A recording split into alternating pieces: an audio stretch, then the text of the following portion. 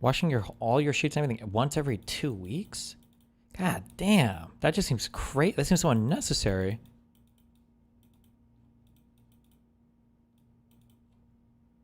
Every 2 weeks?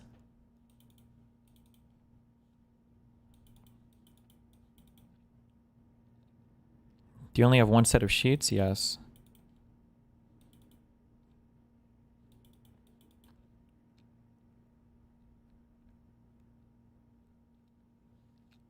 You don't wash them after having sex? If I feel like the person is messy, I just lay out a towel. Fuck that, alright? I'm a practical ninja, alright?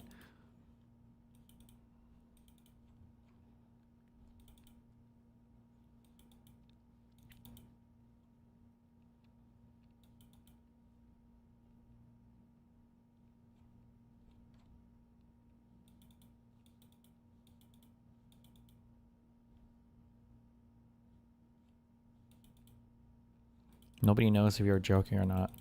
I'm not joking. I would never... once every 2 weeks. This seems like a lot of washing to me. But also, I feel like I'm a relatively non-sweaty, messy person, usually. I guess if I was, like, pissing and shitting in my bed all the time or coming all over my blankets, like, there's not much that happens in my bed. I sleep there, and then even when I'm banging, I don't even know if I'm normally in my bed. I'm usually, like, in the living room or whatever. Well, I guess it could. But, yeah, fuck that. Have you got a tumble dryer? I mean, the dryer spins, but it has heat in it.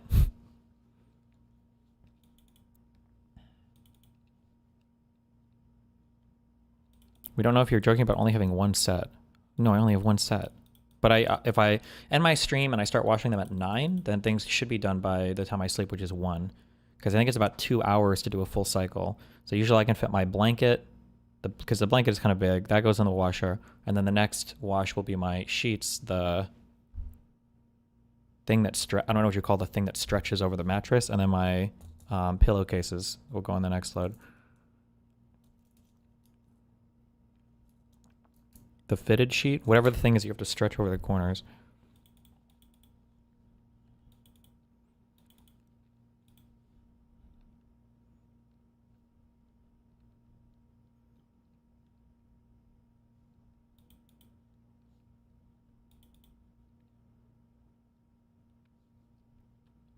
Do you just let your guests sit on the cum couch? Well, my couch is covered by a big blanket too, and I wash that every couple weeks as well. Do you have super fancy bed sheets? I'm gonna be honest. I've looked for fancy towels and bed sheets where it's like, oh, I'm rich. What should I spend money on? I just can't. I don't know. I feel like I can never find anything nice. I just end up not liking everything I get. I don't know what the last shit I ordered was. I just look for like expensive shit on Amazon. I'm like, this. I don't know. It just kind of sucks. I don't know. At one point, I thought I should get like silk stuff, but then I read online that it's like hot and uncomfortable to sleep in. So why?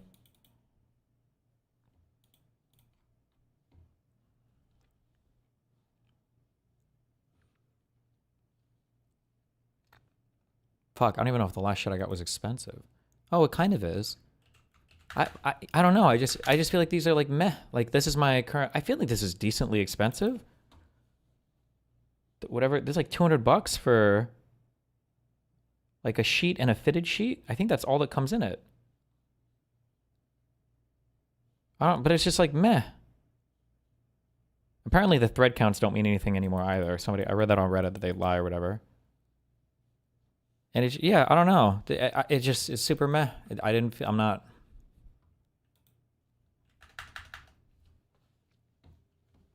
I don't know if there's like a hidden OP cool thing that you're supposed to get if you're.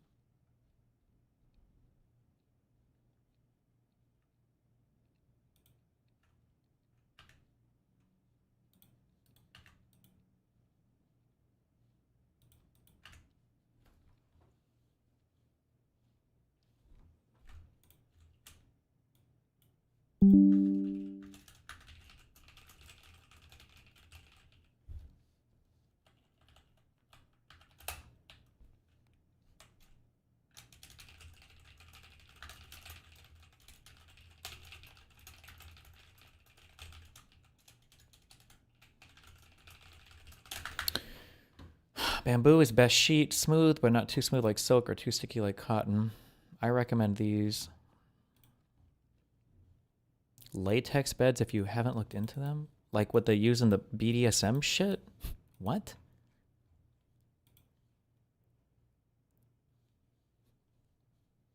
Or the Spider-Man costumes?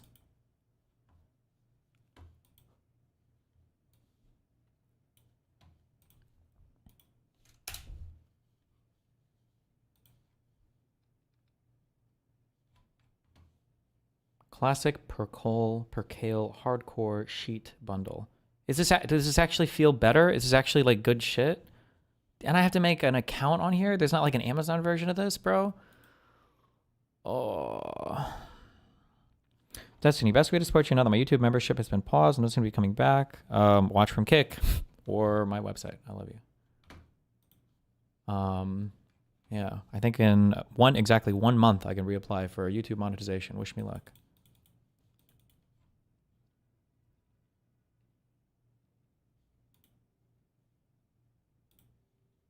These are podcaster sheets. I don't know if they're the best. They're just plugged the hardest. Oh, well then. Always just defer to Egyptian high staple cotton. It can run you like 2K. What? How much have you lost from losing YouTube money? Quite a bit. A good hearty 6-figure sum.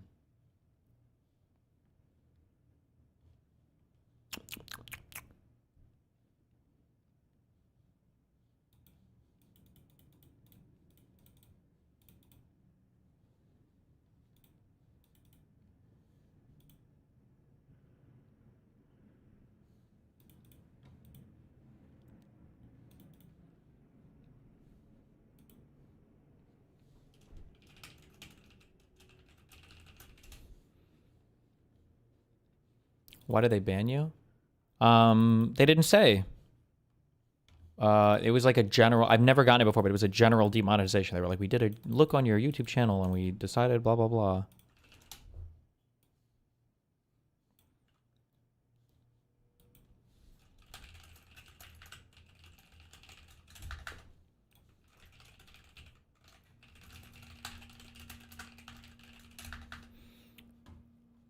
Hold on, let me see. Was it your appearance on Piers Morgan that got you demonetized? My guess is it had to do with the big clip that blew up about the conservative stuff.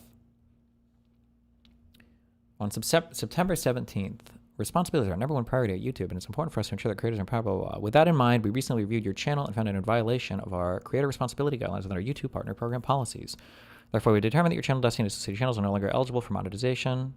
Starting today, you will no longer have access to monetization tools and features, including online creator support. During the suspension period, creating using any other channel to get around these YPP restrictions is a violation of TOS. But it never said like what. It never like gave me a particular video or a particular thing. It was like a broad general thing like this. I've never gotten anything like this before, so who knows? Do you think it's possible that someone in the Trump admin pressured YouTube? I have no idea. I truly don't know.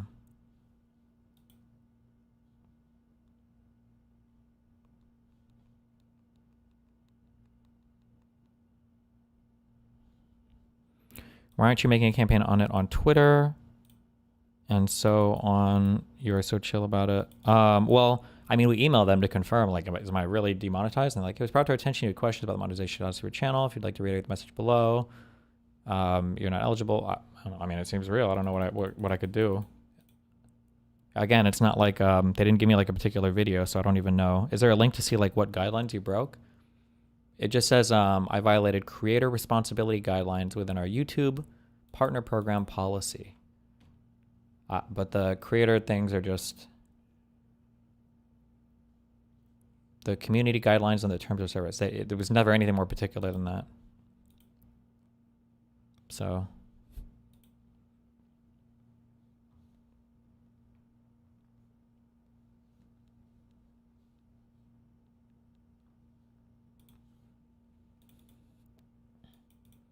Normal people doing at YouTube on Twitter. Well, I mean, if it was from my conservative stuff, then I don't know. Tag the YouTube support account on Twitter. I don't know. Do you think you're going to remonetize anytime soon? In 30 days. In 30 days, I can apply again, so...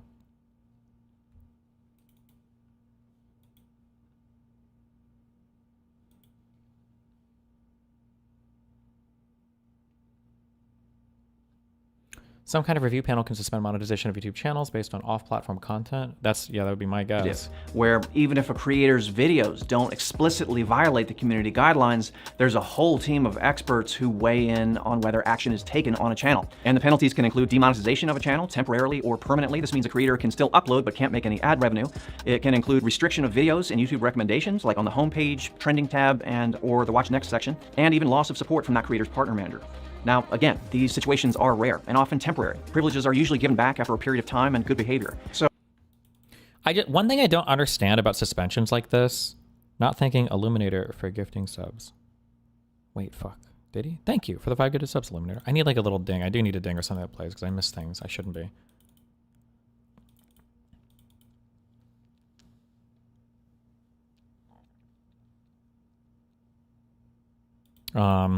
Fuck, I was just in the middle of talking about something and I saw that.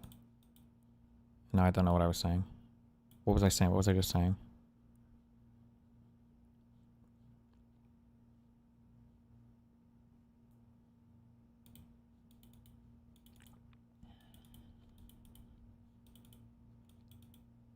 Oh, I don't understand for these suspensions. It feels so weird. I don't think there's a world where I understand how they're doing the suspensions. Unless I'm literally just getting suspended for... It's not even a joke, because I wasn't making a joke. So when you heard me say the whole, like, conservatives should be scared, there's 2 things that you can take from that. You either listen to the whole thing and you're not retarded, and you're like, oh, Destiny's saying that, like, nobody should be wanting a civil war, and it seems like conservatives are acting fearlessly. In which case, I don't know why you would ever ban for that, right? Or in the other world, you're hearing, like, Destiny sounds like he's trying to encourage his fan base to either make threats at conservatives or go kill them in real life. In which case, why are you just suspending me for 90 days? I feel like you should just permaban me. Like, I don't understand how you can temporarily suspend somebody for that. It's like when I made the threats to Mr. Mutin's family, where I said I was going to kill his whole family, and Twitch banned me for like 1 week. And it's like, hold on. I was either joking, in which case you guys say you don't ban for jokes like this, or I was serious, in which case, why are you guys banning me for 1 week? Shouldn't you like permaban me? I don't know, yeah.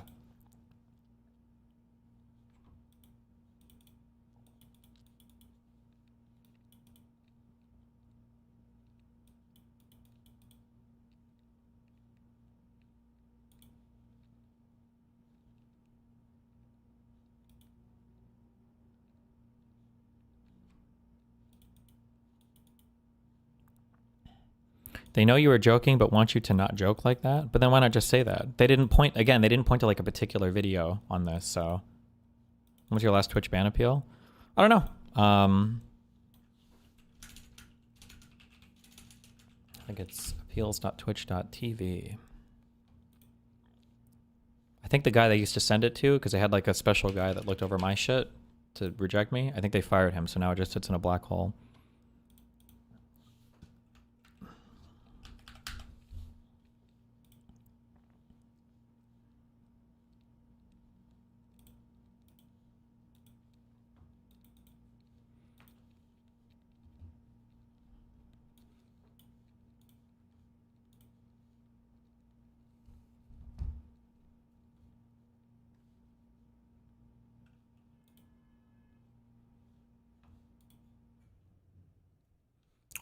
Sorry. Okay, hold on.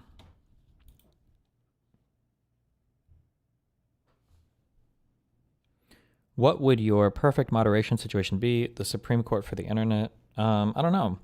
The reality is, and people don't like to say this, especially people in my position, the reality is that moderation works fine for like 99% of people. Chances are if you're getting caught by moderation, you're probably doing something bad, or you're not an asset to the platform, or... So, like, by and large, moderation probably works fine.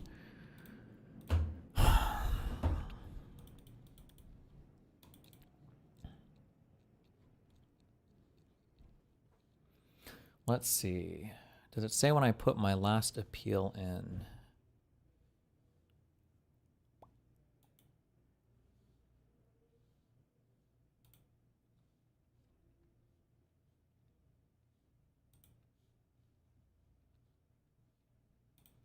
Appeal status. Oh, this says rejected. Does that mean I can appeal again? Oh no, it says request submitted. I don't know if they email you. I don't know if there's a way I can check. I mean, I put it in chat when I did it last, right? Do you think this is unfair and biased, or what do you expect them to do? Well, yeah, I don't think obviously, I wasn't making any threats or anything at anybody. I thought it was ridiculous. Okay, so the last time they told me I would remain suspended was June in 2024. So I probably appealed again in January of this year. So they're like 5 months overdue for accepting or rejecting me. Or no, actually, they should accept or reject pretty quickly. But I should have been able to submit another appeal 5 months ago. But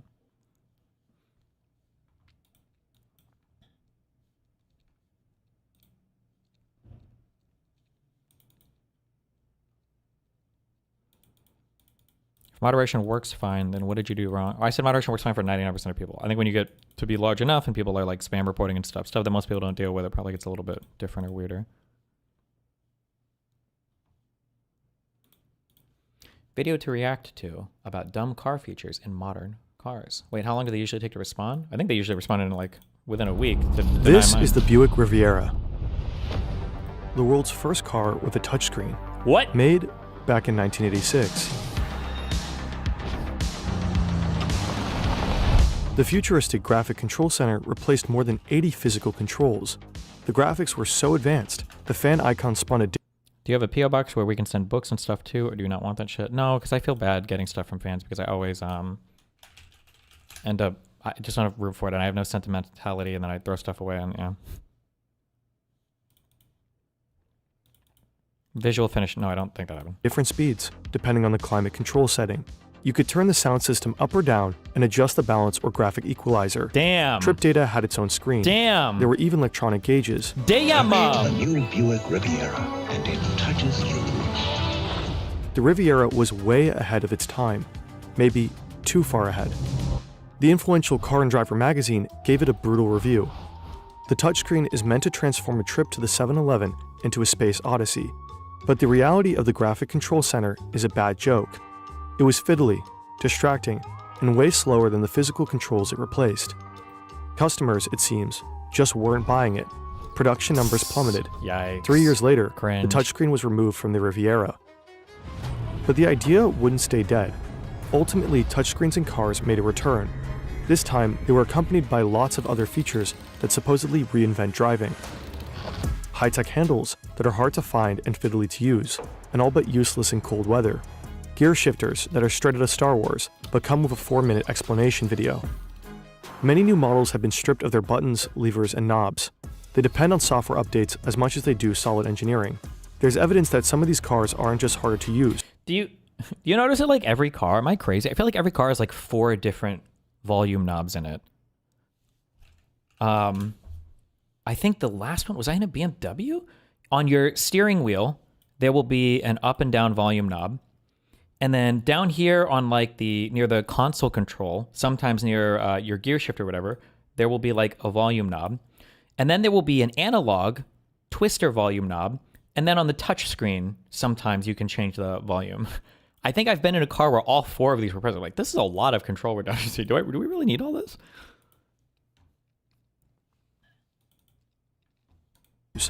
They're less safe. And your car might be one of them. Uh-oh.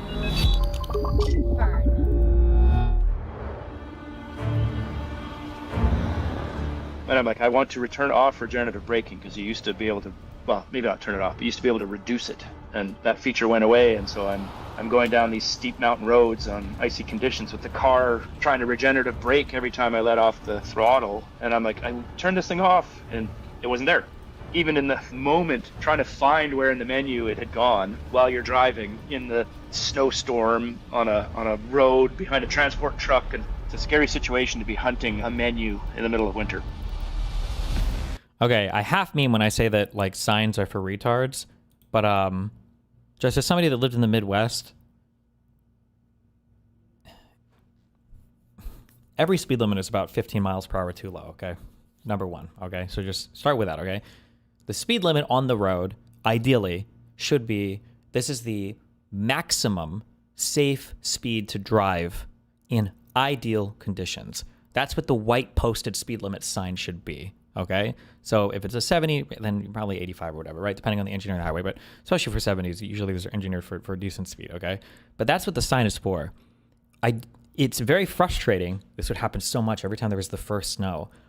Those posted speed limits do not necessarily apply when it's raining or when it's snowing outside. When I see people trying to like push their cars down the street at like the full speed limit when it's like raining a ton or after like a first snow, it's so fucking retarded. You should not be tailgating people, or you should not be driving faster than you think you can slam your brakes when it's snowing or raining outside. It's people that do this trying to be fucking crazy.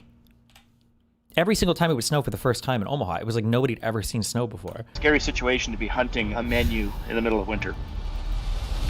In this video, we'll explore some of the dumbest features in modern cars, what it really means that they're packed with sensors, and why certain design elements are downright dangerous. Okay. Let's start with the new, the funny, and the just plain weird. The marriage of cars and cutting-edge tech is nothing new. Entertainment systems in cars have been constantly advancing since the 1930s. In every era, automakers have embraced the entertainment tech of their time. AM radio, FM radio, tape players, CD players, even record players. But sometime in the early 2000s, the insides of cars started to change in bold new ways. And in 2012, one particular car changed everything. This is the Tesla Model S. Upon release, it was considered a huge leap forward for electric cars. Car and Driver praised its range, acceleration, and top speed. Unusually, the Model S was designed almost entirely around a huge 17-inch touchscreen, about as big as 4 to 6 other touchscreens typically found in cars at the time. Wow. It was a sensation. I think it did drive the revolution to electric cars. It made people think it was possible. I mean, no one ever thought it was possible, really, to have an electric car before that came onto the market. The fact that you have to scroll through a menu is just dumb. Everything should be knobs or switches or something easy to navigate. I kind of agree with that. But maybe I just haven't had a car with a touchscreen long enough, and I've only had rentals. But the idea of fiddling with or fucking with a screen while you're driving is, even for people that I see that have owned their cars for a long time, so I'm assuming like people will pick me up from the airport and I see them like as we're driving like messing with the screen, and it's like I think it's bad. I don't think it's good design. Yeah. Okay. Tesla jump-started a craze for minimalist, digital-oriented designs in cars. Beyond enthusiasm, touchscreens are also cheaper and more efficient to manufacture than physical controls. And as of 2018, all new cars sold in the US were required to have a rear-facing camera, enabling a driver to detect pedestrians behind their vehicle. This meant new cars had to have a screen inside them. Some experts see a direct link to the rise of touchscreens. Whatever the reasons, the Model S and Tesla's Silicon Valley software-first approach felt unique. The company unveiled new cars like Apple. Research has shown that touchscreens are shit. While using it, you have the reaction speed of a drunk driver. That's not surprising at all to me. Yeah. I think the two biggest things that would change my mind on touchscreens, there was actually one car brand. I think it's a Swedish brand, because I was driving this car when me and Melina went snowboarding. What's the name of the Swedish car brand? Volvo, yeah, that had touchscreens that were actually responsive. The two biggest things that would help with touchscreens is, one, they're not responsive. They need to be like analog tier responsive.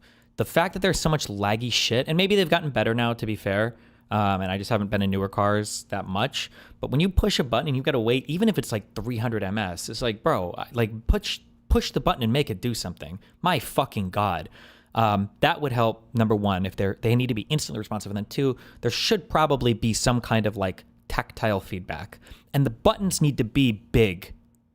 Like your touch screen, by responsive, do you mean haptic feedback? Yes. Well, that's one part, but responsive isn't also like loads instantly. Like when you push a button, a thing should happen. It should almost feel like analog response time. And the buttons on your screen, like if this is your touch screen, then the buttons should be like main menu or like previous song, next song, okay? It can't be that I need to have a 4'9" Asian cutie pie wife where it's like next, like this is to connect a new phone, and this is to like change the heating on the seats, and this is your air conditioner and heater thing, and this is to go through, and like, bro, I'm like, fucking, I have to take like a magnifying glass out to interact with my screen while I'm driving. Like, it's way too much. This is fucking retarded, okay? Where there's like 70 different buttons or activatable parts of my screen. They need to be big. They need to be retard proof. Like, I'm driving a car. Don't most cars have steering wheel controls too?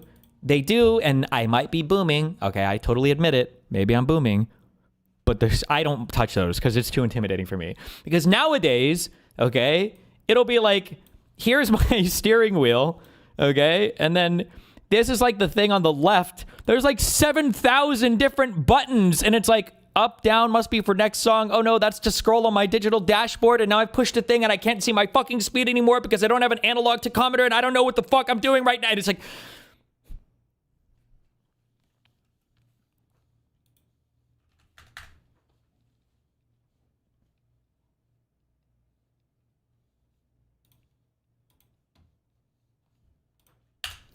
Give me a modern car. BMW steering wheel 2025.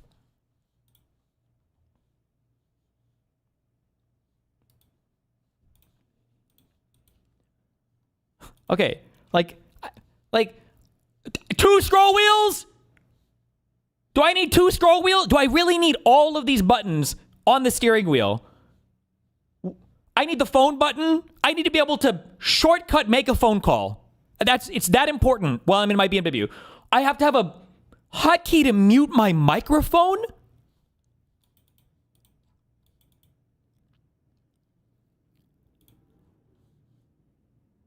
What is the plus and minus if I need to do some calculations while driving? What? Like, this is retarded. Cruise control should be on an independent stick down here, but make it a totally different thing. Cruise control should be on an independent stick. Let's go ahead and look at a reasonable interior.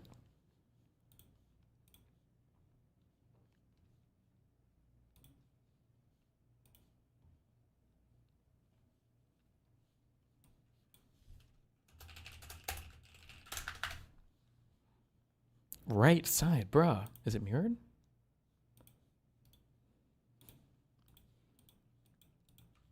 What the fuck is this? What am I looking at? Even this has too many buttons, okay? I think I have a separate knob for cruise control. Do I even have cruise control in my car? Actually, I don't even fucking know. No, I think I do. I don't remember. It's been a long time since a long distance drove. I feel like there was... Oh, no, wait.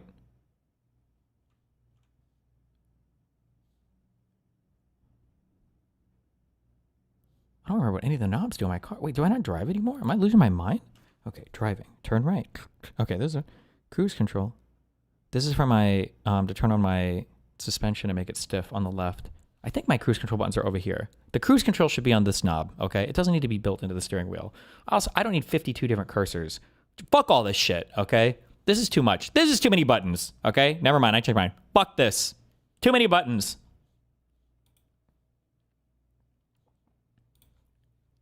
I can change my volume on my steering wheel. I can change my volume with this knob here, and I think you can change the volume on this here too. Why? Too much. Look at the Tesla steering wheel. Wait, look at the GT3 RS steering wheel.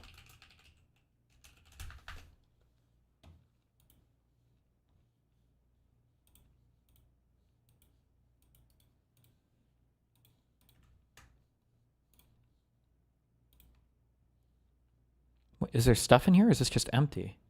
This looks kind of based. 2 buttons on each one. I don't know what the fuck this is. Is this for launch control? Well, that's a real thing in cars, I guess, is it? I don't know. Oh, and also, nothing is more retarded than... Nothing is more retarded. Listen.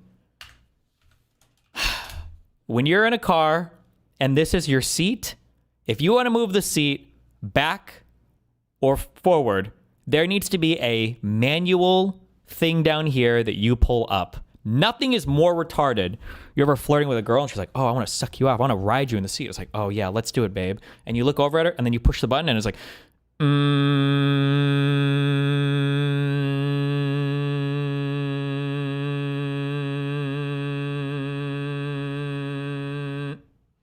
Wait, hold on. Oh my God. Give me just let me move my seat. Oh my God, it's so stupid. Or at least put a turbo mode in there. And if kids die using it, then I don't give a fuck. Put a warning sign on it, okay? Holy shit. Presented new iPhones. Even if Tesla wasn't the first company to include a touchscreen in a car, for many people, the future finally seemed to have arrived. Suddenly, the rest of the industry was playing catch-up. To avoid being left behind, companies would have to shift gears.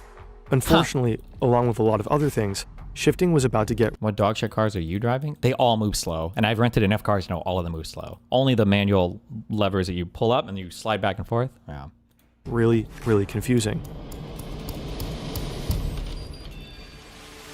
Congratulations, this is your new 2017 Range Rover Velar. You're going to love driving it. But first, you need to get inside. But how? Where are the... There have to be handles. How else? Maybe they're... No. Okay, no. Are they... No. Higher. Higher. Look, you just need a little finesse. First press this little button, then the handle pops out. It's not that hard. But you might have to explain the procedure to your passengers. Also, yeah, you don't have to innovate on every fucking thing. I still get annoyed when I walk up to a Tesla and I have to like push the handle in to take the thing. Like, just put a goddamn normal fucking thing on it, okay? I bet the shit costs more for maintenance anyway. And things could get tricky in the winter. Okay, this will probably take some getting used to, but they're so sophisticated. The Velar is just the tip of the iceberg. These days, lots of cars have unusual door handles. Some, like the Ford Mustang Mach-E, got rid of handles entirely. Instead, there's a button, and they've camouflaged it. The Tesla Cybertruck's button is even better hidden. But back to your new Velar. Inside, you'll notice more oddities. Here's the shifter. As usual, the gears are labeled. But instead of the classic lever-shaped shifter, you use a dial to change gears. The 2017 Mercedes-Benz GLC has a monostable stock shifter. It's always returned to the center, which can make it tough to tell which gear you are currently in. The GMC Terrain moves shifting to buttons, which you pull rather than push. Based? In its review, the website It's just based because it can fuck with drivers, and I like that. Motor One called it a complicated solution to a non-existent problem. Yes. A description that may or may not apply to many of the innovations in this video. Like, I feel like and listen, okay, I don't like automatics. I always drive manual, okay? But back in my day, the automatic transmissions, you just had a knob on the side here. You went up for a drive. It just goes, and then I think you can go down 1, 2, 3 if you need gears. Nobody really knows what these are for. They're for towing, but nobody fucking uses their sedan to tow anything. So these are just never used. And then I think you can push it a direction for like reverse or whatever, and that's it, okay? That's it. And then you have a parking brake if you need it, okay? But like, yeah, I get into these cars, and even on automatics, I'm like, what the fuck is this? The knob, I see this. I don't know which brand does this, but the twister thing where I've got to like fucking play Xbox 360 to figure out what fucking gear I'm in, and then half the time it's shouting at me because it's like, oh, you have to push your brake down to go at it, but it's like, what? It's not even a manual car. What do you mean I have to push my brake and then figure out the Konami code to take it out of park? What the fuck is happening? I'm booming. I can't do it. Two cars are too complicated for me. I'm sorry. I'm a boomer. From 2021 to 2023, if you were driving a Volkswagen ID4, you shifted gears. Driving a manual in traffic is miserable? No, it's not. That's a meme that people say. It's not miserable. You can do it. You can do anything in a manual, you can do an automatic. And you can eat and talk and be distracted the same way as well. Okay? Drive with your knee. With this thing. See it there? Hidden behind the steering wheel? You twist it to shift gears. Whether these new designs actually improve on anything is an open question, but they certainly bring the adventure back to driving. In the past, most cars' essential controls Look, this is fine too. Just have this thing. It works, okay? tend to look and feel more or less the same. With new features like these, every time you drive a different car, you have to learn how to operate it almost from scratch. Yes, true. But there's confusing, and then there's the Genesis Crystal Sphere. Oh, what was that? Let's say you ease on into a Genesis EV60. You want to back out of your parking spot. Wait, there's no shifter, just this little crystal ball. According to Genesis, it helps create an emotional... Driving a manual when I'm at a stoplight on an incline makes me feel like I'm going to cry. You're either at least my age or older, driving very old cars, or you're a young person, and you've heard people on Reddit say this, you've never driven a manual before, because basically every manual car made after the year like 2008 has like an auto fucking brake feature. Even my car with no luxury features on it has an auto brake to help you start up hills. I don't think you ever have to worry about that shit anymore. Connection between the driver and the vehicle. So slow down. Take a minute. Can you feel it? You start the car by pressing the brake and pressing this button. Like magic, the crystal sphere rotates, revealing the shift dial. I would kill my bro if I got this. I would get out of the car and be like, sir, I need a new car. I'm not driving this. I'm not doing this. I'm gonna die. I'm not gonna know what's happening. This shit is gonna start spinning around like I'm in fucking space control, and I'm gonna crash into somebody and die. Okay. Inside, there's a mood light. Shift into reverse by twisting the dial to the left. The dial vibrates, but nothing's wrong. No, that's the sweet vibration of safety. The mood light changes color too, putting you in a safety mood. Am I in trouble? You can't feel it? Okay, you know what? Let's take a step back. Try putting the car in neutral. With it still turned off, press the... My first car was a 1998 manual 4Runner. Complaints are true in that case. Hell yeah. My first was a 95 Dodge Neon. So you would be on the brake, and then you should already be like, you should rev match. If you drive a man, you don't rev match. You should just kill yourself. I don't know why. I still, every now and then I'll hop in a car with somebody who doesn't do that. And I'm like, you really just slam it in like that? Like, you the kind of guy that like fucks chicks without getting them wet first? Are you the kind of guy that just like eats spoonfuls of like raw cinnamon or cocoa powder? Are you the kind of guy who like just inhale, you just breathe in like dust or baby powder for fun? Like, what kind of person does this? I still find people that do this every now and then. But like, all you have to do is you just gas it up, hit that 4,000, 5,000 RPM, let go of the brake, you know, get on your clutch and fucking do your shit. You just gotta launch up, baby. The start button twice, but don't hold down the brake pedal. No, don't hold down the brake. Okay, try again. Without holding down the brake pedal, press the start. This is, bro, every time I rent a new car, I feel like this is my struggle. Like, how do I take this shit out of park? How do I put this shit in gear? It's so fucking annoying. I think I had a BMW convertible, some kind of convertible the last time I drove, and it was doing things automatically for me, and I don't even know how it knew. Like, I think it would like go in reverse for me, and I didn't even put it in reverse, but it was nice, I guess, because it knew to do it, but it was kind of nerve-wracking because I don't know how it knew to do it, and I'm like, what? I don't know what's happening. I just push the gas and go. Button twice. Good, now you're in IG on mode. Remove the cap next to the crystal sphere. I've never met another manual driver that knows what rev matching is, Limfeo. I feel like rev matching is one of those things, it's like an IQ test. Like, if you're seriously driving your car and you have no concept of like, what happens when you push the lever? What happens when you push the clutch? What do the two little tachometers mean on your dashboard? What do these mean? And you're just like, like if you're driving with somebody, oh yeah, that's true too. New manuals actually probably rev match. Actually, I think my Focus RS, what happens is when you shift gears, it'll automatically, as the revs fall, it'll hold the revs where the next rev is, I think. But if you're ever driving in a manual car with somebody, so this doesn't even apply anymore. But if you would, in the past, you do it, and every time they shift gears, you get this huge fucking jerk. It's because they failed the IQ test. Every single time they switch gears, they are failing an IQ test. Twice. Good, now you're in IG on mode. Remove the cap next to the crystal sphere. Well, there should be a cap there. Okay, skip the cap. Press that button, the one next to the crystal sphere. Good, good. Now you're in neutral. The touchscreen tells you so. The sphere rotates. There's the shift dial so you can... Oh, but you're already in neutral. Why would... You know what? Never mind. If you don't get it, you're clearly not alone. This guy's just an idiot.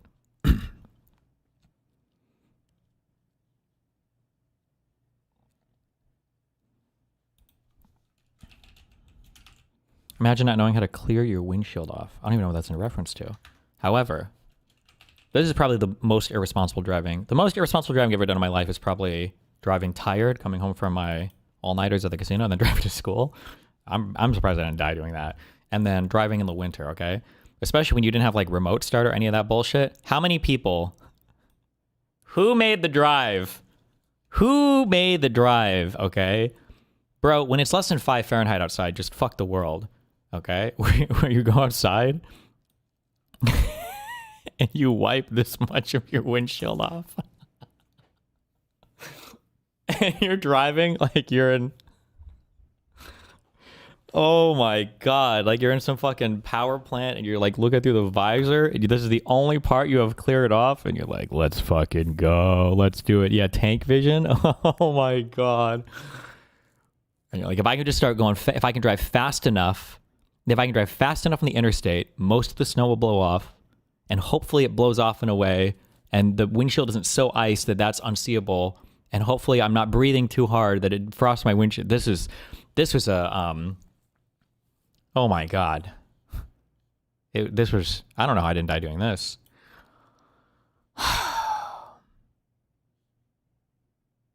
Do you ever lower your window so you can see to turn? No, that's a mistake that you make once or twice. But what happens is when you lower your windows, all the snow fall, because the snow will stay there perfectly, and then it'll all fall into your car, and you're like, fuck! Basically what you do is you have to have a keen sense of hearing. What you do is you'll put your signal on, and then you'll start to turn, and you listen for any horns. As long as nobody honks, then you're probably clear to go.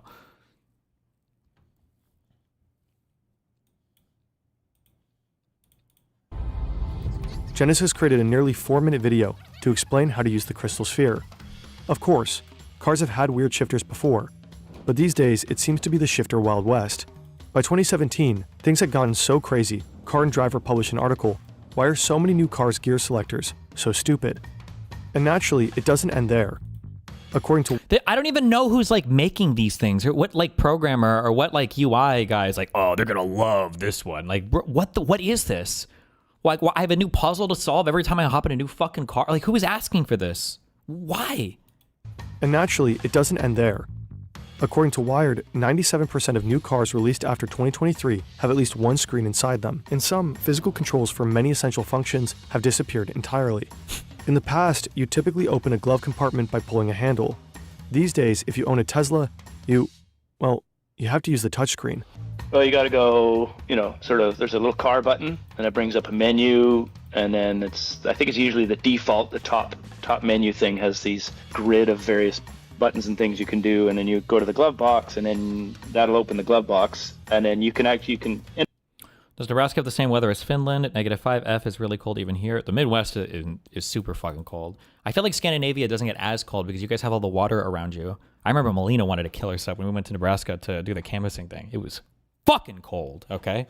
And the nice thing about the United States, too, is we don't require anybody to put chains on their tires. We don't even require people to have winter tires to drive in the snow. So it's just a fucking free-for-all. And our driver training is non-existent. As long as you feel like you can drive, you just have to show up, you take a 10-question test. Do you know what a stop sign is? And as long as you get like 8 of them right, and as long as you can take a 20-minute driving test where you don't have to parallel park, you basically just have to drive around the block, and then you get your license, you're good to fucking go, okay? That's the United States. Enter a security code if you want, and then you have to hit a 4-digit pin to unlock the glove box. But you still have to close the glove compartment manually. As modern cars become increasingly tech-based, some manufacturers have explored treating them more like software by selling upgrades or subscriptions. In 2022, BMW announced that certain features of its cars would be available only by subscription. To use their car's heated seats, for example, British customers had to pay £15 a month. Losers. By late 2023, BMW had dropped the idea due to low customer interest. A much better deal is a subscription to Brilliant, the online platform for really learning about serious topics in math, science, programming, and more. Brilliant isn't just more user-friendly than your 500 browser tabs full of random tutorials, it's way more effective. Brilliant's courses are designed by teachers, researchers, and professionals from places like MIT, Stanford, and Google. So even heady courses like digital circuits, programming with Python, and abstract thinking are about more than rote memorization. Instead, Brilliant lets you get hands-on with concepts and play around with them, a method that is proven to be 6 times more effective than watching lecture videos. You can use Brilliant on your computer or your phone, so you can always get a quick hit of knowledge even when you're on the go. To learn for free on Brilliant, go to brilliant.org/Fern, scan the QR code on screen, or click the link in the description. Brilliant's also given our viewers 20% off an annual premium subscription, which gives you unlimited daily access to everything on Brilliant. In many ways, modern cars have come to feel like smartphones on wheels. They're packed with infotainment options, but hidden inside them is a major downside most drivers aren't aware of. Uh-oh. They're hackable, they're hard to use, or they're difficult to service. What do we think? Many modern cars have advanced features that rely on huge amounts of data from the surrounding environment. Your car is a kind of data hoover, really, hoovering up everything. And what you'd hope is that data is being used to improve things all the time. This is Professor Dale Harrow. He's chair of the Intelligent Mobility Design Center and head of the Intelligent Mobility Design program at the Royal College of Art in London. You know, I know Tesla do a lot of this where they're looking at kind of how people use the car and all that data about road conditions, road surfaces. So you could have a car that's talking to another car that says, I've just gone over a terrible pothole. And the car behind says, oh no, I'm coming up to it. Now I'll avoid that, you know. So it could be very good, all this sort of stuff. But some cars don't just collect data about driving conditions, they collect data about you. How you move, your speech, even your facial expressions. What? Back in no. 2023, the Mozilla Foundation, a pro-privacy, tech-focused nonprofit, researched 25 different car brands to examine their approach to driver data and privacy in the US. Of the 25 brands, the foundation concluded that pretty much all of them collected more data than necessary to make their products work smoothly. And in their privacy agreements, most brands reserve the right to share drivers' personal data and sell it. That's crazy. According to Mozilla, that data went way beyond name, address, and phone number. It could also include your age, birthday, and the location of your phone. Holy shit. Your credit card number and information about how you financed and bought your car, What? products or services you've bought. Why do retarded YouTubers and retarded viewers keep watching shit related to privacy? None of you guys care. Nobody gives a fuck about this. No one cares. Just make me a better product. Take my data, but make my shit better, okay? Products or services you've considered buying, your ID number, your social security number, your passport number, health status, signature, the shape of your face, fingerprints, your gait, genetic characteristics, race, religion and philosophical beliefs, employment information, whether you belong to a union, my nationality, religion. immigration status, photos, location history, recordings of your voice and the gestures you make. And at least 2 companies, Nissan and Kia, explicitly claim the right to collect information about customers' sex lives. Uh-oh. We don't know whether companies do collect all this information, but in their privacy policies, the automakers Mozilla studied reserved. Do you not care about that info being hacked? I feel like everything has been hacked and leaked 50 billion ways to Sunday on the internet anyway at this point, no? Like, hasn't like Experian and all your major credit card people or credit score trackers gotten hacked? Didn't China literally gain access to every single SF-86 filled out in the United States? I don't know. The right to do so. There's also no way of knowing exactly how your car might collect data about your sex life, but a look around a modern car suggests some ways that it could. First, there's your phone. If you connect it to your car, either over Bluetooth or by plugging it in, you're potentially offering up an enormous treasure trove of data. Some cars store your contact list. Some keep a log of your phone calls. What? Then there's the cameras and sensors that make many of the driver assist features in modern cars possible, including automatic lane centering, adaptive cruise control, and partial self-driving. Like many cars, the Tesla Model Y uses cameras and sensors to gather real-time data from in and around the car's surroundings. Here's one camera, mounted above the rear license plate. Here are 2 more, one in each door pillar. There are 3 in the windshield, right above the rearview mirror, and 1 in each front fender. Depending on your model, there's also 1 inside the car, right above the rearview mirror. What? Tesla says its cameras are designed from the ground up to protect your privacy. But in 2023, 9 former Tesla employees told Reuters that images and video taken from customers' cars have been repeatedly shared around the Tesla office between 2019 and 2022. That's not good. That sounds like a bad, I don't know what you call it, permissions or whatever. Like if you have a company that's structured appropriately, then the people that have access to stuff like this shouldn't be sharing it with other people in the company, and not everybody in the company should have access to it, but access control, whatever you call it. These reportedly included mundane images employees turned into intra-office memes, video of road rage incidents and crashes, including one of a Tesla hitting a child on a bike, and footage that was clearly private and even embarrassing, apparently including a man approaching the car, totally naked. What? According to one ex-employee, some of these recordings seem to have been made by cars that weren't even turned on, showing off whatever weird stuff customers happen to have in their garages. According to Reuters several years ago, Tesla employees stumbled upon footage of Wet Nelly, the submersible vehicle from the James Bond movie, The Spy Who Loved Me, dry docked in a Tesla owner's garage. In this case, the owner was Elon Musk. He may or may not have been aware his collectible was being recorded. According to Reuters, Tesla collected video recordings from vehicles that were turned off only. It's a question of culture too. Sharing users' footage taken without consent should be a huge red flag and frowned upon, not a meme. Yeah, this is some shit where HR should get involved and people should get fired. Because the problem is always like, when you think about stuff, it's kind of like when you're filling out contracts. When you're thinking about stuff, liability should always be the number one thing that comes to mind. And if you hear somebody doing some shit like this, the thing that should pop in first is, how can an employee misuse this? And how could this come back on the company to fuck us up really hard? And the idea of some employee jerking off to some chick or sending out and reaching out to somebody personally because of some shit they saw on a camera that's like that's like a multi-billion-dollar stock plummet if a story like that goes public. Tesla employees invading young women's privacy in order to reach out and be a creeper and blah, blah, blah. Like, even if you hear about that in the office, that should be some shit where your supervisor, manager at HR is like, bro, we need to, access control it or whatever. That should never, ever, ever be happening, with the owner's consent, but has long since stopped doing so. And Tesla does let drivers opt out of their vehicle collecting data, but there's a cost. This might lead to, quote, reduced functionality, serious damage, or inoperability. Oh, and these...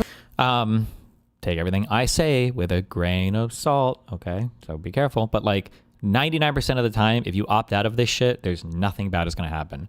When they say stuff like this may result in your vehicle, this is just like, it's like a covering their ass thing kind of, but it's like the chances that they're going to be pushing some emergency fast update that's like vehicle essential, that's on like a beta rollout, that's not like, this is bullshit. It's not happening, right? If something like actually serious with the car is happening, then it's going to be an update or whatever that they'll push regardless. They're not going to gate this behind some fucking vehicle data collection checkbox, because it would be fucking retarded to have their cars crashing because people weren't consenting to that. This is all like every time when they're like, oh, the performance may severely degrade, but it's like same thing with websites and programs. It's 99% of it's bullshit. Serious damage, or inoperability. Oh, and Nissan's privacy policy makes you promise to inform any passengers about the features and limitations of your car system and services, including Nissan's data collection terms. Pinky swear you'll do it, and be sure to print out the whole policy for the next time you give a friend a lift. None of the car companies Mozilla dealt with would disclose exactly who they shared driver data with, and some policies are very broad. Your data could be used for marketing purposes, or an insurance company could raise your rates based on data about you driving. Damn. And without you ever knowing, your most sensitive information could be shared with the car companies Mozilla dealt with would disclose exactly who they shared driver data with. And some policies are very broad. Your data could be used for marketing purposes, or an insurance company could raise your rates based on data about you driving. That would be crazy. And without you ever knowing, your most sensitive information could be shared with the government or law enforcement. Hyundai's policy That would also be kind of crazy. specifies that it will comply with lawful requests, whether formal or informal. That's true, though. These practices vary according to region. In the United States, for example, they seem to essentially be legal. In Europe, the law requires that companies offer specific justifications for processing consumers' data, but the effectiveness of those laws relies on compliance. Evidence suggests that companies still collect huge amounts of driver data, and that data may not always be securely stored. In the end, Mozilla came to the conclusion that of all the tech they ever reviewed, cars were the worst data collectors. We never had a category where we couldn't find something good that we could recommend to somebody to choose over something bad. And since the study was published, it's not clear much has changed. But it isn't just about your car, and who knows who else, knowing your sexual preferences. What? Some modern features are just plain dangerous.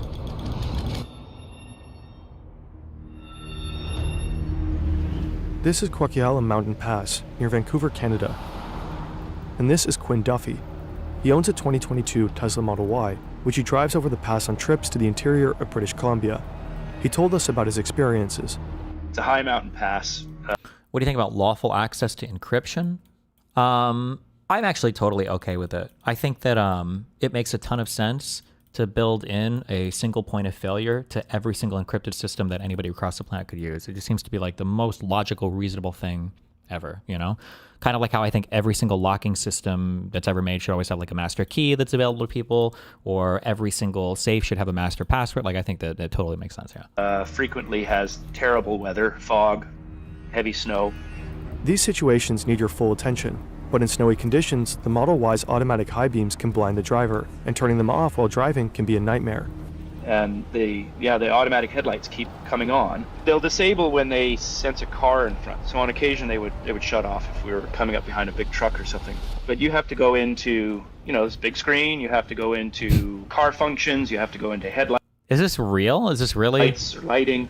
You have to try accurate to what and it looks find like? the high beams or the automatic headlights to try and disable these things. And I'm trying to get my wife beside me to, I'm trying to talk her through the screens to find these options, because I'm trying to concentrate on driving while being blinded by these high beams in heavy snow and fog. If I'm trying to do that, where I feel like it's literally like driving your car in the middle of the night, it starts to snow and your windows are fogging up, and it's like, figure it out or die. Figure it out or die. myself, a screen. There's no physical button, there's no muscle memory, there's no haptic feedback. So you're trying to watch the options on a low contrast screen that you can't touch because the car's bumpy and your fingers bouncing around. These buttons are small. Like, there's a lot of True, small buttons too. Yeah. What is this? What is this?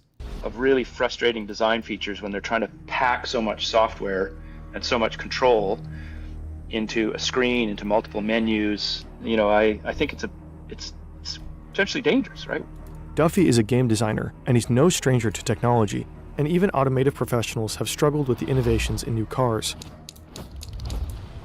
In 2024, Kelly Funkhauser took the Rivian S1, an electric SUV, out for a test drive.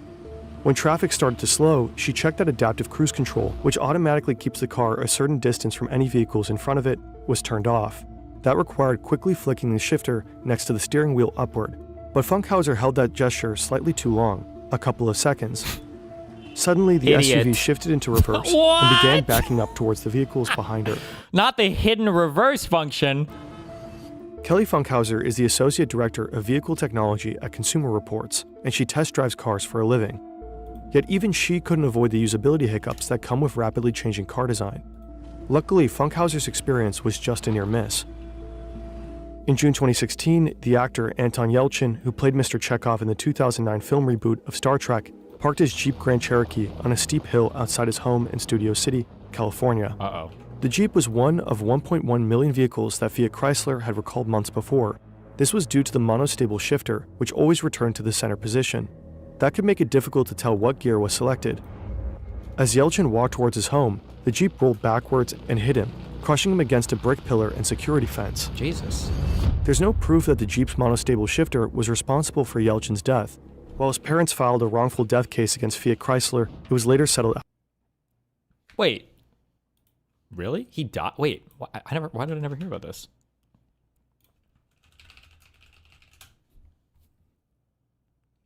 Oh, shit.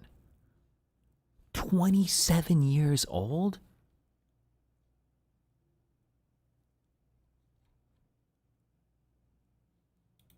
How long ago did this happen? In 2016. Oh, maybe I did hear about it. God damn. That's actually crazy. 27 years old and in like AAA. No, I don't think you call them AAA. What do you like? Mainstream movies, A-list movies.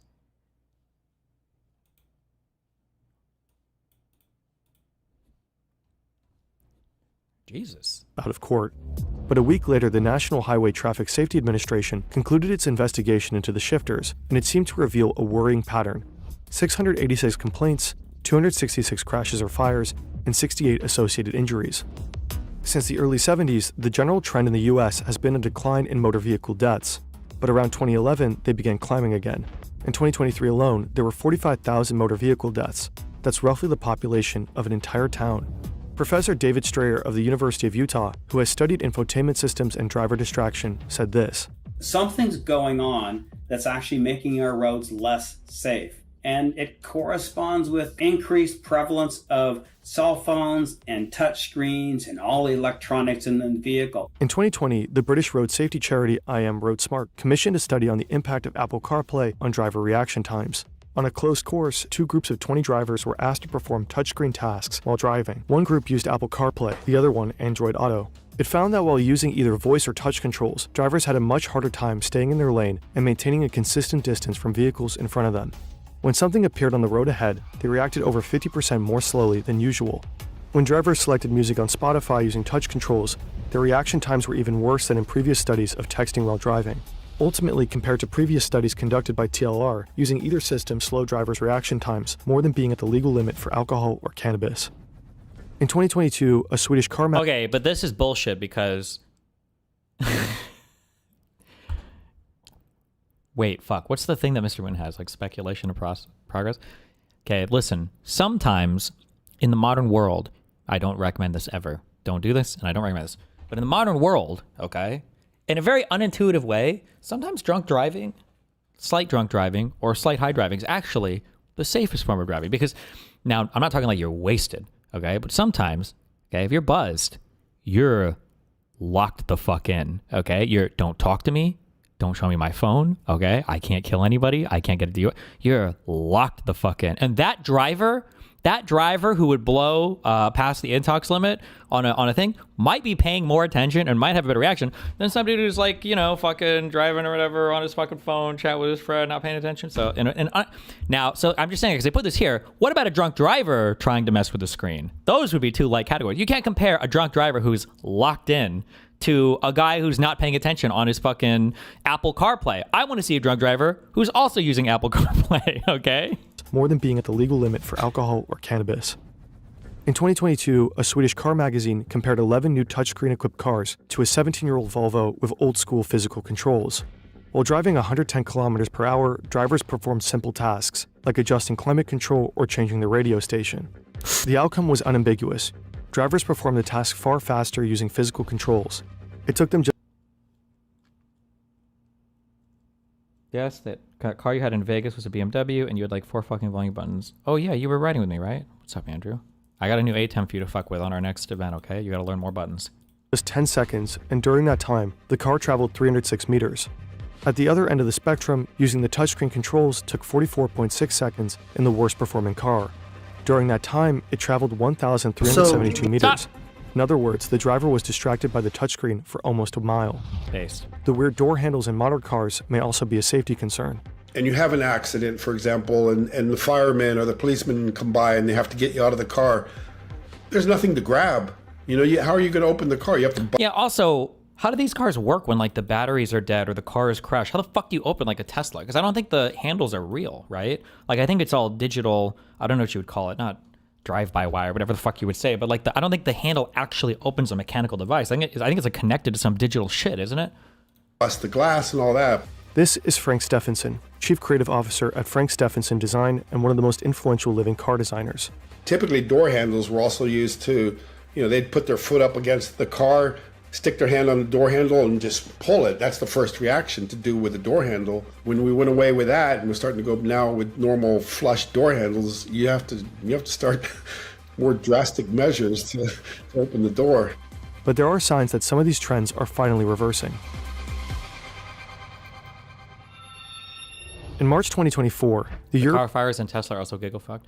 I will say it's kind of ironic and kind of funny. And if I didn't hate Elon, it'd maybe be a funny advertisement for that Cybertruck. But wasn't there a guy who tried to blow himself up inside of a Cybertruck? But the truck was like pretty sturdy inside, and it just blew up inside the truck, and nothing happened. Does anybody remember this? The New Car Assessment Program, or NCAP, announced big changes to its safety ratings. Beginning in 2026, cars won't be able to earn a 5-star rating unless they contain physical switches for specific functions. That includes the horn, turn signals, hazard lights, and windshield wipers. NCAP isn't a governmental body, but it's an influential nonprofit backed by several EU. Yes, New Year's, Elon Breaker. That was this year. Was that this year? This has been a long year. Oh yeah, was this really this year? This has been a long fucking year. Holy shit. Governments. Big car companies like Volvo, BMW, and Tesla all advertise their NCAP safety ratings. Many cars have essentially become phones on wheels, and this appealed to some drivers, at least in the showroom, but then the rubber hit the road. In March 2024, What Car magazine published a survey of 1,428 drivers. It found that almost 9 out of 10 preferred physical controls to touchscreens. 60% even said they'd be deterred from buying a new car built around a touchscreen. This survey is not a representative large-scale study, but it still raises a question. If the newfangled features in so many cars raises the question, he says, instead of begs the question. Good job. Have potentially made roads less safe and many drivers don't seem to like them. Are they truly innovations? You know, it's just like, oh, come on. So that kind of is what I'm thinking. Is this just a gimmick? Because gimmick design is, do you need it? Does it help you? That's the first basic, you know, and does it improve, you know, everything?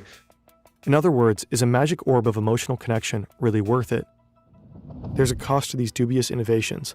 Literally, the affordable mid-price car seems to be going extinct, at least in the US.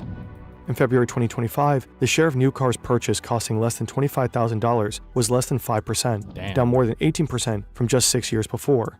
That's the price range favored by many middle-class and first-time buyers, but there are fewer of those on the market these days, giving car companies an excuse to raise prices on those that remain. And profit margins are higher on tricked-out, high-priced vehicles anyway, so many dealers prioritize keeping those in stock, not budget vehicles. If this higher price point is more attractive for sellers, could all these innovative bells and whistles be another way of nudging consumers in that direction? In markets where large numbers of people need to take out a loan to buy a car, like the US, that's a serious issue. But amid all the gloom and doom, there is some good news. When Honda released its 2017 CR-V, it made a change to the infotainment system. The physical volume knob was back, replacing what at least one reviewer called an infuriating touch slider. BMW ditched gesture control, whereby drivers could make flicking or spinning gestures to control. No, I will never do this shit. I'm not gonna be casting fucking Naruto spells at my fucking car to make it do shit. Ever. Touchscreen functions, but not many apparently wanted to.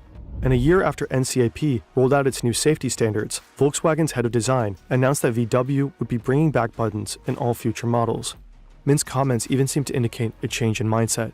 We will never ever make this mistake anymore. On the steering wheel... Oh, because at one point for the Golf cars, Volkswagen was putting the buttons, instead they were like screens on the fucking steering wheel. We'll have physical buttons. No guessing anymore. There's feedback, it's real, and people love this. Honestly, it's a car.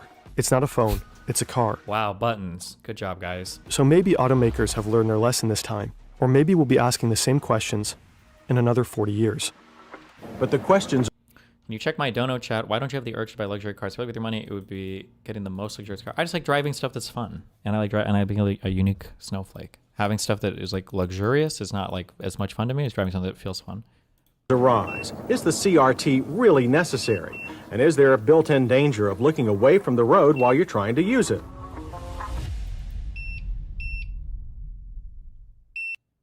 Wow.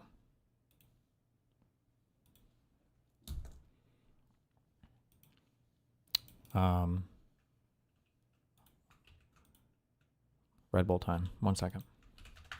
Have some Kino.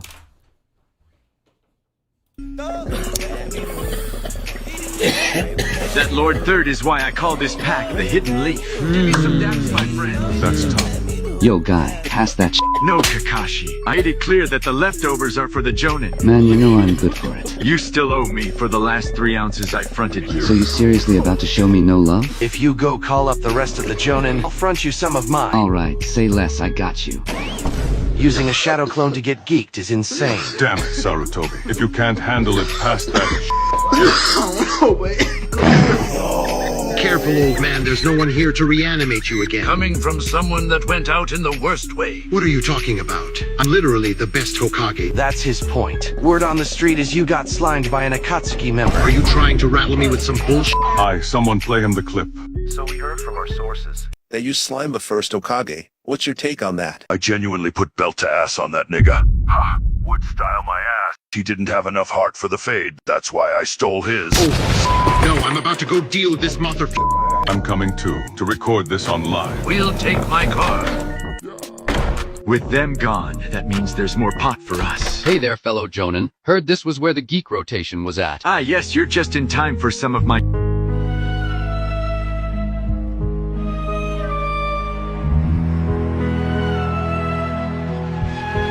Damn it, hide the Glock. It's too late to throw them out the window. Give them to me. Substitution jutsu.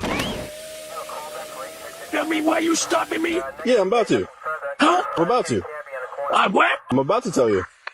Stop sign. No, I said I'm... Well, stop tagging. I said I'm about to tell you. Well, you say stop tag. We're gonna do this outside. Step out of the vehicle. Great job, boy. Now go ahead and turn off that body cam. Oh, God, I need to call my lawyer. Y'all chill out. I have a plan. Pocket fent.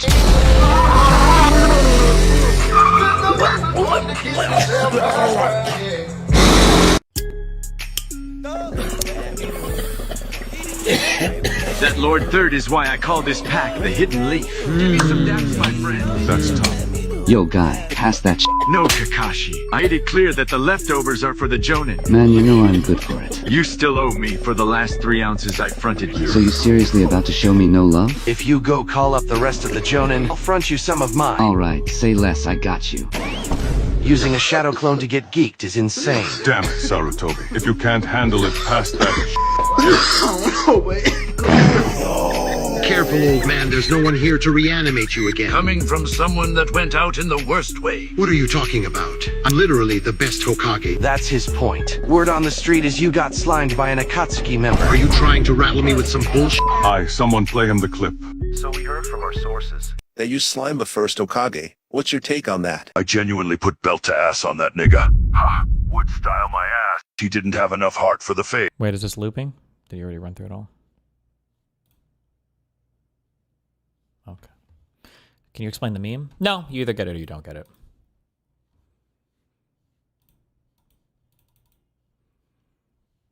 It's the political breakup heard round the world. President Trump severing ties with at least one of his closest allies, declaring, "I am withdrawing my support and endorsement of Congresswoman Marjorie Taylor Greene," even calling for primary challenges against his one-time loyalist and attacking her as, quote, wacky, a ranting lunatic, a rhino, and a traitor. This is days before the House of Representatives is set to vote on releasing the Epstein files. It's a stunning breach between two MAGA leaders, one of whom is here with me now exclusively for her first interview since the president cut ties. Republican Congresswoman Marjorie Taylor Greene of Georgia, thank you so much for being here. As you just heard, and I know you saw, the president says he's withdrawing support for you, encouraging primary challengers. You were one of his biggest supporters. What do you think happened here? Well, Dana, thank you for having me on, and that is true. I stood with President Trump when virtually no one else did. Campaigned all over the country, spent millions of my own dollars helping him get elected, and I think that's incredibly important. And I do support him and his administration, and I support them in delivering the campaign promises we made to the American people. His remarks, of course, have been hurtful. However, I have something in my heart that I think is incredibly important for our country, and that is to end the toxic fighting in politics. And this has been going on for years, and it has divided our country, split up friends and families, neighbors, and it's not solving our problems. The most hurtful thing he said, which is absolutely untrue, is he called me a traitor, and that is so extremely wrong. And those are the types of words used that can radicalize people against me and put my life in danger. What do you think happened? What do you think is the reason for this? Unfortunately, it has all come down to the Epstein files, and that is shocking.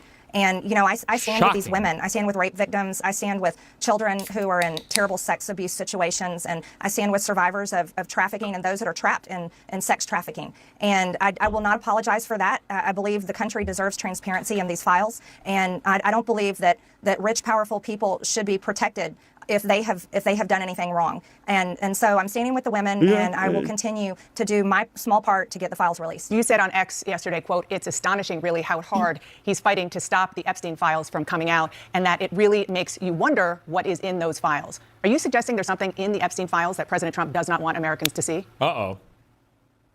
Well, I think that's the part that has so many people confused, is that the women themselves that I have talked to have over and over again said that Donald Trump did nothing wrong. Quite a few of them even told me they voted for him. And those are the women I would like to see in the Oval Office with support. I would like to see all of the women there with support. I have no idea what's in the files. I can't even guess, but that is the questions everyone is asking, is why fight this so hard? Well, before this blow up, you sort of alluded to this just now. You said you were confident the president wouldn't be implicated. Are you still confident of that? I'm listening to the women. Those are the ones that are saying that he did nothing wrong. Virginia Giuffre even said under oath that Donald Trump did nothing wrong, and she wrote it in her book. So I'm continuing to listen to the women, and I think their voices should be the loudest. The president said the reason that she's always got like a bridge back for Trump to like change his mind. She's very strategic. Her messaging on this has been very good in terms of just like playing the game of politics. Trump is just so fucking retarded. Oh my God. You have been critical of him is not necessarily Epstein, but because he pushed you not to run for the Senate or for governor in Georgia. How and when did he do that? Well, that is absolutely not true. Actually, I never had a conversation at all with the president about running for Senate or running for Georgia. And those were decisions I came to on my own that I don't want to have anything to do with the Senate. I think the past 2 months of the government shutdown should have shown America exactly why I would never want to be there. I think it's a very broken institution that serves the uniparty and doesn't serve the American people and how they vote. And I decided that I didn't want to run for governor this cycle either. I very much want to do the job that I'm in. Everyone else says I'm running for something, but all I want to do is serve Georgia's 14th district. And I'm very grateful for that opportunity. So he said it pretty explicitly. Are you saying he's lying? Or did he at least get that message to somebody on your political team instead? Do you think she'll just fall back in line in the next month or so? I mean, if Trump takes her back, then yeah, of course she would. It's politically beneficial for her too. You know? Why is she pressuring Trump here? Did she take a hard stance on the Epstein files? Just the Trump coalition is like failing, and there's a lot of people who are looking to jump ship. And MTG is like signaling, and there might be some personal beef because Trump told her not to run for senator or governor for Georgia. Yeah, but as people look to jump ship from the MAGA stuff once Trump is gone, I don't know. Maybe she's investing early. I'm not. I might be tarded, but this MTG we're talking about here, she's insane and fucking loony. Surely anything that looks calculated is probably just coincidence. No, she likely doesn't think about that this deeply. No. This is everything she's tweeted and said has been incredibly strategic. She could be a lunatic when it comes to like the QAnon and all the conspiracy shit. That's true, but her politicking is good. She's a smart politician, at least from everything I've seen recently. Get that message to somebody on your political team instead? I'm not sure. But I don't. That is untrue. What he said. I don't know if he's being fed wrong information. I honestly have no idea in that area, but it is absolutely factually not true, nor have I called him, and White House logs would prove that. His own cell phone records would prove it. I have not been calling the president, but I did post messages that I had sent to him, and that was to, like, protect, get involved. This is important. The American people want the Epstein files released, and, I've stood with the president. I have disagreed with him at times, Dana, and I'm allowed to do that. I think that's the most important thing we can do as Americans, and I'm urging my party. I've been putting massive pressure on my party and our speaker to pass the agenda that the American people vote for. That's the agenda that I fought for. Those are the campaign promises I made, and I can disagree with the president at times, particularly this past Monday on the Marines' 250th anniversary, when he honored the new Syrian president, who is an al-Qaeda terrorist and was wanted by our government for years with a $10 million bounty up until March of this year. I very much am against that. I think that was very hurtful to the great men and women who served over in the Middle East and were sent there, and many of them that were killed and injured and live with PTSD to this day from fighting al-Qaeda. So there's things I disagree with, and I'm allowed to do so. Well, you mentioned the Syrian leader at the White House. You've also been critical of President Trump over foreign entanglements, H-1B visas. Now he's moving military assets towards Venezuela. I do want to play something that he said this week. Don't forget, MAGA was my idea. MAGA was nobody else's idea. I know what MAGA wants better than anybody else, and MAGA wants to see our country thrive. Do you agree? Do you think he represents the MAGA movement as he once did? Well, what the American people voted for with MAGA was to put the American people first and stop sending foreign aid and stop being involved in foreign wars. They very much deserve to be put first. Cost of living is far too high. Health insurance is completely out of control. And those are two issues I've been very vocal on for months and months now, long before Republicans were shocked when those big losses came on this past Tuesday's election. So I think that the American people deserve to be put first. That's what Make America Great Again meant to me. And I think that President Trump can do that if he refocuses his effort. And I think that's what I want to see. I think that's what the country wants to see. It is pretty crazy that like CNN is giving Marjorie Taylor Greene like this huge rehabilitation thing in terms of her. I wouldn't say she's necessarily moderating, but in terms of breaking off of the Trump thing here, because like she's at like there are a lot of ways that you could push MTG on this, because like this is all bullshit, right? Everybody knew what they were getting with Trump. Everybody should have known what they were getting with Trump. You hitched your wagon to him in order to gain a lot of political popularity. Now you see it falling apart. Like it's very obvious what's going on. But like there's a softball question from her. She's allowed to bob and weave however she wants to work in all they're talking about. It's kind of crazy that she's allowed to do this on CNN, but whatever, I guess. Even if he's attacking me, I do want him to be successful for the American people. So sounds like you're saying that he is not representing the MAGA movement that he started right now. Wow. I can say that promoting H-1B visas to replace American jobs, bringing in 600,000 Chinese students to replace American students' opportunities in American colleges and universities, those are not America First positions. And continuing to really travel all over the world doesn't help Americans back at home. I really, and I said this to him, and I will say it out loud, I would love to see Air Force One be parked and stay home, and there be nothing but a constant focus in the White House on a domestic agenda that helps the American people once and for all. Congresswoman, you posted on X that President Trump is, with his comments, fueling a, quote, hotbed of threats against you. Obviously, any threats to your safety are completely unacceptable. But we have seen these kinds of attacks or criticism from the president at other people. It's not new. And with respect, I haven't heard you speak out about it until it was directed at you. Dana, I think that's fair criticism. And I would like to say humbly, I'm sorry for taking part in the toxic politics. It's very bad for our country. And it's been something I've thought about a lot, especially since Charlie Kirk was assassinated, is that I'm only responsible for myself and my own words and actions. And I'm committed, and I've been working on this a lot lately, to put down the knives in politics. I really just want to see people be kind to one another, and we need to figure out a new path forward that is focused on the American people, because as Americans, no matter what side of the aisle we're on, we have far more in common than we have differences. Yeah. And like I can't tell. I'm sorry. I just realized how a question was asked like 3 questions ago. I just realized I can't ever do this even with you guys. I can't expect more from you guys. I'm analyzing her from like an effective politicking perspective. Like, is she good at building her political is she good at building towards her political future? That's all I'm analyzing. Not like, is she a good or bad person? This person is fucking disgusting. For people that are spamming angel thumbs in chat about her apologizing, saying based, it's not based. She doesn't give a fuck about anything she's saying. It's just politically expedient for her to sit on this side of the aisle. I'm sorry, let me switch gears from politicking mode to like morality or like what's actually happening mode. She thinks that all of the attacks on political enemies are based. She's always supported all of that. She's been one of the most vicious cunts in Congress, you know, who's at the head of all this. The only reason she's changing her opinion on this now is because one, it's directed at her, and two, the political winds are slightly changing. You don't get credit for this. This is the same complaint I had about, I remember this would happen with Vosh a long time ago, where Vosh would do like a breaking news take. He would be very wrong on a thing, but he would get all the social credit from giving the, you know, the fun position initially. And then in 4 or 5 days, when the real news would roll out, and then he'd be like, oh, I was wrong on that. He would collect all the credit for something like, wow, he's got so much, so much integrity to correct himself after the fact and admit he was wrong. No. What? The integrity comes from calling it ahead of time or being moral ahead of time, especially when you're making the same mistake over and over and over and over and over again. Okay. We need to be able to respect each other with our disagreements. So just to put a button on this, you regret the things that you have said and posted in the past, the Facebook post that was taken down of you in 2020 holding a gun alongside the squad, encouraging people to go on the offense against the socialists, liking a tweet of somebody calling for the execution of Nancy Pelosi and former President Obama. Just examples.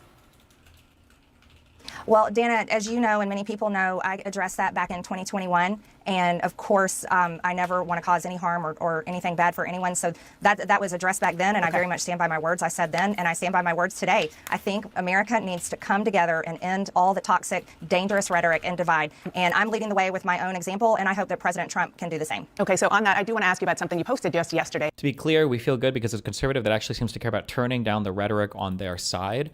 Only because it's attacking them and because it's politically expedient for them now. On X, you questioned who and what country is putting so much pressure on Trump to keep the Epstein files hidden. And you included a picture about donations from pro-Israel lobbying group AIPAC. What are you trying to say there? Mm-hmm. Well, I think it's a question that many Americans are asking, especially when we saw information recently come out in these emails. Isn't this what we wanted, though? I mean, like, it's good that it's breaking them up, but no. This is one of the few things where people shouldn't be playing politics. They should take a principled stance immediately. You shouldn't be calling for no political violence once it's politically expedient to do so. That should be a moral position that even if it's unpopular, which why the fuck would that ever be an unpopular position, you hold consistently and firmly throughout the entirety of your political career. Not a thing that you change your mind on once. I mean, I guess it's in a very consequential way. It's better than not now, but like this should be a perspective thing that you could do in advance of political violence, not after it's politically expedient, especially because she could just get drafted by Trump again. Like maybe Trump changes his mind in a month or two and then she's back in the coalition and yeah, it's cringe. That the Oversight Committee that I serve on has released. And we saw Jeffrey Epstein with ties to Ehud Barak.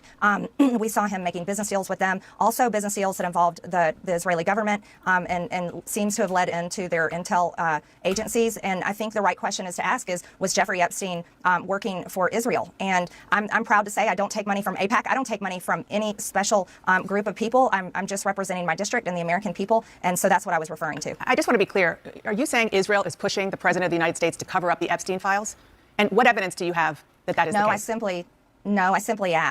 simply just asked out loud, is there a foreign government? It could be any foreign government, but is a foreign government pushing to keep this covered up? Because people just don't understand the big fight against. Well, you had AIPAC up there. It was pretty clear which government you were talking about.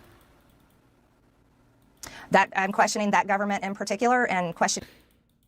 What the fuck? You absolutely should be ready to reward good behavior. Tit for tat works because players respond to being punished.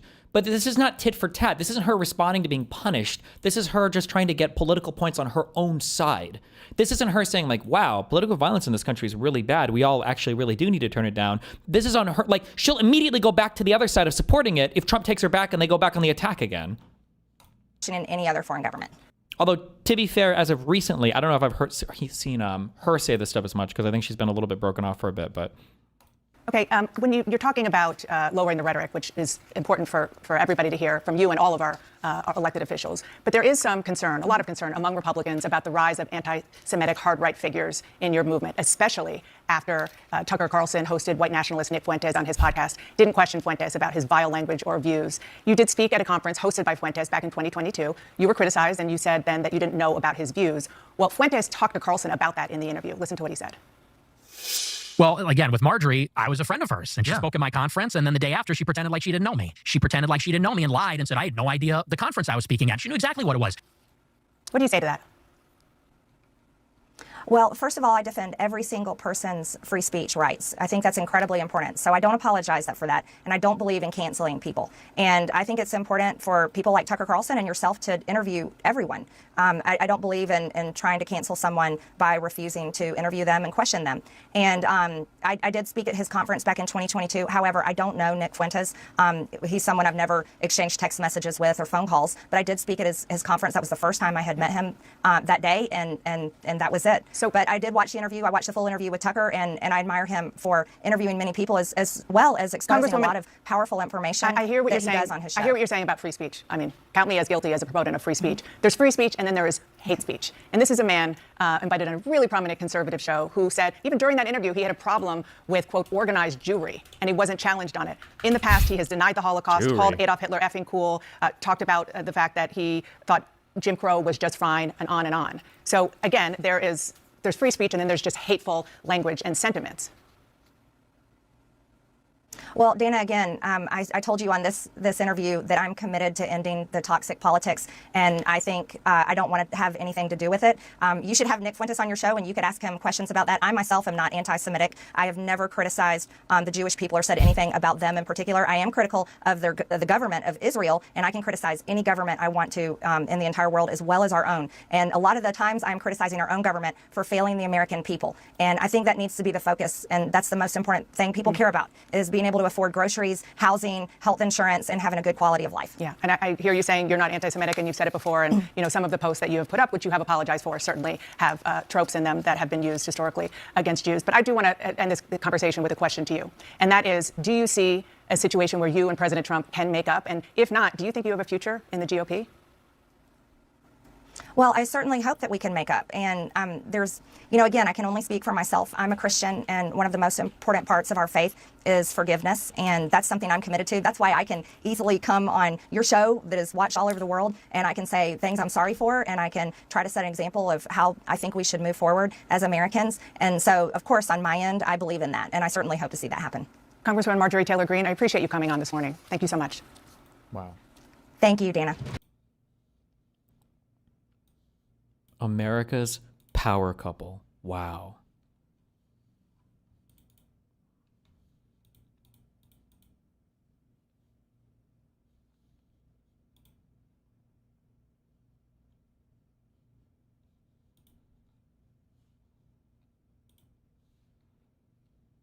The fact that he's calling her a traitor because she was voting to release the Epstein files tells us all we need to know. Uh-oh.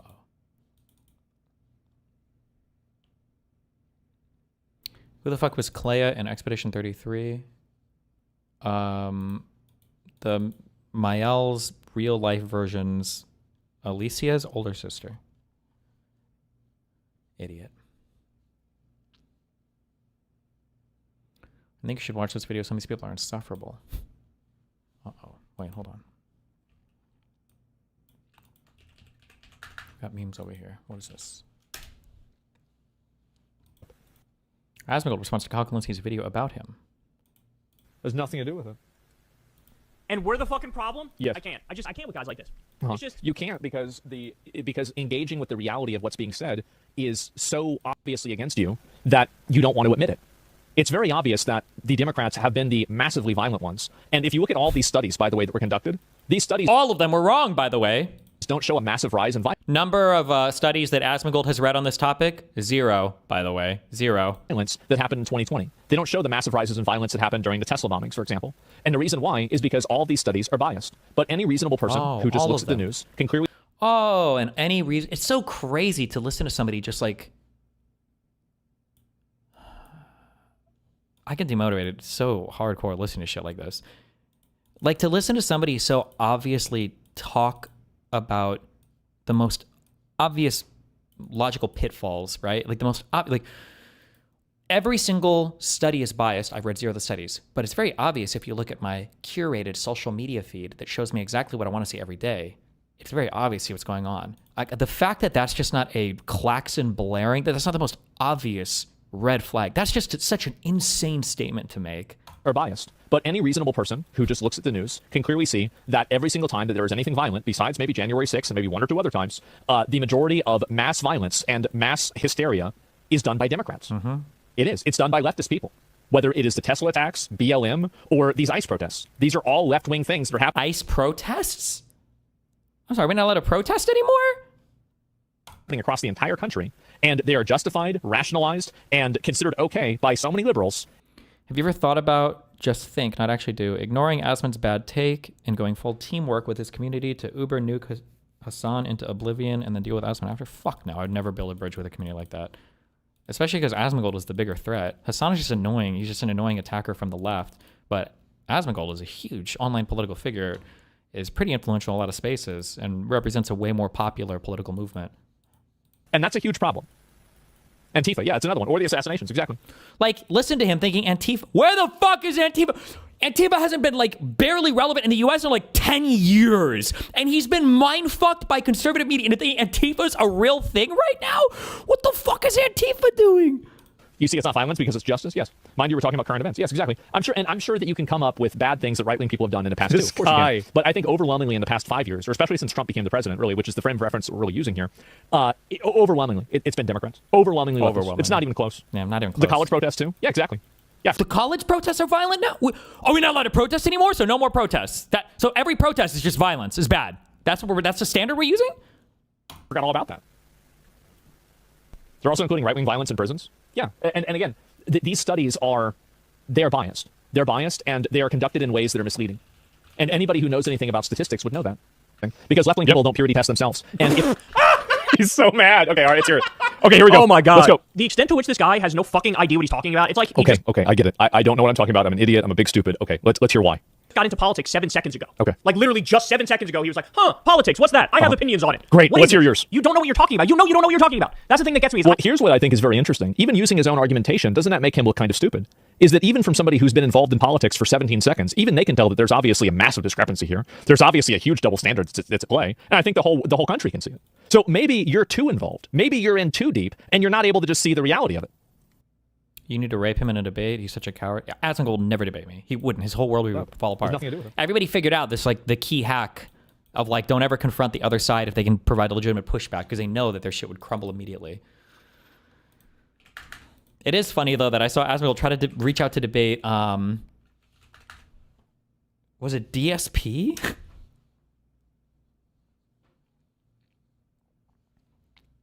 Do you see that Metatron made another video about you? Yeah, but I'm not going to review any of his shit. He's too scared to talk to me too. Like, are we going to make response videos? No, go somewhere else.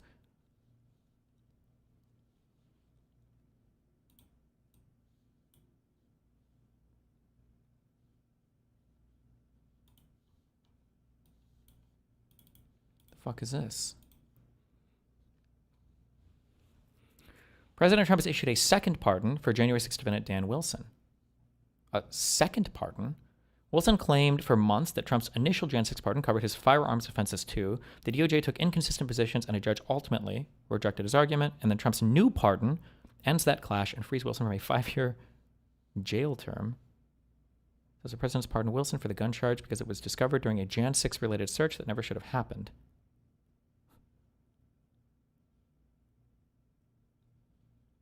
$5 years in prison for owning unauthorized firearms? What the fuck did he have?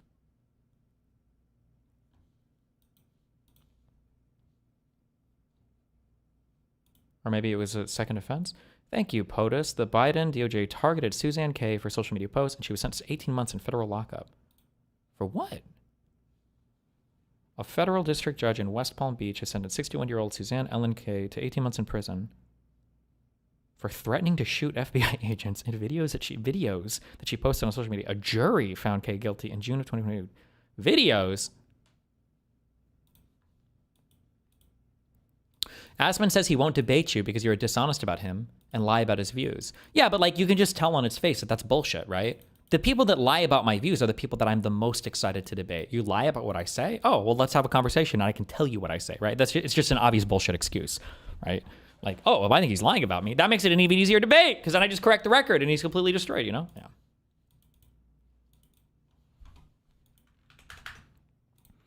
Yeah.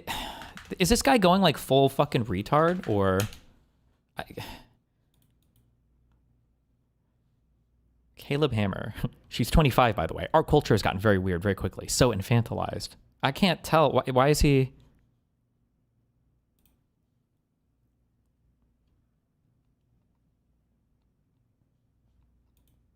This woman does sound fucking retarded though. But like, people are so pressed. I'm uncomfortable with a 5-year age gap just because it's legal. If that's what you're into, that's on you. It's not for me. I never said they were a predator. Never said they did anything wrong. No, I didn't give them some big. Oh, she said. Oh, never mind. I'm implying it was uncomfortable, which I'm allowed to be. I have a brother who is 6 years younger than me. They would go to school with him. Well, this person is just retarded. But there's just a retarded person.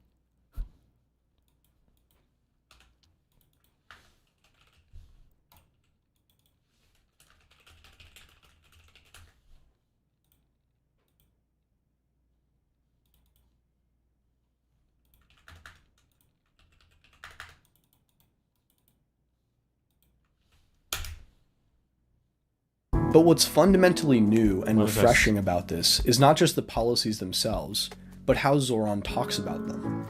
In doing research for this video, I came across an interview Zoran did on The Breakfast Club, where he describes his busing policy clearly and succinctly. So as a state assembly member, I won the first of its kind fare-free bus pilot. We made one bus route free in every borough of New York City. And it showed that ridership went up by up to 38%. Assaults on bus drivers went down by 38.9%. It's not just about economic access, it's also about public safety. It's also about environmentalism. And the cost of doing all of this is about $700 million a year. Now, that sounds significant, which it is, but just want to put it into context. We're talking about that in the context of a city budget that's about $113 billion a year. State budget about $252 billion a year. There is money. The question is what we spend it on. And we will do so in two key ways. The first is to match the state's top corporate tax rate to that of New Jersey. We are at 7.25%. They're 11.5%. Corporations can pay it over there, they can pay it over here. Wherever you are headquartered, as long as you do business in the state of New York, you are taxable for that corporate tax. And the second is taxing the top 1% of New Yorkers. We're talking about people who make $1 million a year or more, taxing them just by flat 2% tax increase. And all of these things together, they make every New Yorker's life better, including those who are actually getting taxed. That was like 60 seconds. And in just that time, Zoran is able to explain the policy he wants, present 3 clear pros to the policy, safety, access, and environmentalism, demonstrate that the policy has already worked on a small scale, anticipate and openly acknowledge the main criticism towards the policy, funding, and deal with it by explaining his funding mechanism. And he doesn't use platitudes and vague statements to do any of this. It's all just policy specifics. That's incredible. But more importantly, we haven't seen this in a while. I wanted to make sure I wasn't just most of the things I've seen Mamdani speak on it seems like, I don't want to just say well-spoken. Like, it does seem like pretty fleshed out too. I do appreciate this. By Zoran's charisma. So I went back in the Breakfast Club's catalog to when they had Harris on before the election. Granted, these were 2 different campaigns. One was national, one was local. The issues at stake in the 2024 presidential election were by definition larger and more global in nature. But here she is, also speaking to Charlemagne. You know, what is at stake is truly profound and historic, many would say. And it's about, some people would say this lofty notion of supporting and preserving our democracy, but it is about real issues that affect people every day, like whether we're going to maintain a $35 cap on insulin for our seniors, whether we're going to continue to allow Medicare to negotiate drug prices to bring them down, or whether we're going to admire dictators and send during the height of COVID in the pandemic, COVID tests that nobody could get to the president of Russia for his personal use when black people were dying every day. It's not that the policies that she lists are bad. I actually support them. But that's all she does. She lists them off, and the thing she does choose to go into is the fact that Trump sent a COVID test to Vladimir Putin. Like, that is just tactically and spiritually the opposite of what Zoran is doing, of what it looks like to run on affordability. And this isn't just about the policies that Zoran has selected. It's that he did, to be clear, he did say these are 2 very different elections, and slightly different time. Yeah, I don't know if I compare these 1 to 1. I kind of get it though. Kamala was fighting uphill for a lot of different reasons though, and Mamdani got, to some extent, a layup as well for some, like, running against Cuomo was a blessing for him. I don't know if Mamdani wins that New York City election if a center-left Dem candidate comes up who's not fucking Cuomo. I don't know. I have no clue. Talks about policy in a fundamentally different way than what we've all gotten used to. Like, look at how he talks about housing. You have a property tax system that's broken in New York City, one that effectively penalizes rental apartments and the owners of those rental apartments. And if you had a system that incentivized the construction of rental apartments, you could have a very different landscape of housing. So to me, it's freeze the rent and take on the cost of insurance and fix a broken property tax system and streamline development and have the city produce 200,000 homes. At the same time, there's the incentive through 421A that has since been renewed to become something called 485, which is a tax incentive for the construction of new housing. Most New Yorkers don't have time to know every single set of numbers and letters, right? But that's representative of more New Yorkers than those who know. Zoran's agenda is distinctly progressive, but not in the traditional ideological way that word is used. It's progressive in the sense that progress takes concrete, specific steps, and Zoran has identified them and can explain them clearly. Zoran gets associated with Bernie Sanders a lot, and I get why. They are both vibrant, popular left-wing leaders. This could be a dynamic where the mantle is passed to Zoran at some point. But even going into Bernie's style, his rhetorical approach is completely different from Zoran's. Again, I like Bernie's policy set, but look how he presents stuff when he's on flagrant. How are we doing as a nation? I would say we're struggling financially. That's right. Quality of life. That's exactly right. And I think that we are disillusioned with the institutions that should be supporting and protecting us. Excellent. All right, so that's right. All that's right. So let's start off with, in one sense, we are the richest country in the history of the world, right? We have enormous wealth. Yep. Is that wealth? Does that wealth apply to the vast majority of the people? Absolutely. How does he know so much about housing and shit, but still thinks rent control is good? Well, so there's there's an interesting problem with housing that I've never really talked about in depth. And some people ask me a question. I don't really know the answer to it. There's an interesting problem with housing that when you have let's say we have 4 buildings, and let's say these are huge buildings, and everybody in here are software developers making, we'll say like the floor is $250K a year, okay? And you have little coffee shops out here, and you've got like janitors and people that do menial labor inside these buildings. Where do the menial laborers live? I don't actually know the answer to that question. These guys are all going to live nearby. They can afford like the big primo, Kino housing units. These people seem like they're kind of fucked. I don't know. I've never really known the answer to that. Rent control on its own it's an atrocious way to deal with housing stuff. It doesn't favor the people that you want it to favor. It just favors people who are already there. It hurts new people coming in. It hurts reinvestment into property. But one of the things Mom Donnie just said in that last thing was it wasn't just rent control that he wanted to do. He also wants New York City to build. He said 200,000 more housing units. He also wants to do things to whatever property taxes or whatever regulate. I don't know whatever other bullshit he was talking about. But he was talking about other things in conjunction with rent control. It might be that rent control for certain income brackets or rent control for some people is a favorable thing in conjunction with other policies because it helps to keep those people in the area because they kind of do need to live there. And it is ultimately beneficial for everybody while also like expanding construction. That might be a thing, rent control in conjunction with other things. Maybe it's not a horrible idea. That might be the case. I don't know. I've never seen rent control studied in conjunction with other things, but... Bottom line is you got millions of people, working class people, lower income people, struggling to put food on the table. Do you notice what that is? I've watched hundreds of hours of Bernie interviews, and Bernie's way of presenting his policies is basically like this. He asks an open-ended question that he wants a specific answer to. If you nail the question, he says, good, and goes on to the next. Destiny, they live a 30-minute drive away. It's not a big deal. Yeah, but like, it's the way that the financial burden is shifted around in different workers can sometimes be a little bit bullshit, right? So imagine that I am wealthy enough to afford an apartment that's right next to my place of work, and I also make a fuck ton of money. Well, guess what? I don't have to waste money on a car, which is most people's second largest expense, right? Or maybe health care, depending on their situation, right? I don't have to waste money on a car, driving, gas, any of that bullshit. I save time in my day. I just walk to work. It's right there. As opposed to a poor person who might have to live far away, now also is picking up the second expense of a vehicle, right? So it's like, that's probably not like an ideal way to distribute cost to employees that are working in an area, you know?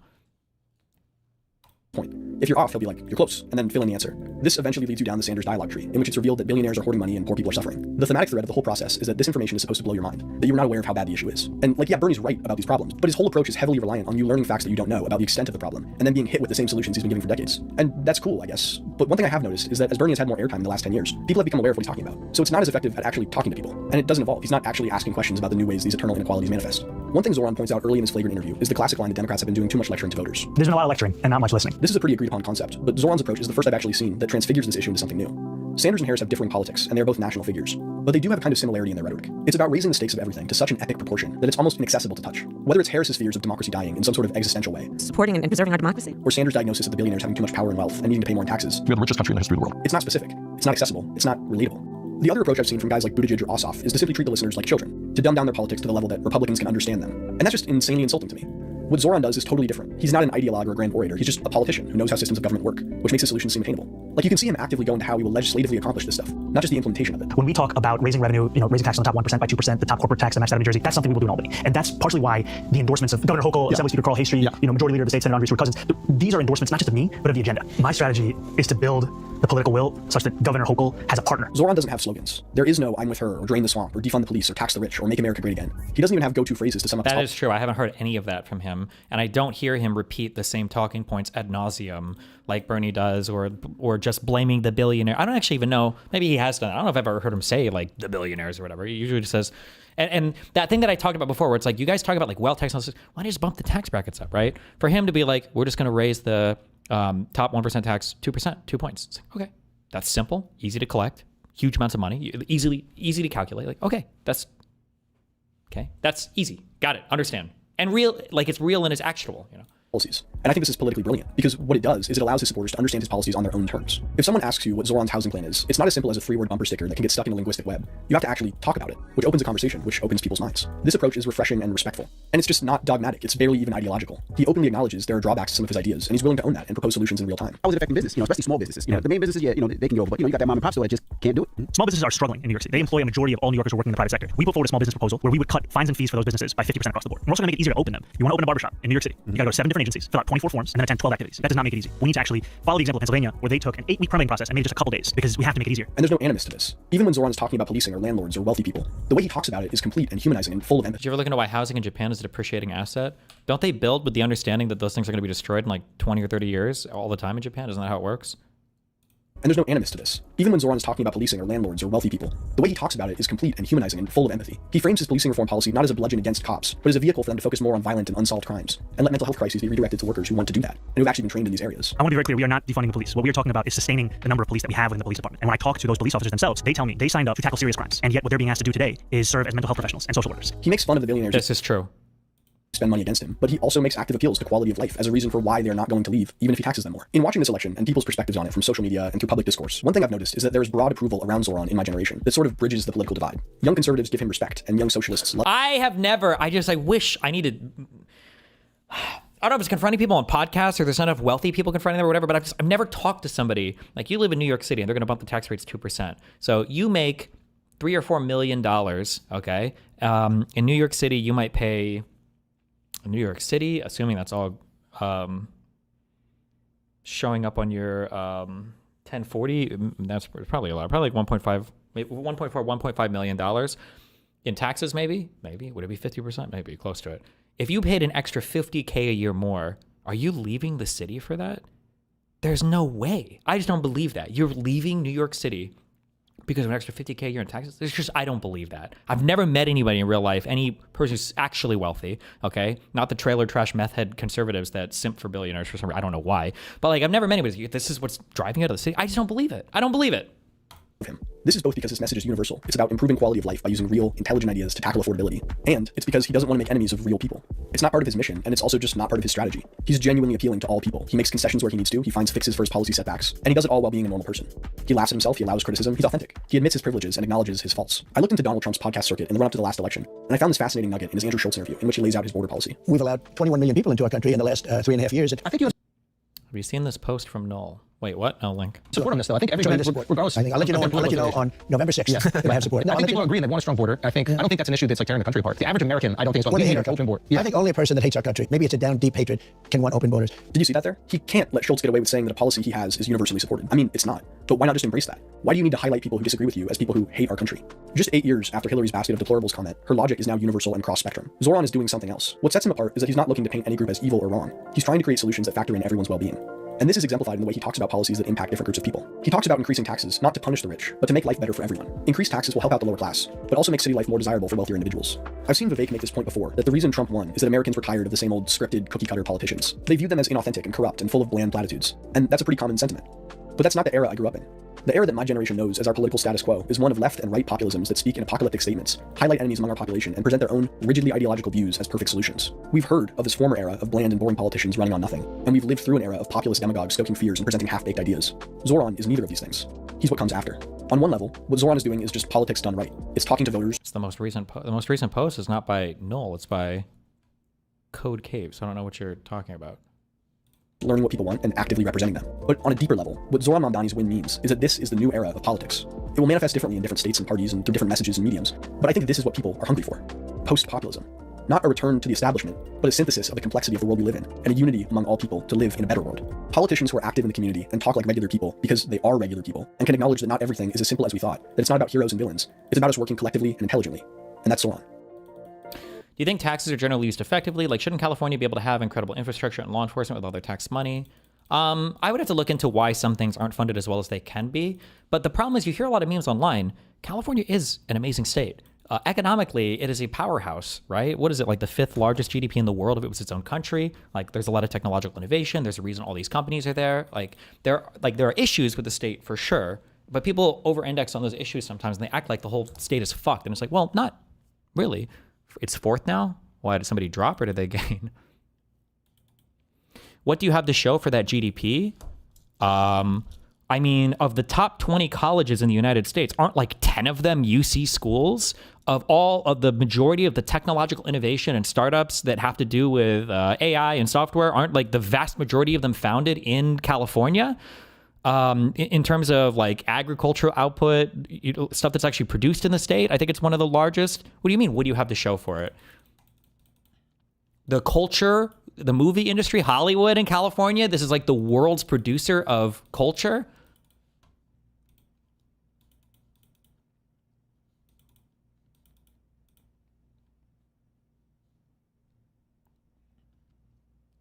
Do you think the affordability crisis in America is real? I think there's a quote-unquote affordability crisis in a lot of the world. I think the issue is just that I think that this is a very unpopular opinion, or like I don't think any politician can address this, but like Americans might need to revisit what does it mean, what should be affordable at what income levels. Like I think a very instructive question would be to ask like a politician or to ask somebody complaining like on a minimum wage, what should you be able to afford in America? Because it sounds like right now people think that on minimum wage, you should be able to have like an apartment on your own in like a decent sized city that's kind of close-ish to your work, and also like a car, healthcare, internet, computer, like all your bases kind of like filled out. That I feel like that's like the average person's take. Maybe I'm off on that. I'm not sure if there's like polling data on that, but like that's almost for sure that's never been the case, and almost for sure never will be the case. That idea that like 30% of your monthly income only 30% should go to rent, but like that should be like a apartment that you live on your own. I'm not sure. I don't know. Yeah. I don't know if that's possible.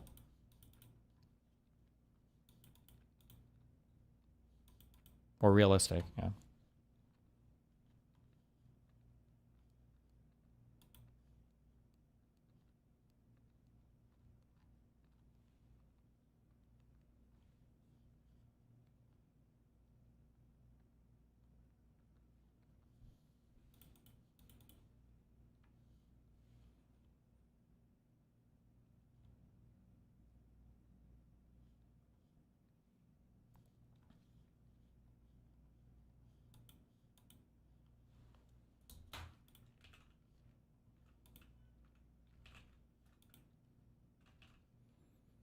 Wait, did this guy in Gisticle server post this and brag about this?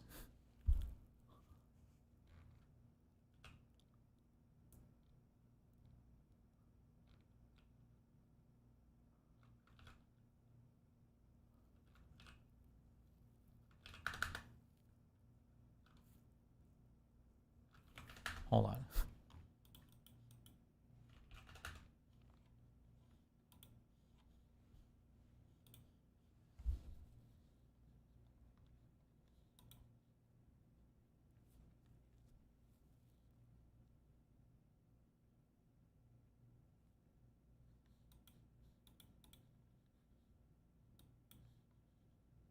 So the oh, they do post this. So everybody, so the person who is the I guess I'll say the real Rose person is like an intensely, I'll say traumatized. Like this person has had just a really bad, like this person's life has just they've had a really bad run of things.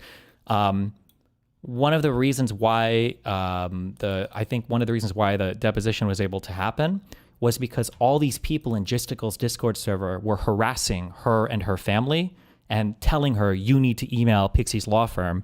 I can't believe your mom. I can't believe you haven't emailed Pixie's law firm. You have to email this. Apparently they're posting their emails. I don't know why they're openly bragging about this in Gisticle's Discord server, but they were harassing her. And like if they stopped responding, then they would get a new email address and they would keep emailing her. My last email to her, she stopped responding, plus taking down her profiles before this. I've been trying to connect you.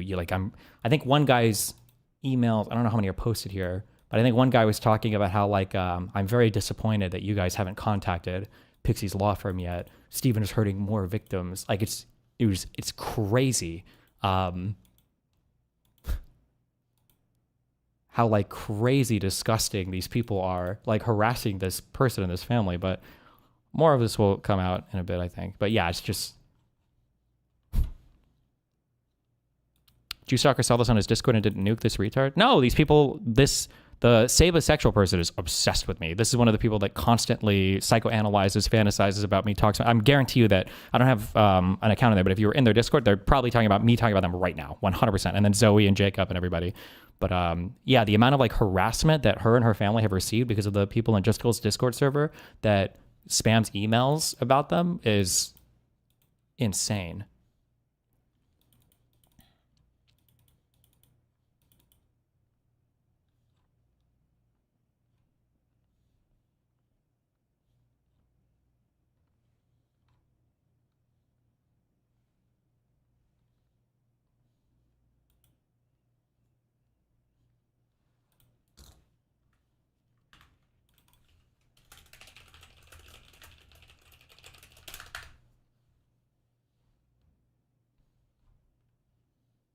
What flavor of mental illness is it? I don't know. I bring out the obsession in people.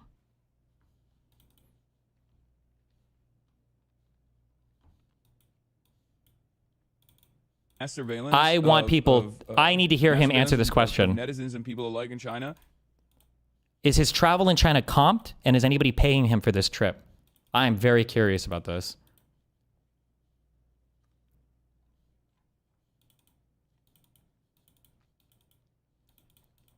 But wasn't this actually good for you? So shouldn't you be thanking them? Kind of, sort of. And again, as we get through this and finish this court case out, kind of. But I think there's another person's like well-being or interest that should be prioritized here. But we'll get through that. There is a person who is like a super victim whose life has been destroyed now 2 or 3 times. That is, I think it's very sad. Like unironically crazy sad, but we'll get into that once this court case wraps up. All the claims of like mass surveillance of netizens and people alike in China, for all the claims of like no homosexuality being allowed in China, the greatest antidote to all of that stuff is just experiencing it. Okay, and if you can't experience it personally, you should still keep an open mind. If you can't experience it personally, no, I'm talking about the actual victim, the girl. Open mind. You should watch the stream. It's like, one of the things that I've observed that I find really strange. They claim you doxed her first. They lie about everything. They'll make up everything. The reality is this community was obsessively trying to dox her, and Kiwi Farms are trying to dox her. The only thing that anybody's cared about the entire time was trying to out me as a pedophile. That's been the obsessive thing the entire time. So people posted videos of her, posted her dox information, or emailing and harassing her family. Like, that's the only thing that people have cared about the entire time. They can try and claim that, like, oh, you doxed her first. I don't dox anybody first. Like, all of her pictures and everything were already posted from her Twitter on that Kiwi Farms thread. The reason why people were finally able to find her is because one of her work websites uploaded a picture of her that then a whole bunch of facial ID software found. But I mean, like, yeah, they've been obsessively posting, doxing, talking about. Willie put a video of her in his fucking YouTube video. It's just like insane. And really strange has basically been people going, all of the preconceptions I had about China when met with observable reality doesn't match like observable reality that I'm seeing from the streams. Okay. But that doesn't actually mean that I was wrong or my preconceptions were wrong. That actually means that this person is either A, doing propaganda, or B, there's an alternative. Wow, Skillerus, thanks for hosting. I can't tell if this person hosts me with like no viewers and it just says that, or if there's like a min viewer to pop up or whatever. Reason for it. It must be because he's not going to other cities. I think more and more streamers will probably come out here in general because like there's just so much to do. I lived in China 7 years and speak it fluently. Homosexuality is banned there in the movies, etc. Of course, not illegal to be gay, but it is illegal to show it at all, and it's also illegal to marry someone of the same sex. You are spreading misinformation. No, I'm saying that like, okay, you just described it. Okay, you literally just described it. As far that's it. Like, that's what I mean. If you ever want to know what it's like to live in another country, the best way to kind of like understand this is to watch a really wealthy person whose currency has a ton of purchasing power in that other country, go to that other country and visit the most touristy, luxurious spots, and then write vlogs and videos and post them, by the way. That'll give you the best view of the country. Dubai is also a really amazing place where everybody lives a perfect, happy life too. I didn't say any of those things that you added on. I'm saying that there are hella gay people doing gay shit all over. But the way that Americans cover it, the way that Americans talk about it, is that it's just not like there's no homosexuality. Like it's just like they'll throw you in prison for being gay. That's not the case at all. That's the whole point. But if you ask the average American, I think they just like want to cope about the situation. I was reading something that I was reading something online about the complexities as far as like outward expressions and demonstrations. It's not like you can do that on social media. That's not a problem at all, right? But as far as like well, the social media you're allowed to access, marriage goes, I don't think it's recognized by the state. China was more progressive than. It's just not recognized by the state. That's another way of saying there's not allowed. And the U.S. on homosexuality to like 2007, exactly. And then the United States lapped it up with the legalization of gay marriage.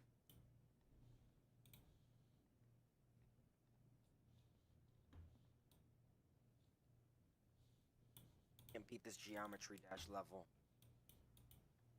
Oh my fucking god, you absolute chimpanzee nigger. Why? Whoa! Okay.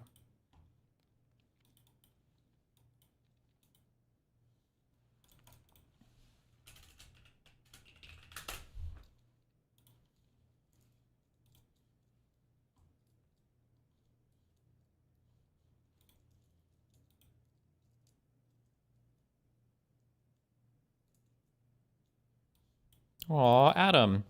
Can the next, please, dear God, can the next interviewer ask MTG about, oh, I don't know, January 6th, etc., before we keep pretending she found politics Jesus? True. True.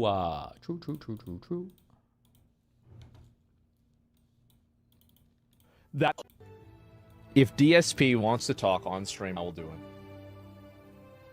I will do it. And I usually don't do this. I actually hate talking to people. Unless he knows he can win the so conversation. Ridiculous. What are they even I will fighting make about? a one-time exception, okay? And yeah, I will do it. If he wants to come on my stream and explain how I was wrong, and you're gonna be able to do it in front of everybody. You can do it live in front of everybody here. What if he wants it to be on his channel and not yours? Well, I mean, it could be on both of our channels. He could go live at the same time. That's fine. Yeah, I don't care. It's up to him. Yeah, I mean, if he wants to upload it himself, go ahead. Sure. Not a problem to me. DSP donating to himself and DSP is denying it. Wait, what? Is there a video on this?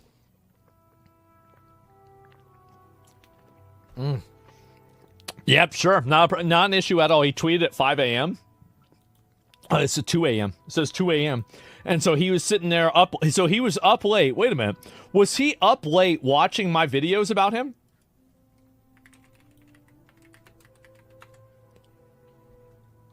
He was up late watching my videos about him. And I guess that's what happens. I guess that's what it is. Yep. And because there have been a number, I accidentally ended someone's career. This one came out a day ago. It has 700,000 views. Do you think you'll ever talk to Asmongold if your Twitch gets unbanned? No, they would still find reasons not to talk to me. My Twitch got unbanned though. Hassan would be more afraid than Asmongold, I think, because Asmongold is much larger. And as like, I feel like Hassan's IQ is higher than Asmongold's, but Hassan's like forward-facing IQ is lower than Asmongold's like public-facing IQ. I don't know if that makes sense or not. Like Hassan does so much like obviously like retarded fucking propaganda, whereas Asmongold is like trying. He's more on it. I don't know. If you're gonna ban, would you delete your Twitch? Fuck no. Fucking stream on Twitch. Fuck it. Oh my god. Well, anyway, I guess we'll see what happens. If he responds to this, then we'll go from there. Rich and poor, whatever.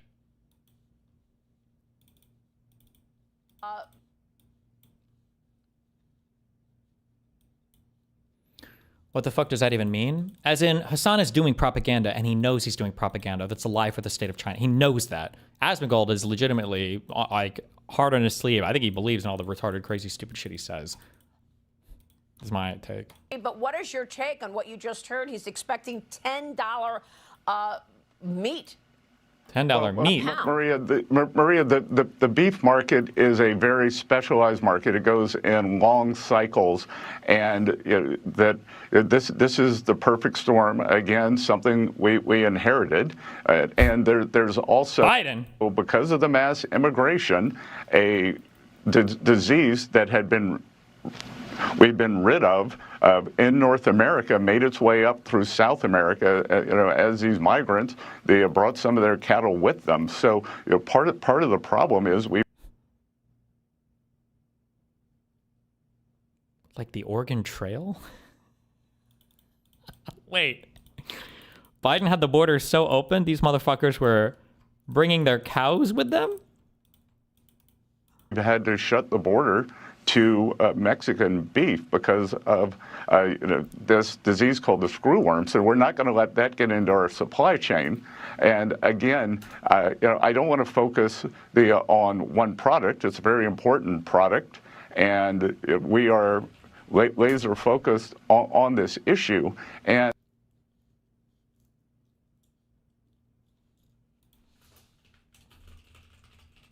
how hard was it to not say anything when Bill, you said Besant is obviously very smart about Akon? Yeah, I don't know, man.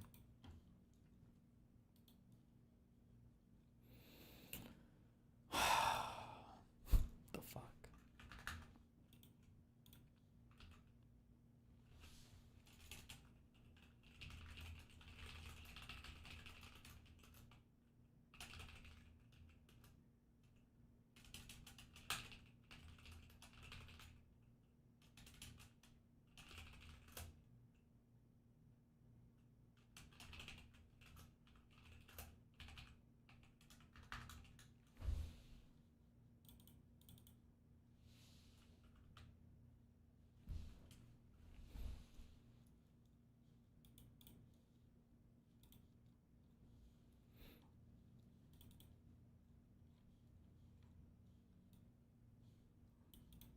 What is this? iPad. Like, it's crazy because it turns into an iPad. Yeah, these are huge. Phone that turns into an iPad. Oh, this is the folding iPad. Yes, bro. That's what, and it turns into a laptop. Look. Oh, it has a keyboard. You can use it as a keyboard, right? Yeah, it's so sick. This is unfortunately not allowed in our country. They won't let it in America. Yeah. Yeah. You know, the iPads have touchscreen keyboards too, but... Okay, so U.S. has banned Huawei sales. It's not like if you walk in the U.S., they're going to put you in cuffs. It's just, you can't buy one in the U.S. Yeah, you can buy, if you have one, some subject. By the way, that was awesome. Who keeps setting off the alarm? Yeah, this is the trifold one here. Trifold is cool. Trifold. Yep. Dude, they are on a different fucking wavelength. How does this one fold? Yeah, they're on a different planet out here, brother. Yo, it's got that classic. Is there a quad fold? Huawei vision. Yeah, it's got a little filter on there. We're like cavemen discovering fire for the first time. Chinese that's what filter, it feels yeah. like to be in China after being in America for so long.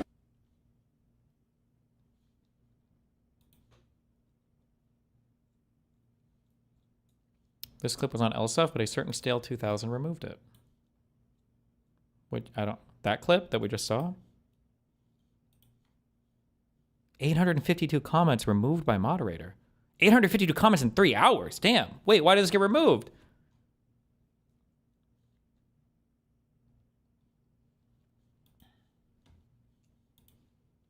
Clickbait, inaccurate, or opinionated.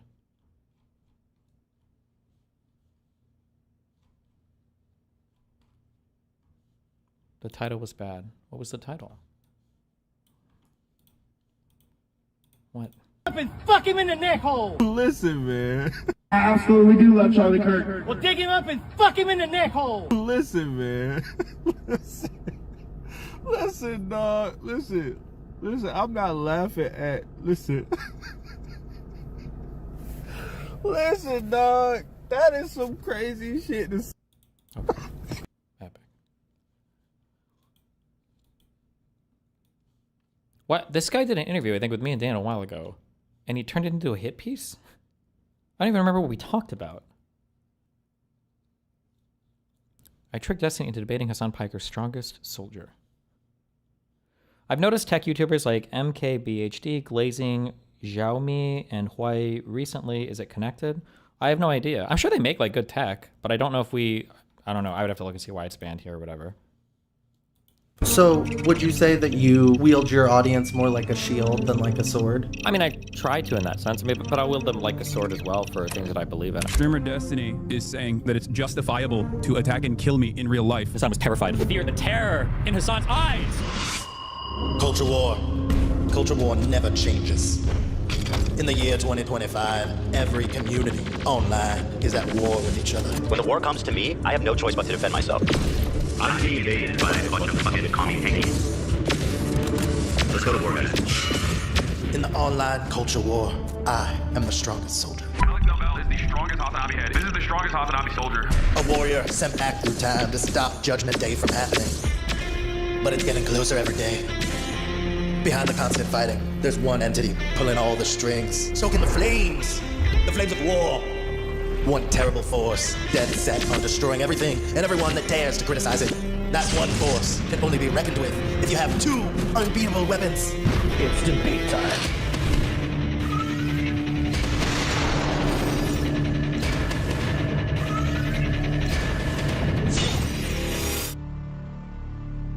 Content Terminator. Alright, here we go. Debating someone like Destiny isn't easy. How did you get in my room? Not half as many as you, sir. Destiny is basically the liberal version of Ben Shapiro. So when he does actually debate people, it's usually meant to farm clips for his multiple social media channels. This is the legend Destiny over here. You get a chance to debate him one-on-one. So if anybody else wants to come up and debate, you're choosing to do this now after Charlie Kirk was doing it for 16 years or however many years, and that's why you're here trying to imitate the exact same thing. First of all, I would never be so low that I would imitate such a loser like Charlie Kirk. Number one, okay. Number two, okay. I've been doing these events for Charlie Kirk had the balls to talk against Israel. So if I ever wanted to face Destiny in an epic debate of facts and logic, I had to get him in a private call where he couldn't showboat to his audience. I even set him up. I was like, watch this audience. How are you lying about this? Shut up, Destiny.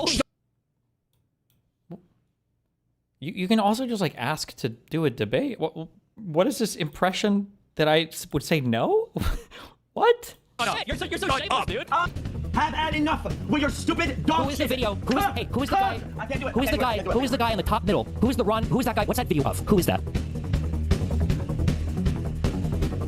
Did he walk away? But Destiny doesn't just get on a private call with anyone. So unless I wanted to pretend to be a teenage girl, the next best thing was to go through his right-hand man, Dan Saltman. Could you push Destiny a little bit to talk to me? I'll tell him that the interview with you went okay. I mean, he's not really worried about people backstabbing him because his community is fucking insane. I don't know if have you ever gone through shit with the community coming after you before? If you know that level of insanity, you know that of the communities that are most known for being fucking insane, everyone says DGG is the worst. I don't think it's the case, but I don't think Destiny is particularly worried about people backstabbing him because nobody wants that fucking heat. Yeah.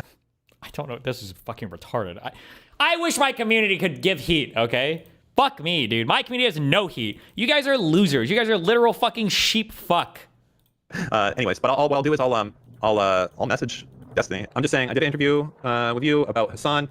He's a Jewish guy. He mentioned he reached out to you and said that the interview. Did he tell you that I reached out to him? Did you guys? I think he's saying that any official debate you would have with him, you would just be trying to clip farm him, and it wouldn't be a real debate. Bro, I have more debates with I debate.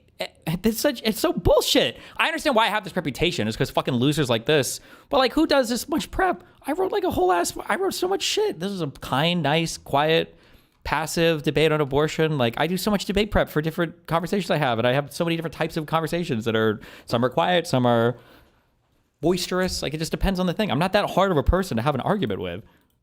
Know that I we haven't talked very much because he's just going through some crazy shit right now. So finally everything was set up for me to talk to Destiny, but first he had to reschedule on me 5 different times and then make a cringe Yo Mama joke to assert dominance before he could join the call.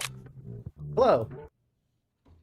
Oh, I mean, dude, I had so much shit scheduled and I really didn't feel like talking to her, but I finally did. I guess I shouldn't have. No, I should have.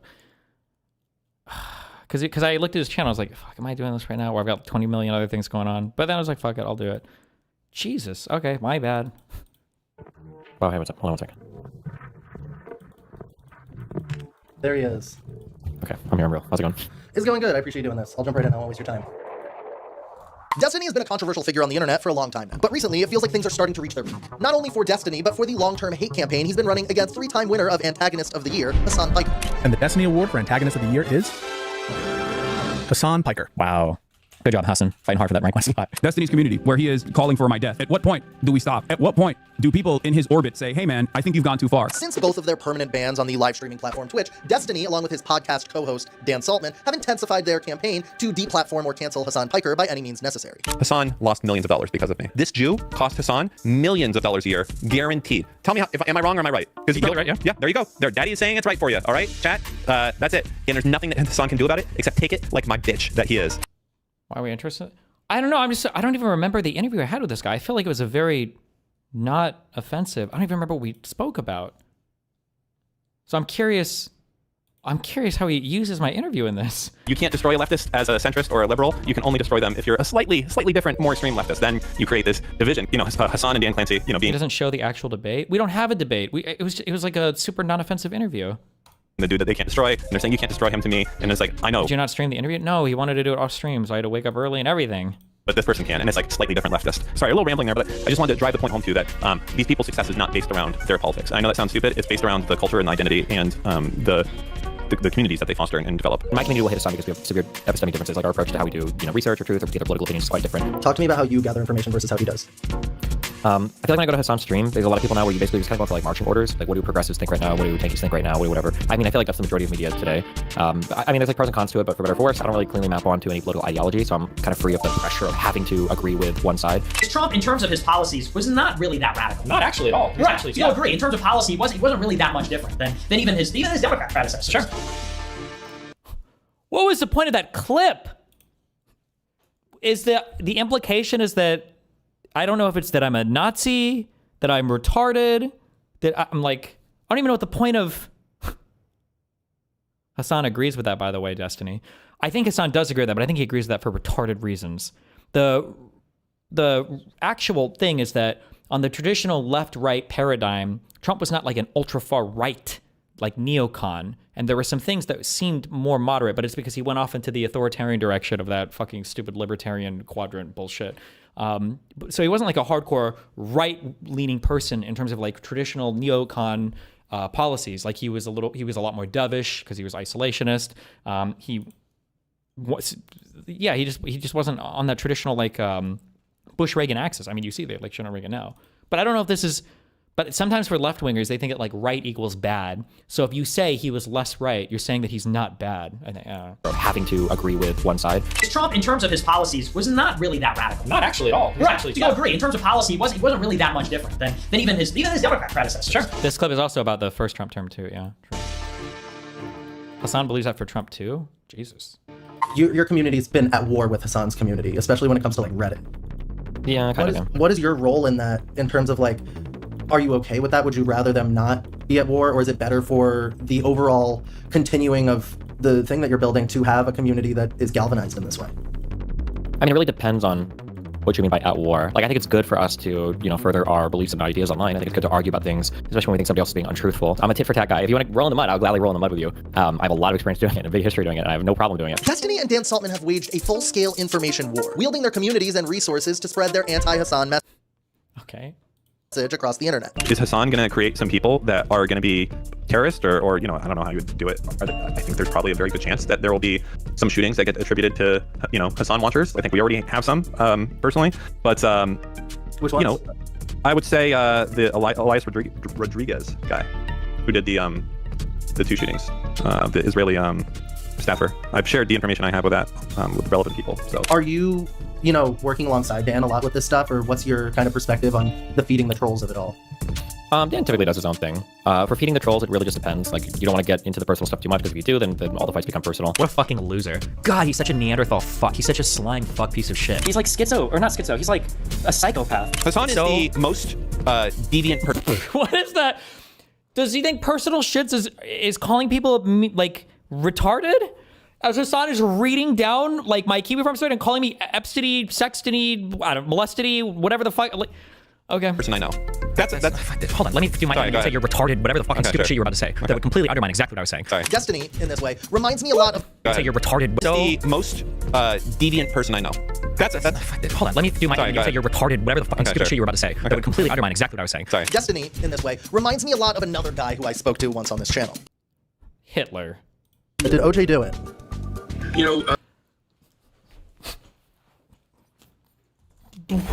Dershowitz?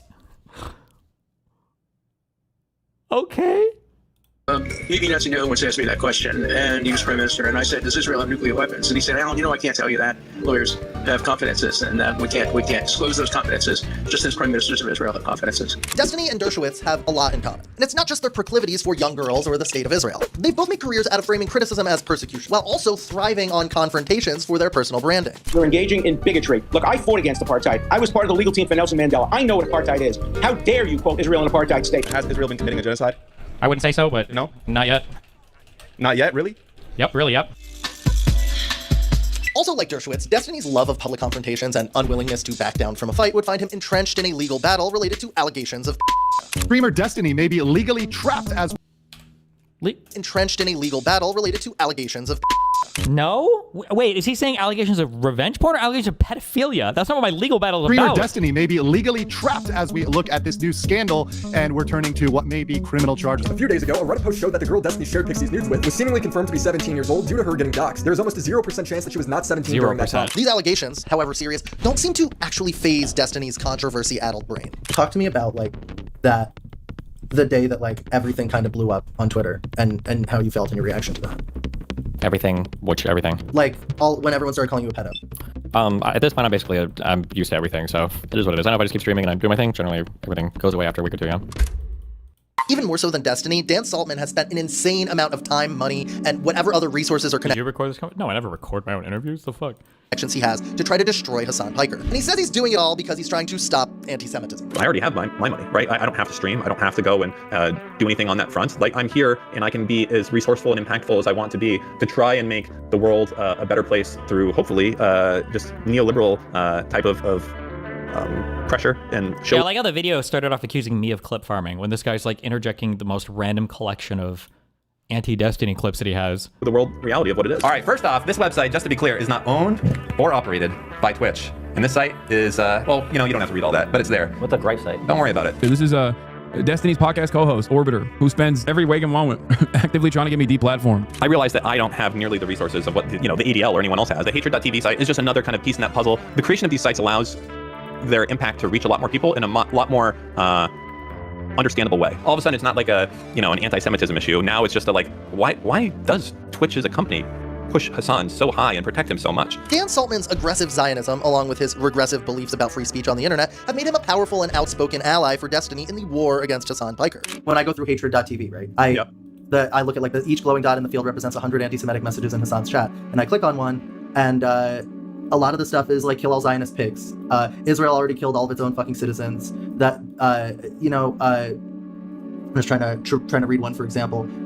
Is people saying kill all Zionists in Hassan's chat in your mind a dog whistle for kill all Jews? Yes, for the most part, yeah. I would almost absolutely usually say that to be the case. I think it's going to be incredibly rare that it wouldn't be the case. People like to call me like an ultra Zionist genocidal maniac. And kill all Zionists? Yeah, that's kind of, like, considering that if you say literally fucking anything about any brown person from the Middle East or North Africa, you're instantly labeled as like Islamophobic or anti-Arab. Like, what the fuck? In my mind, I think the Jews should have gotten half of Germany. I think that would have been the fair thing. Throw the Jew music on as well. Nice. To have in that situation. So it's just... sorry, the Zionist music, my bad. These people, for their entire life, have been told that Jews are evil and that they want to destroy you. And if you kill one of them, you're gonna I don't know all the religious terms, but it's crazy. And to combat that level of indoctrination, there has to be a massive influx of resources into that area. There needs to be a McDonald's on every corner, and everyone there needs to be driving a Ferrari. Truly terrible journalism. A real journalist would say, you said X, can you explain that? The studio just injects barely related clips with no context or discussion. Well, yeah, because apparently these were ambush interviews. But I feel like my interview was the least... Oh, this guy, nice, who obsesses over my son and sex life and everything else on Twitter. One of his son's #1 attack dogs. I feel like my interview was incredibly inoffensive. Did you lose your soundboard? No, I'll read down. You know what? I'll download it now. And I know it sounds stupid, but it's only at that point that these people are that the residents of Gaza and the West Bank are going to be like, maybe, let's focus on something besides killing Jews, because life right now is pretty awesome. When Dan Saltman isn't podcasting with a sex pest or obsessing over Hassan Piker, he's... Would you say kill all Democrats as racist against black people since 90% of black people are Democrats? No, because Democrats is a much broader group of people than like black people are probably a minority of Democrats. Running his company, Redact.dev, an app that's supposed to help you delete your messages that's designed about as well as his anti-Hassan websites. So Redact as a company came to be. None of these people know what sex pest means. Sex pest is just like the new stand-in for whatever. It doesn't mean anything. Like it doesn't mean rapist. It doesn't mean pedophile. It's just like a random thing that you just like whatever. Or obsessing over Hassan Piker, he's running his company, Redact.dev, an app that's supposed to help you delete your messages that's designed about as well as his anti-Hassan websites. So Redact as a company came to be a few years ago. Redact has been based around the idea of letting you manage data that you yourself have created. If you ever feel like pushing it, let me know. And you know, we have an affiliate program that I can get you in. But don't let the club. Do you think it's even worth giving attention to such small schizo creators like this? I guess not. But I mean, I did the interview for him, so I didn't. I mean, I figure out just I don't know, program that I can get you in. But don't let the cluttered interface or the fact that if you use his app, it will disable your Discord account be reasons that you never use a piece of technology. You in. But don't let the cluttered interface or the fact that if you. What is it? Was it called Web 2.0 designs where all of the buttons were just huge, big buttons? This is a cluttered interface, 6 huge buttons on your screen. If you use his app, it will disable your Discord account.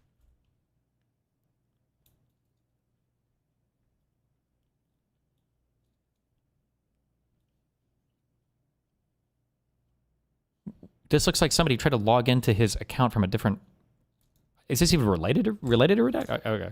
Account be reasons that you never use a piece of technology designed by Dan Saltman, because he also created Tiny Chat, one of the first tools that would use to video chat with teenage girls. Okay, dude. On the internet. I don't know if you know this about me, but you know, a long time ago, I created the first like Twitch type website that there was. We were bigger than Skype at one point. It was called Tiny Chat. It's called Tiny Chat, and it's the latest craze on the internet. Users need a Facebook, MySpace, or Twitter account to access the site. And once they do, they are instantly connected to millions of people by webcam. Look what he's doing. Some of the chats are fun, just like Tiny Chat advertises. But others show people, and in many instances, minors. We even found teenagers themselves to other teens. He wants everyone to see that? With the budget cuts. Found teenagers whatting themselves? Fucking themselves? What did she say that was censored? Many instances, minors. We even found teenagers themselves to other teens. Wait, what did she say in the broadcast? Wait, what was the bleep for? What? He wants everyone to see that? With the budget cuts everywhere, police departments nowhere is going to have any sort of resources available to even remotely go after something like that. So all those things said, like, you know, we ran that company very successfully. We built it to exposing. Why would that have to be censored? You know, a huge amount of users. So I do feel, you know, very knowledgeable. Do you feel responsible somewhat for like creating a monster in that way? No, I don't feel responsible. There was we just, you know, did group video chat, and then, you know, people took it to a level that was way more frisky afterwards. You had chat roulette that came afterwards, and that kind of gave everything a really bad name. Beyond all of the shoddy tech and targeted websites, Dan Saltman's biggest weapon is his ability to constantly add his own veered perspective to the narrative. Why I do this is, I think, because I can. After October 7th, I was in a very I should use this word more, but I don't. I get like traumatized from this word narrative. Every time I hear somebody say like narrative or narrative control, it's always somebody who is pushing the most insane fucking lies possible to bend everybody to their bullshit story. I've been like mindfucked when I hear, because I heard it so much in Justical Server. Lav used to say it all the time in Mr. Girl, and Kiwi Farm says it a lot, like controlling their narrative. And like every time I hear somebody talk about narrative, they're always like invested in telling the biggest lies possible. It's so annoying. Why I do this is, I think, because I can. After October 7th, I was in a very, I felt strange. I thought, can I do something to stop this? And I felt like I could. I felt like, you know, the success that I've done with my businesses, that I should be able to use that to find out. It was smoking weed? But others show people, and in many instances, minors, smoking marijuana and doing other drugs. He wants everyone to see that? Nice. Okay, good one. Holy shit, good one. I felt strange. I thought, can I do something to stop this? And I felt like I could. I felt like somebody said that's a different clip, moron. You know, target was way more users. All those things. On teenagers. Wait, hold on. But others show people, and in many instances, minors, smoking marijuana and doing other drugs. But others show people, and in many instances, minors. We even found teenagers themselves to other teens. Oh wait, it was cut. Hold on. He wants everyone to see that. We even found teenagers exposing themselves to other teens. Oh, that is what. Okay. Wait.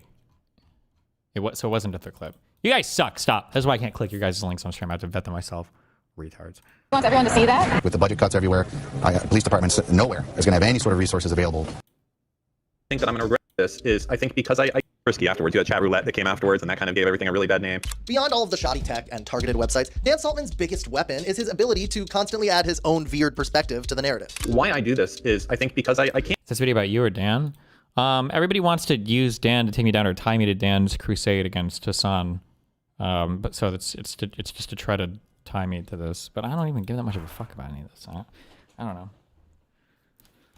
And after October 7th, I was in a very, I felt strange. I thought, can I do something to stop this? And I felt like I could. I felt like, you know, the success that I've done with my businesses, that I should be able to use that to find out what pressure points I can push to make a positive change. I wish I did this thing. I wish I spent more time with my kids. It's always all these things I wish that I did. And I realized at the point, like, you know, fuck it. This is gonna be one of those things I think that I'm gonna regret later on in life, is that, like, I had the opportunity to make an impact and hopefully counter this narrative that, like, all Jews are fucking evil. The ability to counter that was... The clip of Dan with a heart on his shirt. Look at his fucking eyes.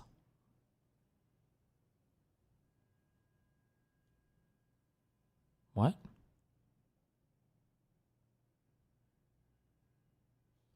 Worthwhile. Dan Saltman's unwillingness to get a hobby or go spend some time with his kids would be astonishing to most people. But that's the way things go during the culture war.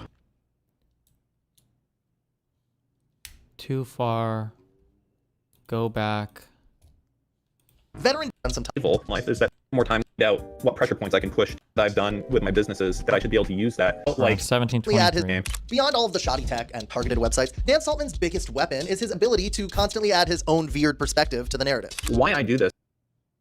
Wait, is it like, does he use like an AI thing? Frisky afterwards. You had chat roulette that came afterwards, and that kind of gave everything a really bad name. Beyond all of the shoddy tech and targeted websites, Dan Saltman's biggest weapon is his ability to constantly add this whole thing AI? Add his own veered perspective to the narrative. Why I do this is okay.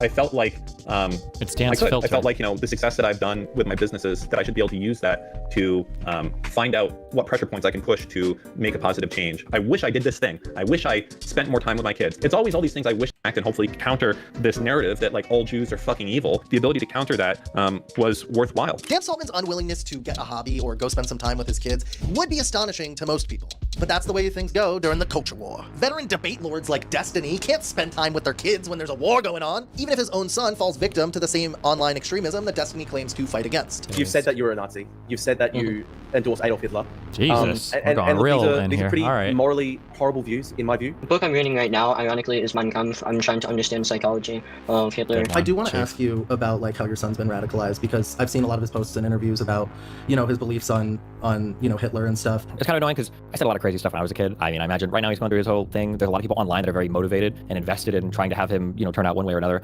Hassan and everybody else likes to talk about him, but I chat with him. He's 14. He still believes this when he's, you know, 16. Probably gonna be pretty worried, but people go through phases, and I'm not gonna sit here and try to audit 14-year-olds' beliefs to make sure that they're perfectly in alignment with my, you know, democratic liberal beliefs. And people grow. As long as he doesn't do anything that gets him kicked out of school, then he'll be okay, hopefully. Destiny claims that his community is immune from extremists due to his innate ability to tell which people are making racist jokes and which people are actually racist. I don't know how to explain it. It's like I want to call it a vibe. Like, if you spend time in my community, it's pretty obvious we don't hate Jews. Like, sometimes Hassan will call me or my community anti-Semitic, because there are some anti-Semitic jokes that I make. I think there's a lot of funny jokes that can be racist or sexist or whatever. But like, it's pretty obvious that my community is not like an anti-Semitic community. Whereas Hassan will never make those kinds of jokes per se, but his community buys into a lot of the like Zionist-occupied government. And you see even like the Young Turks and everything now are going hardcore. I think that kind of anti-Semitism is a lot more insidious and damaging than just, you know, idiots telling jokes, even if those people are like a little bit hateful. What Destiny doesn't want. Does the techno music behind my answer here make it scarier, or like a little bit hateful? What Destiny doesn't want to admit, or maybe just doesn't realize, is that after years of constant controversy, he's conditioned his community to carry out his bidding and defend his actions, no matter how reprehensible the crime. I should just make like a guideline for all this, right? Always deny the initial thing, say there's no context, or just don't address it at all, say the other side is lying, make up some bullshit allegation, get everybody in your orbit to carry the message. All of your fucking sycophantic fans will carry the exact same message, and then if there's anybody ostensibly that's on your side, or there's anybody that is even really on your side, then you just harass the fuck out of them until they acquiesce, until they give into it, all the harassment, and they have to change their opinion. At a certain...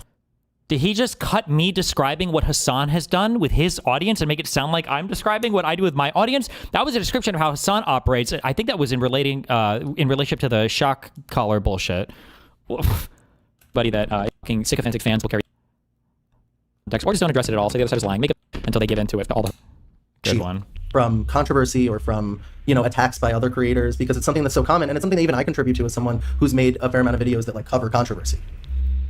What's the question? Who's made a video from to people wielding their audience as a weapon or as a shield from controversy or from, you know, attacks by other creators, because it's something that's so common, and it's something that even I contribute to as someone who's made a fair amount of videos that like cover controversy. What about it? I mean, people, it's just the nature of crowds anyway, right? Countries do it. Activist groups do it. Hassan does it. They're just taking notes from him, right? Like the audience will follow the streamer in terms of how they do it. I think the other day, he was like, he called me like sex pestiny, molestiny, so something like 4 nicknames in a row for calling me. you Destowitz. You like Israel so much, you'd be more Alan Destowitz than Sex Real. Destiny. Yeah. Destiny's main tactic has been to focus everybody's negative attention onto Hassan Piker and away from his own repeated bad behaviors. And it's actually working. When Hassan goes out and he does podcasts, he just gets very little, I guess, like traction outside of Twitch. But when I go, my poll will be 5 times greater sometimes. And I think that kind of bothers him. And I think he realized that, so he's kind of been more intentional about trying to reach out at least for mainstream media pieces. Although I don't think he's going to find the success he's looking for there either. He does get institutional support. Hassan does have interactions. That's because of me. I'm the all-powerful. With these people, and that's because currently they don't look far enough into seeing how much of an enemy of the Democrats Hassan Piker is, and I hope that can change in the future. The goal is to maximize, for instance, attention and eyes on him and impressions as much as possible. It's all about just eyes on. It's all about attention and impressions. Since the beginning of Wait, what am I even talking about there? Hold on. What was the question? The enemy of the Democrats Hassan Piker is, and I hope that can change in the future. The goal is to maximize, for instance, attention and eyes on him and impressions as much as possible. It's all about just eyes on. It's all about attention and impressions. Since the beginning. I feel like that was an answer about Donald Trump. That's what it feels like, because that's what Trump, the reason why Trump shitposts so much on media, the goal is just get attention, eyes on, whatever, to constantly keep him in everybody's mind. I feel like that was an answer about Trump. How much of an enemy of the Democrats Hassan Piker is, and I hope that can change in the future. The goal. I've heard you say that before about Trump, not Hassan. Yeah. Was to maximize, for instance, attention and eyes on him and impressions as much as possible. It's all about just eyes on. It's all about attention and impressions. Since the beginning. I thought you were describing the goal of Hassan's New York Times stuff. No, because that's not Hassan. No, I don't think I would ever say that. I don't think I've ever said that about the goal there. His New York Times stuff, the goal is to rehabilitate his image to make him like liberal friendly and to try to grow his audience that will come find him on Twitch there. Hassan's goal is not eyes on maximizing his views. Of course not. Hassan could do way more to do that. That's always been my biggest like career criticism of Hassan is he's too afraid to go out into other platforms. I would never make that criticism of Hassan. It doesn't make any sense. My criticism of Hassan is usually the exact opposite, that he's too afraid to venture outside of his safety zone. I'm pretty sure this question, that sounds like something I would say in response to like having a social media president or an influencer president, where the goal is to just maximize the attention. I'm pretty sure I've said this exact thing about Trump a lot. Maximize, for instance, attention and eyes on him and impressions as much as possible. It's all about just eyes on. It's all about attention and impressions. Since the beginning of 2025, when the revenge porn allegations first dropped, there have been 10 major media articles about Destiny's case. When Hassan's dog slipped on her canvas bed and yelped, Destiny and Dan Saltman worked tirelessly to spread the narrative that Hassan Piker was covertly shocking his dog with an e-collar to keep it in place during his live stream. I also like how the dog clipped its foot on something. I wasn't even streaming when this drama broke, by the way. Whatever that means. But Hassan doesn't care about it. He's not interested in it. He has no idea what it was. This is apparently the first time this has ever happened, right? Like, I don't think, has a dog ever yelped on stream before? So like, what? There's so many indications that he's lying. There's so many, he's like so obviously lying. It's so cringe. Dude, this dog is causing this guy so much fucking problem. He's more so than anything fucking else mad. More than anything I've done, which is, sad, but also like, it is what it is. I learned from them. Because I learned from them because they spent so much time fucking over Ethan Klein with saying his dog was fed cheese. And I was just like, you know what? That's a good strategy. Let's fucking do that shit. That accusation led to over 25 major media articles covering the Hassan Piker dog collar drama. Destiny himself has made over 300 videos talking about Hassan on his YouTube channel. And that's not even including live streams. Give me the Hassan clip. I need my hater clips ready. Hassan bad. But unironically.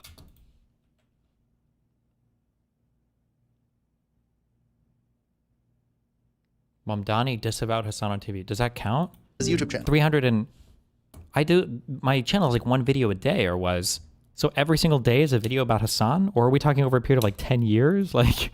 And that's not even including live streams. Give me the Hassan clip. That's not including live streams? Where do you think the videos come from? My hater clips ready. Hassan bad. But unironically. But I'm worse. It's not fair to chastise all of America for slavery because only 2% of Americans own slaves. Like Hassan would have been part of that 2%. Like that's the kind of person. It's just insane to me. Jesus. Ugh, God, I hate this guy. If you're a trans person and you take any like direction from Hassan, you're actually such a loser. When I was living in LA, me and Hassan actually played a game of horse and I destroyed him. And it was actually from that moment onwards that our relationship started to deteriorate. Fighting against Hassan Piker and his community of radical socialists has become the main goal, not just of Destiny and Dan Saltman, but tons of other creators on the internet. There's a few people in... That's not my main goal, though. Where are you getting all of these debate clips? It's me arguing as conservatives. He wants to go flame me with Dan so badly. there. That's like this battle that's going on, if you will. I guess you could say Asmongold is in there, Tectone is in there. There's always like large communities that are kind of like controlling the direction. My community is a large one. XQC's is decently big. Asmongold's is a large one, and then Hassan's is kind of there. The dynamic right now is Asmongold, XQC, and my community all hate Hassan. So if I say anything negative in that direction, you'll get a lot of traction, but not necessarily because they like me, just because they hate Hassan. Anytime we see a Hassan Piker post, we try to post really mean and rude stuff about him so he cries about it on stream. Yeah, it's a hugely coordinated effort. I think I spend probably over $200,000 a month on bots and Nazis to go and spam bad stuff about Hassan Piker. Okay, good. Okay, so me and you do the same thing. Yeah. Awesome. I do that on Geek. Yeah. I don't have as much money as you, so $200,000 a little bit out of my price range. The concept of a large group of people being against cap.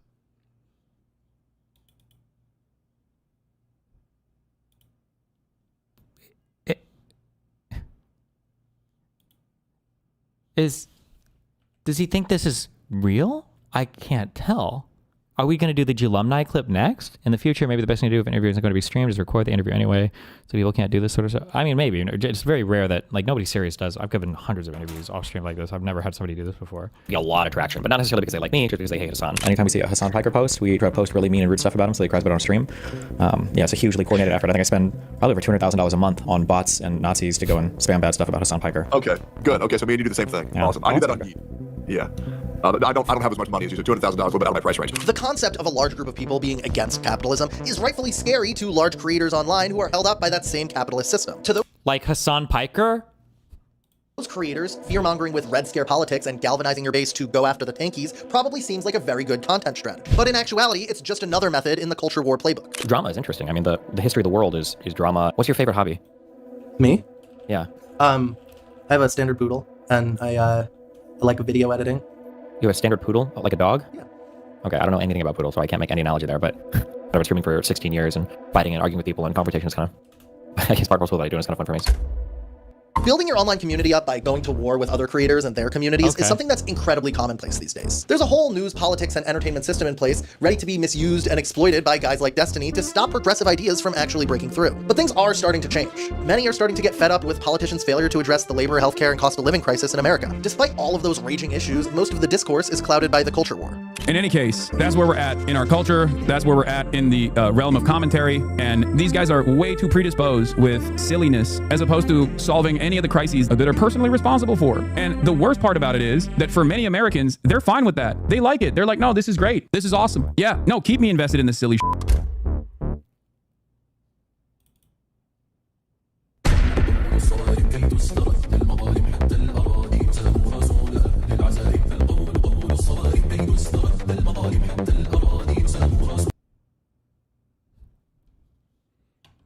We didn't even have a debate.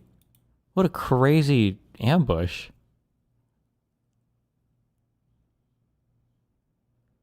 When I saw the Terminator and the word tricked in the title, I know it's going to be good.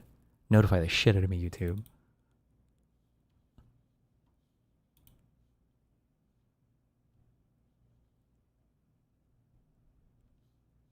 He didn't even ask good leading questions.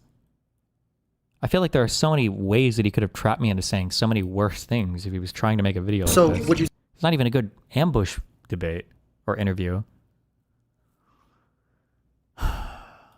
But I guess it's probably why I didn't include much. What are you, my babysitter? What? How did you get home? Well, with my car. You drove? So what are you, my babysitter? What? Yeah. I know how to drink and drive, honey. I know what I'm doing. What the fuck is wrong with you? Okay. President Trump. There's no video of President Trump sucking a ding-dong. And so what if there was? That's a lot better than World War III, Owen.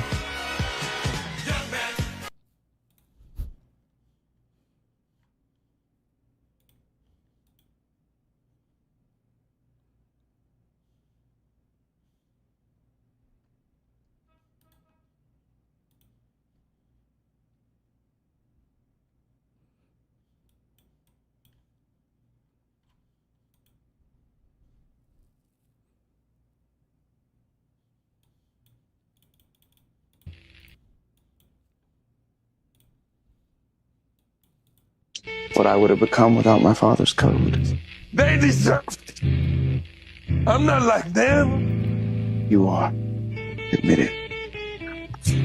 I'm like you. No. I know I'm Mr. I accept you. How is the audio so fucked up on this clip? Okay. Uh-oh.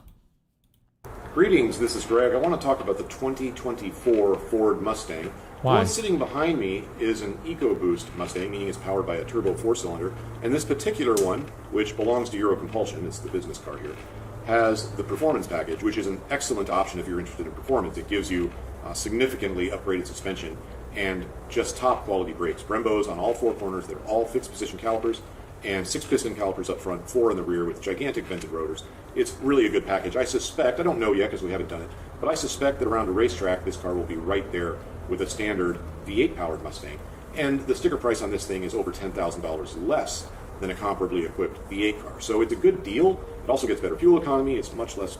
Democrats was a bad analogy. Do you think saying kill all pro-Palestinians is Islamophobic?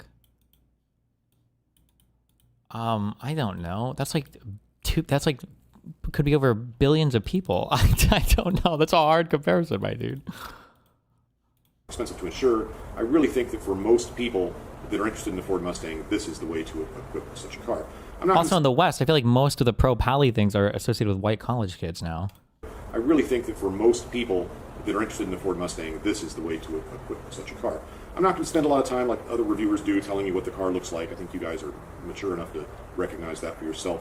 The only appearance abnormality, let's call it, are these wheels. I'm not even sure. Can you see these on camera? Yeah, all right. So are these wheels, which are part of the performance package, and there are some other little things that change appearance, but not too much.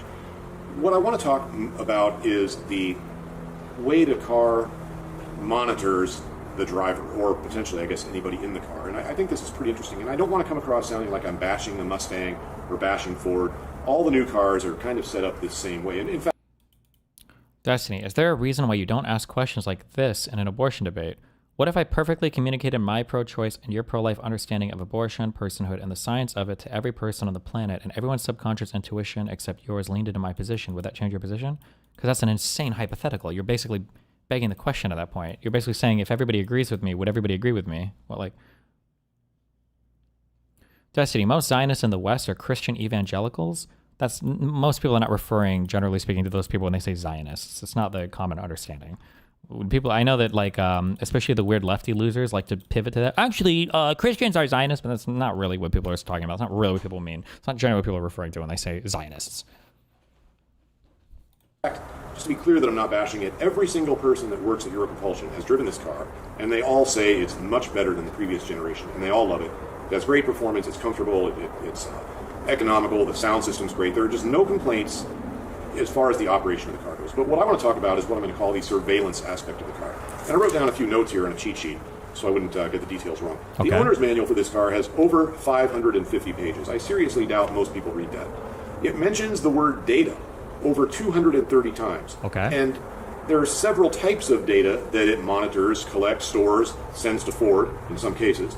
And these types of data are, I'm reading from my list, service data, event data, settings data, entertainment data, mobile device data, we're coming back to that one, and emergency call data.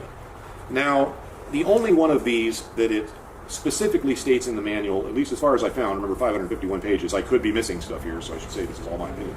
But the only one of those that it mentions specifically in the manual that is only going to be triggered in the event of an accident is event data. It's looking at a lot of this other stuff all the time. And again, it can report this stuff back to Ford.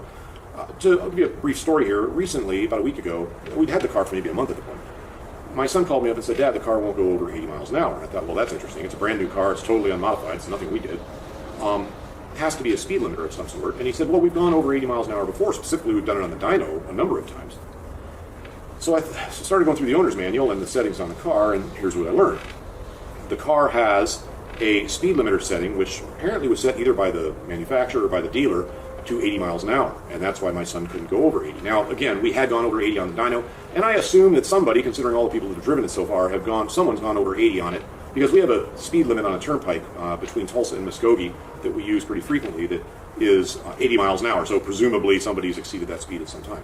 Well, it turns out that the speed limiter that the car has will recognize, thankfully, if you're really trying to go faster. For example, if you're passing a semi-truck on a two-lane highway, if the speed limiter kicks in at a certain point, that could result in a tragedy. So it recognizes the way you're driving. For example, if you have your foot on the floor, it knows not to kick in that speed limiter. It's designed to prevent you from creeping over it. It also will not prevent you from exceeding the speed due to a downhill grade, because the speed limiter does not apply the brakes. So that's an interesting qualification.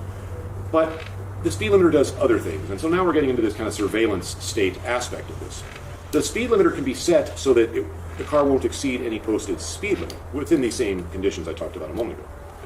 It knows the speed limit of the road you're on. It does this two ways. The car has a database, and it just knows what the speed limit is. The database could be out of date, although it does update, but in theory it could be out of date and maybe it wouldn't know. And this comes into play when you're dealing with things like road construction or speed limits that are temporary or related to time, like a school zone might be one speed, certain times of the year at certain hours of the day. Are you looking to buy this? No, somebody just linked it instead of watch it. I don't know why we're... different speed at other times. Well, the car knows that too, because it has a camera that reads the speed limit sign. So if the speed limit is normally 65 and it's 35 right now, the car knows that the speed limit dropped, and it knows how fast you're going, and it stores this data. And it says in no uncertain terms, well, I say no uncertain, you can read the owner's manual for yourself. The way I read it is it says in no uncertain terms that Ford will provide that data when it's requested by law enforcement. So in theory, they could fine you for speeding because your car reports you. And it's not just speeding, it reports everything about you. When you wore your seatbelts, rates of acceleration, and it stores this data. And it says in no uncertain terms, well, I say no uncertain, you can read the owner's manual for yourself. The way I read it is it says in no uncertain terms that Ford will provide that data when it's requested by law enforcement. So in theory, they could fine you for speeding because your car reports you. And it's not just speeding, it reports everything about you. When you wore your seatbelts, rates of acceleration, how hard you're cornering, just everything. The car can potentially sell you out. I'm not saying that's happening right now. In fact, as far as I know, it's not. The other type of data that they collect that I want to talk about. Ooh, something interesting is, like, I don't think that they could just randomly pull this for traffic citations. I seriously doubt they'd be able to. But if you went to court to fight a traffic ticket, I bet they could pull that data and you'd never be able to fight, and they could just look and see. That would get you, maybe, depending on how granular the data collection is. About is data from your cell phone, your personal data. And again, this is extremely clear in the manual. Go in there and read it yourself. This is not Greg's theory about what the car does. It says in the manual very specifically that they track and read your phone calls and text messages. Ford knows who you called, when you called. The car shares your entire cell phone contact list. This is assuming that your phone has been connected to the car at some point. It shares your entire cell phone contact list, which seems strange to me. As an example, I have a grandson who's a teenager, and he's in my contact list on my cell phone. So if I connect my phone to this car, Ford has my grandson's phone number. He didn't agree to that, and he's a minor. I don't understand how this can be legal, even though I understand that by buying the car, I agree to all these terms and everything. But there are other people involved here that didn't agree to this. So I find this very strange. Not doubting it's somehow... Fuck this. Watch this video. A video that Charlie Kirk was racist? Why would I give a fuck? Yeah, he probably was racist. Why would I care? I'm good. Not legal. Just saying I don't think it's right. They also can read your text messages. They also know if you haven't read one of your text messages. Not only can they read the text messages you've read, they can read the text messages you've received that you haven't read. This seems to me to be an incredible invasion of privacy, but it's all right there in the owner's manual. So all of your cell phone data is shared. And by the way, it also states very specifically that even if your phone isn't connected to the car, they can still tell who you called and when, and I think where you are at the time you do it. I'm assuming that only works if you have connected your cell phone to the car at some point. I'm not sure about that. So the level of surveillance, I don't know what else to call it, that this car has is just tremendous. It also monitors your driving behavior, and if it recognizes you getting tired, and it does this by looking at the lines on the road, and if it sees that you're not holding the center of the lane, or you're drifting a little bit more than normal, it decides that you must be tired and sets off an alarm. I haven't seen this alarm go off, but according to the owner's manual, again, the way I'm reading it in the current version of the owner's manual, it might be maybe changed by the time you see this. The current version of the owner's manual states that if that alarm goes off, the only way to shut it off is to pull the car over, come to a stop, shut off the car, and restart it. So that's a pretty invasive alarm. You know, if the song comes on the radio you like and you're swaying to the music a little bit, and not holding a perfectly straight line like maybe you normally do, the car will recognize that and think you're getting tired. Okay, that was like the worst possible example you could give. If the right song comes on and you're swaying on the road, maybe it's time for you to not be driving the car. So there are a lot of things that it monitors, and I should say if there's snow on the windshield or something blocking the windshield, the camera and sensors for a lot of this stuff are facing forward, obviously, behind the upper center of the windshield, kind of near the rearview mirror. And so if there's snow on there, or there could be other obstructions, and some of this functionality would be lost. I'm really stunned that the car monitors and stores this much information, and that people are okay with it. I guess, you know, it's kind of, I own this car. That doesn't mean I'm okay with it. I bought the car, and here we are. And I got to say, I haven't heard of any case of this ability being abused, but I think it will be in time. It's a question of getting people used to this and getting enough of these cars out there in the public before they start flipping the switch, so to speak, and calling you up and saying, hey, Josiah, we noticed you didn't have your seatbelt on when you went through Okmulgee, and it's required there. We're reporting that to law enforcement, and you get a ticket in the mail from the Okmulgee Police Department. That's an extremely convenient source of revenue for municipalities. And I should also say that it's not just municipalities. I don't want to read this incorrectly, so let me quote from the manual. They may also provide this information to, quote, third parties with lawful authority, unquote. Well, I don't know who a third party with lawful authority would be, but I suspect that means whoever Ford wants it to mean. I think that's vague enough that it can be interpreted that way. And in any case, in the manual, it clearly states that all of this is subject to change at any time. Ford could just change it to whatever definition they want. There's also a ton of other stuff in the owner's manual regarding these user agreements. The one for the navigation system in there, that's not made by Ford, it's made by somebody else. That's pages and pages long. And all it says is essentially you have no rights, you have no right to sue us, you have no rights. And by the way, the navigation system says that they don't promise anything. And the navigation system people also say that you're responsible for checking their website for changes to their service agreement on a regular basis. Of course, nobody's going to do that. Nobody's going to read the owner's manual, let alone going to the providers of software that Ford has hired. And nobody knows who those people are. Nobody's going to their website. So I think the surveillance state has gotten a bit out of hand. I'm a bit worried about it. I'm not going to ramble on any longer. I just felt like making this video. Thanks a lot for watching. Goodbye, and have a great day. Okay. It is a lot of data, for sure.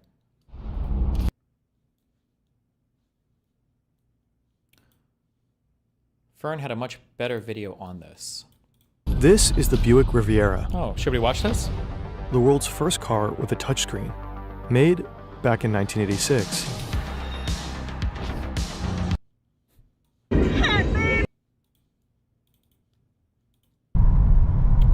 Dear Volkswagen, emergency assist.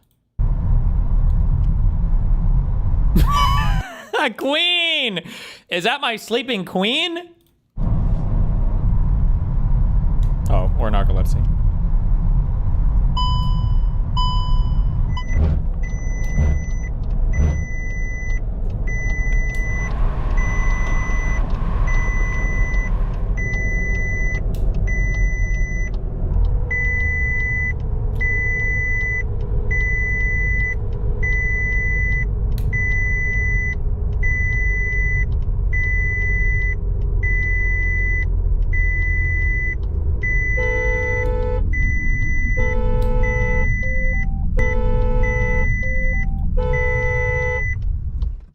Wow, that's You think he's crazy. faking? Well, if his arm.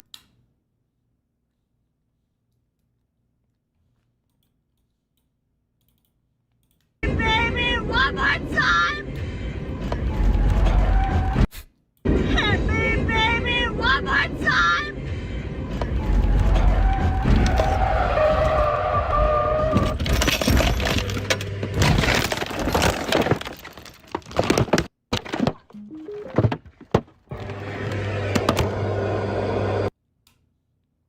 Queen?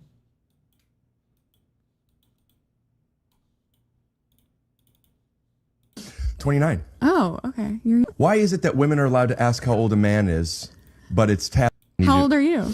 29. Oh, okay. Why is it that women are allowed to ask how old a man is, but it's taboo for a man to ask how old a woman is? I think it depends on the context. Like, you can ask a woman how old she is. Like, I wouldn't be offended if you asked me how old I am. Did you pause waiting for me to ask? I won't ask. How much do you weigh?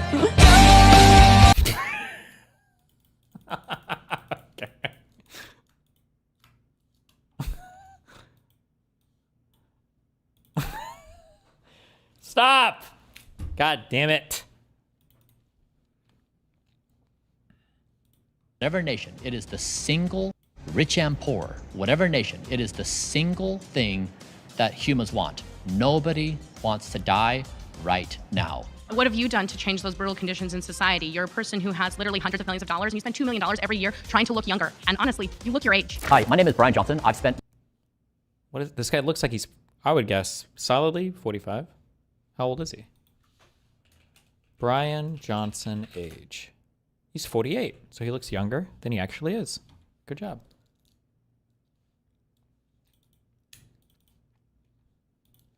Millions of dollars trying to reverse and slow down my biological aging. I've also swapped the blood with my son. Today, I'm surrounded by 20 anti-aging skeptics.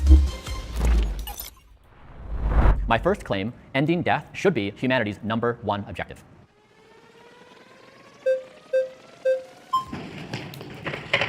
Hi, I'm Brighton. Hi, Brighton. Nice to meet you. How you doing? I'm doing well. First off, I want to say The thing that sucks about these single person experiments is that you can never tell like what they would have looked like otherwise, you know?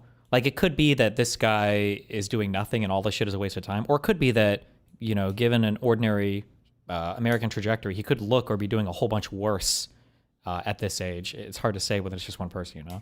Thank you so much for being here. I'm super honored to get the chance to talk to you. I hope this can be an opportunity where I can learn, where you can learn, and where we can teach the audience something. I'm not trying to prove you wrong, but I also don't want to misconstrue your words. So why do you think ending death should be humanity's top priority? Because I think this moment we live in is really special. We are giving birth to super intelligence. We all know that AI is moving very quickly, and we don't quite know what exactly it is, but it's big and it's fast. And so the suggestion I have is that in this moment, when we're giving birth to super intelligence, that we are wise to transition our focus from a world where we value death to one where we say we are the first generation who won't die. That basically we're saying we value existence above all other things. So it's basically a contemplation of, if you're human on planet Earth in this part of the galaxy, what does intelligent life do when you're giving birth to super intelligence? We say existence. That is the number one thing we care about. Right, so you have a faith in AI to get us to reach the point where we can avoid death. And I would say there's no concrete evidence right now that we have that we can end death. You're kind of basing that off of the empirical data and the studies regarding AI's progression. Is that correct? That's correct. Okay, so I've heard you say before that religion is a thing created to kind of make death okay and make the idea of death not as scary, and that humans are very clever. Wouldn't you say that your faith in AI's progression to end death is kind of that same argument, that same faith, just to avoid death as a whole? Yeah, it's a good point. So what I say is that humans have always died. Up until this point, there's an end of life. Right. And when end of life happens, people have been coming up with reasons of why it's a good thing for hundreds of thousands of years. Right. So the idea may be you'll be reincarnated, maybe there's a heaven, maybe that you will achieve immortality in what you do, and you'll be remembered for your deeds as a soldier or an entrepreneur or a poet or a politician. And so people have always sought a form of immortality in deed or in this life or the afterlife. And so what I'm saying is this is actually the first time in human history where a reasonable person could say, we may be the first generation who won't die and not be left out of the room. Now, you're right, there is no evidence we can actually do it, but some biological species like a species of the jellyfish and the hydra have achieved immortality. So we know biology has solved for immortality, just not in human species, but it has been solved for. Right.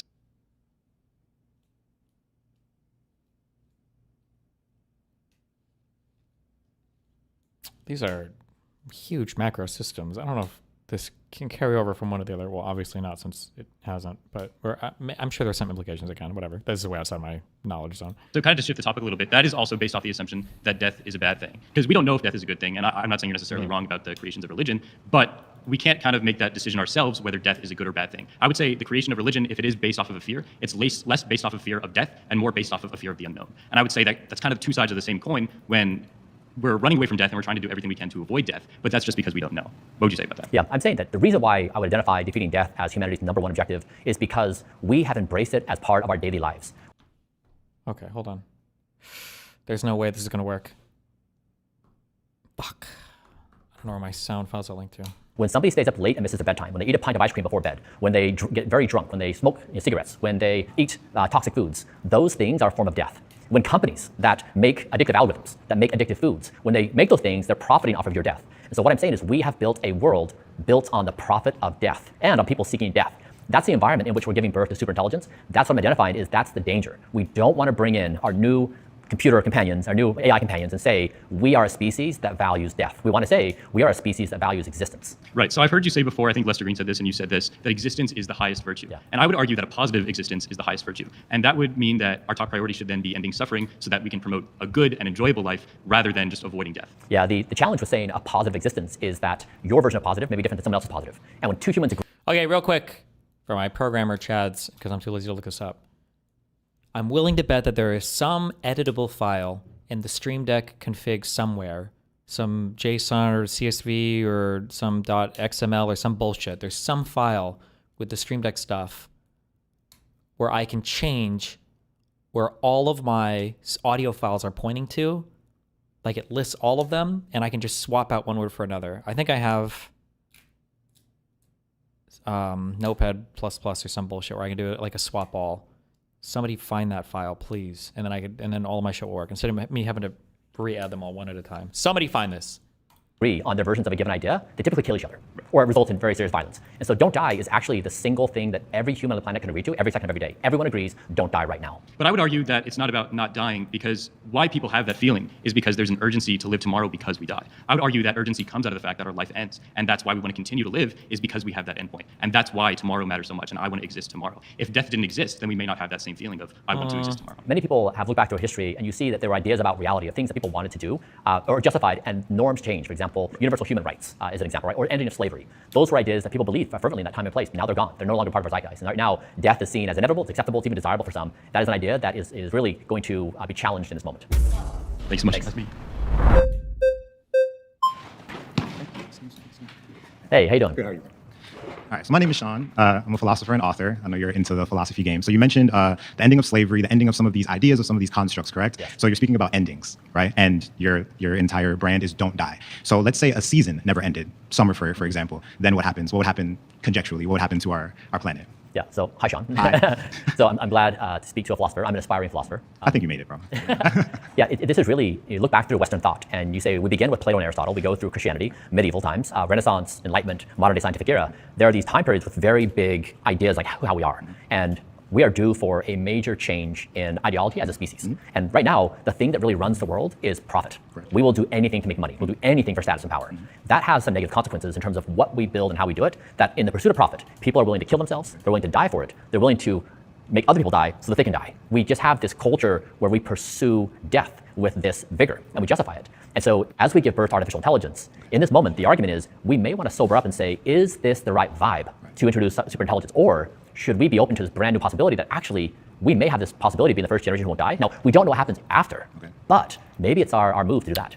So there's two things there, right? So one is that we don't know what happens after, but we have all of this passion to get to this place. Oh my God, you found it. It is this file. Thank you so much.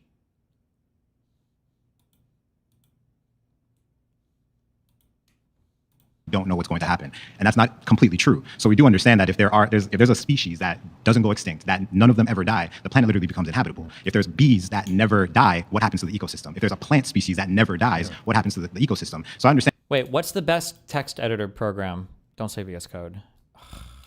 If I want to be able to control F and like find all and replace all, just for simple stuff like that, don't say Vim. I don't know why I'm saying don't say these things.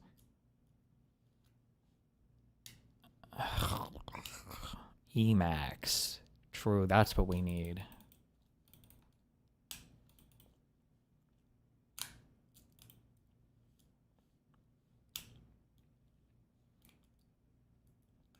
Can Microsoft Word do this? Do I have Word? If I have Excel, would I have Word?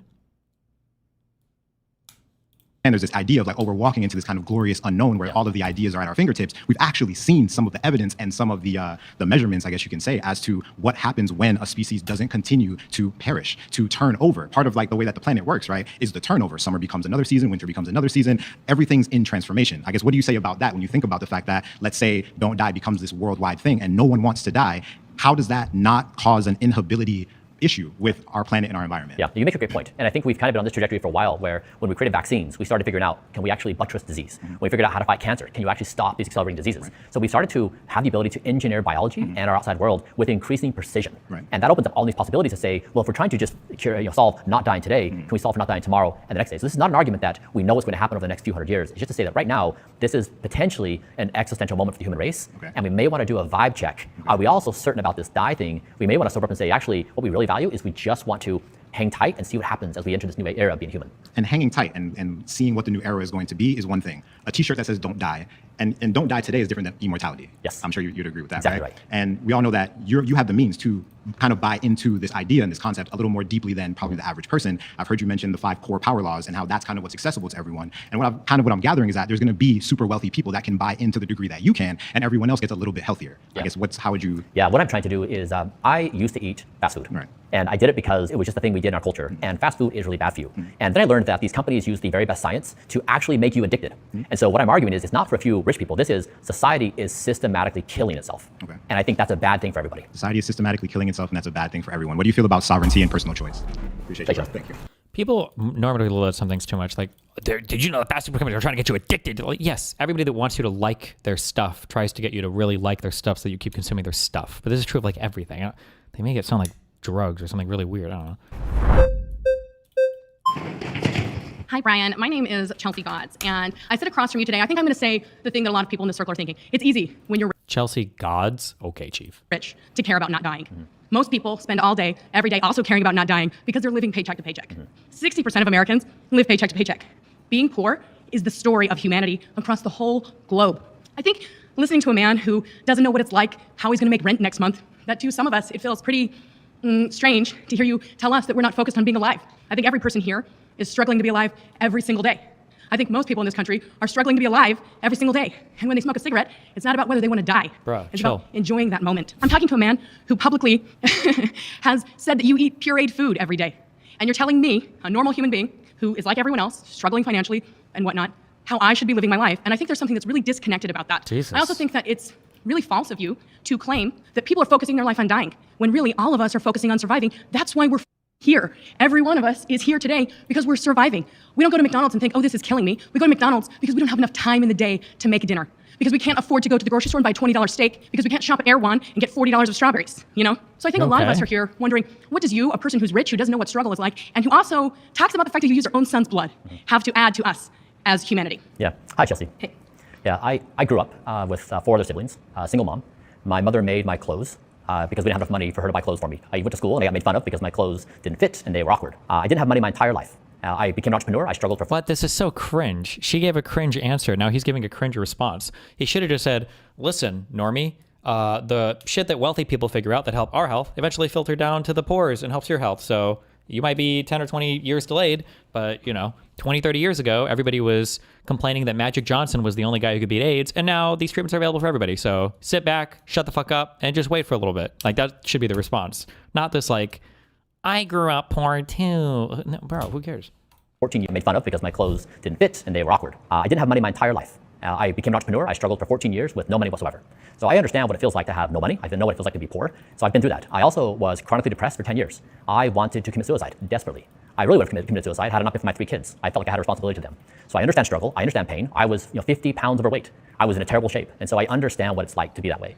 My argument is not to criticize you or anyone else. What I'm arguing is that companies have built their products to make you addicted and to make you ill. That's the core thing I'm trying to say, is that the most powerful economic engine in all of history, the American economic engine, has pointed itself at creating addictive foods and phones and social media and porn and junk food. Do you not think that you're addicted to trying to stay alive? Do you not think that that's an addiction? Do you think not doing Facebook? Oh, got him.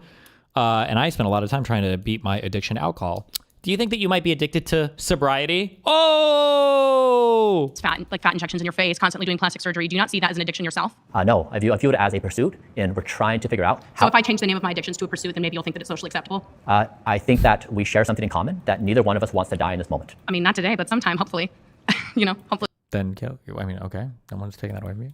Yeah, and I think that a lot of people would change their opinion and want to exist if the conditions of society were not so brutal. It's not fair. What have you done to change those brutal conditions in society? You're a person who has literally hundreds of millions of dollars, and you spend $2 million every year trying to look younger. And honestly, you look your age. Yeah. Like, that's the reality. And I'm not even the first person to chill. Jesus. Say that. So what are you doing to make humanity better, really, other than pursuing your own vanity? Yeah, well, I share everything I learned from all the scientific evidence with everybody for free. But it's scientific evidence from your own body, right? So the study isn't terribly useful to the general population, because a black woman You start with a case study, and then you move from there, right? Like, isn't going to have the same biometrics as a 48-year-old white man. So, I mean, in some ways, it's kind of a selfish pursuit that you're trying to make it seem like it's altruistic. I feel like that's the disingenuous part of this conversation, is that you're coming at it from an argument of altruism, but I see it, and I think a lot of people in this room today see it as selfishness and greed to try and hold on to life as much as you can. So much so that you bragged about using your teenage son's blood, which I have to tell you, history is not going to be kind about that. Nobody thinks about that woman in the Turkish royalty who bathed history is not going to be kind? Like, what? In handmaiden's blood and has a positive feeling about that. I don't think anyone is going to read about you in the future and be like, oh, wasn't that great? Wasn't that awesome that Brian Johnson used his own teenage son's blood to make himself younger? No one's going to feel that way. So 2 things. One is the evidence is based upon population level evidence. It's not on Brian Johnson. It's not 48-year-old males. It's population level evidence, where you can make conclusions like 7 to 8 hours a night of sleep is good for. And that's something that rich people get to do and poor people don't get to do. Do you think rich people are working overnight shifts? They're not. Yeah, you need to give me a little space to respond. Sure, of course. Okay. He's being incredibly respectful, given how fucking insanely aggressive she is. Oh my God. So you did the other thing you're saying about my son's blood. So the reason that came about is my father is now in his early 70s. He has cognitive decline. He called me one day and he said, Brian, I'm suffering that I can't now complete basic work projects. I'm losing my mind and I'm terrified. I said, Dad, my team and I are doing research on cognitive decline. There's a new therapy of exchanging plasma. If it would be helpful to you, I'd be happy to do this. So I did the plasma exchange for my dad because he's losing his mind. Now my son said, hey, Brian, Dad, if you're doing this, I'm happy to do it too. We'll make it a tri-generational thing. It wasn't me and my son. It was me doing it for my father. The press, of course, makes headlines of that, and they make you believe that I'm a nefarious actor. That's not the case. But it's not really just the press doing that, because you walked into this room and that was one of the very first things you said about yourself. You wore it like a badge of honor. And I think that you do that because it's controversial. To sit there and say that that label is given to you by the press is a little bit disingenuous, because you gave that label to yourself. And you did it to be shocking. You did it to make headlines yourself. So to put that onto the press, I actually think is really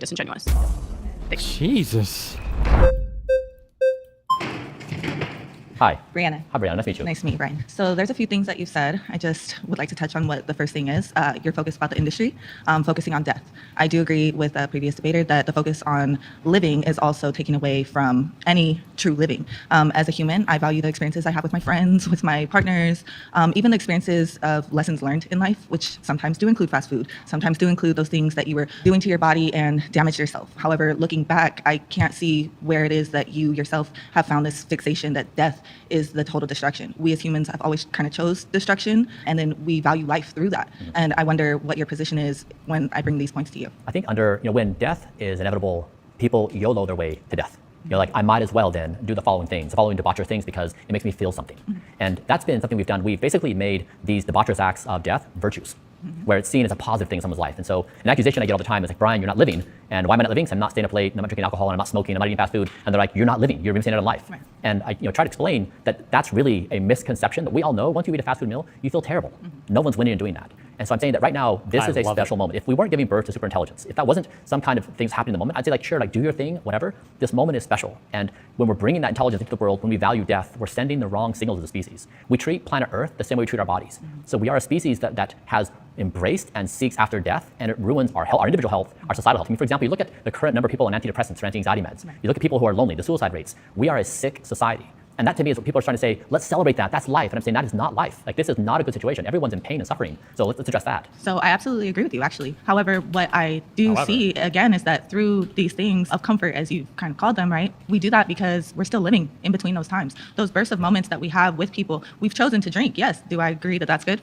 No. I'm like, don't do it. You don't feel good the next day. Right. But the connection is how we joke about that, how we all kind of iron sharpens iron, and we learn from that. Yeah. We pass those lessons on, and we continue to grow as a society. One thing that you mentioned was nature. I love that because I really struggled through your conversation earlier with the prior debater about life and the philosophical points of it.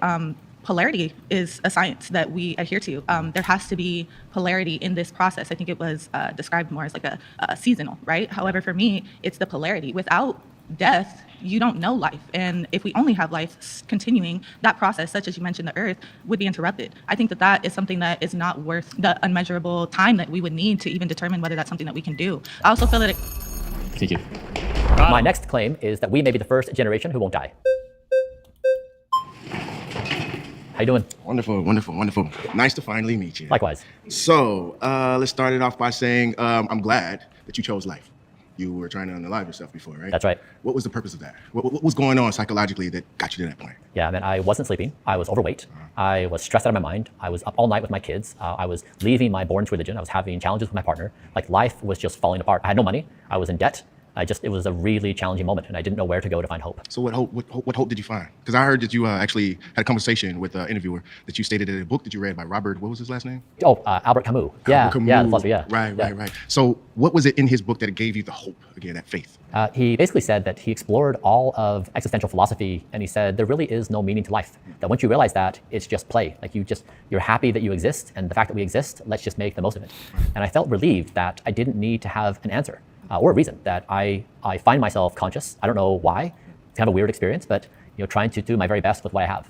Conscious. So with your consciousness, you decided to live. Yes. Right? So you still found a meaning though, right? Yes, that's a good point. And I guess like this is the thing that we are a species that loves meaning and purpose. Right. And at that moment, I didn't really have a purpose or a meaning. And it was trying to find reconciliation that just being alive is okay. Do you believe that the purpose was already there, you just needed to tap in? Yeah, I think purpose is probably abundant, that we can all find it, and it drives us. But do you believe in choice? I do. So do you believe people have the choice to not want to live too? Yes. And they can choose that? Yes. So what do you do about those people? Give them choice. You give them a choice? Yeah. So if they want to, let's say they were in your position and they wanted to live more, what do you say about them? I mean, to not live more, what do you say about them? That's their choice. Do you believe that a person could also perish and a new entity can grow and evolve as well as the information that you're getting? So let's just say we're living, and if we continue to keep living, there's no new information. Do you believe that? Sure. Okay, so with there's new information, don't you think that something eventually needs to perish so something new can grow? Not always. Yeah, I think that we are in this new era where we will be able to extend our lifespans to degrees which would maybe surprise us, and that when that happens, we will all just take it day by day, and our norms will evolve, and we'll naturally get accustomed to 100-year lifespans, 150, 200. That's a possibility. I'm not saying it's guaranteed. But well, here's the thing: you're 48.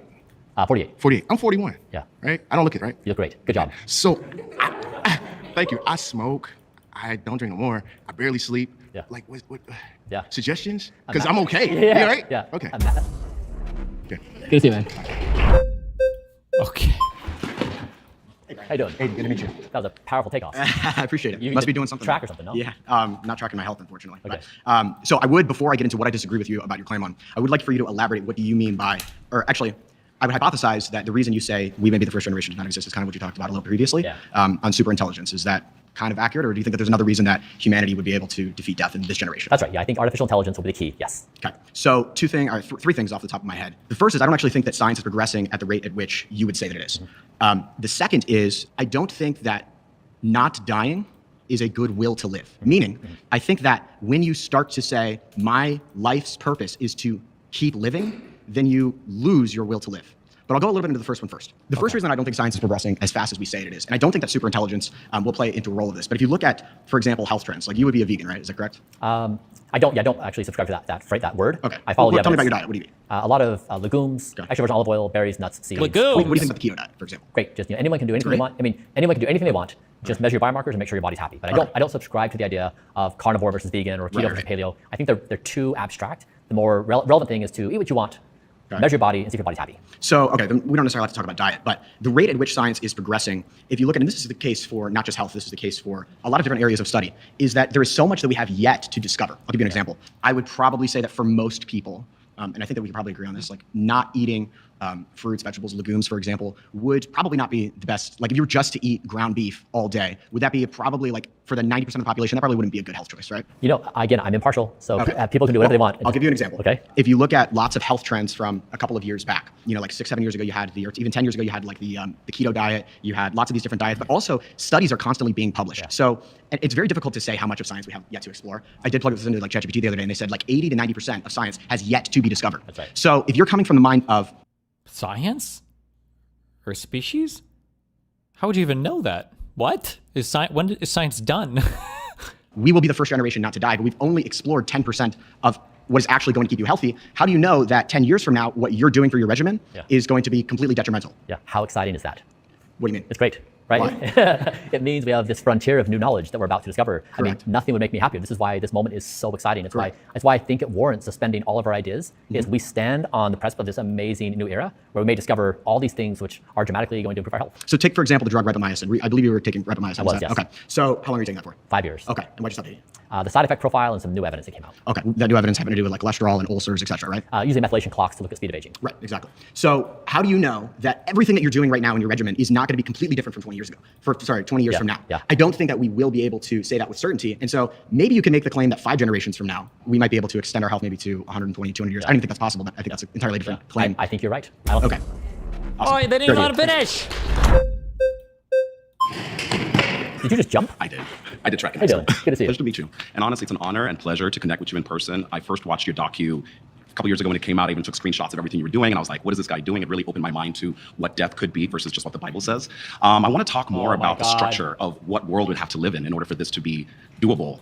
Is this something that you're saying everyone should be doing, or is this just a choice? You have blueprints if you want to live longer, you know, or if you don't, you can just keep doing what you're doing. Yeah, I think it's kind of like when the United States of America became a country, we said, we like the idea of life, liberty, and the pursuit of happiness. It was this new idea of like, how does a society build itself? And what I'm saying now is kind of like a rebirth for the human race. What does it mean to exist? What do we value? What do we do? And I'm saying that this is a moment where we can have a new imagination about our existence we've never had before.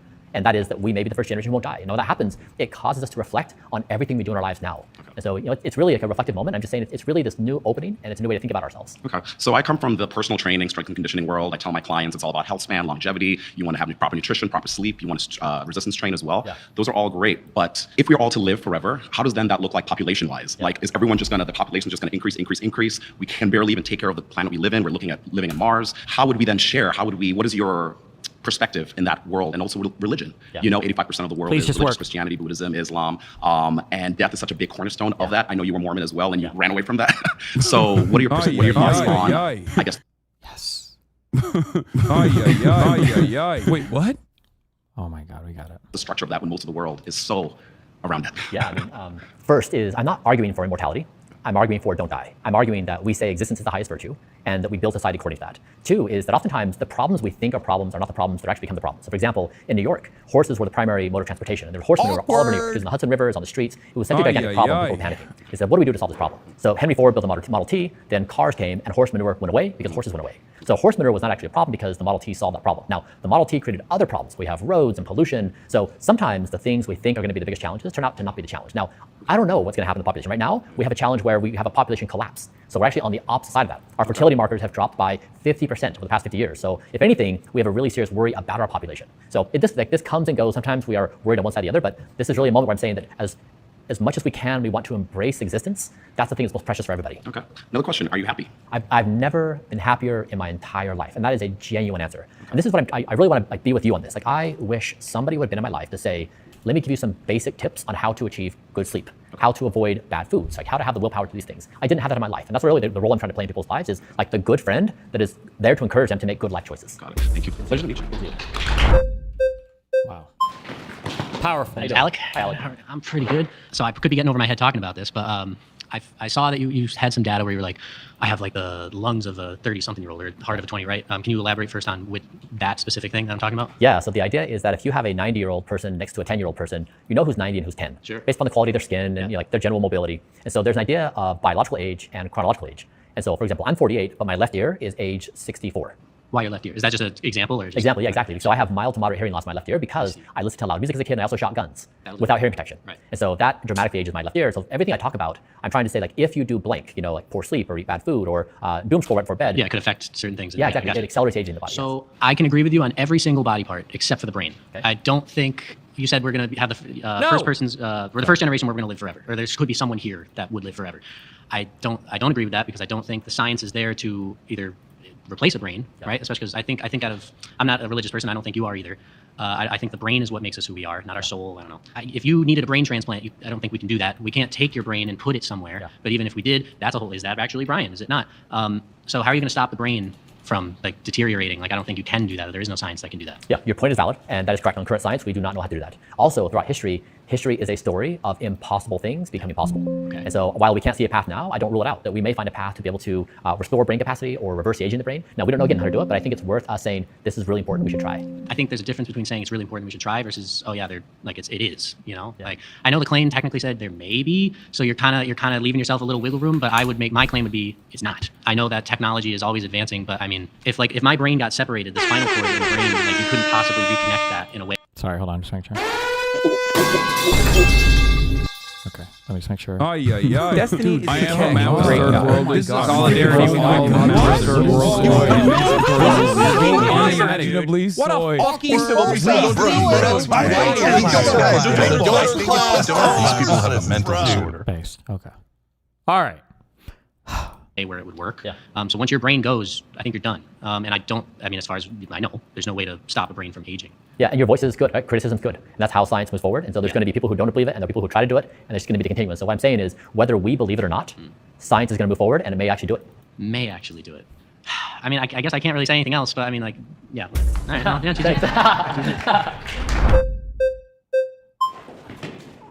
All right, so the claim is we might be the first generation to not die. Yeah. I would assert that we are already late to the party.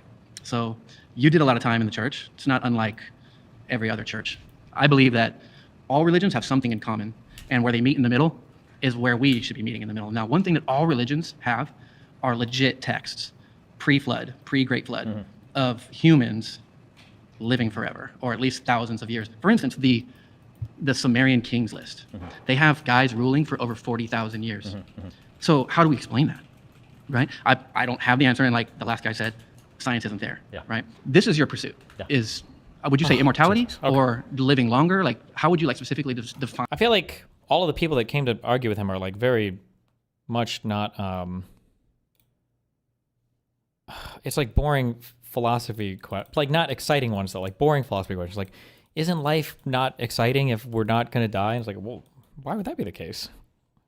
Because, I don't know, these all just feel like very surface levelly. I mean, it's Ghibli, I guess. I'm saying something really simple. Right. What would you ask? I don't know what I would ask. I don't know why I would ever oppose this. If there's a guy that's doing a ton of research on how to live a longer, healthier life, I don't know why the fuck I would ever oppose this. The only slightly philosophical ground it assumes he's going to fail, though, is there has to be some balance between healthy activities and hedonistic or fun or pleasurable activities, right? Like there's something to be said for a person who does like fire. What does it stand for? It's something invest and retire early. Fuck. What does the F stand for? Financial, that's it. It's a financial independence, retire early people. There's something to be said for somebody who grinds the fuck out of their life and manages to retire happily at 35, but then has wasted their entire 20s and a lot of their 30s, and now their friends partied, and, you know, they can retire, but like, was it worth it? Like, there's some balance to be struck there. But I imagine for Brian, you'd say, well, if you follow my stuff, you'll never have to be old or whatever, so you can go back to those party or fun years all the time. So, but I mean, like, this is assuming he's going to fail and he doesn't discover, right, his fountain of youth. I'm saying that under any normal circumstance on planet Earth, you YOLO your way to whatever game you're playing. Right? Whether you're building a business, whether you're a politician, whether you're a parent, like whatever you do. I'm saying right now is different in all times of history. We are giving birth to superintelligence, a form of intelligence that exceeds our capacity to understand. When that happens, all things change, and that includes our possibilities. That includes the possibility that we may not die. And so I'm saying this is the moment where we check ourselves to say this moment may be different. So may not die physically in the body. Is that what you're saying? That's right. But you're saying that we would be potentially the first generation to do that. Yes. But I'm saying every culture has already proven you wrong. Yeah, except for there's not here. Right? They're not here. They're not here. And I would assert that the reason why they're not here is that death is actually earned through a life well lived. That I believe that death is actually a promotion in life. Yeah. And that this life here, to assert that we should attempt to stay here indefinitely, is to kind of stay in the spiritual sandbox. Growing up, what were some of the more extreme positions or beliefs that you held, besides my mom, that you no longer do? Was your shift out of those beliefs gradual or more sudden? I was just like a bog standard neocon. So I don't know if I had like extreme positions. Like I defended the Iraq War and George Bush and everything, but back then that was like a pretty bog standard neoconservative position, I think. And not choose to go to the next grade. And that's great. All I'm suggesting is you procrastinate. Explain that. Procrastinate death, right? Like what's the rush? Right. I get it. Well, nobody wants to die in this moment. Exactly. And I would assert that since we don't die in this moment, we haven't earned our death, and that we all have a purpose here. Yeah. And I believe that yours is honest, and I like what you're doing, and I respect it. And if you weren't doing it, we all wouldn't be here today. So I do appreciate that. Yeah. With the rhetoric of the claim, there's already been generations that have lived forever, and you know why they're not here? I think they decided it was a bad idea to live forever. It was a bad idea. We have overpopulation. How do you deal with that? There's not enough resources. Things are finite, and these meat bags that we're walking around in, they rot. You know. Yeah. But you know what doesn't rot? The soul. Yeah. Or your The pilot. Yeah. We don't rot. Immortality comes through the echo of a life well lived. And I commend you for Yeah, living and your you as best well, life. friend. Wishing you the best on that. Absolutely. My next claim is that no one should ever eat fast food. Hi, Brian. It's me, Chelsea Gods again, obviously. I didn't know this about us. It turns out we actually have something more in common than I thought, which is that we're both billionaires. Just kidding. I'm not. It's that we're both ex-Mormons. So I do think that's really funny because I recognize a lot of ex-Mormon tendencies in you because... Oh my God, this woman is like the #1 hater. What the fuck? Moderation is a huge part of that religion. So it's funny that I feel like that you took one thing and you changed it into, being obsessed with your health. The claim that nobody should ever eat fast food is an easy claim to make when groceries are affordable to you. Oh my God, shut the fuck up. The claim that you can never eat fast food is an easy claim to make when you're not working double shifts, when you're not working overnight. The reality is, the reason why people eat fast food is not just because they like it, it's because their lifestyle doesn't lend to the ability to spend time either purchasing expensive, healthy Bro, she's like the one guyer. Like, Jesus. Food or preparing the food themselves because time is such a constraint in modern society. I think that a lot of the things that you claim, as much as you try and sound egalitarian, generally are for the wealthy. I think not eating fast food is a habit that wealthy people have. We're here in LA. No one who lives in Beverly Hills is eating fast food, but all the normal people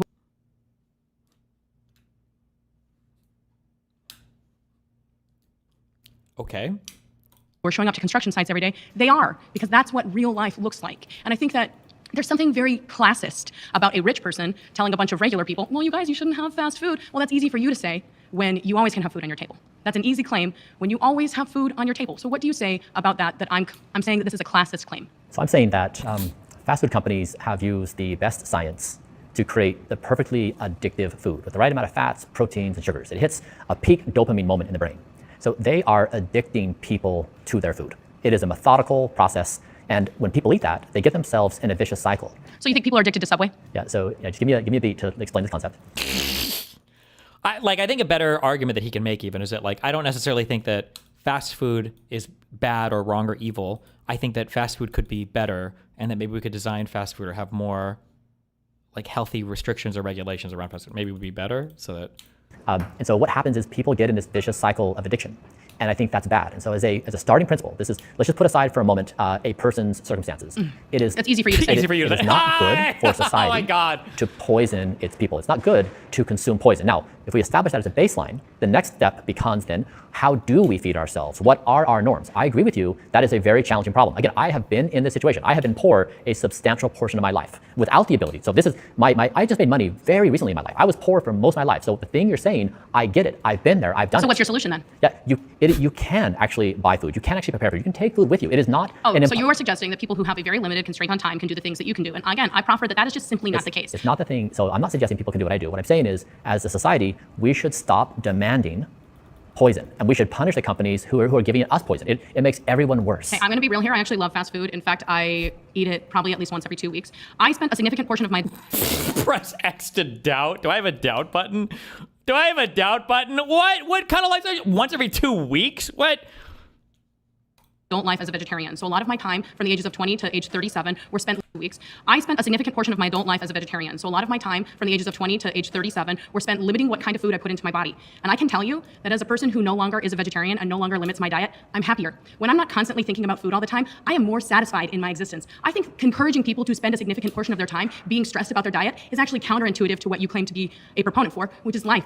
Because I think constantly being worried about every single thing that we put in our bodies can actually have really negative impacts on our psyche and our well-being. And as a person who, again, spent 17 years reading the ingredients of everything, poring over what was in a package that I was eating, I can tell you that the freedom that I feel not having to think about that is actually wonderful. And do I like fast food? Hell yeah. Bro, she is fighting demons up here. Oh my God. I do. Do I eat it all the time? No. I think that moderation is an important part of life. So not only do I think that there's like a classist part of this, I also think there's an enjoyment part of this. And in some ways, I know that you've been told by other people that you don't live your life, and I kind of agree. I think you spend most of your life being worried about a lot of things. I think you wake up in the morning being worried about being old. You wake up in the morning being worried about what you put in your Yeah? He's the one right now who's like neurotically fucking deranged, who's obsessively hating his own life. Are you sure? body. You puree your food and eat it like a baby, and people don't want to do that. You know what I do want to do though? Sometimes eat a freaking chicken sandwich from the drive-thru. I just think thinking about your food all the time is negative. Do you think it's negative? So first, I hope it feels good to vent. I don't think I'm venting. I think that I'm like being direct. I think, I mean, you are being direct. I understand your anger. I don't think I'm being angry. I think that that's like you saying that because I'm a direct and loud woman. I think that's actually really. Oh, she got it with the sexism thing. I don't even know which. I haven't used a soundboard in so long. Rude generalization. Okay. What I'm saying is I have been in those circumstances, and I don't buy the hypothesis that eating poison makes you happy. I don't think it makes the body happy. I think if you were to actually measure the body, I think the body would complain that it doesn't like getting those kinds of foods in its body. I think this is... Whoa! Voted up before you could respond. Got him. Hi, Brian. Hi, how are you? Good, how are you? I'm Good. Tatiana. Hi, Tatiana. So I wanted to know what your solution is, because I feel like it's been being beat around the bush. Like in an ideal world, we all have access to healthy, maybe even organic food, but just the basic food that it's nutritious to our bodies. And I actually hate that he doesn't have a better answer because his position does have a very good answer to her. Yeah, it would just be more regulation and restriction on fast foods, on what you're allowed to do for foods that you sell to people, for human consumable stuff. Whatever things you think are ultra processed, you could have guidelines for. I mean, there are a ton of guidelines you can put, and you can have like different restrictions on. You can have guidelines on how to prepare the food. You can have guidelines on how to present the food. Like I mentioned, like in a lot of European countries, you have these things that will give you like red, yellow, or green labels for carb contents or for fat contents. Like there's a billion things that you could do to assist with this issue. And it is true that, like, hold on, I'm trying not to be an asshole. When people say things, Americans have this very funny tendency, maybe everybody does this. When a thing becomes available to an American, Americans think that life didn't exist before then, right? Like, how do you think that poor people could survive? It's like, you do know that like poor people existed in the United States before fast food, right? Like they didn't die. They weren't starving to death. Like people met, how do you think that happened? It wasn't like 1776, you know, our country's Bill of Rights, Declaration of Independence, McDonald's. Like poor people managed to survive before fast food. Like what? It's like so crazy.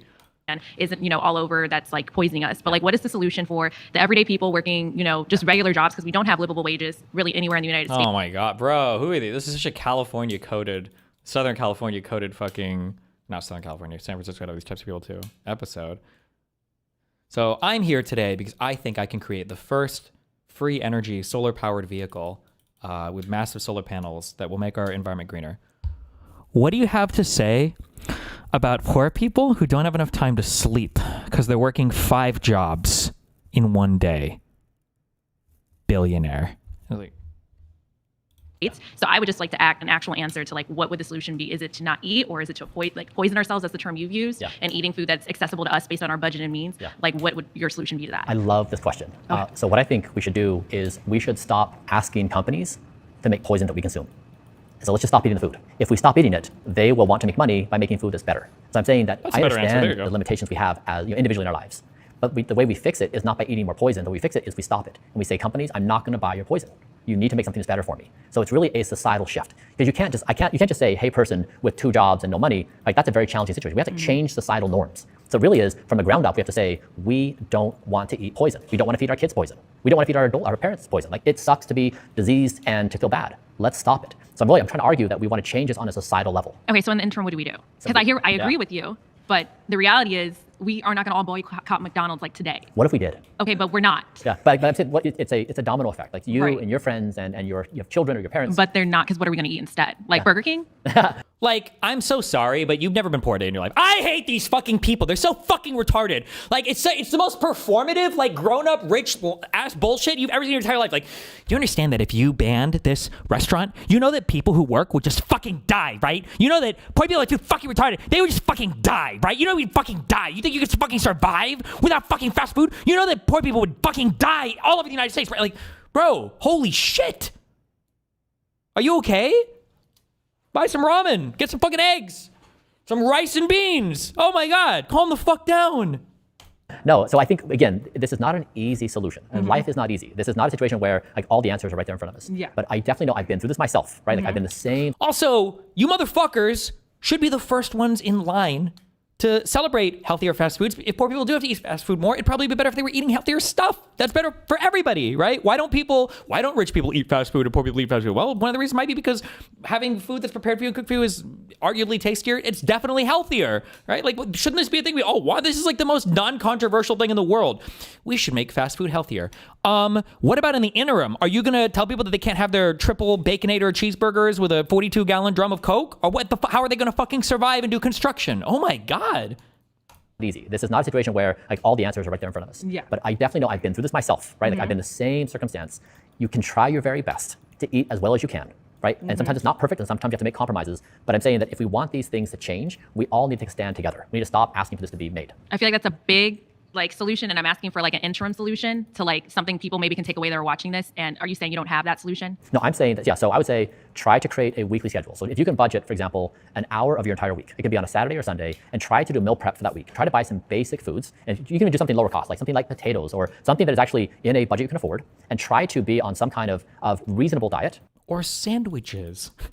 And not consume fast food. But I think that it actually can be done. You can take reasonable steps to try to not participate in fast food. And is this all during our 8 hours of sleep we have to make time for too? Oh my God, kill yourself. She's so disgusting.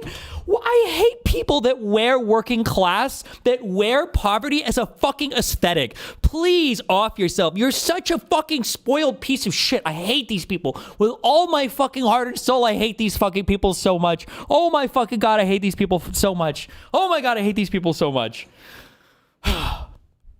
The reason why they don't actually know the answer to how any of these things fucking work too is because they went to an out-of-state college as soon as they were 18. They went out of state. Parents paid for fucking everything. They probably didn't fucking work their entire way through fucking college for all 5, 6, 7 years to get their bachelor's degree.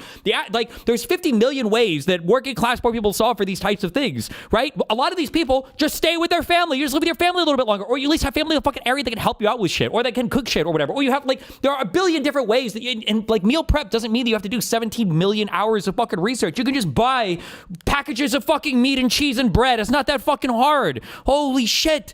This idea of how are we supposed to think about our fucking food when do you understand that the body has to recover on Saturday and Sunday? Reasonable steps to try to not participate in fast food. And is this all during our 8 hours of sleep we have to make time for too? It could be 7 as well. While we're working, to make money for rent and not being paid livable wages. Oh my, kill me. just trying to get there with you and I'm not there. I'm with you. So I think you can have some basic things. For example, if we could say it's not a good idea to scroll before bed, it's not a good idea to eat right before bed. What about people that are influencers that like, you know, they might have like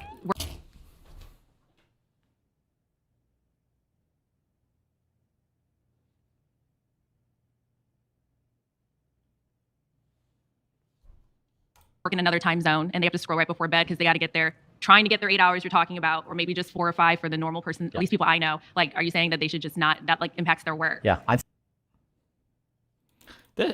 getting rage baited. This is rage bait. She's rage baiting me. Good job.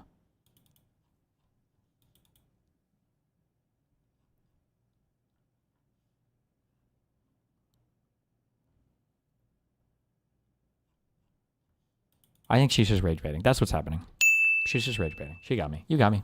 Saying there are things within everyone's control to make small steps on a daily basis to say no to the things that make them a lesser person. No one's going to force you. A lesser person? No one's going to eat. Can you elaborate on that? Yeah, So. Oh, lesser person? Oh, so you're racist and Islamophobic and classist. Hold on.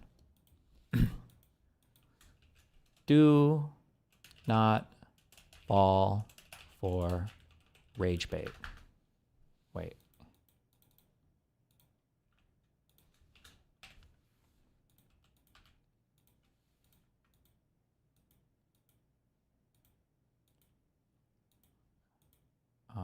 Hold on.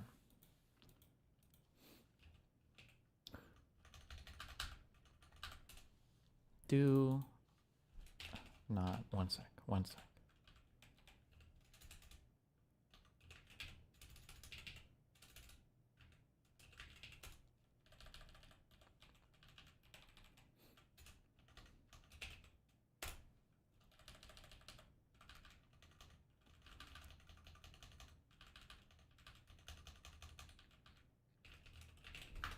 Okay.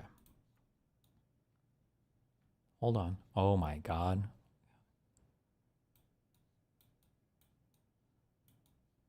Wait. Okay, hold on. Get ready.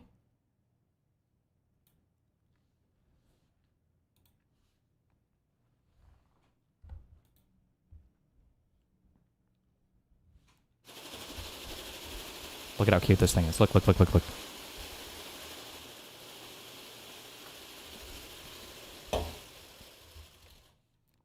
There we go. Okay.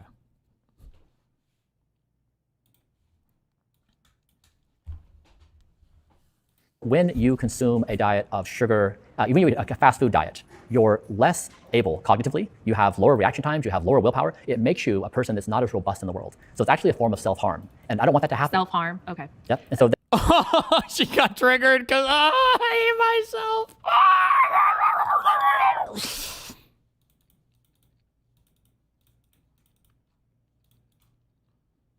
there are definitely people have the ability to make these decisions in their life, like small things. I'm not blaming the person. I'm blaming systems. I'm saying the systems we have in society suck. They are killing people. And they're man-made. And the way we have to man-made? Like man-man? Like men-man? She should say men-made, just to be clear on that. Change that is we have to stop participating in the system. This is not me blaming people. Mm-hmm. I'm not pointing the finger. I'm saying that we are stuck in a system, but we actually are endorsing the system by participating in it. Okay, so thank you, Brian. Thank you. Hey, how are you? Good. How are you? Good to see you. So I'm a professional fitness trainer and nutritionist.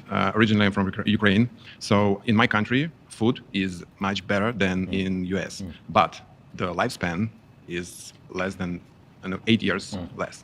So don't you think that healthcare is more important than the fast food and any other thing that connected with that? What? 8 years less? Now, is that a recent development? Hold on. Life expectancy, Ukraine.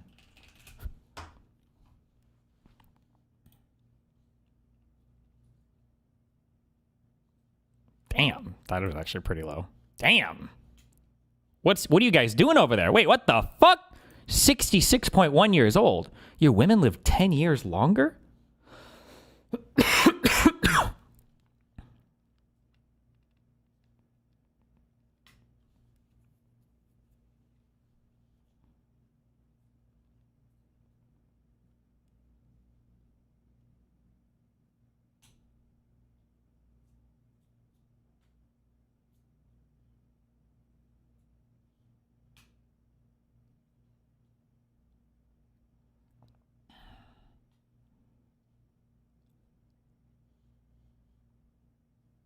Bro.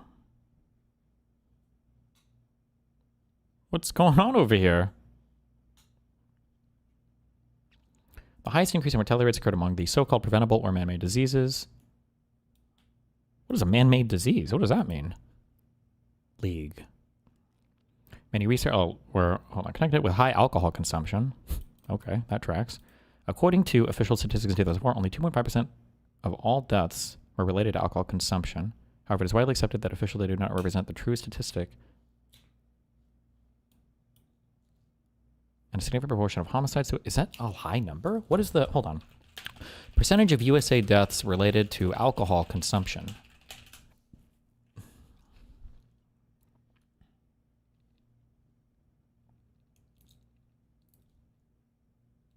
What? That can't... Is that... Wait, what?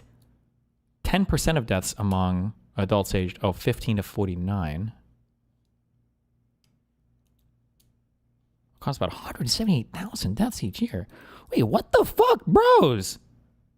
There's like 3x gun deaths and car deaths? Wait, what the fuck? Holy shit. This is way more than like fentanyl deaths. Wait, fentanyl deaths, annual, United States. In 2023, it was 72,776 overdose deaths that involved synthetic opioids, primarily fentanyl. And alcohol is 180K?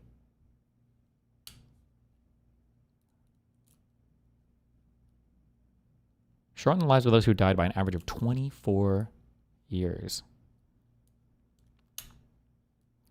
2/3 of alcohol-related deaths were from chronic conditions which developed drinking alcohol over time.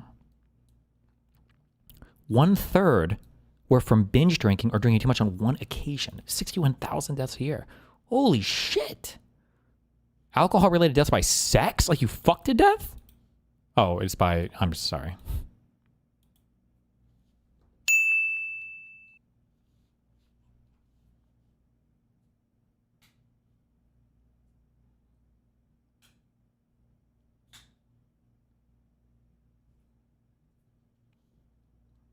Jesus Christ.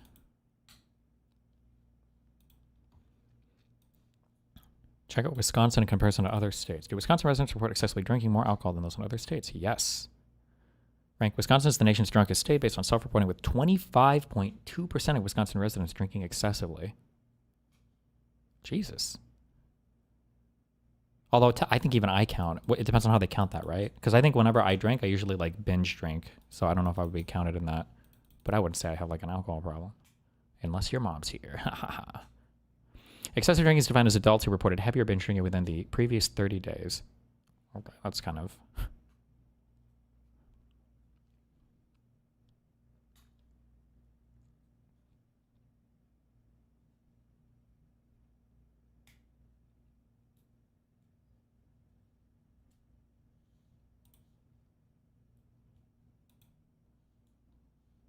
Okay, yeah, sorry. I mean, I think we all value healthcare. When something bad happens to us and we need help, I think we all value it in that regard. When we're trying to solve something like disease, some of that can be prevented by having good, healthy choices, healthy life choices. And so in the US, for example, our system is primarily sick care.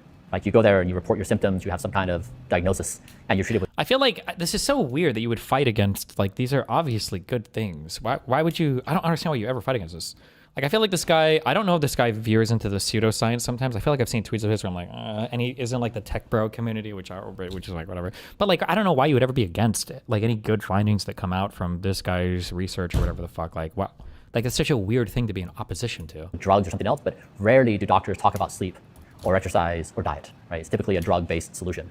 And so in the US, our system's really not set up to encourage active, healthy lifestyles. And I think that's where it falls down, is it's good to help you not die right now, but it's really bad to help you live for a long time. So I do believe you watched this movie, Live to 100, Secrets of the Blue Zone. And one important thing that connected all these people from a different part of the world, it's social connection.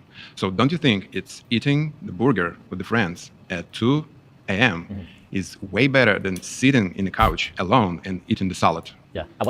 Why can't you just eat the salad with friends at 2 a.m.? Also, I don't know if this is true in Europe, but Americans have a really fucked perspective of what healthy eating looks like. You could argue this is part of our fast food culture or something, but like for Americans, good food is always bad, and healthy food is like, no. It's unhealthy food is always good, like tastes good and is amazing. And then healthy food is always dog shit for you and terrible. That's like not true. Like there's plenty of well-prepared good stuff that you can eat that's like flavorful, that's healthy, that covers lots of macros, has good micronutrients, isn't like ultra processed and stripped of every fucking fiber and everything else. It doesn't have to be like a iceberg lettuce salad with some low-fat ranch. It's like the most retarded approach. Like this is a person whose mind has been rotted by bad food culture in the United States, right? Like the only thing I can enjoy with a friend is going to be the most unhealthy, greasy burger ever. And if I want to be healthy, I have to sit there and cry with a salad that's not even good for you, by the way. Like if you have a friend who eats iceberg lettuce with some carrot shavings and like a packet of ranch, it wouldn't surprise me if, like, on the overall health perspective, that's probably just worse for you than a cheeseburger because the calories are empty as fuck. You're getting nothing from, I don't even know if iceberg lettuce has any fucking vitamins in it. The carrot shavings aren't doing fucking anything for you. And a lot of the times you're making up for all the missed bullshit calories with whatever packets of ranch you're eating anyways. Like, at that point, you might as well just eat some meat because there's a lot of other shit in that anyways. Like, that's not, like, eating empty bullshit that just makes you suffer, I don't think is, like, healthy. I don't know, it's cringe. AM is way better than sitting in the couch alone and eating the salad. Yeah. At what time is the salad? It doesn't matter. Yeah, kind of healthy salad. Yeah. Social connection it's like one of the superpowers of a wonderful life. I agree with that. Yeah. And so this goes back to this idea that I don't think there's any law of physics that says you can only connect with your friends at 2 a.m. when you're both intoxicated. Like you can definitely connect in the morning, you can connect in the evenings. And so again, these are really products of our cultural norms today. They don't have to be true. Like we can change our schedule. For example, we do morning dance parties with friends. They're just as fun as 10 p.m. dance parties. So you can actually change norms and think about these differently. It's just that I think we feel stuck in the way things are with expectations from our friends. And then when I don't participate in those things, the accusation is I don't live life. I think we can live lives that are healthy and still have reasonable health habits. So I think fast food isn't the problem. Relationship with the food is. Yeah. So we have a bunch of research and experiments when the people eat fast food and they stay in a calorie deficit and they decrease the body fat percentage and the cholesterol level. Does it mean that fast food isn't bad? What do you think? Yeah, I think if you look at the ingredients of fast food, there's a lot of evidence to suggest it really could be very harmful. In fact, it could potentially contribute to some of the worst human diseases. And so I don't think it's a good idea under any circumstance to eat fast food. And I think it's something we should collectively agree as a society we don't want anymore. Yeah. Thanks. Wow. Hey, how you doing? Jordan, nice to meet you. Jordan. So my viewpoint on all of this I've been hearing is it sounds like a Western problem. I don't think these problems happen in the East because in America and Western countries, we're built on capitalism. Yeah. And the whole idea of capitalism is to extract and pretty much you got to put down. So for me to make money, I got to pick on the weak. So I don't think it's an individual problem. And I think that's what you're making it. It sounds like how the companies say recycling. You got to that's not our problem. That's the company's problem. Like, this is like the cringe. I used to say this, I don't run into this as much anymore, but like, it's this cringe thing of where sometimes on the conservative side of things, you'll get these people that are a little bit too much into the personal responsibility such that they don't think that you should ever pay attention to or talk about societal ills or ways that we could structure society better. But then on the other end, sometimes you run into these people who are like, we can't do anything. There's literally nothing that you can do ever to make your life any better, ever. It's always society and there's no personal decisions and nothing you can do is going to change anything. It's always going to like destroy it. And it's like, you can't even give any suggestions to people on how they could live a better life without people getting fucking triggered. And I think when you make it an individual problem, it makes it seem like you don't care about the humans. You know what I mean? Yeah. So how do you go attack the legislators? Yeah. How do you go against the companies? Because that's what we have to change if you want to see our relationship with food change. Yeah. One thing, I had COVID a couple years ago and I lost my taste. That's when I realized that as Americans, we have a horrible relationship with food. It's all glutton. Yes. So that is an American thing. Yes. They may not be doing that in East Africa. Yeah. You know? Yeah. So that's where I'm coming from. Yeah, I love your perspective, and I completely agree with you. And I want to be very clear: I'm not pointing the finger at you. I promise. Yeah, and I don't think you are. Yeah. You know, but I'm just saying with the rhetoric, it's not. You're not saying we have to fix the companies, right? Because everything you've been saying is okay. You have to change your diet. Yeah. Now I agree. You know, fast food. Didn't he literally say earlier? What if you boycott McDonald's? Wasn't that literally one of his suggestions?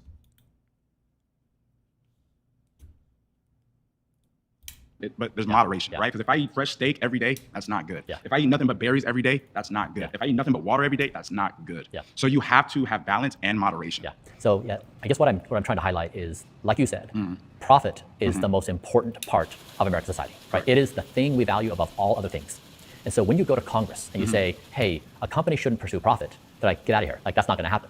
Go ahead. But you have money. Yeah. So you can speak to them louder than I can speak to them. And I have had these conversations.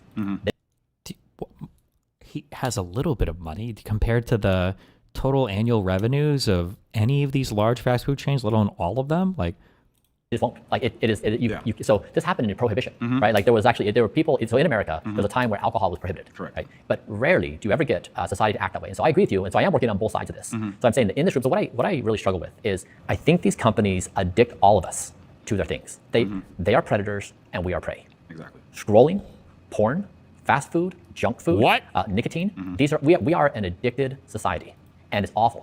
And what I'm saying is this is a really big problem, and it's a collective problem. We all own this problem. So everybody should do what we can to try to fight this problem. And the thing that makes me upset is I felt powerless to change my own eating habits. Every single night I would binge eat. I couldn't stop myself from doing that. I didn't have the capacity to do that.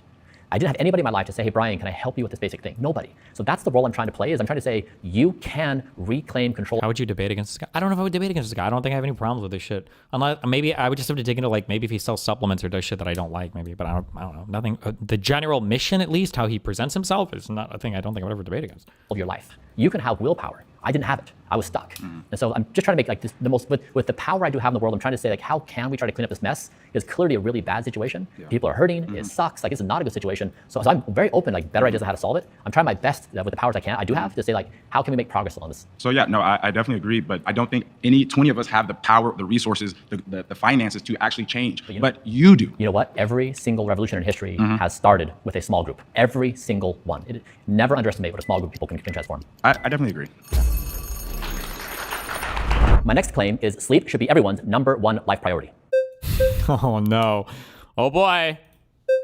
Hi, Ryan. Hi. Nice to meet you. Nice to see you. I'm Jolie. Hi, Jolie. You said sleep should be the #1 priority in people's lives. I get What about people who need to work their 12 jobs to fucking survive? why you would say that. Like, it's very important, you're a right? But billionaire. then I still think that is based on you should be on living like the longest, because of course sleep, it affects your cognition and your ability to do things and everything basically, right? That's right. But I would say still, it's still the basis of wanting to live longer. And I would say to that, I would think, what do you think the meaning of life is? And if you're kind of constantly using your life on Earth in this pursuit of continuously being on Earth, it's like, why, like, what's the point? I would say, especially because everything on Earth is very cyclical. So obviously it's kind of designed in that way. Nothing does really truly last forever like that. And I would say it would be important to try to think about why that is and why it's kind of unnatural going against the natural way of life doing that, especially not to mention there are a lot of other things like hereditary things and genes that it's out of our control.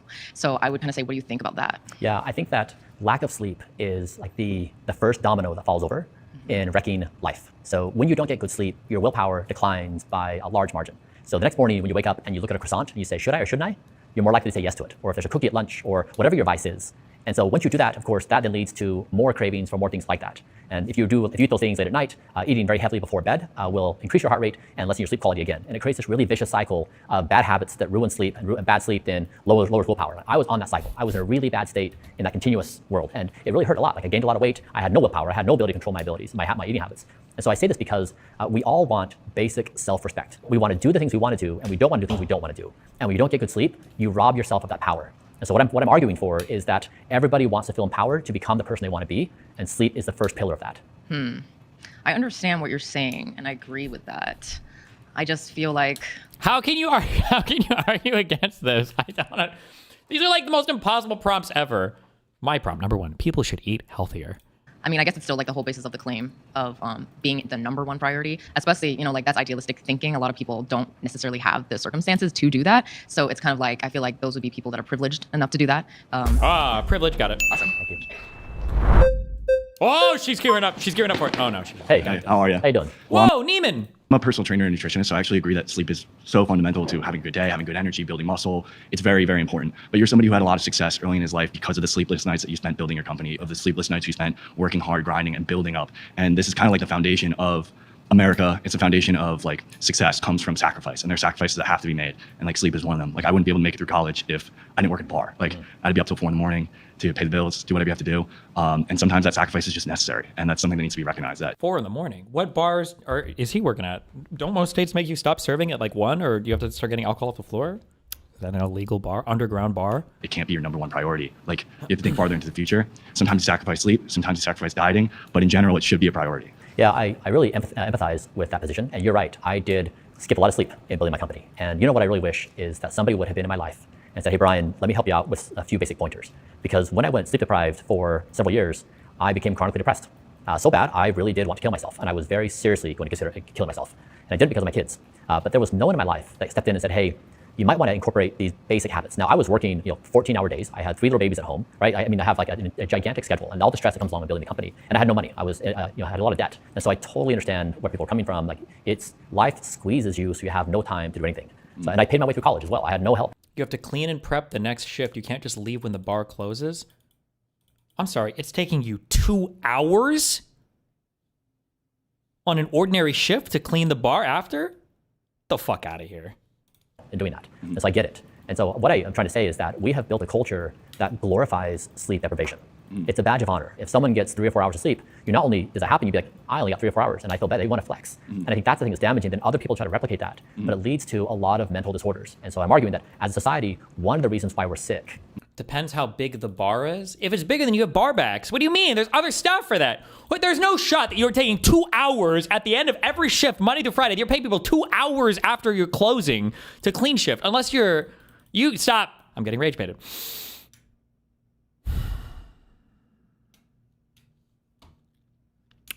At Destiny, don't listen to the chatter. Everyone knows that the closers don't clean up and leave it all for the openers.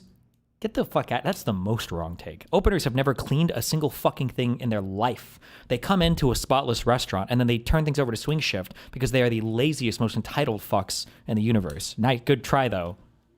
And hurting so badly is because we've glorified not getting good sleep. And we all know, like, the human body needs 7 to 8 hours a night. It's really kind of an insane moment for us as a species. I'm trying to correct for that can we all just get our heads straight that every human, no matter the circumstances, deserves 7 to 8 hours of sleep per night? Yeah, I agree that humans do deserve that much sleep, but I feel like the problem comes from the fact that, like, look at what you were able to achieve in that time when you were sacrificing your sleep. Like, you wouldn't be here today. You wouldn't be able to have Don't Die. You would have never came to the realization that you need to emphasize your health. This is like such a weird, I understand they have to, but it's like, I think that you should eat one meal, you should eat every single day. And then some guy's like, what about when you were grinding on your career one time and you had to catch that 15-hour flight to make the most important business meeting ever, but you knew the plane didn't have food? Like, wasn't it good to skip your meal then? And it's like, I feel like these are the most like esoteric, like out there. And you would have never had like the foundation in your life to be able to have this platform to say these things if you didn't sacrifice your sleep early on. All the sacrifice is like a fundamental part of living, especially in America. And it's not fair, but you know what? Life's not really fair at all. Yeah. There's people who need to do the jobs that go late into the night. There are people that need to go and do the things that you don't like to do. And there are people that need to like risk death on the regular. You know, these are things that happen and it's not fair, but society can't function if everyone's always so emphasized on comfort and if everyone's always emphasizing just like your immediate health. Because look, you're reversing everything you did earlier in life and you think you're gonna live forever, then the sleep you lost isn't that big of a deal. Yeah, I agree with you, and I appreciate people who work night shifts. You know, people who are at the ER, if there's a problem, there's someone there to receive you. I'm very grateful there are people who do that. I think it's also the case that I would have been potentially more successful. That the reason why I couldn't carry on anymore because I didn't have these basic life habits. And so I totally agree with you. You're making great points. It's complicated. It's not easy for everybody. But as a principle, I think what would be a win for everybody is if we just acknowledge the value of sleep for everybody. Thanks. Thank you. Leave right at 2 a.m. close, 30+ minute commute, 60-minute wind down before sleep. Doesn't seem too far-fetched to fall asleep between 3 and 4. So leave at 1:40. Have a friend clock you out at 2, because fuck management. Drink or half sleep on your way home, so the 30-minute commute goes by instantly. And then no wind down. Just throw yourself in bed, don't change, don't shower, and then wake up, and then go to class or your second job. As the true working Chad. If you really cared about your life, that's how you would grind. How's it going, Brian? How you doing? Good to see you. Nice to meet you. My name is Marte. I'm an IFBB professional bodybuilder. I'm a pro in 2 world-class sports. Pleased to meet you. My question about the sleep conundrum that we have here today is we have a biological imperative, do we not, right? We have mothers and fathers. And right now we have a population decline that's happening. Pretty sure you already know this, which this offsets that. If you want people to last longer and live longer, we want people to actually proliferate and have more progeny, right? Well, this presents another example because of time. We're limited on time and we would say that time is money. Well, during the formative years when kids are being raised, guess what's happening? The mother's not getting sleep. She's waking up. The father actually has to go outside to work. She has paternity leave. Yeah. All this stuff happens. So that's the problem now. You're stuck at a crux to where we have to figure out how to reconcile this time issue. That can never be reconciled. If we want more kids and we want a bigger population bloom, we need more women to have kids in this nation to produce, which means why the fucking Deeds in chat gave a retarded troll answer. Destiny, what about mothers? Should they just ignore their newborns and sleep through their crying? Wait, but this guy's actually giving the wait, what are we talking about? Never be reconciled. If we want more kids and we want a bigger population bloom, we need more women to have kids in this nation to produce, which means that people are going to be lacking sleep in the other interim at the end of this. Yeah, I agree. Bro, I know for a fact that what happened was he gave his take, he looked at the camera, he did the take, and nobody wanted to get up. And the producers had to come and was like, okay, guys, just like try to think of a way you could argue against this. Or like, I know the producers had to nudge people to get up and give arguments because they're reaching so hard. Oh my God. With you, yeah. I think we should have more babies. I think it's a good idea. And I have 3 babies. And so what I'd argue is that you can have babies, you can have a family life, you can also prioritize sleep. So for example, if I did this again, I would sit my kids down, even at the earliest ages, and say, we are a family that prioritizes sleep. So that means every day we have our final meal at this time. Everybody turns their screens off at this time. We have a wind down routine before bed where we maybe read a book, maybe we do a breathing exercise, but we calm ourselves down, we go to bed, nobody gets out of their bed unless it's an absolute emergency. And then, because you can't wake somebody up. In the morning, everybody gives everybody either a 1 to 5 star review on the star chart. That includes, if you walk out and you find your parent watching TV and they're breaking the rules, they get a 1-star review. Now that is the family culture of sleep, where it says, we're not gonna be on screens all night long. When you wake up, you're not gonna be on the screen. You're not gonna have a pint of ice cream right before bed. Like these really basic things. So I'm just arguing that there is a family culture and there is a society culture that says sleep is a good idea. We feel good when we sleep. Now, yes, like when you have babies and they're waking up all night, you're not gonna get sleep. I had that for years. I woke up every night, all night with kids who were crying. My first 2 kids were colicky. I couldn't get sleep for 6 months. I hear you, I've been through the pain, I know it. I still love my children. I'm glad I had my children. But there are things we can do to prioritize sleep. That's what I'm arguing, is within our power to do those things. So I think what you're doing is you're mitigating a process that's going to be inevitable right now, thus not really providing a solution. All you're doing is staving off things. Now we're talking about quality of life, right? So when we have a biological imperative right now. Wait, close your eyes. Does this guy sound a little bit like a younger Rob Noor? Not really providing a solution. All you're doing is staving off things. Now we're talking about quality of life, right? A little bit. So when we have a biological imperative, right now we also have, insert the chat, the high inclining divorce rate that we have right now. Women are initiating at a 79% rate.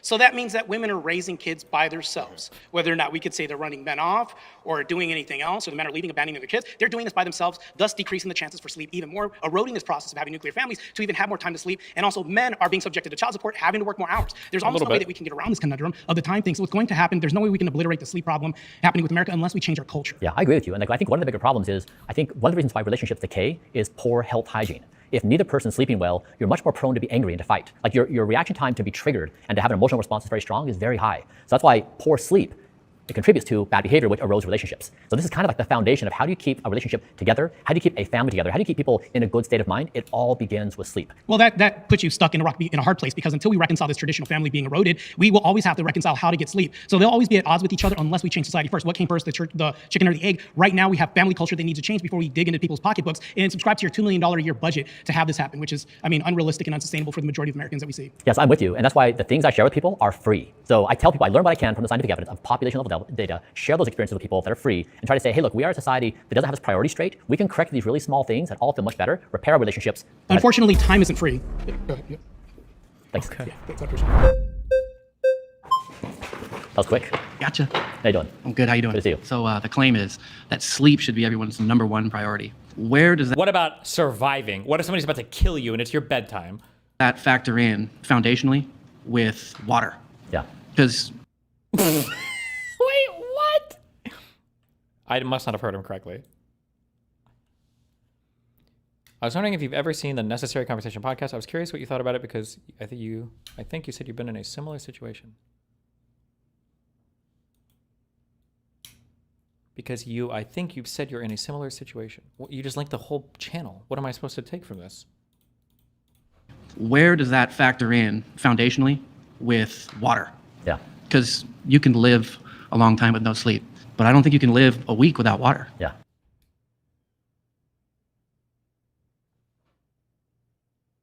What's the longest you can go without sleep? Isn't it like 10 days or something? It's probably a little bit longer than without water, but... So wouldn't we want to prioritize water? Water. Yeah, I can see the point. You're right. He got him!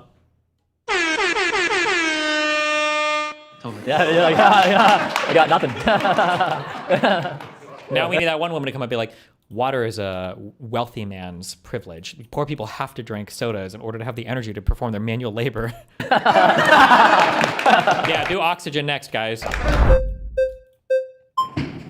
right, so I think saying that sleep should be everyone's top priority is generally a thing that we can mostly agree on in the fact that sleep provides a lot of benefits. I think the main pushback on that claim is that it's hard to prioritize sleep when you need to prioritize survival. And this is kind of going off of a lot of the arguments that other people were giving, is that say you had somebody that had to work overtime on 2 jobs, they had people to take care of, they had a family to take care of, and they had to buy groceries and all of that, and they didn't have enough time to get 8 hours. Motherfucker found 2 jobs that are giving him overtime? What the fuck? Save some overtime for the rest of us, Chief. What the fuck? Or is overtime easier to get these days? I've said this before, but like in the past, this is just from my experience. Maybe this wasn't for everybody, but this was everybody that I knew. When people talk about how you have to work like 2 or 3 jobs, it's not because you're working 40 hours or 46 hours in one job and then 50 hours in the other. It's because for service jobs, it's hard to get scheduled well. Like if you could find one job that would schedule you for a solid 32, 40 hours a week, that's like Kino. When you're working 3 jobs, it's because they're giving you some bullshit where you work like Wednesdays, Thursdays at one job. Somebody will give you a half shift on Friday and every other Saturday on another. Or you've got like dynamic scheduling at McDonald's. When I worked at it, would be a new sheet that they'd print off every fucking 2 weeks. Like, and that's why you're working 2 or 3 jobs, because you're just trying to get enough fucking hours to get your shit in. Getting overtime at one job. When I worked at a casino, I had 20 hours of overtime a week. Okay. Bling, bling, motherfuckers. I was loaded. 20 hours of overtime a week. There's a reason why I quit college. Fuck that shit. Why would I be a loser saxophone player when I'm getting 60 a week? This motherfucker's got 2 jobs, paying him overtime. What the fuck? Hours and 34 minutes of sleep. What are they supposed to do? What are they supposed to prioritize? Yeah, so I agree with you. And I fully acknowledge that people's life circumstances prevent them from having a straight 8-hour time period sometimes. Right. And so what I'm arguing is that the things that wreck sleep are the things that are so common in our culture we don't see. For example, like scrolling on your phone right before bed, that degrades your sleep quality. Eating food right before bed degrades your sleep quality. Eating bad foods before bed degrades your sleep quality. A lot of light. So our habits in society are things that actually wreck sleep. So even if you have 6 hours of time to get sleep, which is all you can do, it's worse because of those preceding habits. And this pairs with why defeating death should be our number one priority, because when you think about the world in that way, you basically are acknowledging that good, healthy habits are good ideas for every outcome, that you feel better, like you want to work harder, that you have more willpower. And I'm arguing that these things are intuitive, they're obvious, and we all want them, but society puts so much pressure on us to do these things. I Ran Out of Characters is a podcast from a left-leaning son and his MAGA parents. Just scroll through some of the reels. Very unhinged paper from the father. Oh, I think I've seen or heard this before. I mean, what do you want me to say about it? I can't. I have no way to deprogram family members or friends from being sucked into the MAGA cult. If I had the answer to that, I would be a trillionaire, my friend. I wish I knew, but... And get us to be addicted to these things, it's very hard for us to have the self-control to not do them. So I'm arguing that society is structured in a way to kill us. That is a bad thing. And the people who suffer the most are those without resources. And I'm arguing that they are in a bad spot. This is not a good situation. So I'm really trying to be the best advocate that this is not a good situation. We should stop doing this. How are you advocating that, though? What solutions are you bringing to the table to help solve these societal issues? I think make it so that Reels and TikTok are pay-per-view. Then poor people won't be able to consume it anymore. It's great that you're like using yourself as a prime example of what the healthiest human can be. But how are we supposed to achieve that point if we don't have the same privileges that you do in getting there? I think it's super great that you're able to have those privileges and like kind of have everyone learn from your experiences. But how do you propose a solution to where people are able to achieve that 8 hours of sleep every night? Yeah, it's when health becomes high status. So I learned this a couple years ago. I was teaching my son how to swim. I learned there were 3 ways to do it. 1 is I could push him in the pool. 2, I could jump in the pool and say, jump to me. Or 3, I could bring his friend over who knows how to swim. And guess which one works? It's got to be friend that swims, right? Because you see your friend doing it, now you want to do it. It's got to be that. Or you push him in because then he either dies or swims.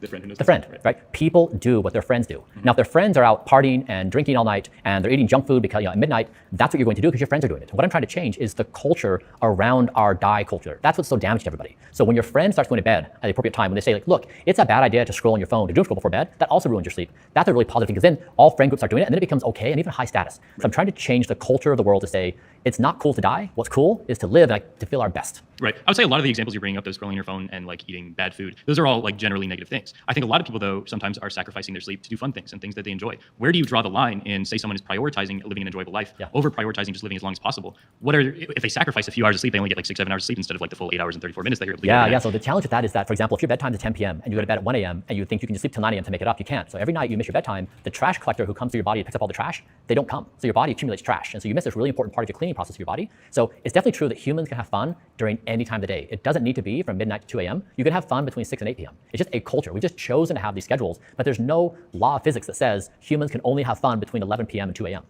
No, but like given the opportunity, if they want to prioritize an enjoyable life over living as long as possible, then isn't that something that would be worthwhile in sacrificing a few hours of sleep? Say it's just one. What's your ritual before going to bed?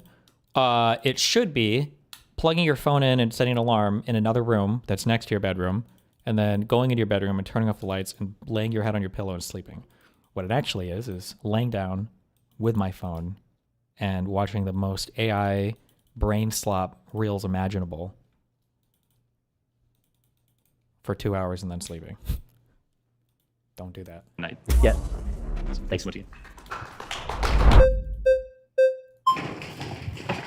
My name is Dr. Sabo Torabian. I'm a behavior analyst and a psychologist. I watched your documentary. You're a pretty impressive person. Some of your statements are pretty significant from a psychological perspective, from a behavior analyst perspective. The one about the sleep, I used to love sleeping before I have children. I would have slept about 9 to 10 hours per day, and it really helped me. But after my both boys were born and they were diagnosed with profound autism, I am no longer able to sleep. For example, I flew from Bay Area this morning to meet you, and I got a couple of hours of sleep last night because my 17-year-old son with profound autism, he didn't sleep at all last night. So some of these claims, they do not apply to the public, to general. Me being one of them, as a mother of a child with special needs, and we do know that 50 to 80% of children with autism or other mental disabilities, they don't sleep at all, and they have a lot of sleeping issues. So if I want to advocate for that population, a lot of these parents are significantly sleep deprived. So as some of the other people prior to me stated about the fact that 50-70% of American... I wouldn't be able to do it if I was this guy. Again, I also, just to be clear, I don't know if I broadly support this Brian Johnson guy. He might be a huge scammer and everything he says is bullshit. I haven't dug into his claims a lot, but just going by the Jubilee performance, I think I would kill I think I would just tell her then they should just kill themselves. And she'd be like, what? Yeah, they can't get this, they should just kill themselves. But sir, what do you mean? But I'm giving the most basic bitch advice in the universe. Get sleep, it's good for you. What about people that can't get sleep? Try to get more, and if you can't, I guess you can't. What do you want me to say? What the fuck is, to be clear, I'm not just making this up also, because I've done a few of these Jubilees, and the producers sometimes will have you change your prompts, or they'll ask the audience if this is more debatable. I really do think the producers were pushing people to come up and argue here. It wouldn't surprise me if in between they, even individuals coming up, they were cutting and asking okay, can somebody come up and argue? They must have been, because these claims are so inoffensive. Live paycheck to paycheck. These people do not have the luxury. They would love to sleep in, but they do not have the luxury to sleep in. And live paycheck. So as some of the other people prior to me stated about the fact that 50-70% of American population live paycheck to paycheck. 57% of the American population live paycheck to paycheck. How would that paycheck to paycheck is some bullshit. People define that in all sorts of wacky, fucking retarded ways, but these people do not have the luxury. They would love to sleep in, but they do not have the luxury to sleep in. And no one is talking about sleeping in. Usually, it's about going to bed earlier, but they have to work double shifts, triple shifts, night shifts. Bro, what the fuck are these working machines? The triple shift night shifts? Triple shifts? What triple? You're working are you working a double today? A double, motherfucker. I've been here for 22 hours. I'm about to finish my triple shift. What the fuck? Are these the Terminators, the T-1000s? What are we... Jesus. Doctors, nurses, they don't have that luxury. Looking at these claims, although they are really significant and impressive, they don't apply to a lot of people. So I would say that these statements, if you do want to help the humanity, which you do multiple times throughout this session, you said advocacy, I would like to advocate. If you really want to advocate for humanity, you should come up with ideas that majority of the people can benefit from. They should not be only applying to the rich and advantaged and wealthy. The majority of people can't get better sleep? We should just all kill ourselves then. We should just all kill ourselves. I have also an autism practice in the Bay Area that I help autism community. And 50% of my patients, they are medical patients. Purposely, we distributed that between them and people who can use their rich and wealthy and can pay for it. 50% are disadvantaged and poor, but they take advantage of the service. So a lot of these statements in general, it becomes a real advocacy if majority of the people can benefit from, not just the rich and wealthy and healthy and successful, but also poor and disadvantaged. So what do you say about that? Yeah, doctors not work 24-hour shifts. I think all the doctor friends that I've had they work isn't it? It's like 5 on, 5 off. I've heard people do that before. I don't think that they're awake the whole time. They're just on call. There are issues related to, I think, sleep issues with doctors. I think some people are looking at that. The way that I had this described to me, I don't know if this is real or not, by the way. This is 1% confidence takes, okay? But the way that I had it described to me was because I would always ask, why don't you guys just have different hours? But then I think the thing that is explained is that there's a lot of mistakes that can happen with patients between transfers when you transfer from one set of doctors, like an attending physician or nurses, to the next. So to minimize that, they just have people work 5 on, 5 off or whatever. This is how they do it to minimize those types of changeover, switchover errors. But that might not apply through every specialty or every type of hospital, or I don't know. First, I'm sorry to hear about that. And second, I respect you for what you're doing. Thank you. But no, having the sons with autism, that doesn't make me feel sorry, actually. I really have accepted them the way they are, and I love them, and I appreciate them. So. Yeah, and it wasn't empathy for that. It's just that you're not getting sleep is painful. It really makes everything else in life so much harder. So I guess I'm trying to acknowledge that I hear you, and I've been through those periods in my life. I don't have a good answer for you. I agree with you. I see you. I understand you. And I know there's a lot of circumstances in our society that are just like that. And sometimes it feels powerless. And so I don't know what to say about it other than I'm deeply empathetic. I've been there. I know what it feels like. And it's hard. And again, going back to what I said, autism is impacting 1 in 31 kids. So real advocacy comes in when majority of the people, when our community, when our population is getting impacted by such a disorder or other. Not anymore. RFK and Maha fixed that. We got rid of autism because we got rid of Tylenol, baby. Things in this world, we should be advocating for all of them, not for certain populations. Yeah. Thank you.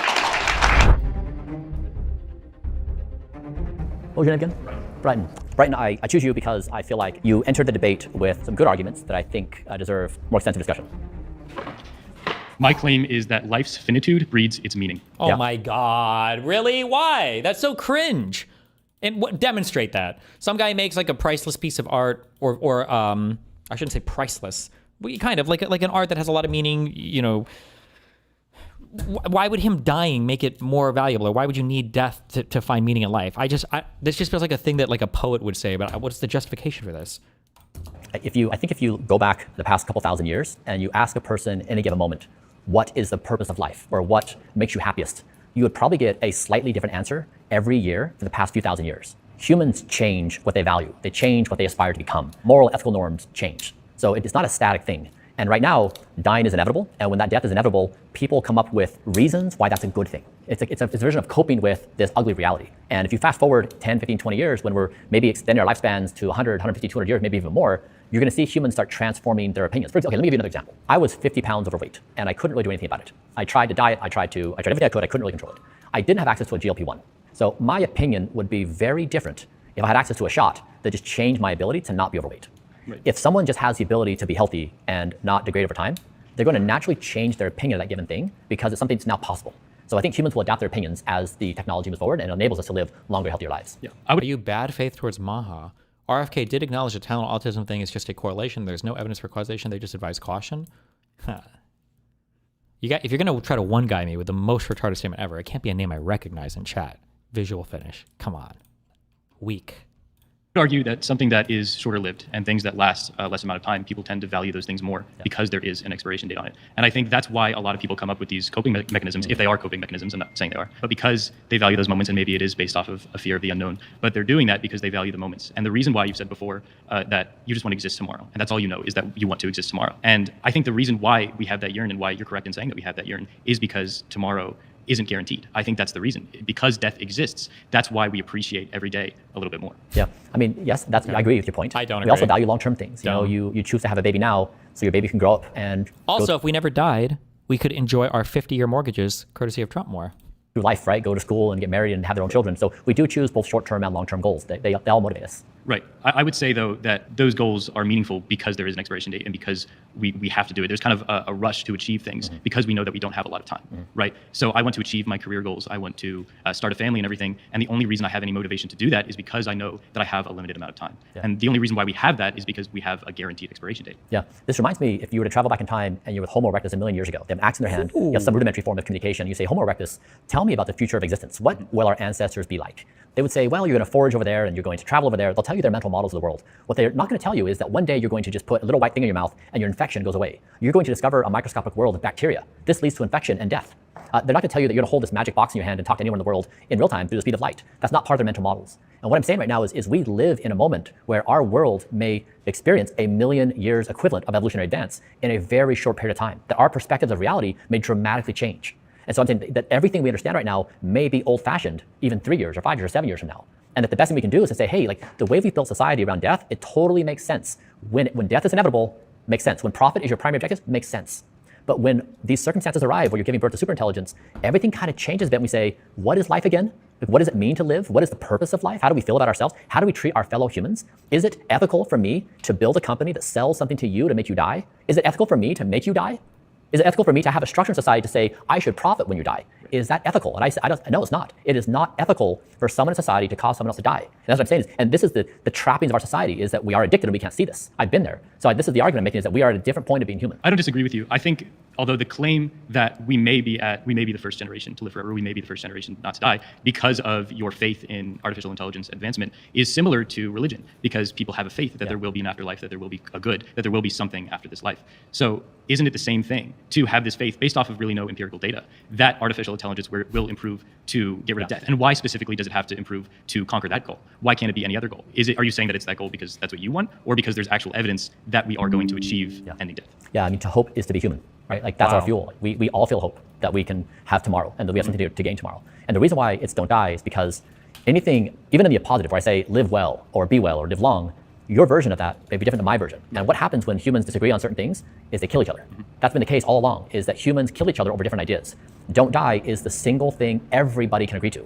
Rich and poor, whatever nation, it is the single thing that humans want. Nobody wants to die right now. And that's what I'm trying to say. This is not about immortality. It's not about 50 years in the future. It's not about the rich getting immortality. This is about every human on the planet saying, we value being alive right now. And it acknowledges human dignity and human existence at the most humble layer possible. And it's the most friendly ideology, where it says, you can be Christian and don't die. You can be Muslim, don't die. You can be capitalist, don't die. Socialist, don't die. Chinese, and don't die. You can be anything you want and don't die. It says, we as a species lock in and say, this is our stand. We are not going to accept this. But why is death such a negative thing that we shouldn't ever get to that point? Because you don't know and I don't know what happens after death, even though some people believe that they know. Aren't we then, because we are afraid of it, because I'm afraid, I assume you're a little bit afraid to die, but we don't know what it is. We don't know if it's a negative or a positive. So by avoiding it, aren't we depriving ourselves of that experience of death? Yeah, so I'm not afraid of death. And if somebody wants to die, that's their prerogative and totally cool. The problem is when the concept of death is part of society, people build things that cause other people to die. That's the problem. And so do we want to introduce superintelligence to our world and say, we are a species that thinks it's cool to do things that cause other intelligent species to die? I don't think that's the move. I don't think we want that part of our society. I don't think we want that to happen. I agree. And I would say, although with great power obviously comes great responsibility, and you are a big influencer and you have a lot of influence on people's decisions. So saying things like that, like we shouldn't motivate people to eat unhealthy, like we shouldn't generally eat fast food, I can agree with that. I think specifically there are problems with that claim. I would push back on that a little bit because things like food deserts exist where people don't have access to healthy food. People don't have transportation to healthy food. And while I think it is true, people should eat healthy and they probably will feel better if they eat healthy. And you've acknowledged before that not everyone can do that. Yes. But I think a problem can occur when, because it's a nuanced topic and you're not talking about all the nuances of it, it can scare people off. I totally agree. When you say like people can't eat fast food, and then they're like, but fast food is all I have. That seems way too hard for me to accomplish, so I'm just not going to try at all. And I assume you've mentioned that before, but I feel like it could be emphasized that people should just do as much as they can, rather than saying you should never eat fast food. You should try to eat healthy food as much as possible. It's a great point, and you're right. Well, do you want to arm wrestle? What do you think overall of this conversation today? I think it was great. I think what I respect about you is that you're a person who can have a debate, and when you don't know something, you say, I don't know. And when you feel like the other person is right, you say, I think you're right. And I think that's very valuable. You're not trying to prove the other person wrong, and you're not just trying to win the argument, but you're trying to get everyone to learn. And so I respect that, and I appreciate that. Thank you. Thank you. Thank you. Awesome. What did you think about it? I really had a lot of trepidation coming in here today because I prepared for this for like 6 weeks. I did. Every morning, I would go over my questions and I would try to imagine, like, where are you at? What is happening in your life? Like, what are the real constraints? What do you feel? Like, how painful is life? And I was nervous that I was gonna come in here and that you would be here and I'd be here. And it would take us a time to find a dance, to say, actually, like, we hear the same music. We just need to figure out like how to vibe together. And I feel like it took me about 59 minutes like to find the vibe of like what is going on, because people have these preconceived notions. I'm a rich person out of touch that has unrealistic ideas about the world that doesn't actually understand like what people are really going through. I deeply understand it. And so I learned a lot on how to try to communicate these things. I hope that I showed that I'm empathetic, that I really do understand, and I genuinely am trying to be in your corner, to be your best supporter. Like that is, it's not my goal to criticize. It's not my goal to shame you. It's to say like, I understand, I'm with you, I've got your back. Like, I want to be your strongest proponent. And so I learned that the way I communicate that, I need to come through different ways to package that, because I think it takes a minute for us to reconcile like where we're each at and then find connection. So I found it to be really helpful. I'm grateful to all of you for all of your perspectives. I really learned a lot. I feel like I grew a lot. And so I appreciate your patience with me as I stumble through how to communicate these new ideas. Awesome. Sounds great. Thank you so much. Thank you. Nice meeting you. The debate was more interesting than I expected. I wasn't sure how it was going to be approached by Brian, and I think he was a little more genuine than I expected him to be. I maybe had a little bit of a Frankenstein vision of who he is as a person. I think it was helpful for me to realize that he wasn't kind of just making these blankets. Okay. Me reading the words, Christopher Nolan is a fascist on Twitter. Is he? Okay, you can always tell when somebody has learned something new in social studies. Okay.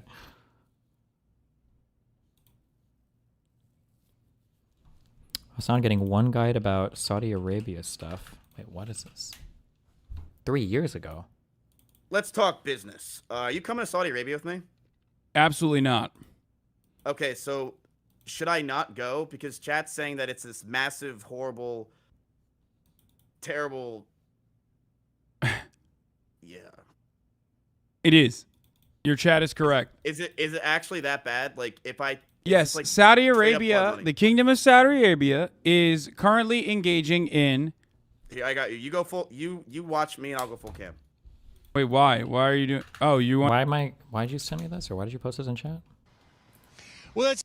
Said, bro, you're anti-Arab for real? Like, you really were on streamers' asses that went to Saudi for charity, by the way, and said, oh, Saudi kills Yemen? Like they do, but but it got nothing to do with the charity. Like, also extremely ironic coming from a Turk. True. Wait. Brother, true. They're literally doing it for whitewashing. What do you mean? It's called, there's a term for it. It's called sports washing. Also, what do you... Just listen, because I know a lot of you guys, you see all Arabs are the same. I think the whole China shit, hypocrisy, sure. People like Hassan won't like Saudi Arabia because Saudi Arabia are allies to the United States. So Saudi Arabia bad because West. That's why. That's the whole, there's nothing, you don't need to waste time ever analyzing anything else. He's going to hate everything having to do with anything related to Saudi Arabia because of that.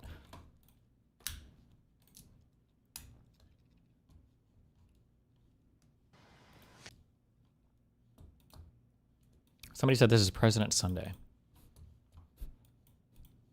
I'm Mr. Body Catcher, Slaughter Gang Soul Snatcher. Ain't no regular F-150, this a fucking rapper. No capper, street nigga, not a rapper. Chopper hit him in. Good one.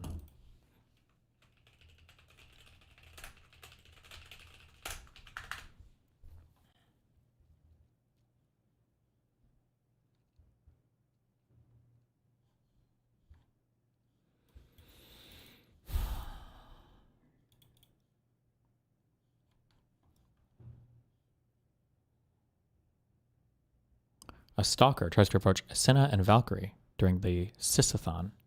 Why, my mind is way too brain rotted to read that word. What is the Sisathon? What is that about?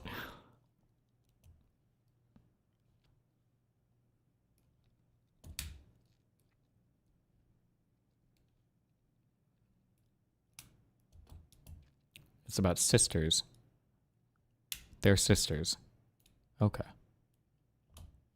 Okay.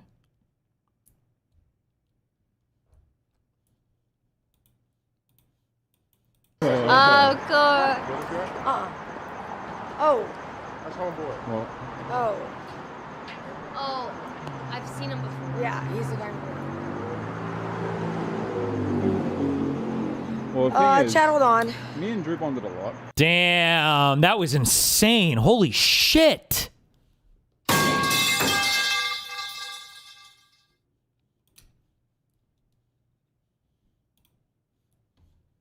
I didn't even hear that guy. Because he was just sitting there the whole time. He didn't move at all. He was here the whole time. Oh. In that corner. You check it out, Gingy. You wear that armor, and you get twice as good at sending Twitch whispers. Isn't that cool? Oh my gosh. What? Twice as good at sending Twitch whispers. Isn't that cool? Oh my gosh. Is it like an AI or Dr. Disrespect armor? It's Dr. Streamer item. Oh, okay.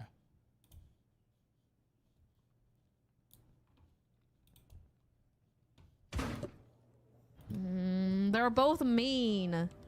I don't like either of them.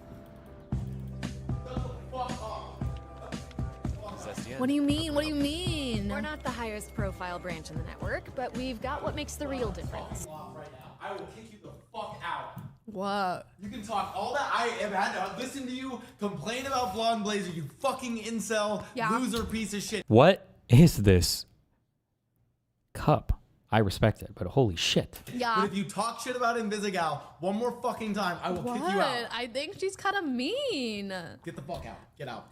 I mean, I didn't think. I mean, I just. Does this guy have like, who is this, Blau? Does he have like the Mizkif cadence? Am I crazy?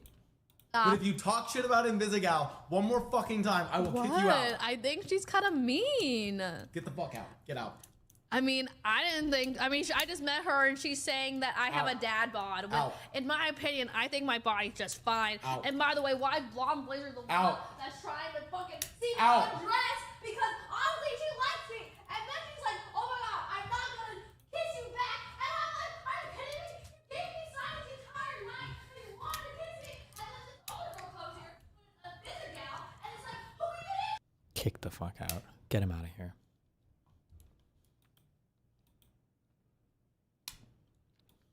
Do you like eating at communal tables when you go out to eat? Boomers, 60% yes. Gen Z, 90% yes. Millennials, whatever you guys want to do. Is this like if you go out to eat alone and you sit down at a communal table? Or is this like if you go out to eat with friends?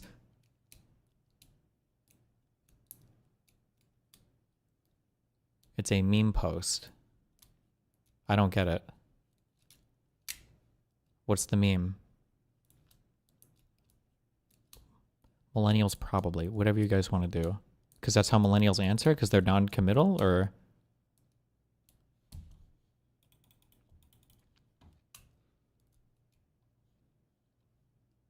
Millennials have no strong opinions? I think, yeah. Kanye on X as well. Why do you keep linking this? Okay.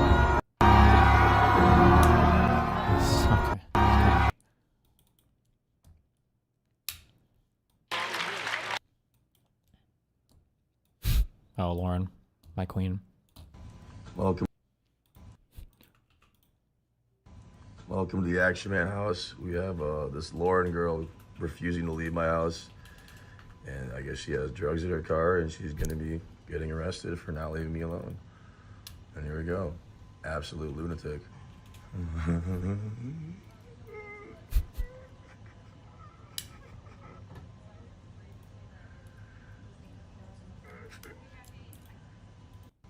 Welcome to the Action Man house. We have this Lauren girl refusing to leave my house. And I guess she has drugs in her car and she's gonna be getting arrested for not leaving me alone. And here we go. Absolute lunatic. Sorry. Wait. We have lunatic Lauren here showing at my house, refusing to leave. A day in the life in the Action Man residence. Why is this happening? We don't know. What is she laughing about? Just leave the house. Talking about the lease you want to sign. Why are you at my house? She's talking about... We have lunatic Lauren here showing at my house.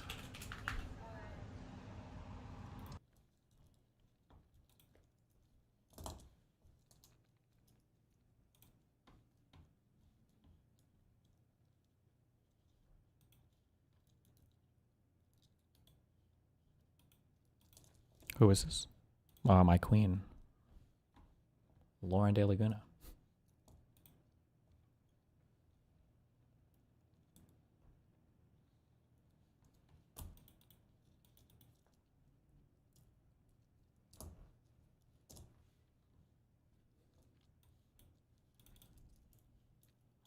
Is that the same Lauren? Yes. Brian Johnson literally sells snake oil. I don't know what any of this... I don't know if any of this is good or bad or what. I don't have any research on this. I have no clue. Extra virgin olive oil. Single source, over 400 milligrams of polyphenols. I don't know what phenols are. I have no idea. His nutrition shit might be bullshit. I just don't know. I don't know about it.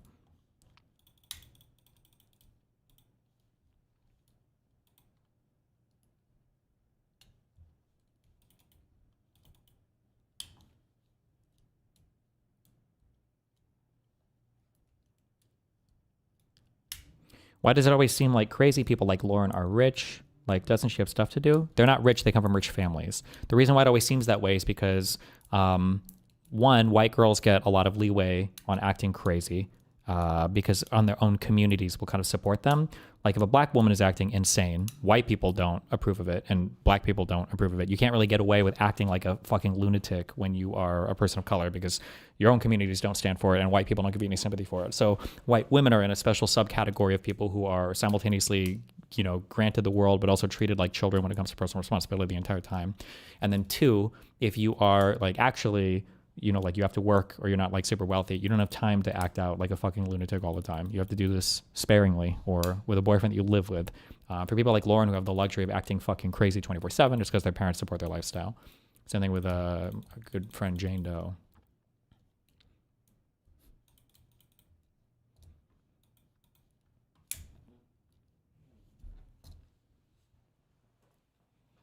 Hey, you can send them up.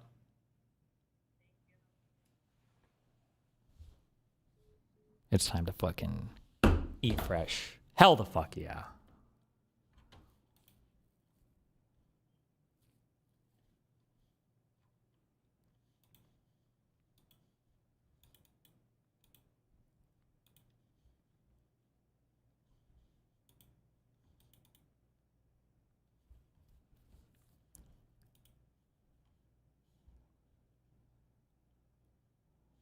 True. True, true, true, true, true, true, true.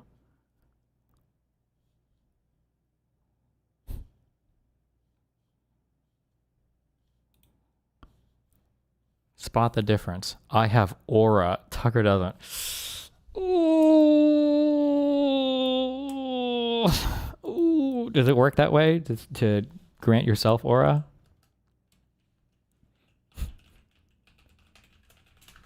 Ooh.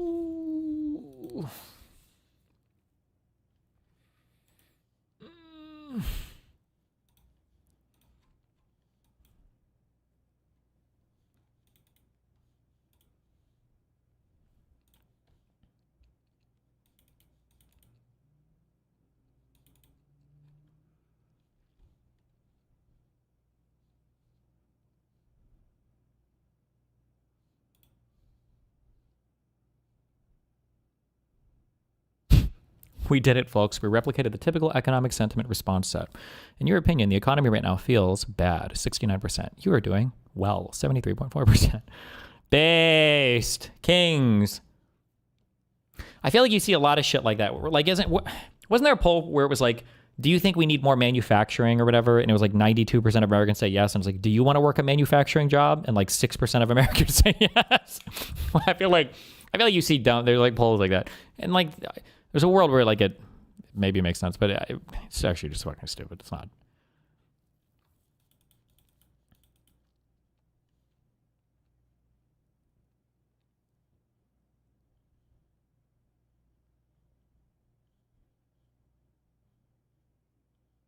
YouTube's AI summary. Destiny wants Tom Bilyeu. You're missing what's really happening. Topic. Tom defends Trump excessively. Really? If that's real, that's a funny meme.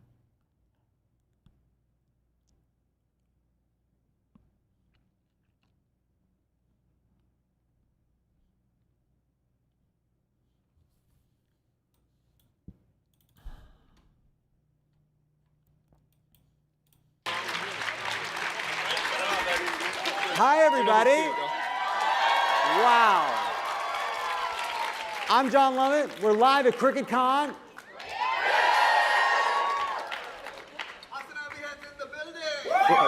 Woo! All right, he's got people. Everybody here has got people everywhere, you know? We're in the Reagan building, baby. I've co-opted your ass. Can't lose control just yet. In his 1992 convention speech, Bill Clinton, who is perfect, said of Republicans who were at the time angry about Murphy Brown being a single mom on television, if other politicians make you feel like you are not part of their family, come on and be part of ours. Republicans were the hall monitors, we were welcoming. 3 decades later, Trump found an audience among pretty apolitical comedians and media personalities and their fans who see Democrats as pious and scolding. The Democratic Party is widely reviled. A broad survey of working class voters described Democrats as, quote, woke, weak, and out of touch. Coming out of Tuesday, which was awesome. Semaphores Dave... Woke Sharia. What? Yeah. Woke Sharia, baby. We're all living in Mumdanistan now. Semaphores Dave Weigel put it best in summarizing the exit polls. What do you think of the Democrats? They stink. Who did you vote for? As many Democrats as possible. So where do we go from here? Joining me, our streamer and political commentator, Hassan Piker. MS Now's Simone Sanders. The Bulwark's Tim Miller. And the co-host of The Five, Fox News' Jessica Tarlov. Tim, I want to start with you, and I want to just concede that this is like a big topic, and it can be hard to tease out style from substance, strategy, ideology, but I want to start with that 2024 dynamic. You have Trump and his allies on Rogan and a whole bunch of apolitical shows and media. In hindsight, Democrats say, oh, we need Democrats that can go everywhere. They have to go everywhere just like Trump did. But then we look around and we say, well, who are the Democrats that can do that? And as a former Republican, as a pilgrim in an unholy land, who's gone from viewing Democrats being annoying as an asset to a liability, like, where is your head at? Well, I was happy about the woke Sharia in New York, but you do have to remember that the CIA has taken over in Virginia across the river. So the deep state establishment is also on the rise. Big tent. Big tent. You know what, love it. You guys are kind of annoying, and it is something that we're dealing with. And I think that it's important to just accept it and think about it. And the fundamental question that you got to, which was, okay, well, we need a Rogan of our own, or we got to be able to go hang out with these, folks. We got to be appealing more to the comedian set. And then it's like, well, who would go on the podcast? And then it's like, well, are you available? Are you? Like the list is kind of short, right? And so, we can't create people from scratch, but I think that it's important, when I look back at the mistakes the Democrats made that got us to this place, it's like, Biden wins in 20 when everybody's inside, right? So you didn't have to be out there. And then in 22, it's like, well, we didn't have a red wave. So it's like things are going pretty well, right? And so I just think that there was a lot of just inertia and status quo happening. And a lot of the problems that were undergirding that, a lot of things people were frustrated with about COVID or about the not as fun parts of woke Sharia, right? There wasn't a lot of reflection on that, and I think that it's good to reflect on it now. And I think that Tuesday was awesome, but just because we did really well on Tuesday, because Trump is fucking everything up, does not mean that we shouldn't also think about how we can continue to kind of expand out and appeal to more people. Simone, it seems like Democrats are often in a trap, which is Trump or one of his acolytes does something genuinely offensive, whether it's attacking or undermining a democratic institution or going after a vulnerable group of people, and Democrats want to defend those people, right? But then at times, sometimes they seem like they're writing their own version of the Federalist Papers, or they are doing what is then described as identity politics. And so how do you fight back against Trump when he's attacking people, when he's making an issue of marginalized groups, without then being seen by a broader group of being focused less on, say, the economy? How do you square that circle? Well, I'm from North Omaha, Nebraska. Shout out to the Midwest people in the room. Yes, there are black people. There are black people in Nebraska all over this country, maybe not North Dakota. And so I say that because earlier this summer, a black man who is a Democrat unseated a 3-term Republican mayor in Omaha, Nebraska. And we can clap for that. His name is John Ewing. And John Ewing, I grew up knowing John Ewing. I know him very well. But in that race, like in many other races across this country that have happened since 2024, one of the issues that the Republican candidate tried to pull to the forefront were bathrooms and trans issues. And you know what John Ewing's answer was? Well, first of all, he had an answer. He put up an ad to answer the attacks, which I think is really important. You cannot let attacks go. You cannot allow your opponent, as a former strategist, you cannot have your opponent defining you and you not answering.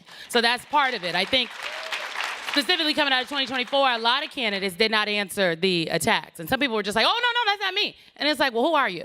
But John Ewing put up ads and went out there and did speeches and was on the streets talking to folks during interviews and whatnot and campaigning and saying, she's doing this because she don't want to talk about the potholes. She doesn't want to talk about the issues that are affecting you. She's want to make up this issue that I'm not talking about. She doesn't want to talk about the potholes. And so I think the answer is not to run away from the confrontation. Like, you're not about to make me, as I used to always tell candidates, don't allow these folks, anybody, any of your opponents, to make you believe that you're for an issue that you've never taken up. Like, I don't know what the hesitancy is from some of the campaigns and the strategists over the last, couple of cycles to just not be clear about what folks are for and what they're not for. Because in 2024, that they-them ad was seen everywhere. And black people in Philadelphia told me, the organizers in Philadelphia said that everybody had saw that ad and there was no counter, and they believed it. So I do think that I don't think Democrats need to do a wholesale, like, you need a full brand rebrand, because I think, frankly, the Democratic Party brand, it might never be popular.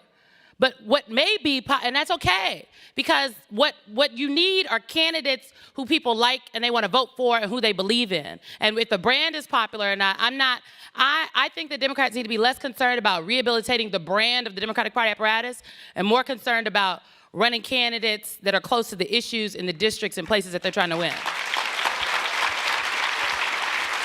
Jessica. Tim don't agree. Tim don't agree. Can you play this They Them ad? I've heard everything from people think this is like the most catastrophic ad in the entire campaign to I don't think I've ever even seen the ad, or we might have watched it once, to other people saying like this ad was nowhere near as influential as people thought. It's just people online saw it and thought it was really influential. I don't know what the actual answer is. I don't know if there's like polling data on that, on how many people saw it, but there's some, it's like Trump is for you and Kamala is for they, them. And everybody's like, oh, this was the craziest fucking ad. Oh. But I actually don't know how much impact it had. I have no idea. I know. I mean, the brand is boned. I agree with that. The brand was poo-poo and people voted for Democrats anyway. Yeah, so to me, that says people are willing to support candidates even if they think your brand is shitty. Well, I think that I don't know. I think that's Sometimes. an important part of what I think the dynamic we see, right? Which is, there was just a report that came out that said, oh, here's a set of policies that are broadly popular that the Democrats should embrace going into the midterms, and they're pretty moderate and sort of. Oh, a bunch of these people that lost some races and hadn't won recently put this report out. Yeah, it was shocking. I for one was shocked when I saw that report. I was like, wow. So do the exact same thing that the Democrats have been doing that caused them a sequence of failures. That's good. I like that. I knew that there was no way. Moderate enough. That was what the issue was. There was no way I was going to get to the end of that sentence. I don't.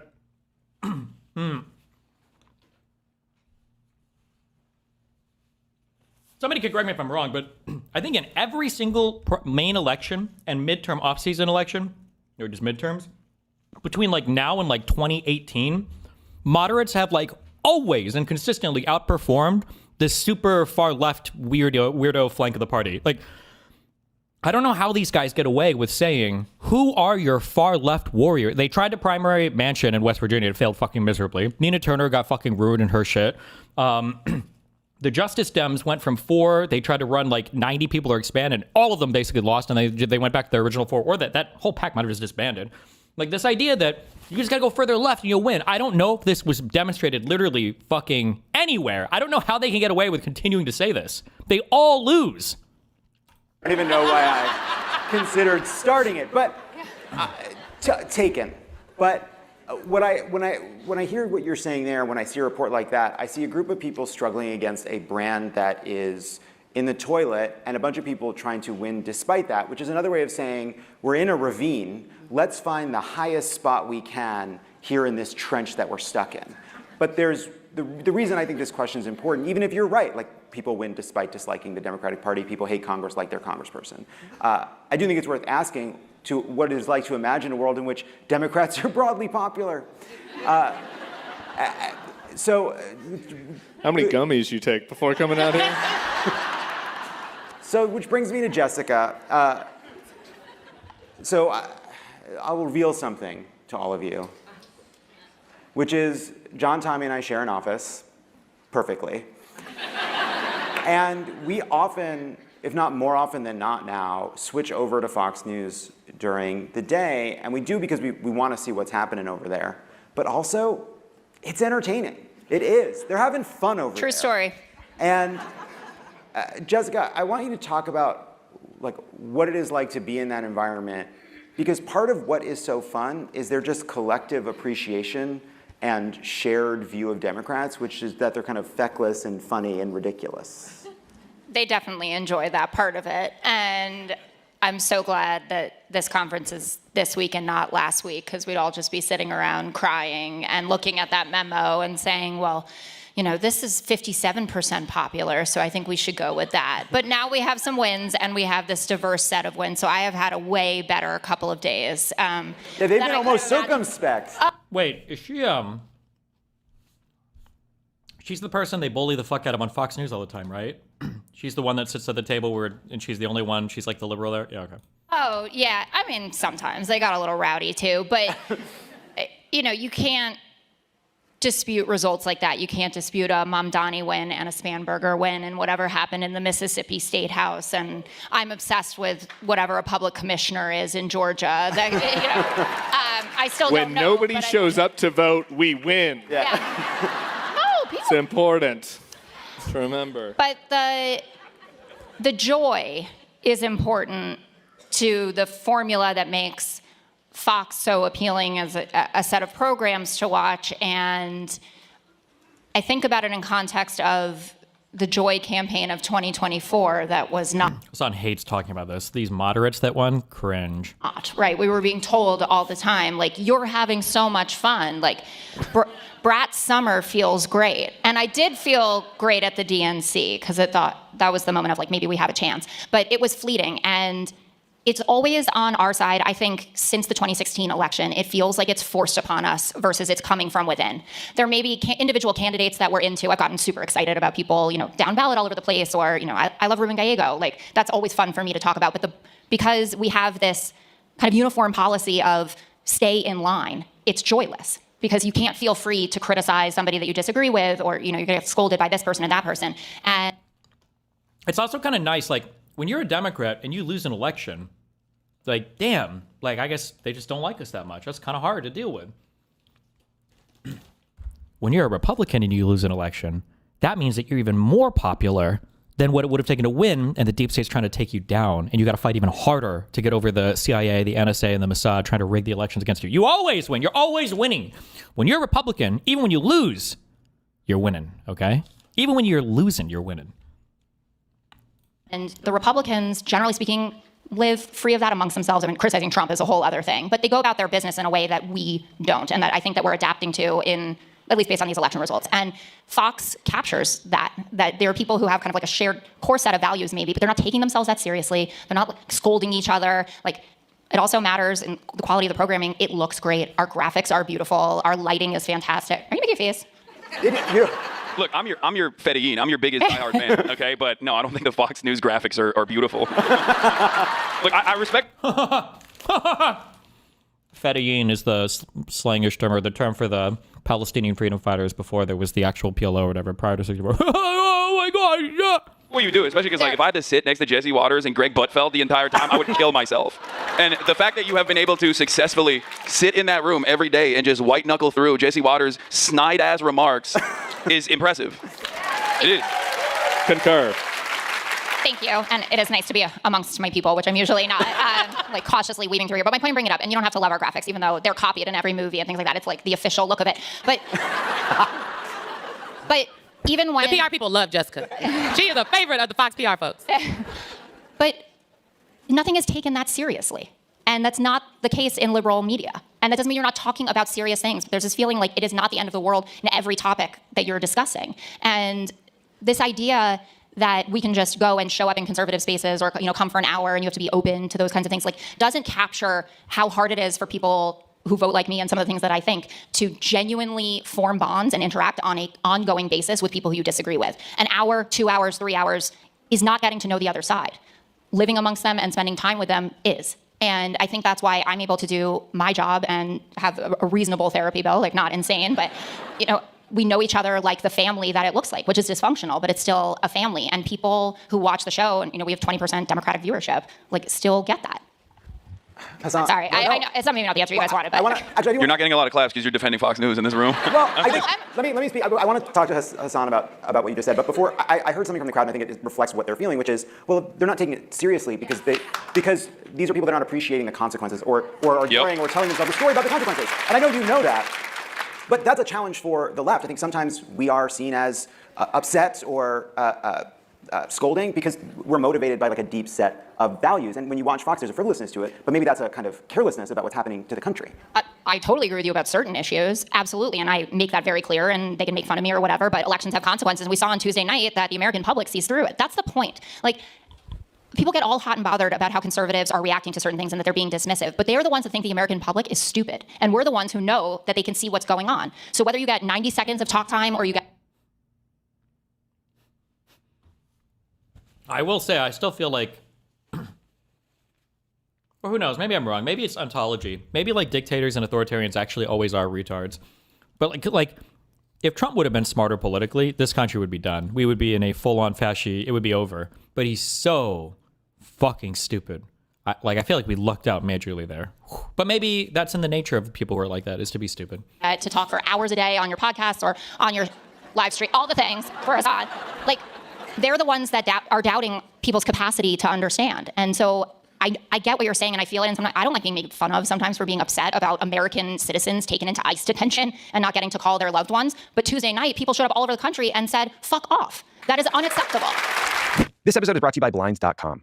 The holidays come fast. You're decorating, you're shopping, you're trying to keep up, and somewhere in the middle of it all, you realize those blinds could really use an upgrade. But who has time to deal with all that? With Blinds.com, you don't have to. You can refresh your space online easily and affordably before the holidays are in full swing. Blinds.com called out the window treatment industry for what it was: outdated, overpriced, and built to serve salespeople, not customers. So they flipped it. While others may overpromise or overcharge, Blinds.com delivers custom window treatments for your space, your way, at your convenience. And unlike some competitors, the price you see is the price you pay. No hidden fees, and there's zero pressure. Need help picking the right look? Blinds.com's design experts are available on your schedule with free consultations. And if you want the full white glove treatment, they can even schedule licensed, vetted pros to measure your windows at no cost, and they'll install everything for one low price. And it's all backed by Blinds.com's 100% satisfaction guarantee, so you know you're covered literally and figuratively, because at Blinds.com, the only thing they treat better than windows is you. I gotta say, I remember at one point in my life, I moved into this apartment, and a few like weeks and months after living there, I was like, God, I'm just like sleeping terribly. What's wrong with me? Like, is it a medical issue? Then I went on a work trip and I stayed in a hotel, and it was really, really dark. I was like, oh, my apartment's just super bright. Great blinds in your bedroom are a game changer. You'll sleep better. You'll sleep longer.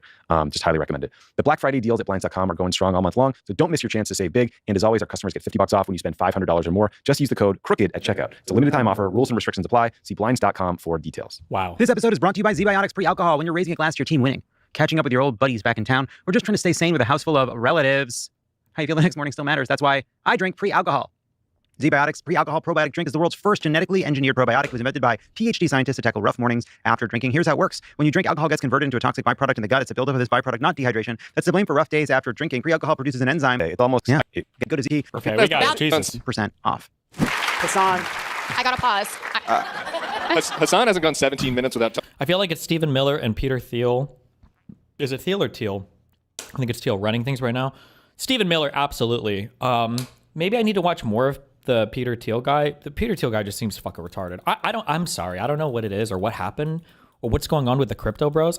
I guess they must know software or something, right? Maybe. Elon doesn't. I don't know. Maybe the others do. But like when I listen to these guys talk about anything, like all the crypto bros, they just sound fucking retarded. That Andreessen guy sounds like a fucking retard. Peter Thiel sounds kind of fucking retarded. Like they all just sound fucking retarded. I don't know, man. Since 2014. The stage is anxiety vibrating, and I'm sorry it took this long to get to the fact that what we saw in New York on Tuesday in many ways feels like an antidote to some of this problem. You know, Zohran Mamdani is having fun out there. And Bannon is way more politically intelligent, for sure. And Stephen Miller, I said that, yeah. This problem, you know, Zohran Mamdani is having fun out there. And he's also representing a incredibly enthusiastic base of people who are finding community in being part of politics. And that does seem like... People are saying Mamdani barely won 50% in an 80% Dem city. Well, but he was running against another Democrat, right? I don't think that's fair. Like, do you think most of the people who voted for Cuomo are voting for Sylvia or whatever, or the Republican? Like, my guess is if Cuomo wasn't in that race, you'd probably see the majority of those people voting for Mamdani, no? Like something now that is more easily formed on the left. I can think of all the candidates and campaigns that have been left-driven, that have built that energy and enthusiasm and sense of fun. Brad Summer was an exception. There was a moment where we can all look back and be like, I went full Brad. I mean, I was there. We were, yeah. And as someone who was there at the DNC before I got kicked out, but on the last day, I actually found myself feeling a sense of anxiety over the course of every single day that passed, where I was like, why is everybody just like celebrating like we're at the end zone here when it is not a guarantee that Kamala Harris is going to win? And I kept warning over and over again that there were... oh my God. I hate listening to this guy. I knew everything that was going to happen and blah, blah, blah. You just say it. Little bro, I hate the establishment. And all of my takes are, I hate the establishment because I wish we were all tankies. And that's it. Just say that. Why waste time for people that actually have actual political insight, who follow races, who care about political power? Like, were a lot of unaddressed issues that the Democrats... Wait, hold on. Didn't we watch a video on this? Didn't Hassan predict that Kamala would win?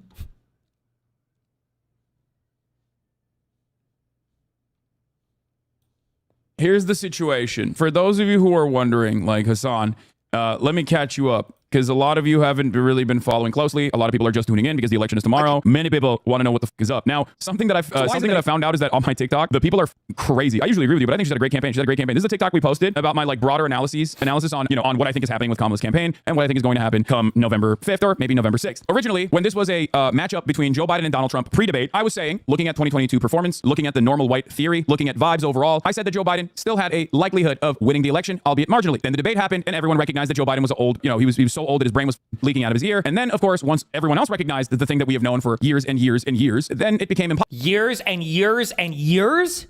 You mean at most it would be 3.5 years? What do you mean years and years? How long has he been president for? Possible. After that, my analysis was it's over. Then Trump got shot. On top of that, I was like, it's done. Even if Trump, especially if Trump hits the unity line, regardless, if he goes up against Joe Biden, he is going to win. And that was an absolute certainty. I gave you my lock. I said Donald Trump was going to win the election against Joe Biden. Then the RNC happened. Donald Trump did not go the unity route. Donald Trump chose J.D. Vance. That was a massive flub, massive mistake for him. That was a base pick because he was still gearing up for running against Joe Biden, which he thought would be a cakewalk for a W. Okay? And then the unthinkable happened. The Democratic Party responded to public pressure. Public pressure and donor pressure aligned in this beautiful moment. And establishment Democrats actually swapped out Joseph Robin and Brandon for Kamala Harris. Kamala Harris then picked them Waltz. Kamala Harris, in that short period of time, basically went from a relatively lesser-known generic Democrat to the person that was running for president. There was no electoral process that took place, which some people were frustrated by, and I totally understand why they were upset by it. Kamala Harris assumed that role, and in perhaps like a week-long period, Kamala Harris went from a lesser-known generic Democrat who was the vice president that people didn't really think about, people didn't know that well, to a person that had made up 10 points in the opposite direction, and it caught back up to Donald Trump. It went from Joe Biden is definitely losing to Donald Trump to, oh my God, Kamala Harris has a pretty good chance of winning. Now, that paired up with the fact that high-propensity voters were coming out and had come out already for Joe Biden and the Democratic Party,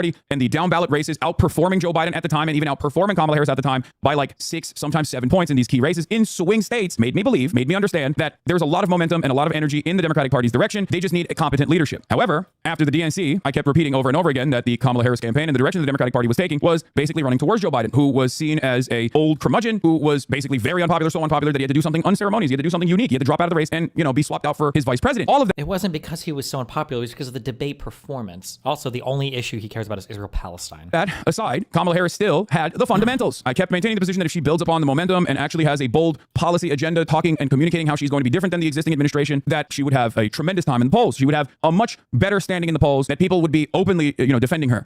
She needed a campaign against her own administration? What, that she was vice president of? This is retarded. Okay, whatever, sorry. All right.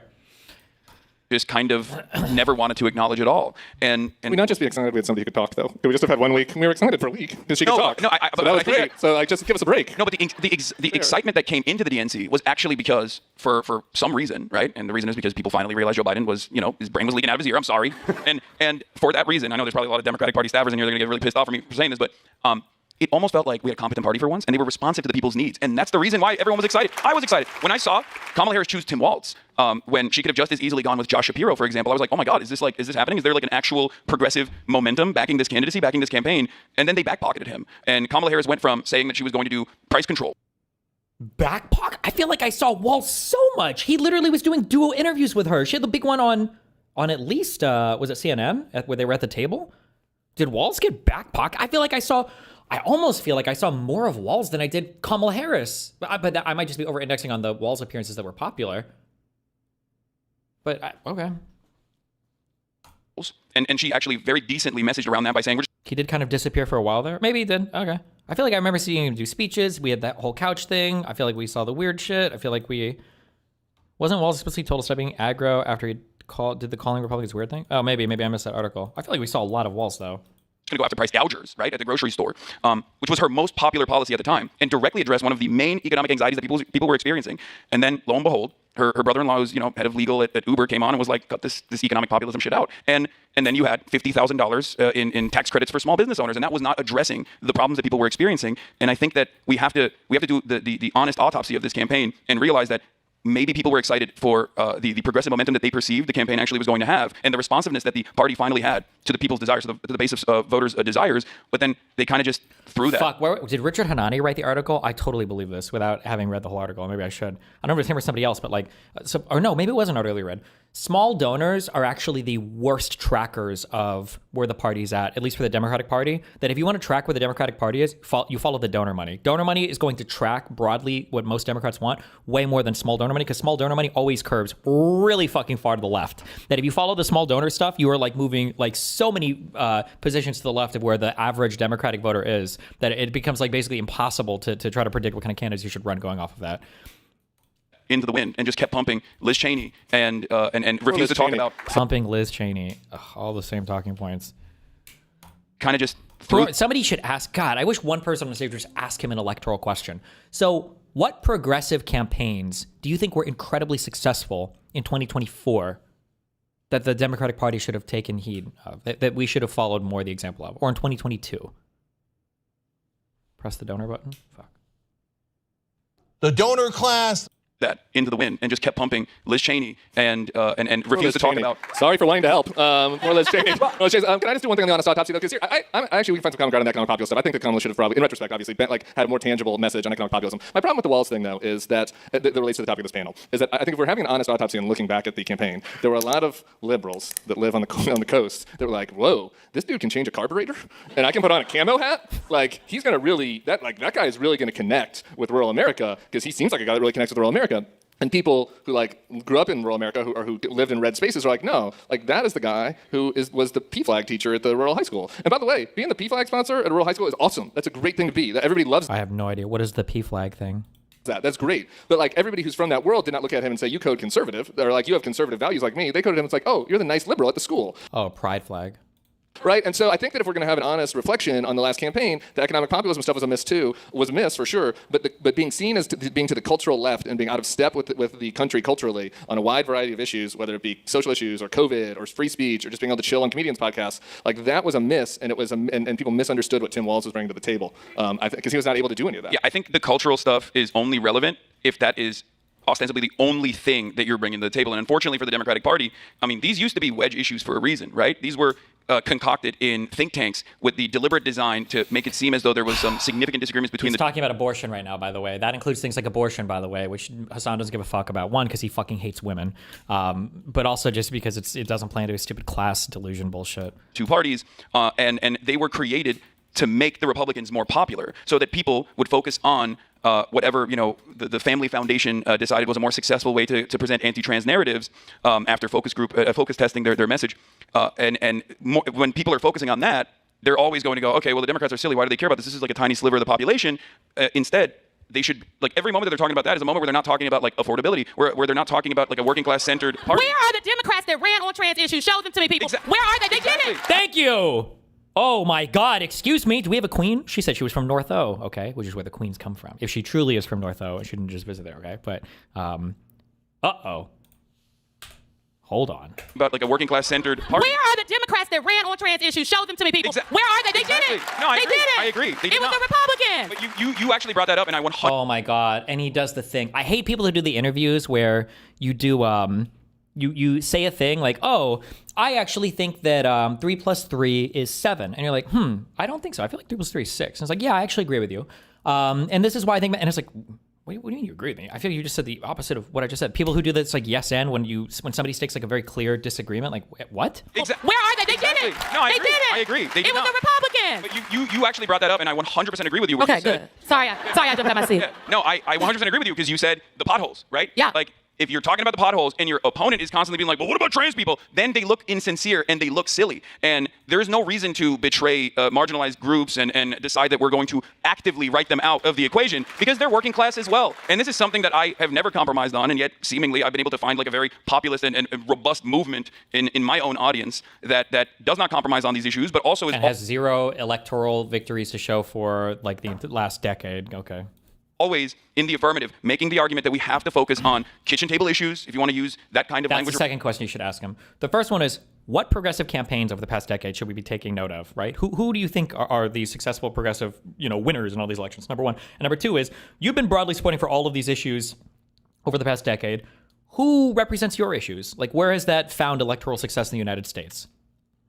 The problem, and his answer will revolve somewhere around this manufactured consent thing. Their answer is always unfalsifiable. It's either, well, people like Mamdani win, or if they're not winning, it's because they won't say the deep state. They'll say the donor class and the lobbyists and the billionaires are actually covering up what the average person thinks, and they're donating too much money to the other side. It'll be some autistic, stupid shit like this. Around it, but like center the working class and try to seek out what their problems are, address them, and also make this earnest attempt and show that we are honest about actually fighting for them. And I think Zoran's campaign and its success was a fantastic example of this. I know people say it's in New York, but that's precisely what he did. 5 key issues. He went out, he asked people, what's your problem? I'm going to solve it. And he centered his campaign around 5 key issues of affordability in New York. And lo and behold, in spite of 22 billionaires spending hundreds of millions of dollars trying to take him out, in spite of a very hostile media environment, especially leading up to the primary, or certainly after the primary, they genuflected a little bit by the end. But and all of these attack ads, he still won. Yeah.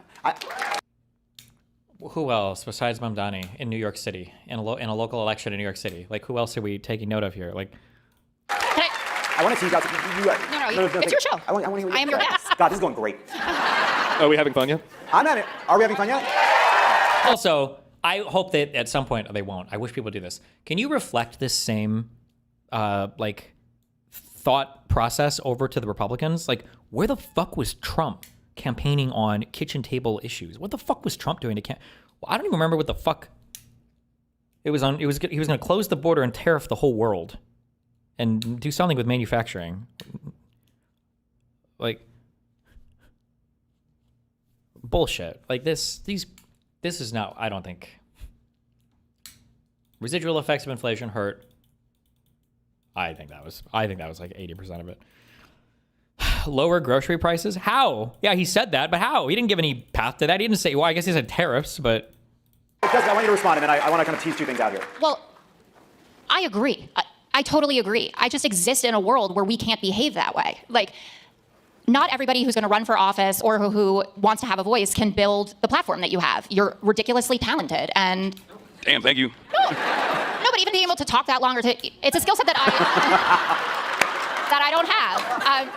But when you say, we don't need to deal with this, and I agree with you about the ad, and I remember when that happened, there are people who are running in races where you need to do more than that. Like, we were talking earlier, I was over doing Tim's pod with him, we're talking about Jared Golden not running in Maine. And Jared Golden can't afford to not talk about the issues that his constituents genuinely care about, because they also vote for Donald Trump. And for some of them, they just want to hear someone say, listen, I want to protect everybody. I'm an inclusive guy, but whatever happened with Leah Thomas, or that's always like the lightning rod, trans athlete issue. I understand your concern about, trans women in women's sports. That doesn't mean Jared Golden needs to say, I want to ban on this. It means Jared Golden says, like the head of the NCAA did when they testified, you're talking about 10 athletes out of 500,000. So it is a small fraction of the population, but I'm not going to dismiss your concerns. And this big tent and a winning coalition across this country has to be compromising about what people need to do to win their races. I'm not talking about being bigoted. I'm not talking about being nasty, but the country operates differently in different places. And I feel like we give lip service to that, but don't always behave that way. Like, this is true. This is the difference between like being electorally minded versus, I don't want to say being a pundit or influencer, because you can be electorally minded being a pundit or influencer, although it takes more effort, right? Like, when I talk about stuff, when Hassan talks about stuff, we're trying to, in a purely monetary sense or influential sense, we're just trying to maximize viewership, right? If I talk about some issues, I'll get 20,000 viewers, or 10,000, 15,000 viewers. If I talk about other issues, I'll get, 5,000 or less, or whatever it is. It just depends on what you're talking about. If you were to go over like electoral politics or like electorally relevant things on like Minnesota for a long period of time, like not that many people care. If you talk about the national level issues, like people care about our international issues, Israel, Palestine, people care about that way the fuck more. But when people go to vote in local elections, especially your older audiences, they do care about those local issues. And the idea that you're signaling needs to be the same in New Jersey and New York as it would be in like for West Virginia senator races or for Virginia or Georgia, right? That's just not the case. But on a national level, you don't really get into that much. The thing is, like, if the Democratic Party was defined by 5 key policies, okay? Medicare for all, a single payer system, socialized medicine. This just doesn't work. The people that had the more radical positions on healthcare were not overperforming anywhere. They all underperformed. Like, these are just his own this is like this is the influencer brain, the national level politics brain. Like, these are just, I'm just going to talk about these things because these are the things that I care about the most and I have the biggest audience with them. Like, right? Something of that sort. And a plan to expand the available. Like, imagine saying that, like, single payer Medicare for all is the popular strategy when like the ACA bare minimum right now is fighting for its fucking life. That the ACA tax credits just got fucking rescinded, and now we're hoping that it hurts Americans enough come December, January that we can fight just to get the tax credit subsidiaries back for the ACA. He's like, oh no, America wants Medicare for all. Like Jesus Christ, bro. Medicine, right? Something of that sort. And a plan to expand the available housing units. I want socialized housing. That is not even broached. That's not even discussed amongst the Democratic Party. I want a federal jobs guarantee and a jobs program to build those houses, right? Free. Like, bro, these are the most a federal jobs guarantee. This is like Green New Deal. You're on like 2016 talking point. What are you talking about? College and better guarantee and a jobs program to build those houses, right? Free college.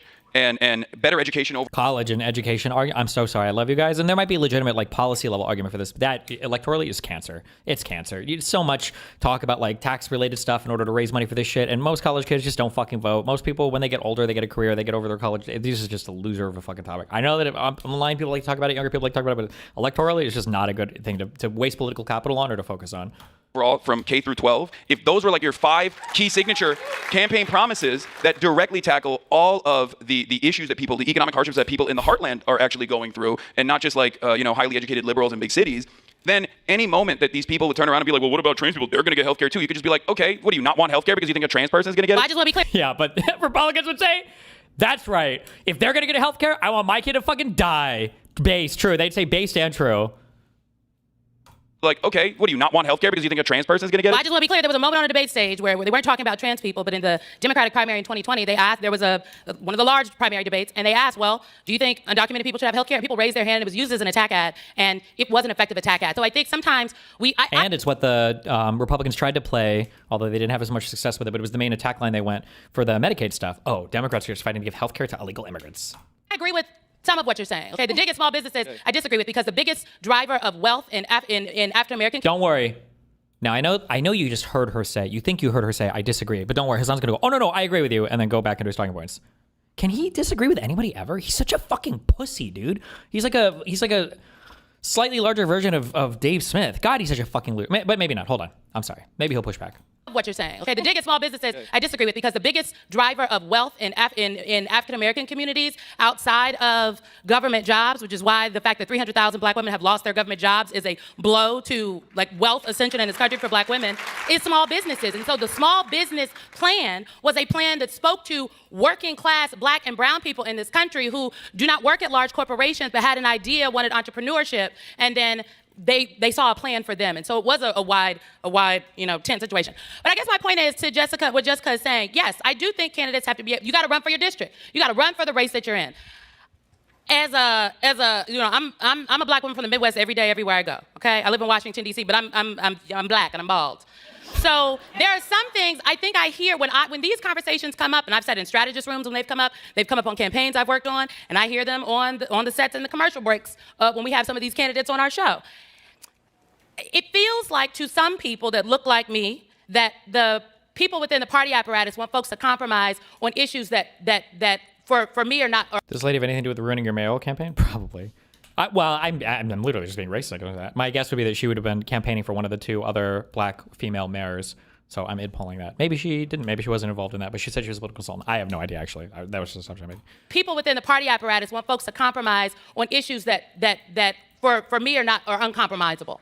When folks say that. And so, I do think that if the party is like, look, people need to, I think the answer is people need to run for the race that they're in. Okay, well, what does that mean? Does that mean because let's be very clear, Donald Trump and the Republicans, they aren't looking for a big tent. They're like, mass deportation, F you, look at my one good black person, shithole countries in Africa. True. All the brown people need to be deported. Thank you, true. That's what I mean. Reflecting back into the Trump campaign. Do these people look for a big tent? Now, they kind of have big tent, but they get there in a different way. But it's not by being super inclusive. It's just by making sure that everybody that they talk to has to vote for Trump. And then they'll kind of be inclusive past that. And got blood coming down their eyes, but yay, we're going back to a meritocracy, and that means only white men. Hold on, what? But they were winning. And so they didn't win because they opened up the aperture and let people do what they need to do. They won because they tripled down on what they believe. True. That's just not right. That's just not, I'm sorry. That sounds good. Oh, Tim coming out here. I respect this guy's opinion a lot. Okay. And I like it. I want it to be right. It's just not right. They didn't win because they tripled down on what they believe? No, they did triple down on what they Yes, believe. they tripled down on racism. Yeah. It was populism, but populism is a thin ideology mixed with a thick ideology, according to Cass Mudd. Simone, His populism had a lot of things in it. Was an economic populist, but populism had a little white supremacy in it, a little racism. Like Bernie Sanders is a populist in a different way than Donald Trump. Yeah, here's the thing. So I don't understand. Here's the thing, though. Can I just say really quick, though? Seems like he wants to agree so badly. Oh, I agree. Thing. Like, yeah, he doubled down on a bunch of terrible shit that they believe that's extreme. No doubt. He also was seen as left of Kamala on foreign policy. He was seen as an anti-war candidate. He was seen as... I hate the left and right. Tom, Bill, we argued about this a little bit. It was like, leftism is bad, or left is bad when we talk about government budgets. Like on the deficit, the left is bad. And I'm like, well, hold on. Republicans have been worse for the deficit than Democrats. And he's like, yeah, because they were further left on it. And it's like, well, what the fuck does that mean then? Excuse me. When we say that like Donald Trump ran to the left of Kamala on foreign affairs because he wants to isolate the United States from the rest of the world, are we saying that isolationism is like a left approach to foreign policy? Historically, I'm not even sure if that's true. Not even in recent or far history, I'm not sure if that's true. But I don't know if people perceived it that way. Maybe the average person, because average people are fucking retarded. I don't know if people are viewing these things as strictly breaking down on like left-right spectrums anymore. I guess it's maybe possible, but it's not like Kamala also was pro-war. And Donald Trump was bombing motherfuckers too. This is the guy who ran. People forget this, but in Trump 1, he literally ran on saying, I'm going to bomb and kill the families of terrorists. He also was seen as left of Kamala on foreign policy. He was seen as an anti-war candidate. He was seen as anti the Republican establishment of war. He cut to the middle on that. Yeah, he lied about that for sure. He's a liar. He lied. Yeah. He lied. But then maybe our guy should lie about some things that are popular too. I don't know. Now you sound like me during the campaign where I was like, what the fuck are you guys doing when you're not like addressing this stuff where Donald Trump can present himself as the peace candidate? That was insane to me. But obviously, sending Bill Clinton to Dearborn to talk about Judea and Samaria, as most people were seeing. All right. As most people were seeing. I want to bring us back. Children on their timeline every day. Let's not pretend like they didn't moderate on things. That's all I'm saying. I'm having so much fun. No, I'm sorry. You cannot have a convention where you have Israel Palestine, by the way. signs that say mass deportation now. I'm not saying he wasn't a moderate. I'm saying he moderated on things. Ethnocentric nationalist version of this country and say that he moderated. What he did is say, people in Gaza, you should vote for me because Joe Biden ain't doing what you want. That's not a moderation. He had good rhetoric, but his policy was consistent. And the vice president on that debate stage said all of the things that he was saying that he would do, and he has outdone them. He said he was going to send the military into the streets. He was saying it on the campaign. That's not moderation.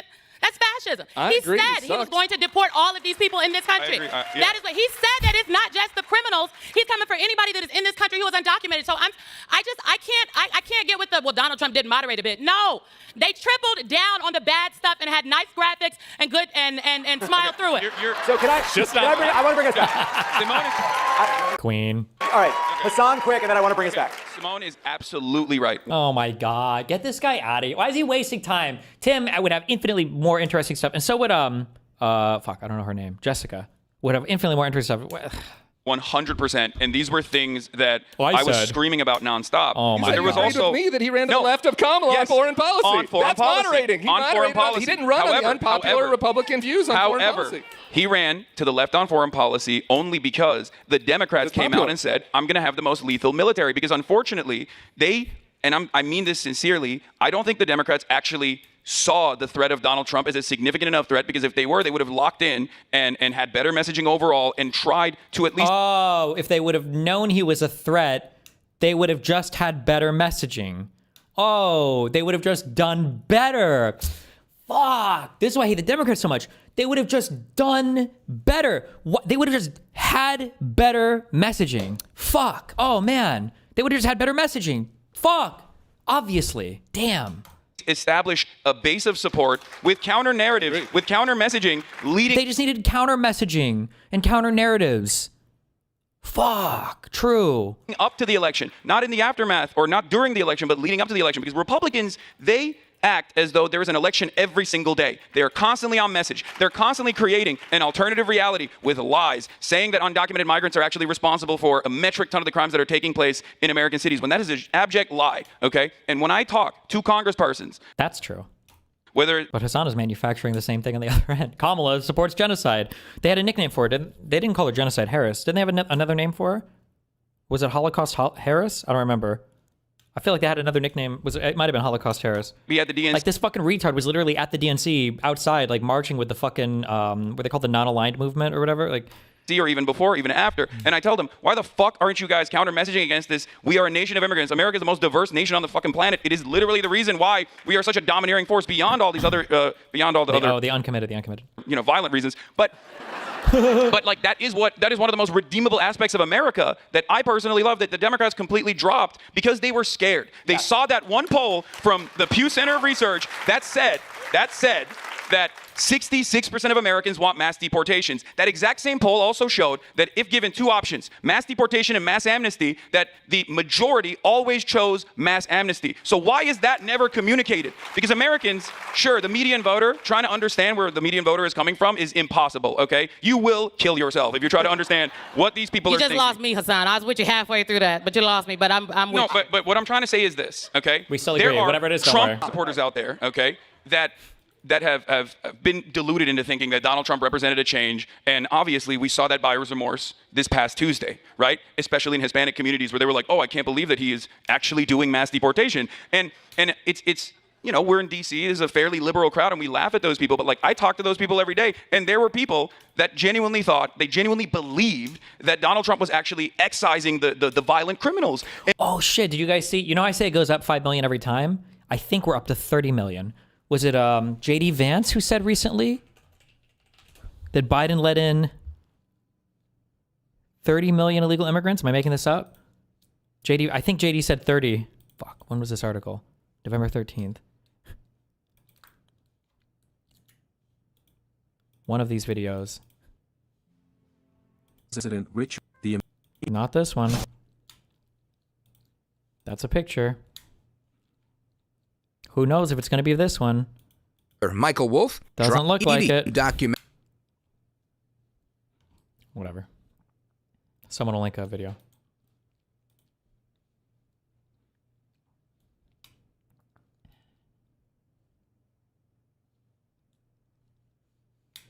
Wait, second paragraph.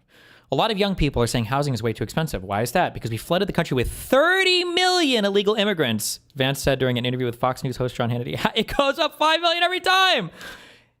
What are we going to be at by the end of the year? And the only reason why people are housing is way too expensive. Why is that? Because we flooded the country with 30 million illegal immigrants who were taking houses that ought by right go to American citizens, and at the same time... I think the total number, even including all the asylum people, was like 3 or 4 million under Biden, right? I think it was 3 or 4 million when we looked at it last. 30 million! That's like tripling the population of legal immigrants in the United States. Where are these people? 30 million!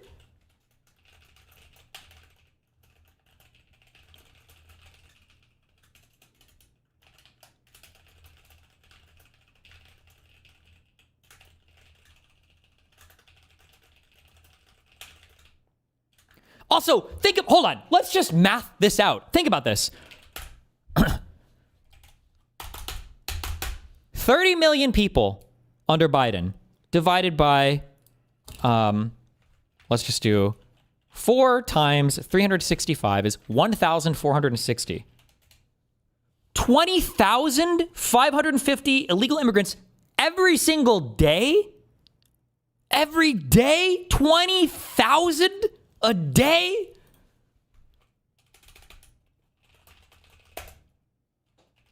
How many states do we have that border Mexico? Is it 3, 4? California, Arizona, New Mexico, Texas. 4 states, which would mean, assuming they all come in through border states, although I guess they could get around or airport or whatever. That's like 5,000 illegal immigrants every single day. 5,000 per day.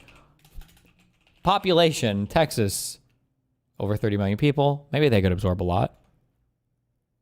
Population, population Arizona, 7.5 million. Population New Mexico. Most of these people would stay in the border states, right? New Mexico is only 2.1. So 40 million people between those 3 states, and 30 million illegals came in. Maybe most of them went to California where there's more people. Like 30 million?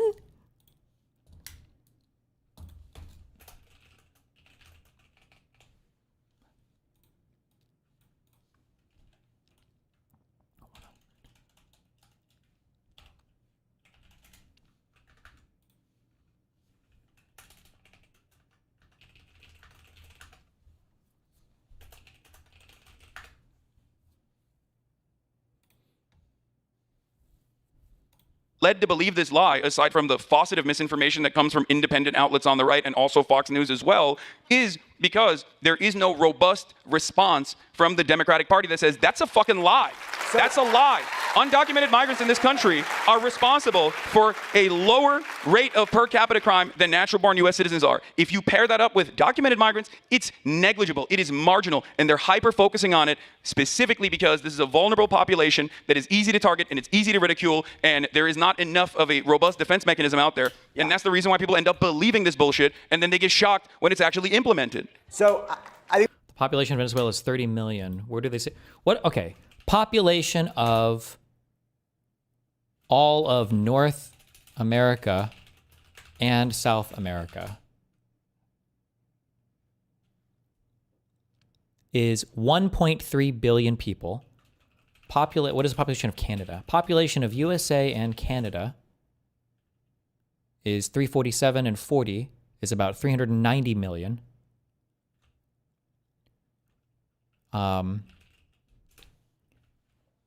So 1 billion minus 390 million.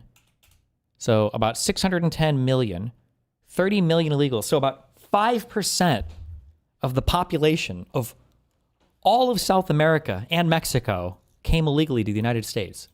What? Like, it's just on its face. This is what I mean when I say these are fake problems. This is not a real thing. 30 million. That's such an ungodly amount of people. 30 million. Prior to Trump 1, the estimated illegal immigrant population in the United States was about 13 million of all the illegal immigrants here. 30, just one of those things is on its face such a ridiculous number. Like, there are things where people say things that like strain credulity, okay?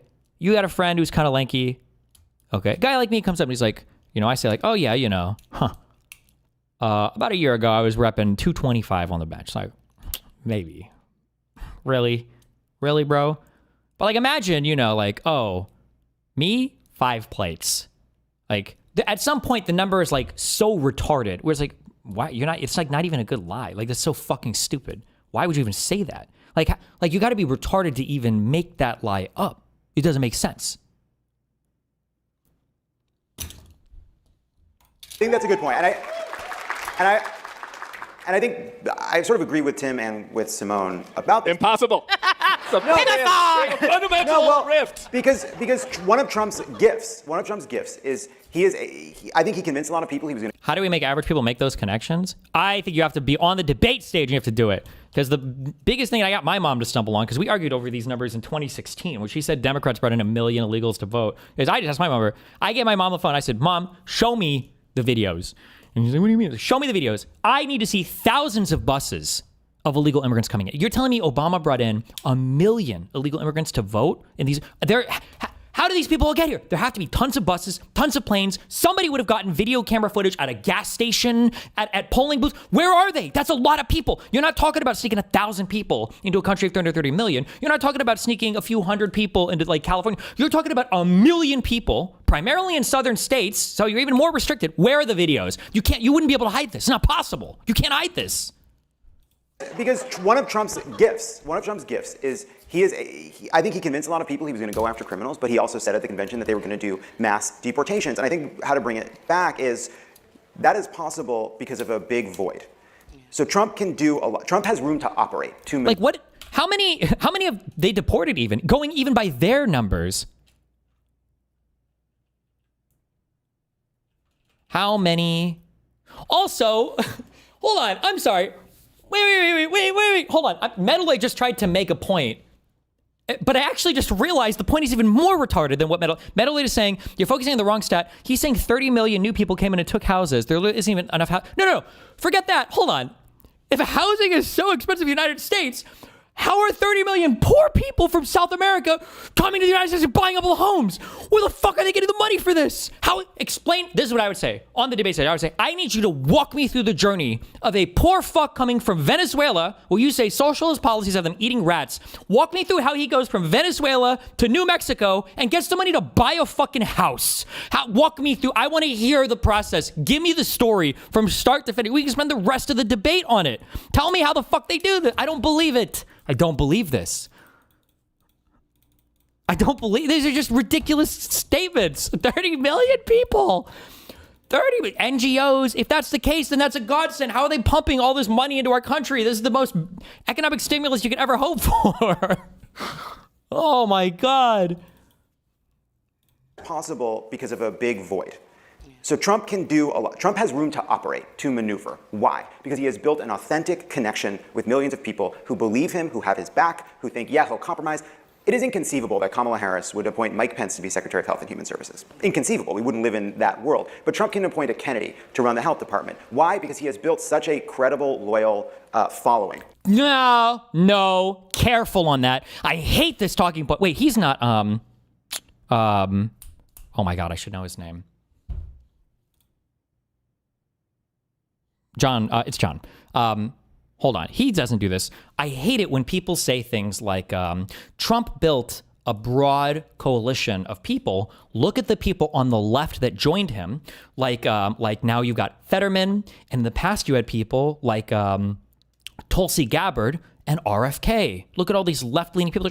These were not left-leaning. Get the fuck out of here. You're talking about the craziest, most fucking outer perimeter lunatics in the fucking planet. These are not mainstream center-left to far-left people. These were very unorthodox people in the party. Like, that is not a broad coalition of shit. Bullshit. That he, because of the authentic way in which you don't agree with that. Cult. No, I was just Cult. Well, you can, look, you can, yes, it has certainly become a cult, right? And then you look at our side, and you find the politicians that have that kind of authentic connection to the voters. You look at the list of leadership of the Democratic Party. How far down do you go before you have somebody that can fill an arena? You have to get to Bernie Sanders. You go to Barack Obama. You go to Zoran Mamdani. You go to AOC. It is largely on the left. That is the truth of this moment. But it wasn't always true. Barack Obama didn't run from the left. He ran against Washington. Bill Clinton had that kind of momentum. He actually ran from the right. But right now, that energy and connection is coming from the left. And so Hassan lays out a group of policies that are from the left. Like, I'm not for socialized housing. From the very far left, but these aren't popular. But also, I believe the other people were responding like to the moment in time. Like when Obama is running against DC and Washington. First of all, Obama's a fucking senator already, okay? So Obama's already kind of establishment-ish, okay? Number one. It's not like Obama was this, I guess like maybe we code him as being like a huge outsider, but I mean like kind of. But like Obama was already like in government. In the government at the time, we had a lot of economic issues. Keep in mind, we came off the whole fucking housing crisis bullshit and people still hated like the fucking wars, Iraq and Afghanistan. We wasted a fuck ton of money. That was super unpopular. I think the Republican Party was kind of lost at the moment. Remember, these motherfuckers put up a McCain-Palin in 2008, right? It was McCain-Palin in 2008. This was a lost party, okay? These people were lost as fuck. I'm for building a ton of housing. Boo. That's okay. But it is a void that the left is currently filling, that the leadership of the Democratic Party is. He was an outsider candidate. Obama was like he was an outsider candidate, but not in the same way I don't think that like Trump is an outsider candidate. I think that you can call them both outsider, but I think it's a very different type of outsider. Like Obama was not like, we need to burn the whole fucking system to the fucking ground. Let's go. Whereas Trump was basically that, you know? It is a void that the left is currently filling, that the leadership of the Democratic Party is not. How does Trump get away with all this stuff? How do we get defined as being anti-trans? The other day, Bernie Sanders was asked. Remember, this was Trump's job. This is like saying, how is it that we have a Republican president who's so strong and powerful? If the Republican president was like fucking Floyd Mayweather or something, it's like, well, he's been boxing his whole life. Of course, it's like, how are you even supposed to compete with that? Why does Trump have a cult? This guy did The Apprentice, okay? I know if you're younger than me, maybe you don't remember this. The Apprentice, I've said this a million times, The Apprentice was a loved show in the United States. Every motherfucker loved Donald Trump, okay? Nobody hated Donald Trump in the U.S., all right? No, except for maybe older people, maybe from New York City that remember some weird shit about Central Park 5 or whatever. Generally, everybody, The Apprentice was a super popular reality TV show. He had a ton of social capital. People liked him. Like, he was campaigning for the job of president, arguably for decades before he actually ran for president. About the border, and he said, "Our country's got to have a border." And that pissed off some people. Me too. It pissed off some people on the left. Did it piss off Hassan? I mean, with all this stuff, how do we get defined as being anti-trans? The other day, Bernie Sanders was asked about the border, and he said, "Our country's got to have a border." And that pissed off some people on. Me too. It pissed off some people on the left. Did it piss off Hassan? I mean, I disagree with Bernie Sanders' message around that because obviously, yes, nation states have well-defined borders and boundaries. But my point about it is he can say that without with confidence because everyone knows what Bernie Sanders stands for. Yes. And so when he is asked about trans issues, when he is asked about issues in which Democrats are not at 55-45, but at 30-70, whatever it may be, he can either say, you know what, I don't care about that, I'm not talking about that, or he can answer in a way that maybe riles some of the base, but you trust him. And that to me is the connection between, honestly, the kind of like what seems a bit frivolous, like are we having fun, and the actual hard work of politics. Like Zoran, you said. That is true too. And I don't think John, I hope not, wouldn't lose sight of this, but it also depends on like, where are these people at? Like, if I'll admit, I don't know. Well, and who knows? Well, hold on. Maybe I'll change my mind on this, okay? Like, when Bernie Sanders runs in Vermont, what is the opposition that he's like facing in his election? Like, are these close races? Like, is there legitimately people that are threatening his seat either in the primaries or in the general when he's running? Because like you have so like for him to be able to say like, oh, he can rile the base up. Well, yeah, because one, the base is outside of his state, so who cares? And then two, he's got a seat that he's never losing, right? Fuck,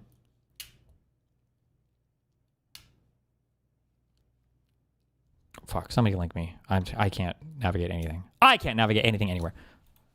Ballotpedia.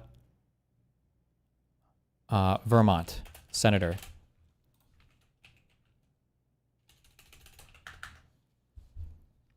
State Senate. No.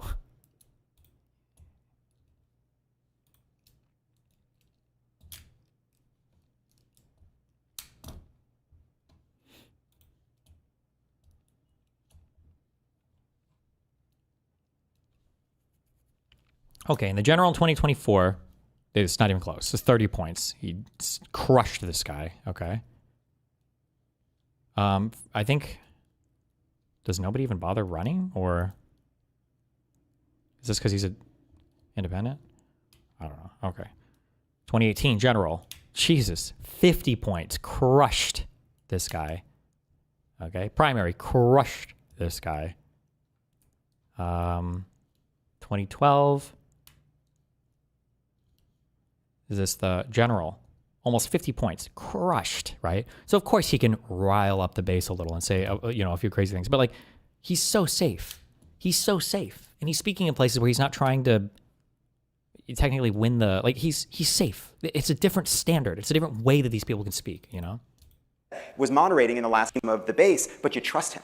And that to me is the connection between, honestly, the kind of like what seems a bit frivolous, like are we having fun, and the actual hard work of politics. Like Zoran, you said, was moderating in the last few weeks of the campaign. I was glad to see that. Tim and I are both people that push him hard. I almost got a t-shirt. I am to the left of came Tim. out against him, and I was like, okay, we're in business now, Z. I mean, the reason why Zoran was moderating on, I don't know what he was moderating on. I guess like maybe you guys were talking about like the policing stuff, even though it was, now that the election is over, we can be honest about it. That Zoran Mamdani did this brilliant thing that got liberals to basically come to terms with a lot of things that liberal media had considered radical, right? Because he had a way with he had a really good way of communicating these. Can you generously call that he did a good job of listening, seeming curious, and being persuasive to bring more people into his? Sure, yeah. Well, but one of the things that he did, but he was still uncompromising. Defund the police always was about making sure that the headcount either remained stable, but then we actually turned around and restructured some. Defund is a very... Defund the police is I cannot believe anybody in 2025 would defend defund the police. What a shit show nightmare of a slogan, of a movement, of a catastrophic policy. Like, it was just everything about this was trash. Okay. When you have, the funniest thing is like, you could walk into a room of 10 people who are like, defund the police. And you come and go like, huh, oh yeah, I think defund the police would get rid of the entire police force. And that would be horrible. And then all 10 people will tell you that's not what defund the police is. And then all 10 people will give you a different answer on what defund the police is. No one, and whatever answer Hassan's about to give here is not, everybody had a different answer for what the fuck defund the police meant. Count either remained stable, but then we actually turned around and restructured some. Defund is a very... Now who's doing it? Now you're the PR guy. That's the most politically you've sounded. No, but the thing is, it has a bad rap. No matter what you say or do, Democrats immediately attacked it. They said this is a danger, and it's partially because Americans really love police. It's unfortunate. Oh my God. It's unfortunate because people like their neighborhoods to be safe and not to get fucking murdered and raped everywhere, and not to have people stealing and breaking into their shit, and not to feel like the place you live in, you could get like, okay. Yes, tell us more, Mr. Weho. God, I hate this fucking loser. Democrats immediately attacked it. They said this is a danger, and it's Link the debate that I had with him over Kamala Harris, funnily enough, in 2020. And I'm like, do you think if a woman was walking down the street late at night and there was a guy who was following her and was like catching up to her and was like chasing her, should she call the cops if the guy is a minority? And it sounds like, I wouldn't call the cops. Bruh. Because Americans really love police. It's unfortunate. I don't know how, because they don't do their fucking jobs.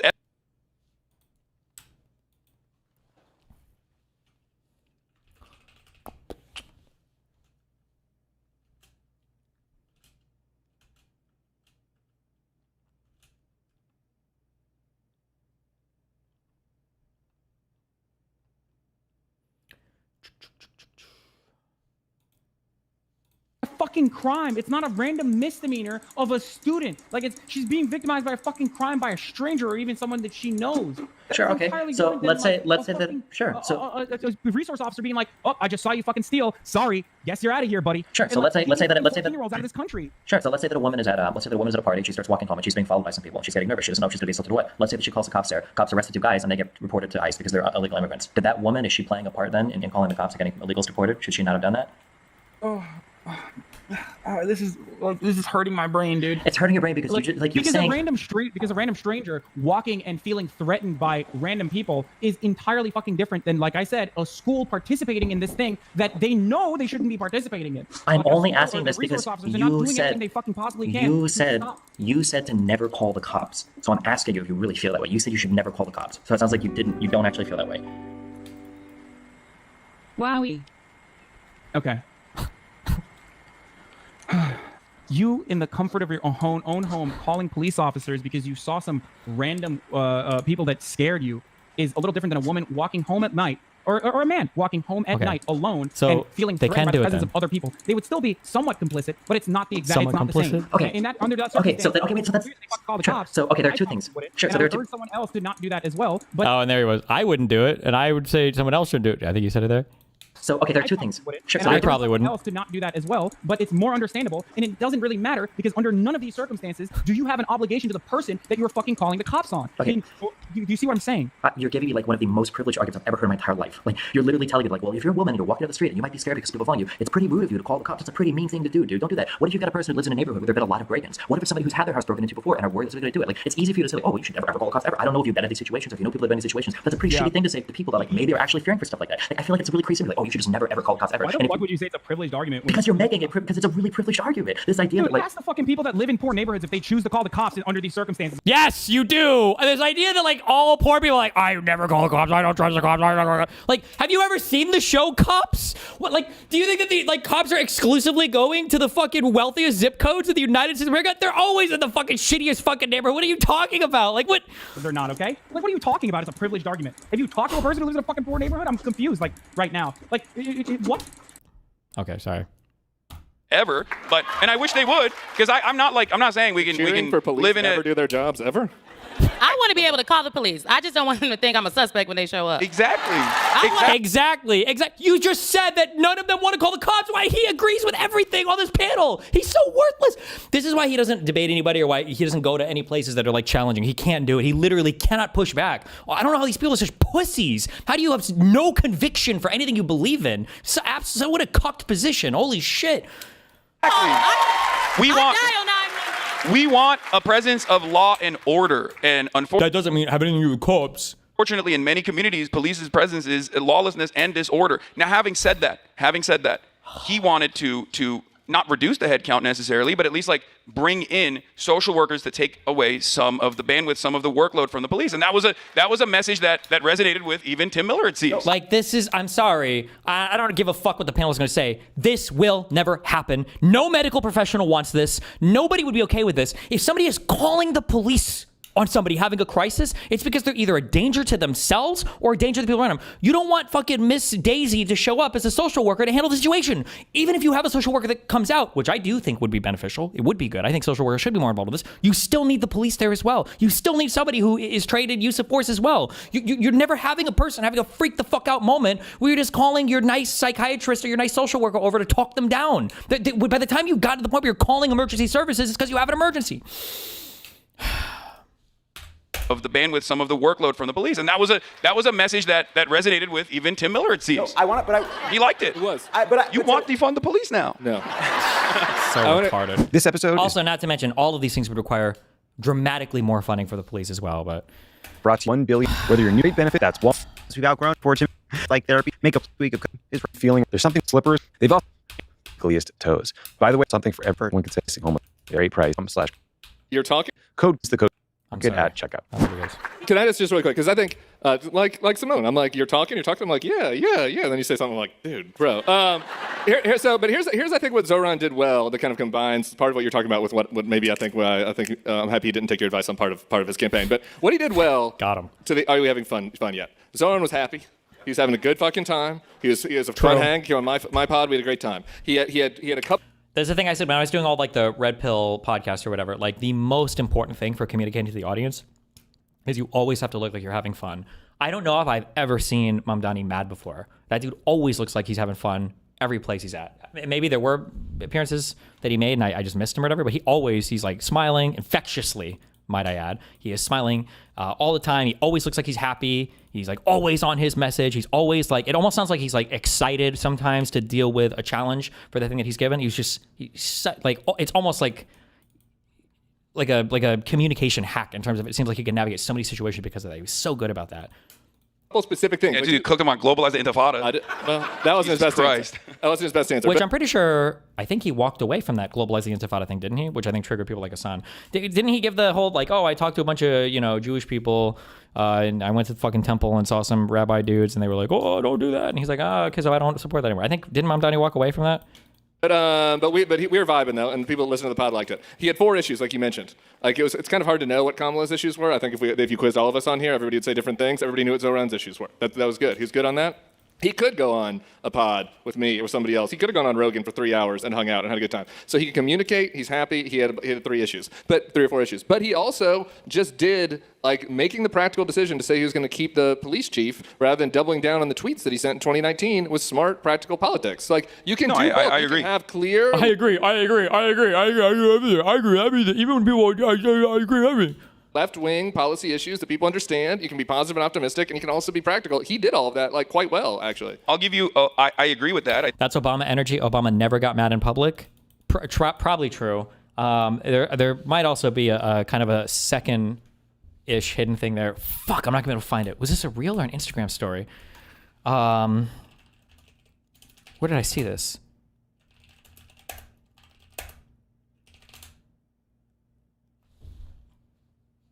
I'm not going to be able to find this. Who knows what I'm talking about? I feel like I just saw this pop up recently, but it might have been a video. Might have been on late Reddits. Google search.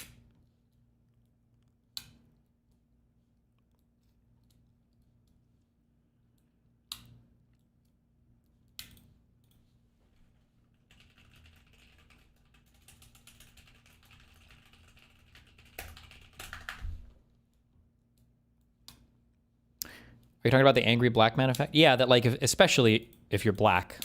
I don't know if this applies as much to Indians. Maybe for Americans, for white people, it applies to all scary brown people, but especially for black people. You like, once you've gotten loud, it's like over. People are like, oh God, Tyrone is going to come fucking murder all of us. Like, it's too scary. The big black guy's got to go. Like, we can't handle this. So I'm sure there's some level of practice and reserve, especially if you're hanging out in white majority communities, where if you are, especially black, maybe for Indian too, like, especially as a man, you cannot get loud. You always have to be chill or cool because people are going to look at you way differently if you ever have a moment. Fuck, there's a clip of a black attorney talking about how he had to go to some state, like fucking Louisiana or Mississippi or some bullshit, and he had to. I think the judge and the opposing counsel were like making like racist jokes. They're saying something that's like not okay, and the guy kind of just had to laugh through it because he's like used to having to do this. I'm not gonna be able to find this. Somebody find this. I have no clue what you're talking about. Somebody will find this video. I think his messaging was good on that. Also be practical. He did all of that like quite well, actually. I'll give you, I agree with that. I think his messaging was good on that, and that's precisely what I was talking about. Like, for example, okay, especially not in like the broader population's understanding of this issue, but like in mainstream media and in American politics, there's a major division between how the population is receiving what Israel is doing. And I went to Harvard Law. Oh my God. Israel, Palestine again. Motherfucker cares about Palestine when they're the I bet there are Palestinians that watch more shit unrelated to Israel, Palestine than what Hassan goes over. I went to Harvard Law School. I've got a lot of degrees and awards. I've won cases at the U.S. Supreme Court, and I've been in courtrooms representing clients, getting there early, sitting at defense counsel's table, where the judge will walk in and immediately get mad at me the judge will look at me and say, hey, you get back out there in the hallway. I don't want any defendants sitting in my courtroom without their lawyer. And I have to stand up and say, well, I'm sorry, Your Honor. I am the lawyer. I didn't introduce myself. My name is Brian Stevenson. I have to try to de-escalate this situation. And I was doing that recently. I was in a courtroom in the Midwest, and the judge started laughing, but it wasn't an apologetic laugh.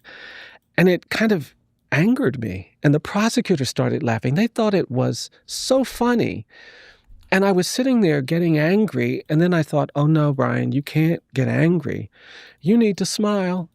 You may need to laugh. And I felt that way. I thought that way because my client was not going to be able to leave that county. I was able to leave that county and never come back based on the way I was treated if I chose to do that. But my client was going to have to stay there. So when they were laughing, I smiled. And then I eventually chuckled. Client came in, we did the hearing, but I remember sitting in my car after that hearing thinking, wow, here I am, this middle-aged black man. I'm in my best suit. I actually argued the case at the Supreme Court that we were trying to implement. I got all of these degrees and awards, and I'm still required to laugh at my own humiliation to do justice for my client. That's not right. That's not fair. And I'm getting old enough to know that when you have to constantly navigate presumptions of dangerousness and guilt because of your color, when you have to tell your children how to survive a police encounter, what to do and what not to do, how they can't do the things that their white friends can do because they're going to be burdened with this presumption, when you have to constantly navigate this world, it's exhausting. And I want something better. I want something better for everybody. And that's why the commitment to truth-telling, the commitment to building institutions that help us understand the harms of history is such a priority. Okay. How our division between how the population is receiving what Israel is doing and how our politicians are responding to it, right? And how the media even responds to it. Anti-Zionism is like a scary term or a scary word for a lot of media professionals in a way that, like, you know, being anti-Israel is not necessarily scary at all for the average person. As a matter of fact, they are very anti-Israel now, and there's polling to reflect on that. They're not. He's conflating polling of like, are you less sympathetic towards Israelis? It's not the same as being fucking anti-Israel, bro. And nobody cared about this. This was not like, well, I shouldn't say nobody cared. That's not true. But this was not like a top 5 issue in the election. There were, like, you can look at all the polling data. Like, some people had strong opinions about it, but this was not like the issue to focus on, to center on. Like, how much was Trump talking about fucking Israel-Palestine? Reality. Now, what Zoran did so perfectly was to communicate his position in a way that liberals understand it. He turned around and said, yeah, Israel has a right to exist as a nation state that has equal rights and representation for all people. That is identifying that Israel is Who cares about how Zoran messaged about Israel-Palestine?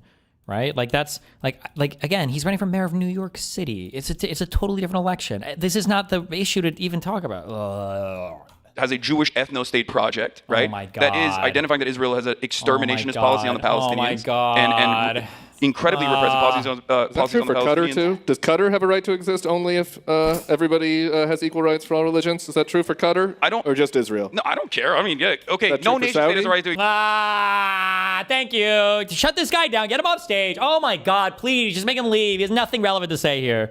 He says, including Qatar. Like, I don't know why you're bringing up Qatar, like as though I'm going to be like, oh my God, Qatar. Like, No, they pay me so much I money. just say I don't know why that's the only country that doesn't have a right to exist Because unless they it's get an equal rights for ethno-state. everybody. Well, because it's an ethno-state, Tim. So are like half the states in the Middle East, you fucking retard. Not that you know fucking anything about them. All of those countries in that region are an ethno state. if you can. Qatar's an ethno state, Iran's an ethno state, Jordan's an ethno state, Saudi's an ethno state. So I'm okay with criticizing Israel. I'm just saying, So you're okay? So you're okay with all of these other countries being ethno states then, and you're not. That's the takeaway. That was the takeaway. Just using that as a deflective mechanism to move the attention away from Israel, a country that literally receives more aid and more political support than from the United States of America than anyone else. As a matter of fact, a lot of people actually get mad about Qatar. Pretty sure per capita, the Gaza Strip was getting, I think, more than almost any other region of the world. But because now the Gulf leaders have realized, oh, if we give this guy fucking jets, he's going to defend us too. We're oil barons. It's awesome. And that's the reason why it almost feels like people who defend Israel are jealous that like now other Gulf nations are trying to do like Israel-style things over there. Wait, what? Hold on. For oil barons, it's because now the Gulf leaders have realized, oh, if we give this guy fucking jets, he's going to defend us too. We're oil barons. It's awesome. And oh, he's talking about that stupid Qatar deal where Trump like gave them basically NATO guarantee. But I don't even know if this matters. Like we would always defend. I think we would always defend these states. I don't think we would ever be okay with Iran doing shit to like severely fuck with any of these countries. Like they're always like, you know, wink, wink, nudge, nudge. And that's the reason why it almost feels like people who defend Israel are jealous that like now other Gulf nations are trying to do like Israel-style things over there. I love it. Please bring us back. All right. Sorry. Anyway. Yes, thank you. Yes. I mean, we kind of let Israel straight Qatar. Yeah, true. Israel just kind of like, they kind of do, they're just doing whatever, bro. This, Trump is just a fucking retard. I don't know what to say. You're right. You are right on that. They did. That's true. Like Israel-style things over there. I love it. Please bring us back. All right. Sorry. Anyway, I would say this. I would say this. Look, I don't. He moderated the agree. message I have without compromise. I have disagreements with you on this, as you know. I will say that Zoran had a challenge, right? And part of his challenge was reassuring a lot of Jewish New Yorkers that are deeply worried about some of his past comments, and which he has, and he spent a lot of time trying to reassure those people. I think because he recognized that there was a liability in some of the ways in which his previous statements and some of his positions were seen by a lot of New Yorkers, which is where more Jews on earth live than in any other place than in Israel. I think True. It was Yep, true. Make sure to agree with every single thing everybody says. Don't fight about anything on this. Don't fight back against anybody. And he sought to address it. Now, without getting into the details of where I think he had to do that because he's Muslim. I'm gonna be honest. I think it was racism, straight up. He had never said a single thing. Hold on. Than in any other place than in Israel. I think True. And he sought to address it. Now, without getting into the details of where I think he had to do that because he's Muslim. I'm gonna be honest. I think it was racism, straight up. He had never said a single thing. Okay, I'm not trying to be oppositional just because it's Hassan. But I think that the feeling I had was most of the Islamophobic stuff was coming from Republicans. It wasn't necessarily in the primary from Cuomo as much, I don't think. Tell me if I'm wrong. I don't feel like I heard Cuomo making a lot of like, we're going to have a Muslim after 9/11. I feel like these were Republican attacks that were really weird from Trump and shit. I think Mamdani moderated not because of the Islamophobia, but because like, wait, did Cuomo do super racist ads? Oh, you have to show me. He might have, maybe, and I just missed it. But globalize the Intifada, that's a crazy statement. That's a crazy thing to defend. Like, he should have walked back from that. It was fucking retarded. Like, I think in almost every world, Mamdani would have to walk away from that if he wants to be mayor of New York City. But that's fine. That makes sense. Yeah, that makes sense. I think he had to do that because he's Muslim. I'm gonna be honest. I think it was racism, straight up. He had never said a single thing that was even remotely anti-Semitic, and yet the media constantly kept needling him on that. I don't agree with that, and I don't agree with that because it's honestly impossible to know because it's overdetermined, right? Do I think there's Islamophobia in the reaction to Zoran? Of course there is. Do I think there's genuine concerns about some of the things he said? Of course there is. You can't tease it out. What was concerning? Well, he got elected, so does that argument really matter? He is now the mayor-elect of New York City. So whatever he did worked. So the reason I don't want to stay on it is because I think there's a lot we can say about it. But what I'm trying to say is he had people. God damn. Okay, I didn't see this. Andrew Cuomo suggested Thursday that his main rival in the race for New York City mayor would cheer if the 9/11 attacks happened again. What the fuck? Who knows what sentence is behind this ad? I guess we'll never know. Wait.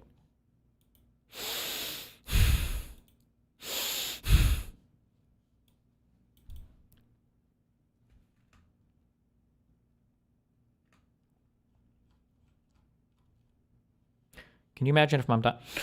Oh my God.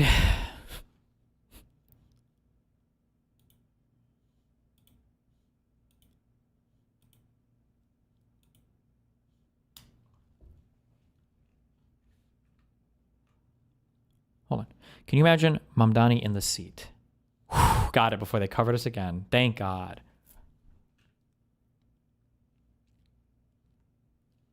Yeah, I could, replied WBC radio host Sid Rosenberg. Play the Jew sound. Who called the Democratic nominee a terrorist earlier in the program. He'd be cheering. That's another problem, Cuomo said. Not good. People that were really glad to see someone who had taken his views run for mayor and succeed. He also had people he needed to reassure who had disagreement, but he recognized that he was in coalition with a lot of people who had different views, including he was asked about Abigail Spanberger and he was asked about Mikey Sherrill, and he said that this is a party that has room for everybody, not just people. They were good statements. They were good statements by Mamdani. They were good statements. This is a party that has room for everybody to run a different. That was a good, yep. Including he was asked about Abigail Spanberger and he was asked about Mikey Sherrill, and he said that this is a party that has room for everybody, not just people who look like me. And I think that to me is what I hate Republicans. If you can unseat a Republican, it's good. It's good in my book. And that was my anger and resentment with like the way that the Democrats were representing themselves during the campaign, where it kind of felt like they didn't hate Republicans too much. Whenever I hear Nancy Pelosi say, "Oh, we need a strong Republican Party," I'm like, "No, we don't need a Republican Party." You're so retarded. Oh my God, Pelosi is a trillion times smarter than Hassan on probably every single topic.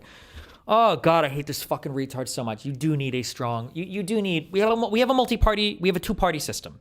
You need a strong second party. If you think any differently, you're fucking retarded. You're just a retard. You don't even deserve to have an opinion on politics. Oh well, To be fair, I guess he's in China and he likes their system, so maybe he doesn't think we should have a two-party system. Maybe he's a one-party kind of guy, you know? We want to run this country. Yeah, a weak Republican Party is what got us Donald Trump. In every seat, and strong Republican Party. I'm like, no, we don't need a Republican Party. We want to run this country in every seat and be so successful that you have a weak and feckless and ineffective Republican Party that cannot undermine the agenda that centers the working class. That's what Oh my God, and the social. Oh my God, I hate this guy. And so here's what I want to come back to. Talking about the overlap of the ways in which Zoran built a big enthusiastic base of support, talking about the ways in which Democrats have a void of people not really knowing what they stand for, which lets them be buffeted by issues where they're kind of, whether it's trans issues or other kind of issues where they feel like they're on their heels, and there's this debate about throwing people under the bus. What are the lessons that you think Democrats should be taking from the success on Tuesday? You know, Chuck Schumer was afraid to. So this is now going to be the third time Chuck Schumer has been booed at a Democratic event I've been at in 48 hours. And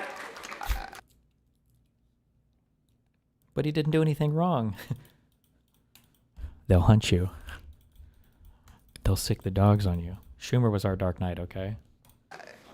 All right, you ready? The former Republican's going to praise Chuck Schumer right now. The shutdown strategy's worked pretty good. We're doing great on the shutdown. Giving him a little claps. Shutdown strategy turned out to work pretty good. Everybody's like, oh, Chuck. Yeah, Wait, did they even get to the Epstein stuff yet? I don't even know if they'd gotten to the Epstein stuff yet. This was 4 or 5 days ago. How long? My time thing is fucked. How long is this? This was before? No, it was before. This was like right after the election. It was before. Okay, this was before the Epstein stuff. Yeah, okay, so whoo! We had to drag him to finally do that. How nice, too, also, that when the Epstein stuff, all this stuff came out, we can also focus on it, and they can't divert with any government shutdown or anything like that either. Like, it's all just like, this is it. This is also what I meant. Now, unlike Hassan or all these other political pundits, I'll be honest, it's not like I can see the future, right? But this is one of the things that I said that was like a potential positive outcome to where if you end the shutdown when you're ahead, could you push it further and maybe gain more capital? Maybe. But also things could get worse. You could just stop when you're ahead. And they did stop, I would say, when they were ahead. And then now another positive things come out. And because they stopped when they were ahead, they had the positivity from that. And now we have the Epstein shit and then this Marjorie Taylor Greene shit. Like, I think, just saying, this was one of the predictable or foreseeable positive outcomes. Just saying. He had an opportunity to do it earlier. At least he's there. Yeah, no, did What is Jessica doing? Simone, you were going to leave the Democratic Party in March. Well, you know, about every 6 months, I got to do a gut check.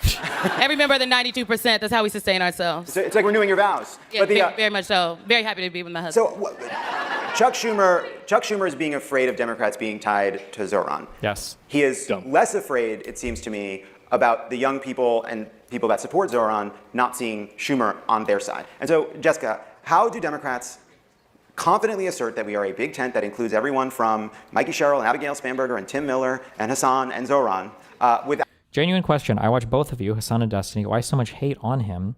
He is so bad. Let him be and do your stuff. You are both on the same side. No, fight the MAGA. I don't know how you watch both of us. Why is he bad? I mean, Jesus. Like, where do you want me to start? On the social level, I think that he's bad because he blackballed me from everything that he could once he started to reach a level of networking clout. I think it's really bad that on a social level that he flipped all of like the kind of like Twitch IRL sphere that he associated with into his like really absurd and cringy political talking points. So you have people like Caroline Kwan saying that Palestinians, Christians, and Jews all live together happily in the year zero or whatever in fucking Israel or whatever. On a political level, I think he's bad because he doesn't support the party. I don't think that you could take anybody seriously who in 2024 wasn't emphatically telling you that you need to vote for Kamala Harris over Donald Trump. It is an existential issue for the United States, and you're crazy if you don't support the candidate. Hassan didn't. I think that politically, I think that he sees himself and his movement as like a leech or a cancer in the Democratic Party. They don't try to flip purple districts. They don't try to go into red territories and win elections. Instead, they go to the deepest, bluest parts they can, and they try to flip seats to their extremist political project with the goal of undermining and redoing the entire Democratic Party. So you'll see them saying that the Democrats need to push their messaging even further to the left or even further in a destructive way in these super 40, plus 40 blue areas when like we're barely struggling to maintain, you know, like any control whatsoever in the Senate or House. He's constantly saying things that are alluding to or just outright saying that the Democrats and the Republicans are the exact same, that it doesn't matter who you vote for one or the other. He said multiple times that things would be the same under Kamala as they would be under Donald Trump. I in terms of like research or political positions. He does no homework or research in any things he talks about. The fact that this guy was talking about Israel-Palestine for 2 years, and then he just found out a month ago what the fuck the Western Wall was. I don't even know how that's possible, that you could have covered this and not just learned this peripherally, is fucking crazy to me. In terms of like a personal biographical thing, I don't like that he misrepresents his past. He lies about the absurd wealth that his family has. He lies about his background as a working class person. He was ultra privileged his entire life. His mom was brought to the U.S. to birth him here to get dual citizenship. Then he went back to Turkey, and as a top 0.001% family member, attended school there and then came back to the U.S. on his parents' dime, and then was nepoed into hit the largest left-leaning alternative media channel on the planet in order to start his career in politics there, and climbed his way. Like, I basically every single part about it. He looks good. He's handsome. I'll say that. I won't say every single thing about this motherfucker. Okay, that's what I would say. Without ignoring the genuine and real politics of moderates not wanting to be tagged as New York or San Francisco socialists, which is real and we can't ignore. Yeah. Well, I think so. I just want to say, since I've been looking and reading Are We Having Fun Yet?, the last 10 minutes were the opposite of fun. And I think that, no, but it's important for our electoral strategy, because that fight is the opposite of fun. It doesn't mean that it shouldn't happen, but when you are the party that is being represented by that kind of screaming back and forth versus saying the stuff that we agree upon, that we're like, all of the candidates that won were affordability candidates. It sounded different out of Abigail Spanberger's mouth and what she was talking about than out of Zoran's mouth, but we all got to the place where they thought the Democrats want us to have more housing and more money in our pockets, and the Republicans have been dicking us over with their policies. And so that's where we have to be. I was so excited by Zoran's campaign in that it finally felt to me like there was some Obama energy back. And as an elder millennial who spends a lot of time with Gen Zs, I'm sad for them that they don't know what hope and change felt like. They don't know, what it meant to watch him from the DNC convention through, when he left. Tim's like, it was terrible. But it was fun. He was good. I got some goosebumps every now and then. No, I hated the DNC for sure. Like, I'll stand on that. Yeah, but we know. People finding community, people combating loneliness, people having shared purpose, getting outside, touching grass, all of that. That's what politics means to me. And you want a great policy agenda, of course, but you really want to feel common cause with people. And you can have disagreements about, various issues. But that is the path forward for me. And that's not going to come from Chuck Schumer. I think Chuck Schumer is, past his sell-by date in terms of leading the party this way. But Chuck Schumer, I think that he was right to recruit Roy Cooper and Sherrod Brown to be running for those Senate seats. And I hope that they're going to win, and I feel good about that. And I think that, his Mamdani stuff is about himself, and he's, he voted in the election. He's a Jewish New Yorker in Brooklyn there. And Mamdani got 30% of the Jewish vote, which is very low. He has work to do with the community. I hope that he will do that work. But I don't think focusing on Chuck Schumer is the answer to it. It's the energy, and that there was energy across New Jersey, and there's energy in Virginia, and there's energy in New York. And that's the kind of organizing. It's not, big Democratic energy. It's individual candidates that have this affordability message and are communicating as a naval pilot, as a CIA officer, or a community organizer. And this can be for everybody. So Trump is also now giving us a pretty big opportunity. On the one hand, he's been going after comedians, and he's trying to get Kimmel canceled. He's angry about Seth Meyers every other day. He's tearing down parts of the White House, which was a strange choice, which I tried to walk to see it, and they've built giant walls so that we don't see the construction site. And Trump is not doing as many rallies as he used to do. He's really kind of ensconced now in Mar-a-Lago in the White House at his Great Gatsby parties. He's tweeting out photos of marble bathrooms. Even some of his top staff now are living on military bases. They've isolated themselves in a lot of ways. Like, do we now have the opportunity to say, hey, they're the hall monitors and out-of-touch scolds. We're the ones that actually understand what's going on. Yeah. And is there a way? Is there a way to have a unifying agenda that does what Hassan is talking about, but is one that is appealing to maybe not every single most centrist Democrat, but a broad enough and big enough? Hassan is Asmongold. He cannot debate people. He can only react to people's opinions of pointless word salad. I disagree, unfortunately. Asmongold is just way more coherent in terms of what he talks about, but that's because Asmongold's mind slop is tracking the current popular movement in the United States, which is MAGA. And Asmongold tracks that and tracks that sentiment very closely. Hassan is a different apolitical group that likes social capital online, that likes Instagram posts and buys cringy fucking merch of a just that, yeah. It's a different type of thing. If you go to Twitch and if you were a person who was just printed out into the world as an NPC, and then you've got a brain, you want to process information, and you would go to Twitch and you were to look and see, okay, who represents or talks about the struggles or the plight of the average American better and seems to trace these struggles better and gives me a better take on things. And you had to watch Asmongold for 5 hours. You had to watch Hassan for 5 hours. Well, on Asmongold, he's going to talk about a lot of the struggles, true or imagined, that Republicans are trying to make you feel every day, that immigrants are stealing shit from you, that we need law and order, that Trump is here, and he's trying to do what needs to be done in order to make you feel safe and secure, and Epstein and all these pedophiles, and he's not even 100% going to agree with Trump all the time, and he'll even say things like the rich need to be taxed, and we need healthcare and stuff. And then you look at Hassan, who is, doing these fucking gay dances in China, getting paid to do actual fucking propaganda. This guy who is having Austin lube up his fucking Mao dildo every night to fuck himself in his $40,000 a night People's Republic of China provided suite. What is the comparison? Like you're getting pulled into the Asmongold camp every single time. It's not even close. And it's so sad to even say this because Asmongold is a fucking retard, but he makes Hassan look like a retard. It's like,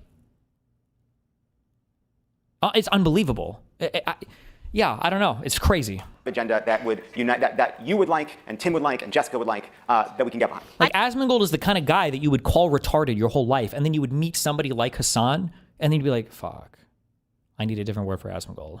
I don't know if retarded fits, because now that I've met Hassan, it's not the same thing. It's just like not even close. And big enough agenda that would unite, that you would like, and Tim would like, and Jessica agenda that does what Hassan is talking about, but is one that is appealing to maybe not every single. And to on this too, and this isn't really as fair because I mean, fuck both these guys actually.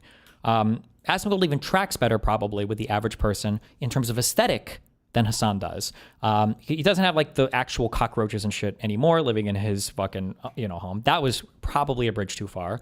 But if you look at like the average, especially young person on Twitch, especially young man on Twitch, well, we can go and we can watch Asmongold, who plays video games, sits in his house all day, just kind of balding, is like normal average person or whatever. He seems pretty average in terms of everything that he does. Like you relate way more to him than Hassan, who's in his 70th designer outfit, with his 4th famous girlfriend on his 12th internationally sponsored trip, taking a vacation from his $4 million West Hollywood home, that he took a $250,000 car to the airport in to take first class. Like it's not even close. Like Asmongold is infinitely more relatable in that sense than Hassan, who's like just totally out there in Utopiasville.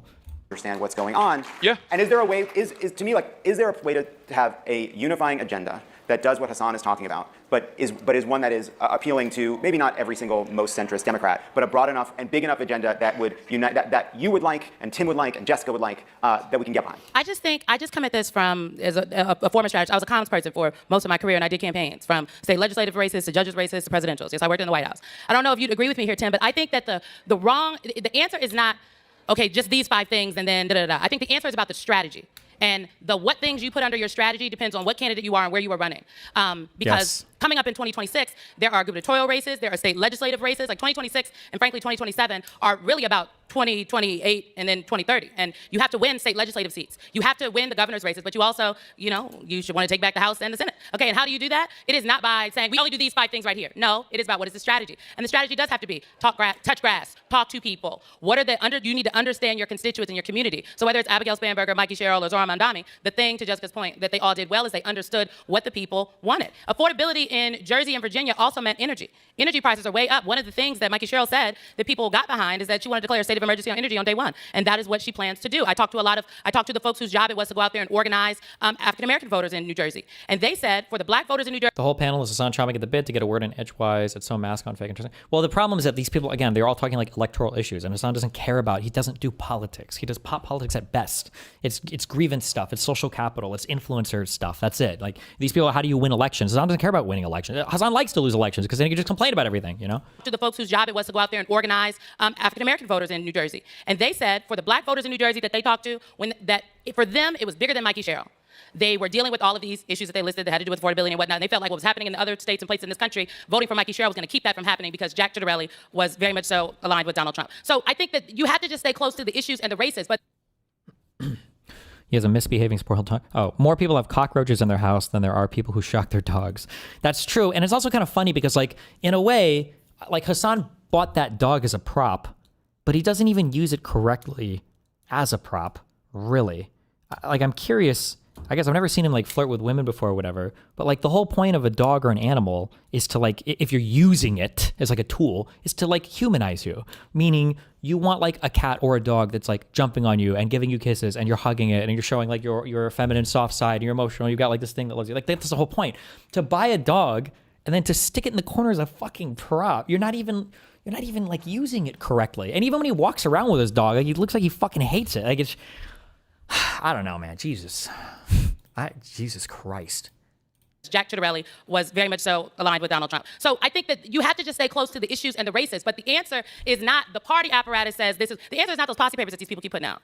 That's not the answer from my perspective, because that's not how you win races by campaigning. And you go out there and you talk to people and you earn their votes. You do not win a race by a policy paper. And I just think that there's all this focus on how can we align on these 5 issues and not a focus on, well, what is our strategy? Is our strategy staying close to the people? It's why Democrats, the shutdown fight, it is terrible for people in this country who work in the federal government. That is absolutely terrible. But what the Democrats are doing is at the end of the day is going to benefit all of those people because they are fighting, but they settled on a strategy. And isn't this a good example, though, this shutdown, exactly what we're talking about, which is Democrats chose an issue. There were people, I was skeptical. I was skeptical of every choice. To be honest, I didn't think there was a good option for Democrats. We're not playing with the best hand. But we chose healthcare. We chose it, and we said we're going to take this to its logical conclusion. And it works better than anyone, I think, really predicted. But can I just know, they didn't just... And hopefully it continues. Like the fact that so much of the shutdown was focused on healthcare means that hopefully we can bring it back. And just like there is a world forward for wherever this country ends up, because every fucking day, who the fuck knows? Jesus Christ. But like premiums go up, which they will as that tax credit expires. And then in December, we're supposed to force a vote. Maybe they don't. Maybe they don't do it. I think if they do or don't, I think either way can play well for Democrats. And then in January, we have another shutdown thing coming up. Like as those premiums are up for a month or two, coming into midterms, this is the Affordable Care Act. I think, don't listen to me here. I would have to focus group it. Actually, I don't trust my instincts on this. I almost say they should call it Obamacare. And if the Republicans vote to save it, they shouldn't be forced to vote to save the ACA. They should be forced to save Obamacare. That's what they should call it exclusively, Obamacare. Just to fucking nail it in that this is a Democrat-led thing. But maybe that's too divisive. I'm not sure.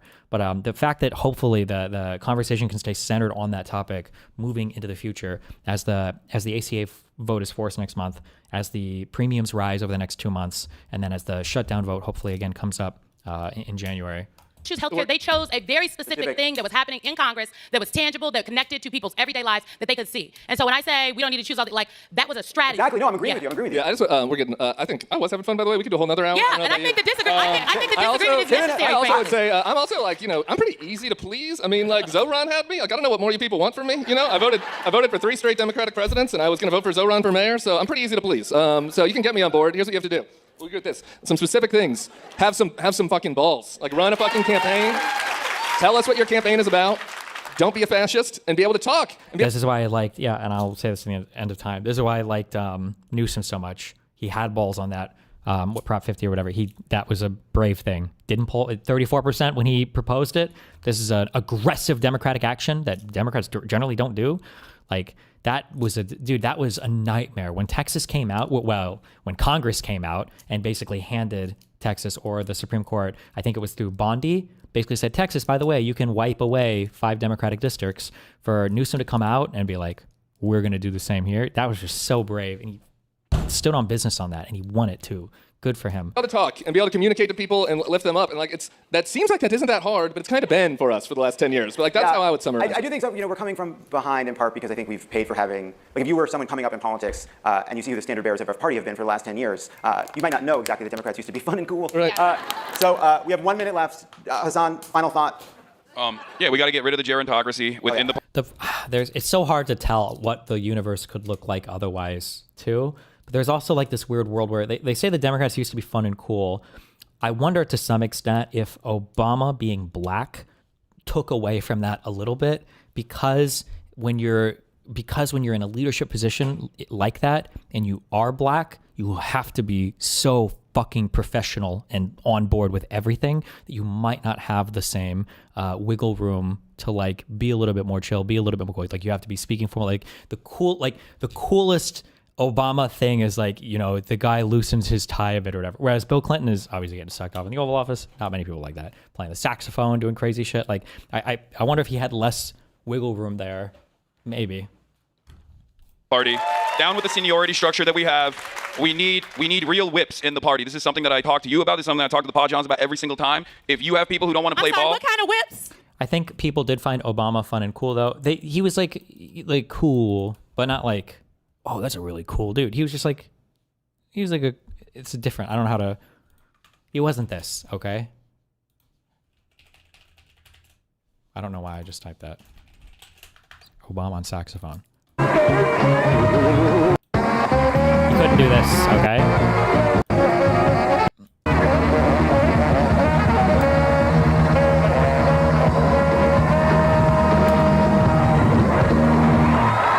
There's a reason why Rush Limbaugh said that Bill Clinton was the first black president, okay?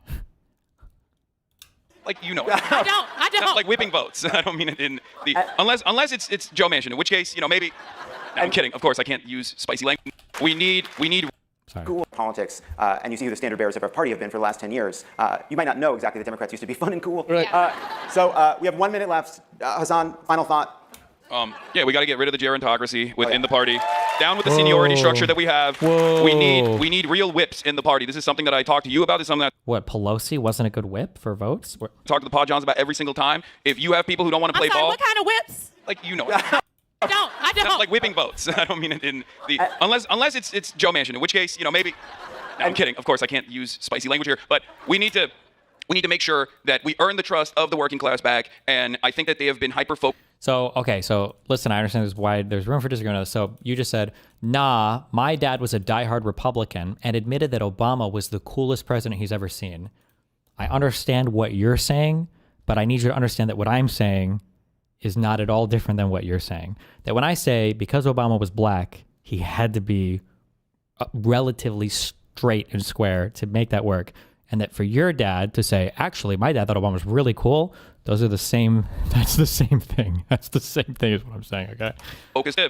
We need to make sure that we earn the trust of the working class back, and I think that they have been hyper-focused on culture war narrative. Like, there's a reason why this joke worked. Oh my God, I'm so glad I just remembered this. I'm so fucking smart. There's a reason why, I fucked this up. Why this joke worked, and it was because Obama was so reserved and so formal and so cordial all the time.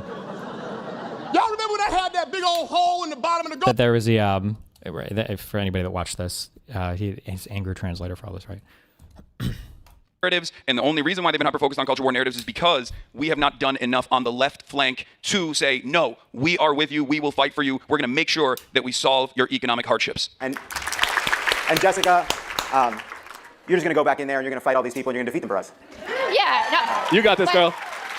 But agree with all of what was just said as the kind of final wrap-up stuff. But, this idea, you need to be able to talk. You need to be able to talk where I talk. You don't need to be able to talk for 3 hours with people who agree with you. It's easy. I launched a podcast last year like everybody else. I can get anyone who's going to be running for president to come on my pod. They're dying to do it. The tougher conversations are the ones that we need to be having because that's how you can get in people's faces and say, that isn't what my party stands for. We're not a communist party. We're not a socialist party. We're a Big Tent party. Sorry. We're a Big Tent. That includes some socialists. Yeah, a democratic socialist is not a socialist. They use these words interchangeably. Hassan was pro-USSR right. this week. We're wrapping it up. We're ending on a high note. Oh, he didn't even know Hassan was going to be glazing fucking Mao in China 4 days later. Are we having fun? 3 days Are we later. having fun? All right. And I do think, by the way, I hear, look, what's great about being part of a big coalition is being comfortable with the moments of tension and discomfort and disagreement because Republicans can't, you're right, they've been a little less scoldy, but they also are running to squash dissent because they're not comfortable with discomfort. They're trying to tell people that politics... Someone on YouTube chat said, back when you could write jokes and not monkey paw, some new reality timeline. True. It's easy, and there's never any time where you need to feel conflicted or bad or that anything is hard. That's a kind of part of the appeal of fascism. Democratic politics can be tough. Democracy can be tough. But we are part of a big coalition, and I just think we can all have fun together. Yeah. All right. Thanks, everybody. Thanks for coming to this. And thank you to Jessica Tarlov, Tim Miller, Hassan Piker, and Simone Sanders. Yeah. He was glazing the USA, sure.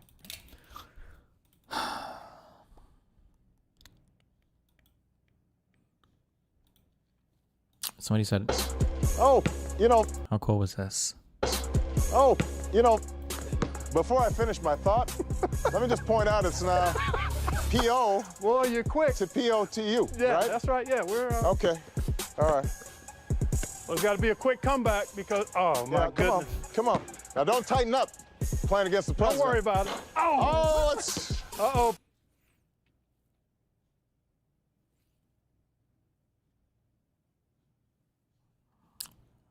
Okay, that was cool, but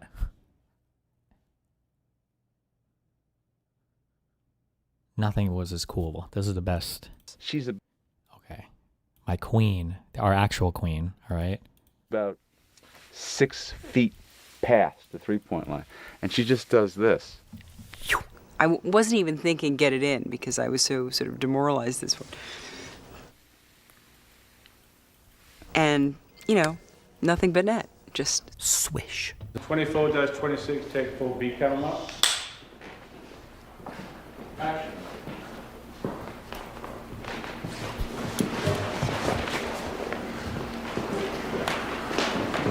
The hell are you?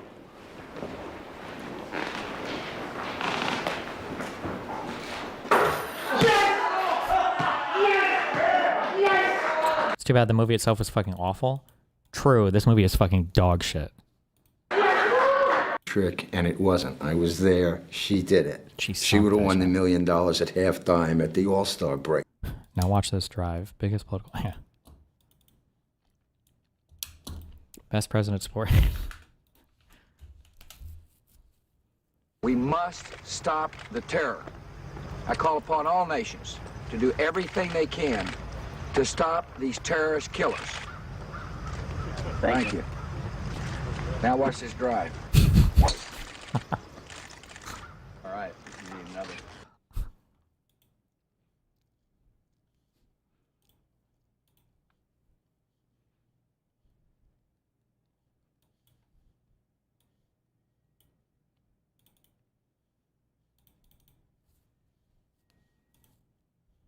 What is this? No streamer awards noms Sag.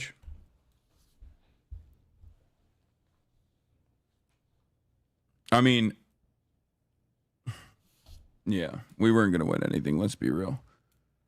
12K. Oh no. How was the podcast? It was amazing. It's probably the best podcast we've ever. Probably one of the better podcast episodes we've done. Oh my god. In China? No nomination. Who cares? Lol. Yeah, I know. Was George Bush really seen as stupid at the time? For you younger guys, I know that it's hard to imagine. But yes, they literally published books on how stupid George Bush was. They were called Bushisms. And there were literally books written about how silly and dumb he was.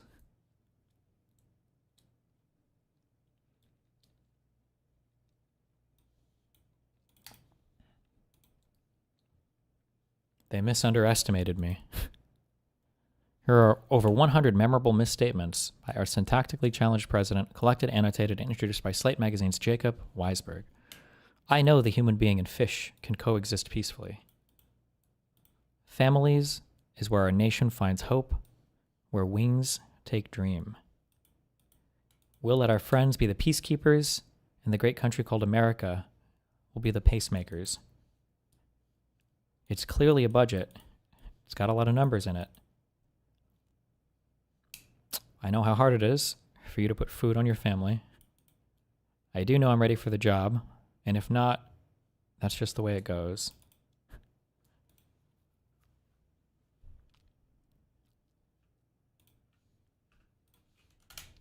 Where's the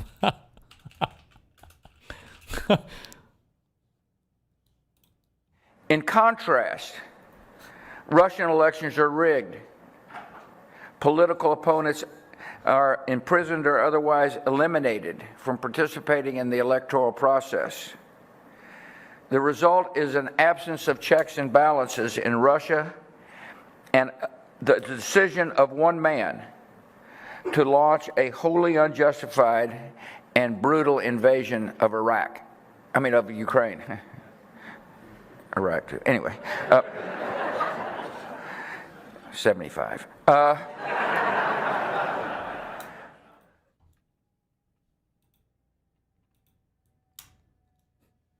He's old, guys. Nation who cares? Lol. Yeah, I know.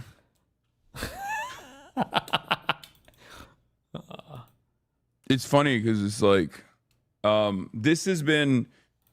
Wait, what is this? Dick Cheney ends John Edwards at VP debate. It's crazy how much our politics have changed. Senator, frankly, you have in 20 years. It's not less than my lifetime. What happened? Senator, frankly, you have a record in the Senate that's not very distinguished. You've missed 33 out of 36 meetings of the Judiciary Committee, almost 70% of the meetings of the Intelligence Committee. You've missed a lot of key votes on tax policy, on energy, on Medicare reform. Your hometown newspaper has taken to calling you Senator Gone. You've got one of the worst attendance records in the United States Senate. Now, in my capacity as Vice President, I am the President of the Senate, the presiding officer. I'm up in the Senate most Tuesdays when they're in session. The first time I ever met you was when you walked on the stage tonight. Senator. God damn! I don't think I've ever seen this before. Jesus. Christ. Read the question in the video graphic. Senator Frank. What would a Kerry administration do to resolve the Israeli-Palestinian conflict? Oh, nice. Because it's 2004. This is like you're coming off the end of, well, they didn't know it was going to be end there, but you'd have 4 years of the Second Intifada, which is where terrorist attacks and shit was happening all over Israel. Shit was blowing up everywhere. It was fucked. Not good. Not good. Relatively tumultuous because it's like, this has been a relatively tumultuous year. Yeah. But it's also been probably the most effective in my career. Did you just wake up? Yeah.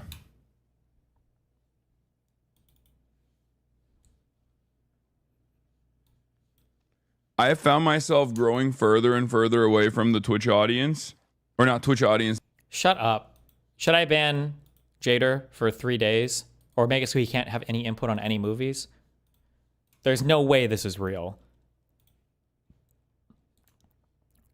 Frogan is not nominated again for the Rising Star Award, right? This is a troll, right? Are these things all public?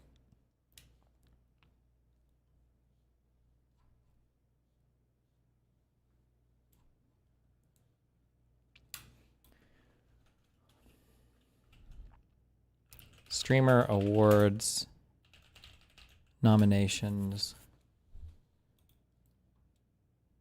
It's faked. You motherfucker.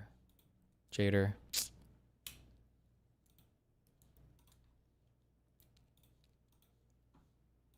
You piece of shit.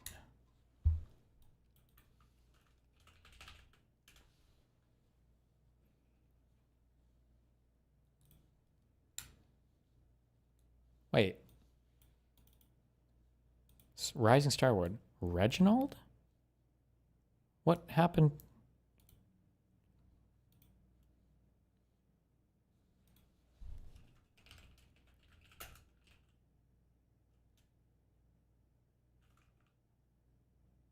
Oh, okay, never mind. Not TSM Reginald. Okay. I was going to say, okay, never mind. Different thing. Different time. Don't worry about it, kids. It's necessarily, but just like Twitch streaming and the audiences that exist on Twitch. He's so scared. Will he even say Asmon's name? He's actually such a pussy. I can't believe this is who the left has fighting for them. Not my left. He'll say it. He must say it. He must say it. Does he ever bring up Asmon on stream? I can't believe he's such a fucking pussy. He'll say it. I'm sorry. I'm being unfair. He will say his name. And I feel like I've been the most impactful I've been in my career. The more like mainstream recognition I receive as a political commentator, the more angry and resentful other political commentary adjacent people get, and the more they fucking do smear campaigns, and the more. There is no shot that when he shares a platform with the largest content creator in the world, who is 100% lockstep basically with the Trump admin, that he's about to call out me and Dan. I'm not even on his platform anymore. There's no shot that he's about to say my fucking name.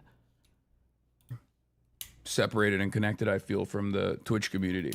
Someone got nominated who does political content, so it is what it is. Yeah. Yeah, except I think there was a XQC, cut.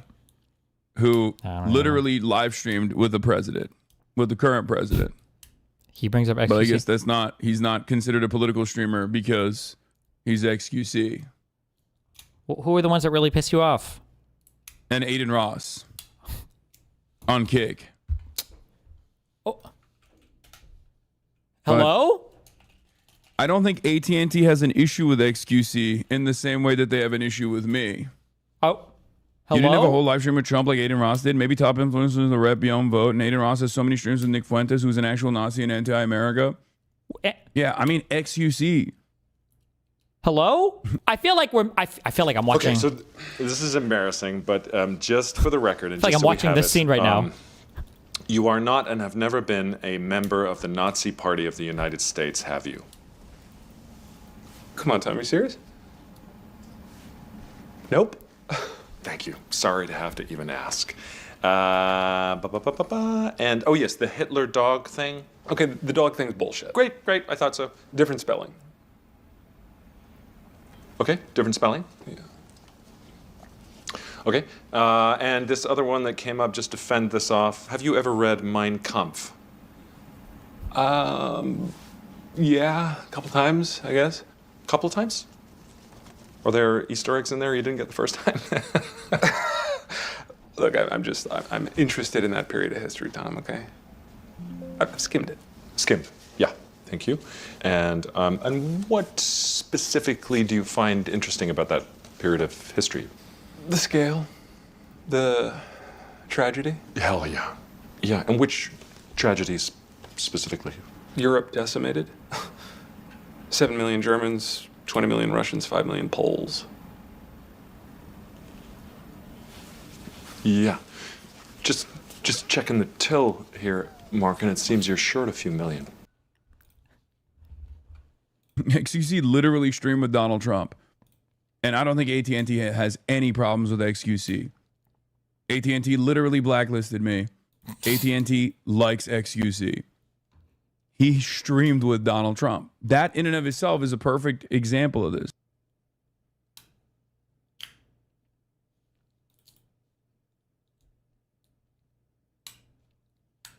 Where is this from a stream today?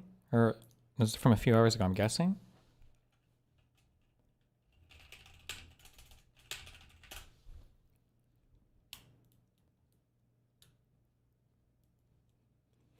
Also, listen, I'm the #1 Trump hater in the universe, okay? Way more than fucking this loser hates Trump. But just because you supported Donald Trump, or just because you streamed with Donald Trump, is not enough to get you blacklisted from events. Donald Trump is supported by half the country. Is that what you expect? Like, you're literally openly in support of terrorists and terrorism and terrorist groups and attacks. Like, why would you expect these things to be treated the same? They're just saying like, oh, probably one of the better podcast episodes we've done. It's funny because it's like, there's no way that he never that he never brings up Asmongold. He must. I'm seriously. I'm not just saying this like, oh, I'm sure. Like, he must bring up Asmongold, and I just don't get linked it, or it just doesn't show up anywhere, right? A relatively tumultuous year, but it's also been probably the most effective in my career. Like, this year on Twitch, Asmongold went from. No, he was doing politics in the last year, but this has definitely been the big. I think this year was the huge explosion of Asmongold into politics. He definitely at the end of last year for sure, middle of last year, end of last year for sure, but like this year especially, holy shit. Did you just wake up? Yeah. I found myself growing further and further away from the Twitch audience, or not Twitch audience necessarily, but just like Twitch streaming and the audiences that exist on Twitch. And I feel like I've been the most impactful I've been in my career. The more like mainstream recognition I receive. That's also so cringe that he measures his impactfulness by like what his PR firm gets him interviews with. Like that has any staying power or matters that much. Because he's just not capable of converting any of these things into other appearances because he's so boring. Like we just watched him on that panel. Like if he truly felt strongly about his ideas, like what an opportunity to make a splash. Like you disagreed, at least on his stream, you would disagree with so many. How are you on a panel with Tim Miller? Who is, I think, an ex-Republican, right? Tim Miller was a Republican. How are you on stage with this guy and you're not disagreeing on anything at all? Tim Miller is like the ultimate cuck-centrist, probably Maybe my guess is more right leaning than I am. How are you silent? As a political commentator, the more angry and resentful other political commentary adjacent people get, and the more they fucking do smear campaigns, and the more separated and connected I feel from the Twitch community. You look tired, brother. Are you okay? I mean, it's 6:42. I actually slept a decent amount. I woke up at 4 a.m., but I slept a decent amount. And yeah, moved to New York City and stream on YouTube. Problem solved, big bro. Wait, what? Yeah, I slept a decent and stream on YouTube. Problem solved, big bro. And yeah, moved to New York City and stream on YouTube. Problem solved, big bro. Mooney insisting on stream. What the fuck are they saying? Fuck. Bro. And yeah, moved to New York City and stream on YouTube. Moved to New York City. Oh, okay, gotcha. To be near Mom Donnie. I'm solved, big bro. Okay. No one got nominated who does political content, so it is what it is. Yeah. The fact that he can't duo stream on YouTube because he thinks it takes away from his Twitch number is just such a mistake. Like, little bro, I know you listen to every single fucking word I say because you follow all my lore and everything somehow. You got, like, the best piece of career advice for you, bro. You have to duo stream. I can't believe you're not streaming on YouTube. So fucking stupid. Yeah, except XQC, who literally live streamed with the president, with the current president. But I guess he's not considered a political streamer. Will you keep streaming on BBD after you get back to the States? Yeah, we're gonna figure some stuff out for that. Yeah. Or we've fallen off. I don't know. I mean, it could be that. I think that's probably what it is. Yeah, we've officially fallen off. Bro, Fortnite has a kick skin. We live in hell. Yeah, well, you have to remember.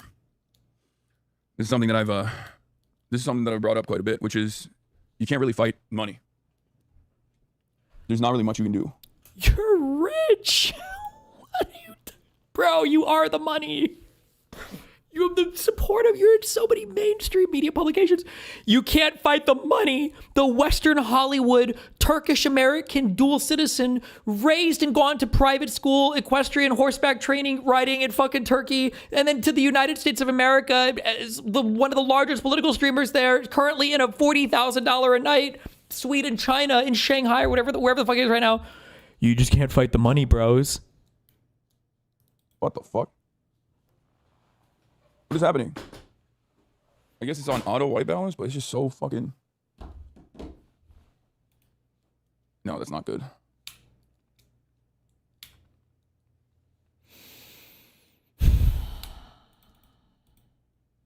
We got Normie podcasters in Finland talking about you, bro. No way you've fallen off. Chatters, I was joking. I wasn't being serious. So much lighting? Yeah.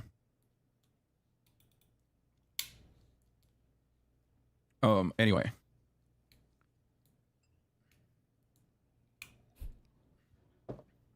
At least my Goat Connery's Pants was nominated.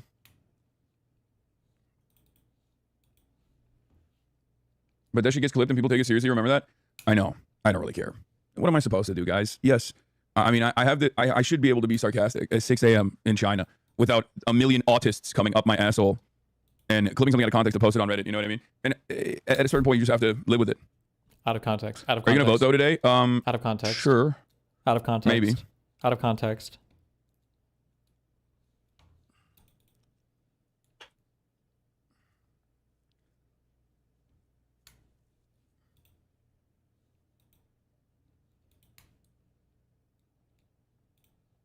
Anyway. What was I talking about? Oh, Chongqing. So, illegal voting from China. Yeah. The issue is a lack of self-awareness. I super disagree. Hassan is very self-aware. There are some like narcissistic people. I don't think Hassan is, I don't know if I would put him as like a narcissist, but there are some people who lack self-awareness. Like this would be people like Elon Musk totally lack self-awareness. Hassan is very self-aware and very shy or lacking confidence in things that he's like very aware about. I can't. 7 minutes, guys. Points, and it looks like the Democratic candidate. How are you not accountable? He's even eating in his hotel. I'm sorry. Capital owner, your Twitch channel, YouTube channel, merchandise lines, and intellectual property all constitute capital that generates ongoing income? Oh my God, bro. Oh my God. You're so dumb, bro. Capital's when you own the means of production. Having $50 million in cash, that's not capital, bro. Oh my God. Really? So if I were to stop streaming, I could engage in the act of capital accumulation?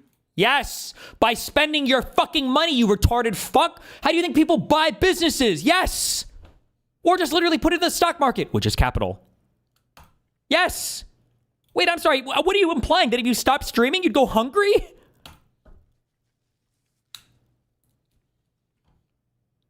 How would that work? Well, you would take your money, you would open a Vanguard account or a Fidelity account or any of the other billion fucking online trader things, and then you would buy mutual funds, stocks, bonds, ETFs, and then you would watch your money grow, or you would get paid dividends, and you wouldn't have to work anymore.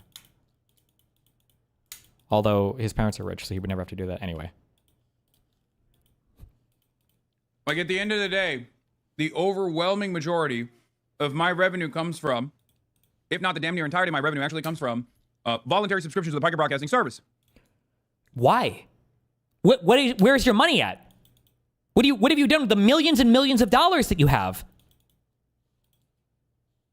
Now, obviously, we don't have the same assembly line structure that He's lying. That's a lie, by the way. used to exist that made the class boundary better defined. We do live in a world of finance capital. There's global domination there. But he doesn't how does that invest work? his money? Shut the fuck up. That's a fucking lie. He just says that for some purity bullshit. Absolutely, his money is sitting in some investment account somewhere. He's got a wealth management group. How would that work if I were to stop making content? You know, being on stream. How would capital accumulation work of that sort? He's so fucking retarded, God, and his audience is so fucking retarded. What, like, you have money, bro? What do you think money's? My God. Stock accumulation work of that sort. Am I a stock? It would only work if I had someone else that would take my place, and I would basically hire them to do what I'm doing, and then take a cut. Oh, capital is only when I hire somebody to do my own job, and there's no other kind of capital.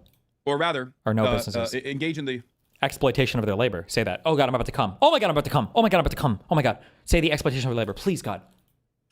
Engage in the act of please generating profits.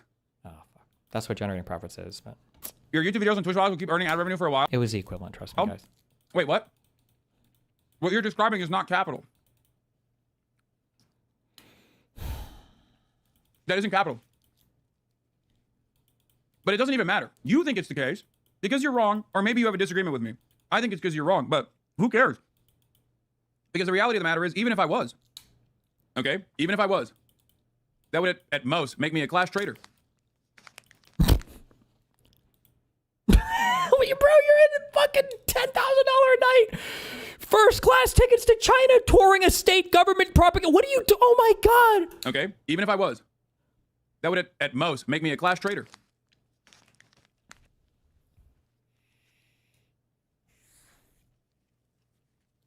All pure actually capital, you know that? No. At most, you could say that I have a practice where I contract or have people that work with me, work alongside me. This is true, okay? That's not.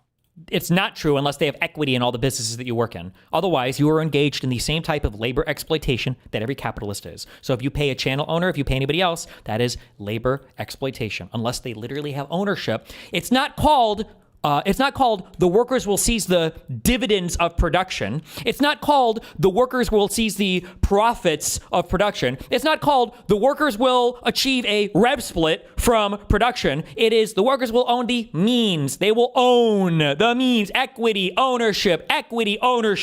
Paying a good wage to the people that are wage slaves for you does not make them not wage slaves. You were very stringent about drawing that distinction earlier when you were saying your money is not capital. Well, a contractor is not an equity partner in something. Wrong. But capital accumulation is not what I am doing. You're literally accumulating capital by accumulating money that is going to an investment account. That's definitionally capital accumulation. Like, what do you think it is? What do you call that money? Capital accumulation is when you don't actually work, and instead, your capital is what's working for you. Your money is what's working for you. If I were to take... Oh, so then Mark Zuckerberg, Jeff Bezos, Elon Musk, these guys aren't capital people because they are also CEOs? Because they're still working then? The earnings from what I've done here and dump it into the stock market or purchase real estate. Like your mom? And become a landlord. That is when I would become a capital owning, a part of the capital owning class. You can't just say, oh, all three are actually capital and you know that and move on. That's not how that works.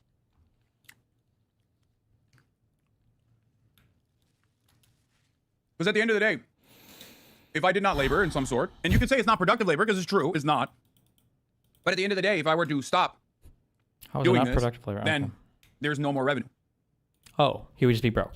He'd have no more. He's not invested. None of his money is, it's just all in his mattress.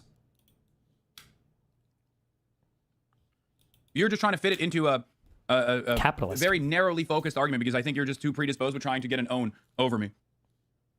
So here's the thing. Yeah. Here's the situation. Mm-hmm. From my assessment, and people might even disagree with me, I think in this day and age, because of the heavily financialized structure that exists with finance capital, that I like my standard for it, and it's not like a black or white standard, but my standard is if the majority of your revenue generation is coming from actually your wage labor, if the overwhelming majority of your revenue is coming from your actual wage labor, whether you are a contractor, whether you're a part of the gig. Your revenue? That would mean by that definition, then Elon Musk is for sure a wage slave. Because my understanding is the vast majority of his wealth is tied up in the appreciation of his stocks.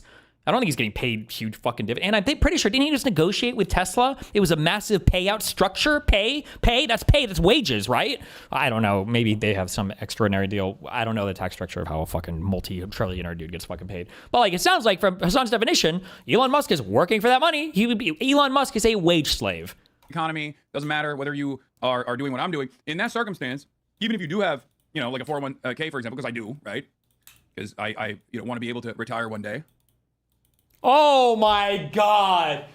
You don't have $5 million? You don't have $10 million? I know he must have at least 10 million. Maybe not just because he spent so much of his fucking money. You can't retire? I want to retire one day? How do these fucking losers listen to this guy? Oh my God. Also, how are you going to retire unless you're investing your money, which makes it capital? Or is he literally just trying to hoard enough dollars?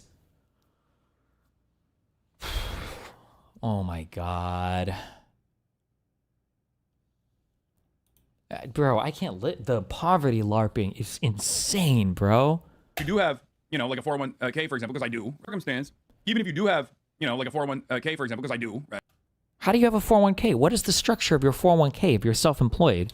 So you have your own company? What's your 401k max contribution limit and everything? This motherfucker is 1,000,000% invested. If you have a 401k, are you putting money into like a high yield savings account inside the 401k? The 401k is probably invested in stocks. That's capital. What do you mean? This is rage bait. I'm getting one guide. I am getting one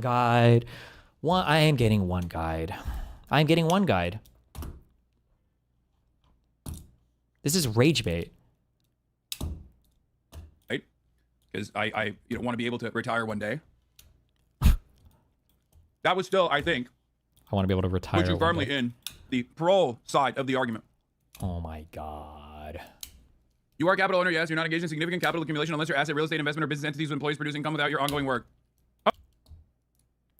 You're a capital owner, yes. You're not engaged in significant capital accumulation unless your assets, real estate investments, or business with employees produce income. Oh, wait, what is he saying? Twitch channel, YouTube channel, merchandise lines, and intellectual property all constitute capital that generates ongoing income. This is true.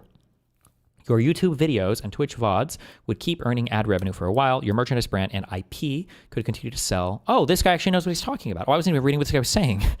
Keeps earning ad revenue for a while. Your merchandise brand and IP could continue to sell if demand persisted. Any real estate or investments would likely appreciate or yield. This is true. Hassan, accidentally, I guess, or maybe he's retarded, I don't know, gave that away early, and he's like, it would only count as capital, blah, blah, blah, is if I hired somebody else to do my job. Hired somebody else to do what? To assume the Hassan Piker business. This is capital, right? Your job is building your business. It technically does count as capital, and that's weird because it's probably a single owner LLC or single owner business or whatever, and it kind of needs him to make it, but it does count as capital. Also, the money that he's sitting in his investment accounts, everything as well, of course, is. Oh, okay, so you do understand. You're just a fucking moron. Never mind. Good. I love when guys come in here and they're like, no, actually, I do understand where you're coming from. I just wanted to be fucking annoying. So why did we do this back and forth then? You just wanted to like autistically argue on the semantics? Because that's an entirely separate thing that you're describing. That chatter cooked the fuck out of this guy. It's so dumb. I don't know why people do this. I genuinely don't understand it. Maybe you felt like lonely in your home and you wanted to be heard or something. But thank you. Chatter thinks owning anything is capital. Yeah, no, you have a car, dude. A car is the same as your investment accounts?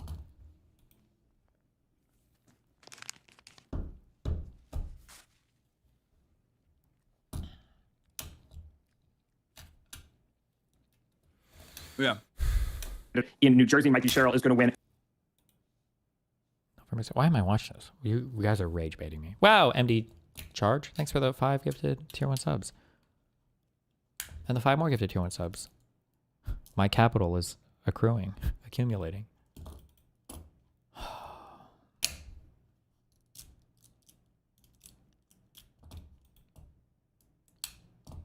Well, it depends on the car.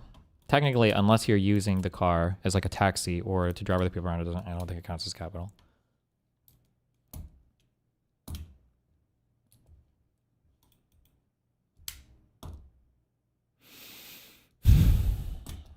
Okay. I love you guys. I'm playing Final Fantasy Tactics. Okay. After I do my connections. He said he doesn't invest in real estate or stocks. He's lying. Hassan Piker does not have $10 million sitting in a U.S. Bank of America checking account. It's obvious his money's obviously invested.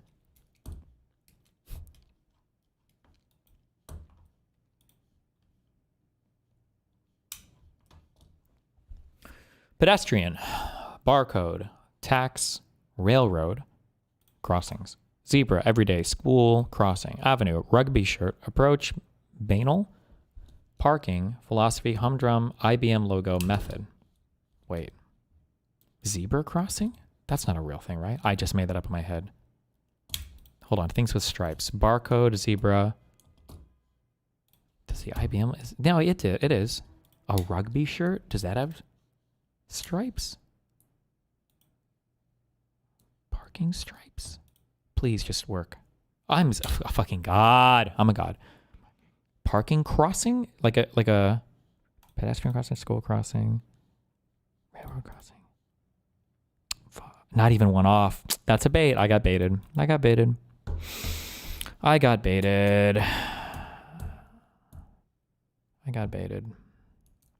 Banal, humdrum, everyday, pedestrian.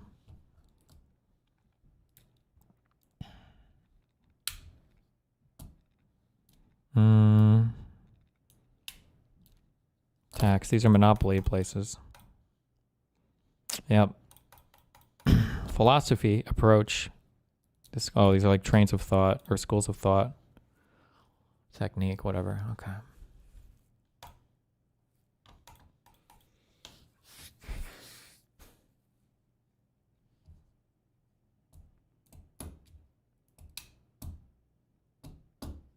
He said his money just sits in his account on the Iced Coffee podcast. Yes, he lies.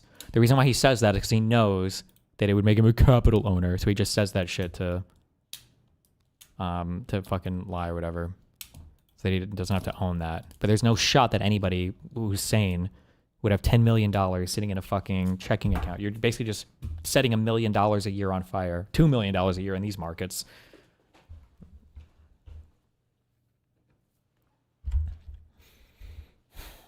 I'm so triggered. Oh my God. His mom wouldn't let him. His mom and dad are both financially intelligent people. They wouldn't let him sit on that much money.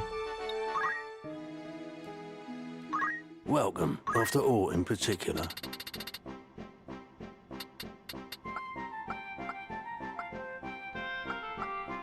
Why am I broke as fuck? May I be? Come back.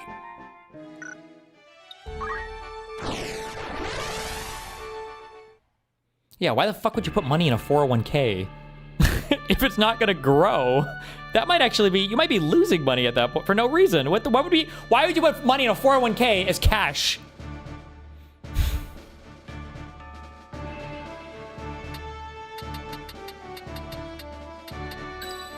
Leave it to me.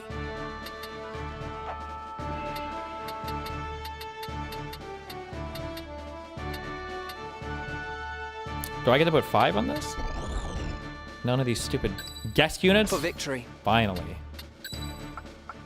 Right. Ready for battle.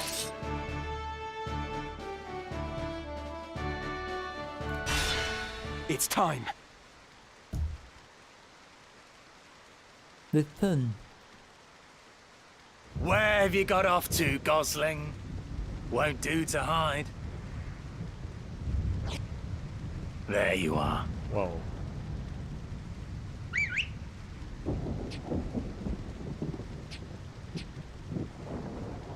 Come along quietly now. What do you say? Tag your connection with Destiny? Why? Ramza. Lady Agrius is beset. To arms. Beset! Not good. Oh god. She doesn't run ahead in suicide, does she? Only one thing for it.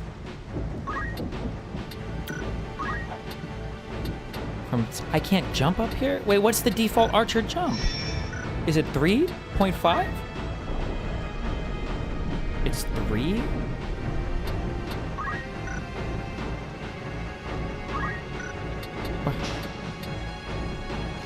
Wait, is there no shortcut button to get over there and... Oh my god.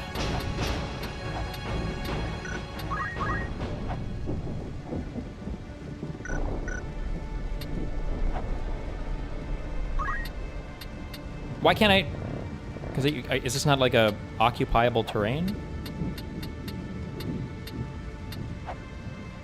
People are stealing your memes. What? No. Don't care.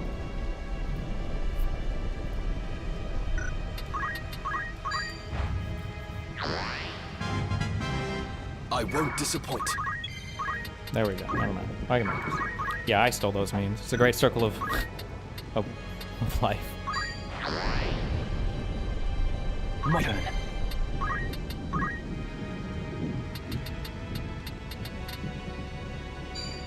Every bit helps. Okay, she's gonna run back here because she's not suicidal. Let me see. I believe in her ability to not be crazy. Victory is assured.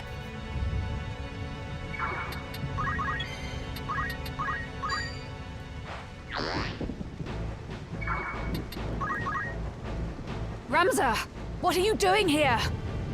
It's the next spot on the map. We've come to rescue you. We thought to breach the castle from its postern. But why are you here? The Cardinal betrayed us. Was betraying us all along. He plots with Duke Larg. What? We escaped the castle, but the princess was retaken. I was returning to save her, and here you find me. That we should thus reunite could only be divine providence. We must hurry, Ramza. They need to execute Her Highness. First these, then the princess. Okay. Right. She didn't march too far forward. Okay. Oh, stopped one. Good job. You're fine. Where to? So nice of enemies to let them have their conversations. It's 99? They're anime rules, okay?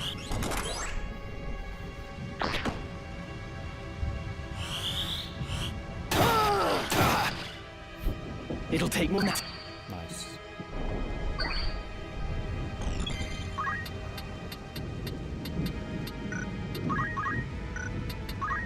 I trust in myself.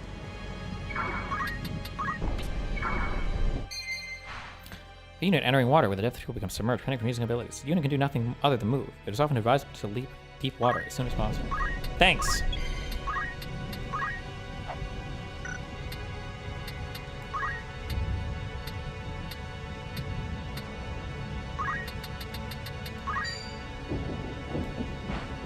I must concentrate.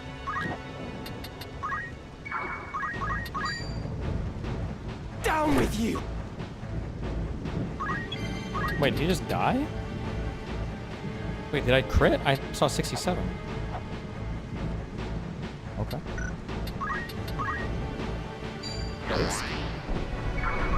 Haha! Yep, that's right. The meme. You got it.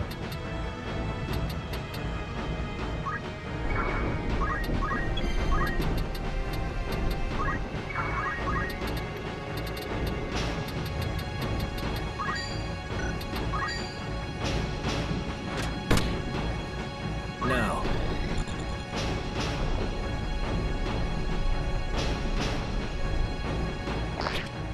Cringe.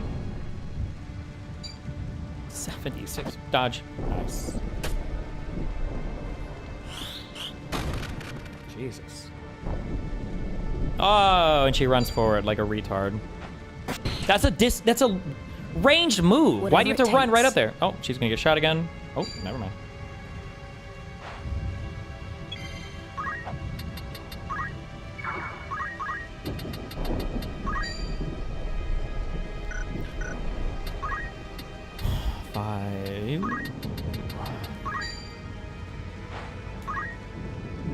Confound it. I will hold on.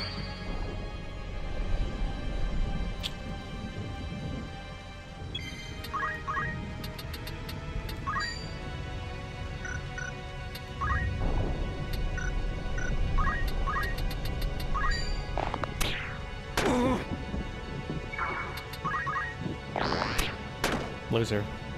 Come on. You don't like getting recruits and giving them cool names? I mean, technically you can just change the names of people in your party now. But I respect their default names, okay? You can't just rename people. It's unethical.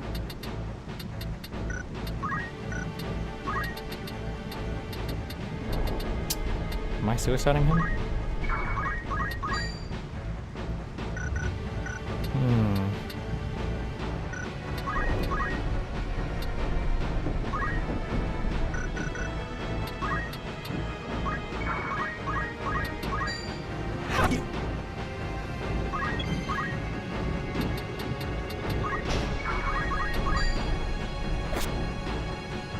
No time to waste.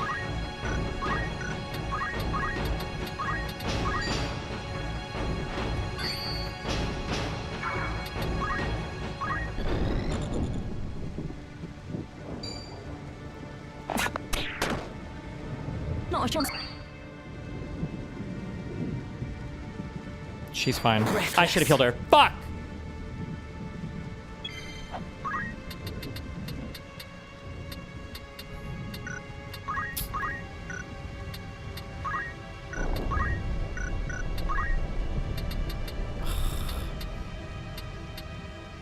Maybe this guy can't hit? What does he have? No. She's fine. 5, 8. Okay. The archer just needs to miss 2. She'll be okay.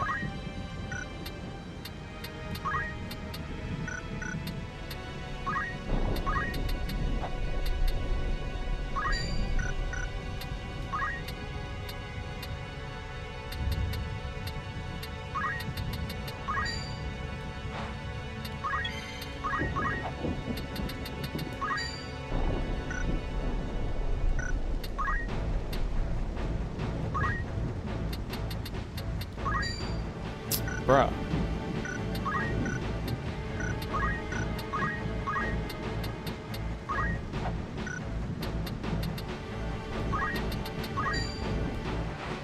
The battle is ours. Nice. This bodes ill. Please potion. You don't have a high potion? Really? That's the highest? Oh, okay. She can't hit, maybe? Okay. Loser.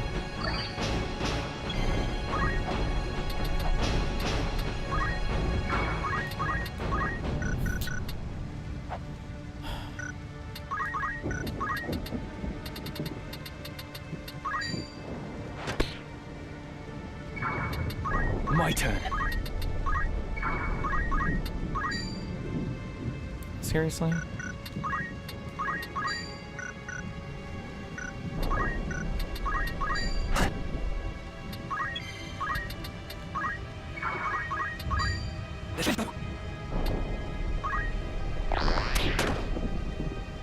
Good hit. Don't do it. Based. Okay. You have a gun? Yeah, I took it from Mustadio, the loser.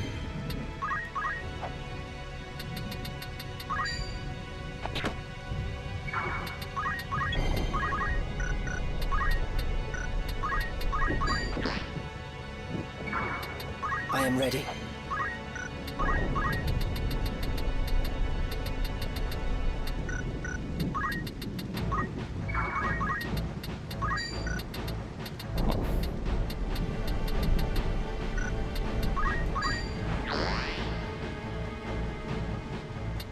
I fear nothing.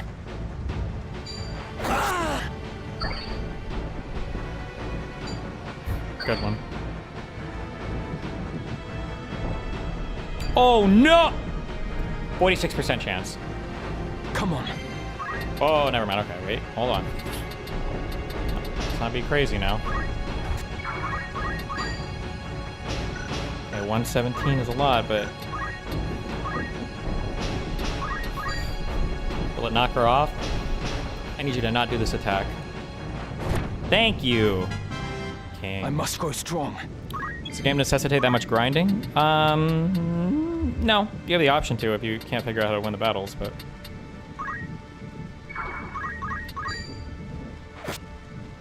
Let's go. Okay. Leave this to me. It's looking dire.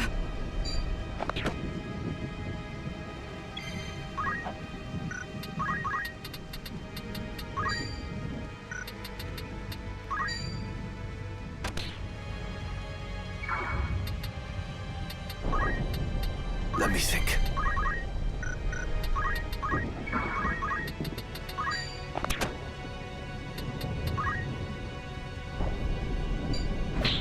Oof. Shut the fuck down. I must concentrate.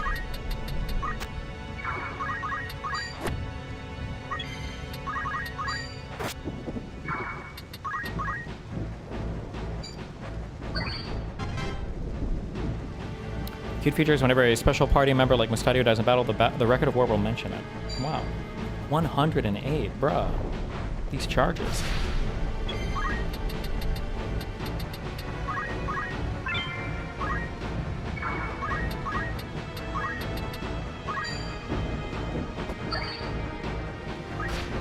Bruh.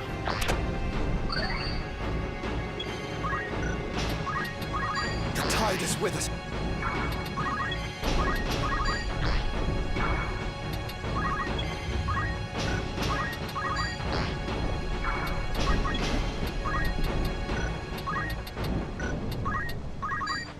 I want their crystals.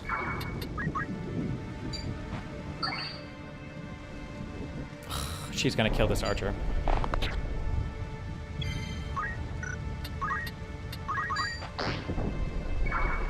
What's the plan?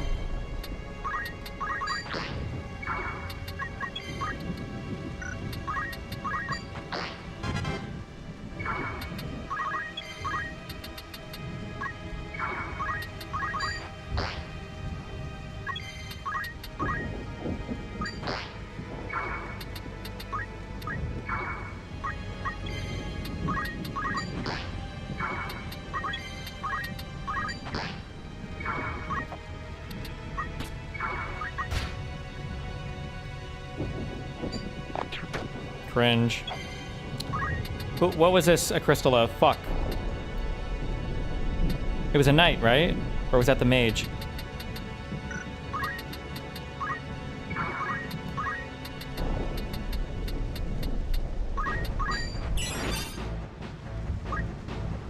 No, she's about. No? Okay.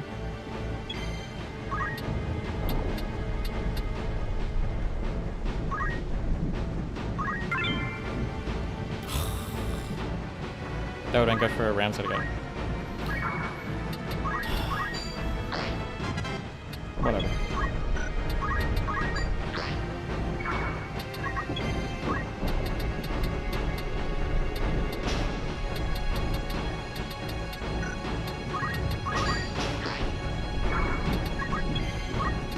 I'm not gonna get this crystal. Unless I heal her. Is it worth it? How tryhard am I? You know what? Fuck it, I am. Why not? There you go.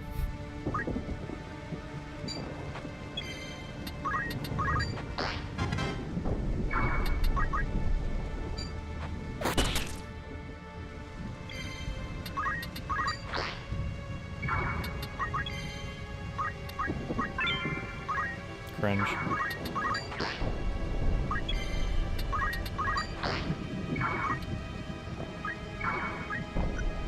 I don't need to move.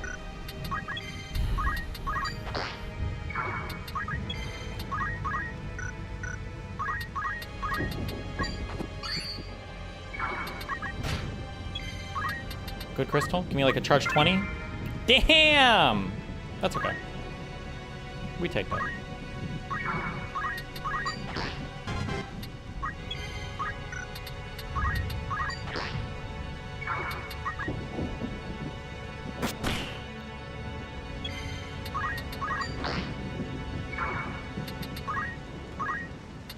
I really don't have... What the fuck am I even missing? Just equip shields? Oh, this guy's like... It's a chest anyway, whatever.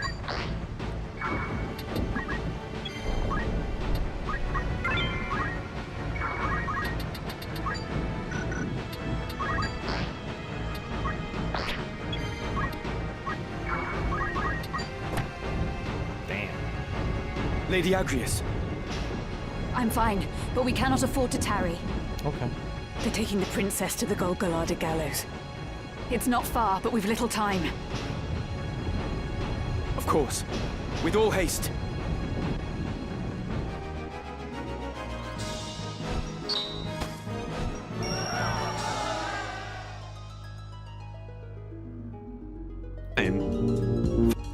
I learned from them. Because I learned from them because they spent so much time fucking over Ethan Klein with saying his dog was fed cheese. And I was just like, you know what? That's a good strategy. Let's fucking do that shit. Okay. New party member. My sword is yours.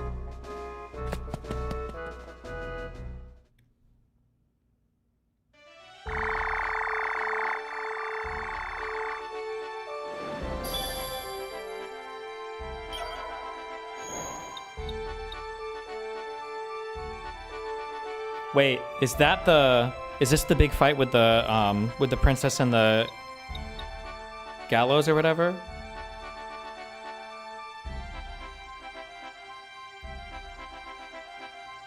Ooh, okay. Fuck. I need to steal, you have to steal the sword from Gafgarian in this fight, right? Does he have a blood sword here that you need to steal?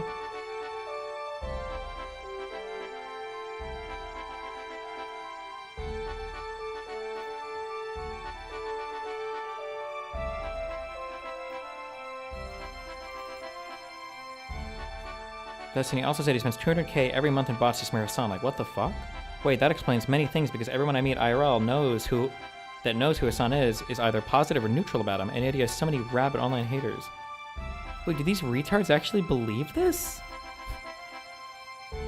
He's such a fucking loser. Ethan not only killed his dog, he sent another to the hospital, and another dog who's overfed and fat. Oh my god. Ethan the dog? Murderer!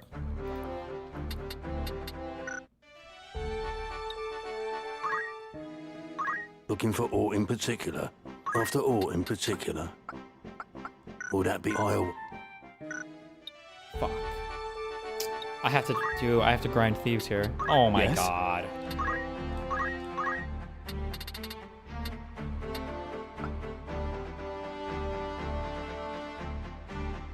There are no uniques you need here, just kill? Wait, can you print blood swords later on through like catch or something? Or 100%?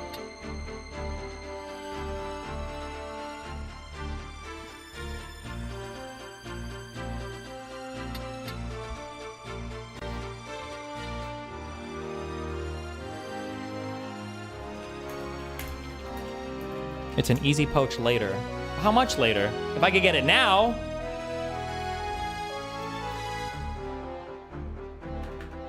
It's not even all that great anyway. What are the stats of that sword compared to your current equipment?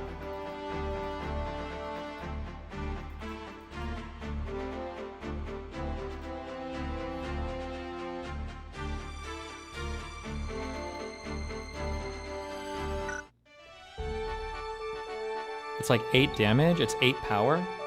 That's better than what I have now, what the fuck? What is it? Oh no, it's not, it's the same as what I have now. It just, what is it? It just absorbs HP on every hit? But it's also cool! Wouldn't I want it because it's cool?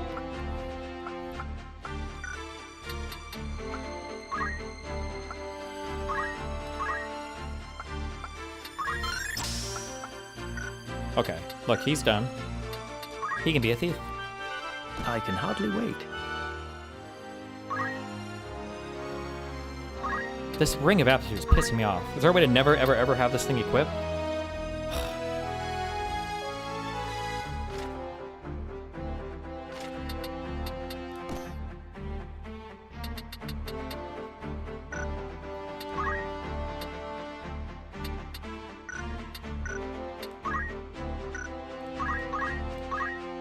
I need a steel weapon. Move +2. Damn. Damn.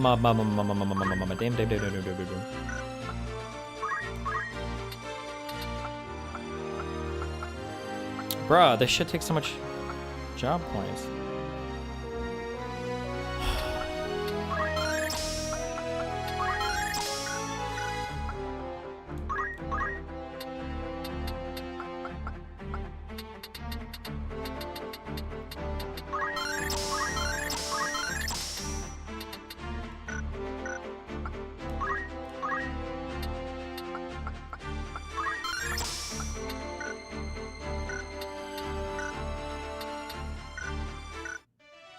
Mr. Man is crying? Good, because he's a fucking loser. Looking for aught or catch? May I help with? Good choice. I'm not gonna have the money for this shit. This is your grand many thank.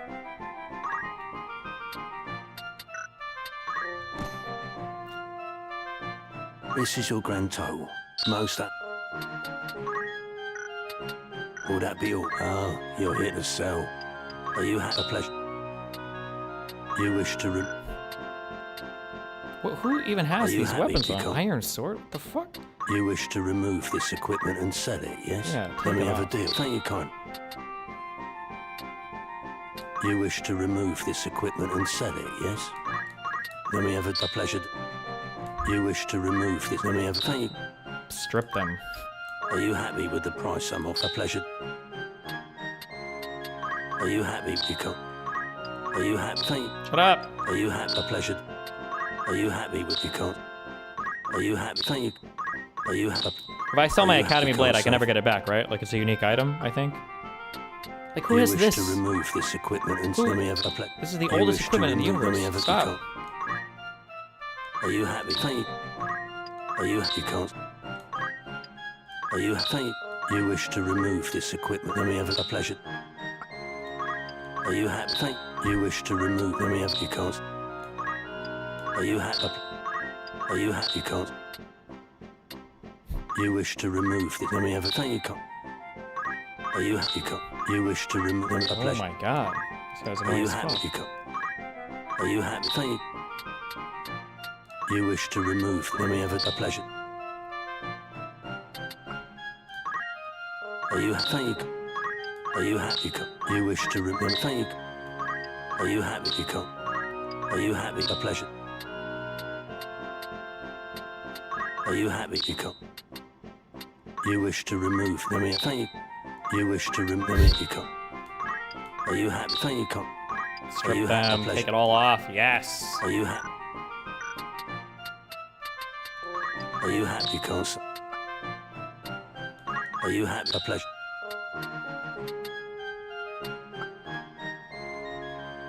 See, you think I'm gonna do a follow-up to the May I Rose be of allegations? thought in That particular? fucking pussy's not doing a follow-up on Would that be anything all related to you're me. in safe God, I hands hate with that me? community so much, and I hate him so much.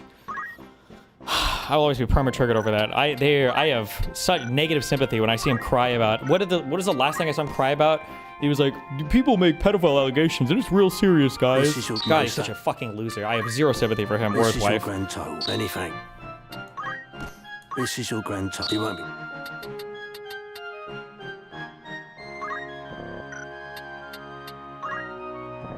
Well, don't.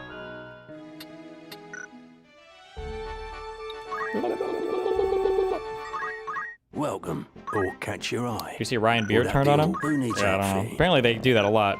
I thought I had people turn on me a lot, but I feel like this motherfucker like makes friends and loses them in like 2 days, like constantly. Do I not May have? I help with them? Wait, what do thieves use as weapons? Did I sell all my daggers? Please.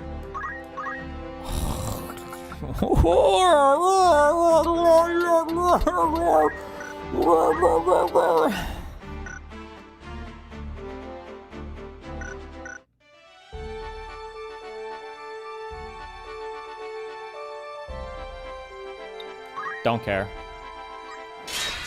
We'll get a dagger.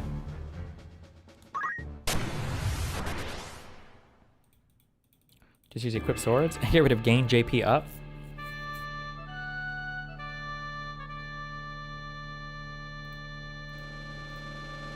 Why do you have a whole bunch of a ranch of choco on your team? I don't know, because they multiply. What do you want to do to them? What the fuck? This guy. What if he has a dagger on?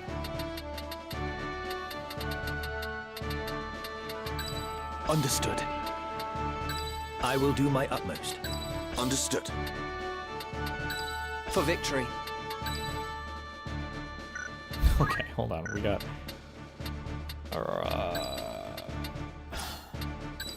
Just try and stop me.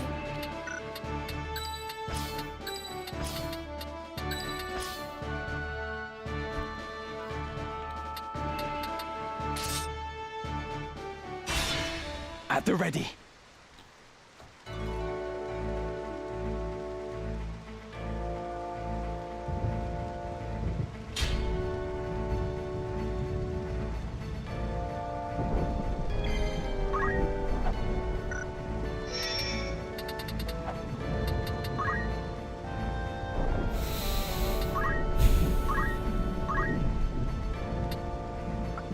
These guys never even have good abilities to learn, dude. Fuck. To battle. That's okay. This guy's just gonna be a learning machine.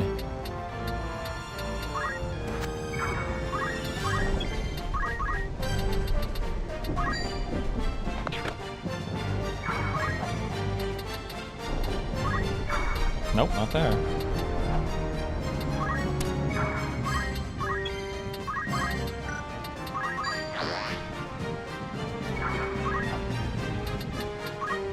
Nope, not there.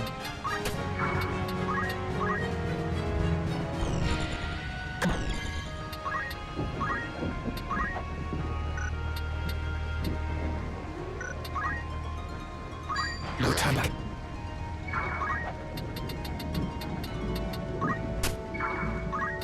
We can win this.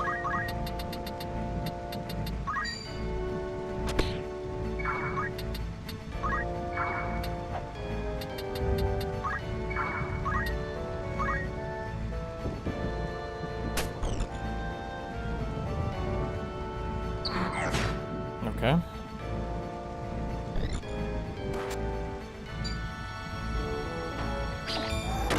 Okay.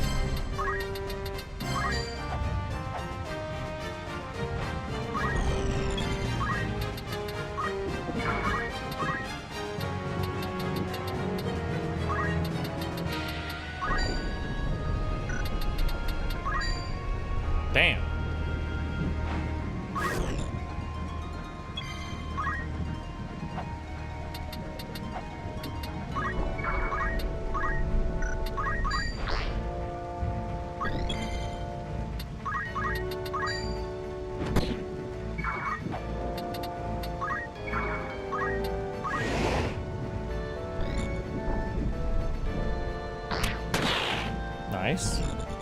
I missed time. Calculated? Did he have an ability to take another turn? Did I fuck that up? Okay. Good one.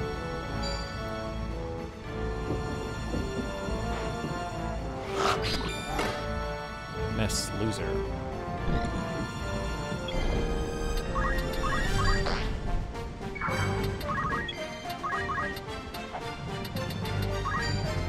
Dead.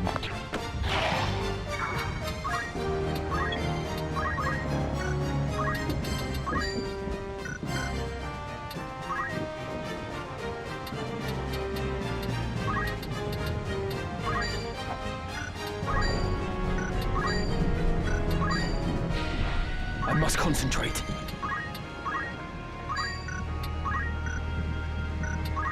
No one.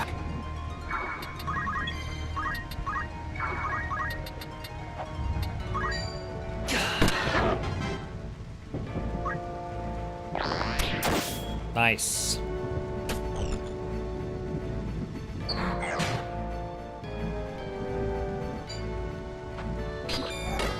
Nice. Damn, these guys suck.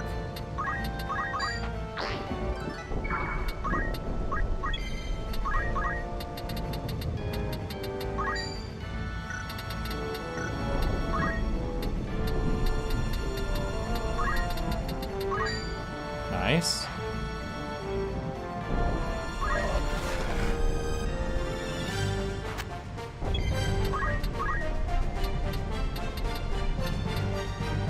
Not to take away from how fucked your court case is, but is there some way to help the arrest person whose life's been fucked at this point, like a fundraiser or something? I have to wait until I'm out of my shit to figure out what that needs to look like. The problem is, the thing I have to be the most careful about is that like everything that happens in the course of this case, the plaintiff is always looking to weaponize anything, so I have to be careful about anything that happens. Like if I were to fundraise for somebody like that, I don't know if they would try to like, because this lady apparently has infinite time to do infinite motions, would be like, oh well, since the defendant is now trying to raise money, he acknowledges like that he did some like it could be some retarded shit. I can't do anything until this case is over because I have no idea how Joan is going to weaponize it in her office.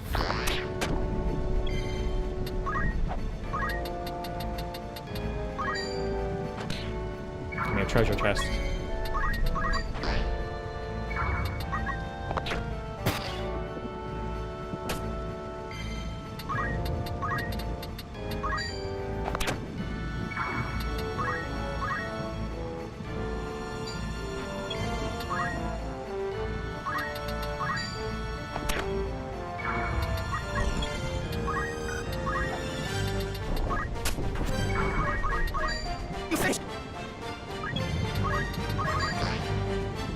Do you expect a bunch happening this week?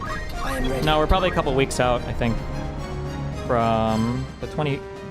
I think we're like about 9 to 10 days out from anything happening right now.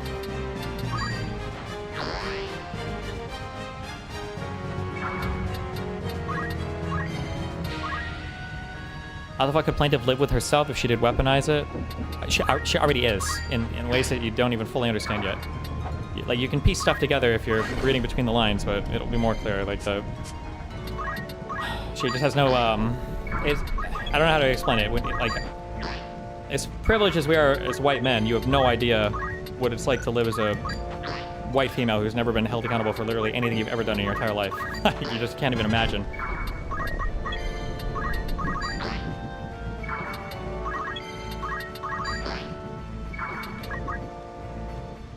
Oh, fuck, don't count it. Okay.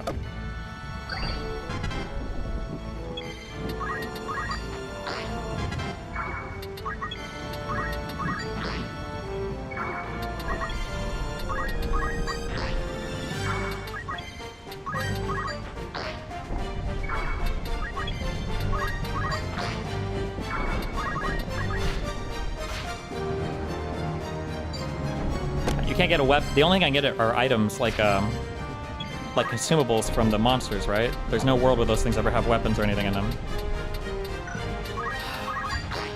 There's no way I can get a dagger or anything or my thief before this stupid fight, right? I'm so triggered. I can't believe I sold all my daggers. I can't believe neither of these stupid cities sell any fucking daggers.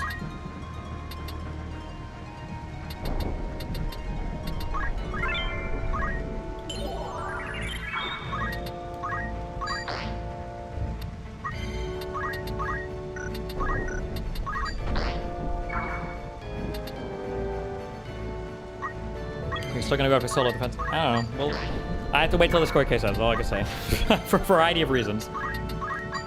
So it's all. That's the timeline we're on now. God damn it.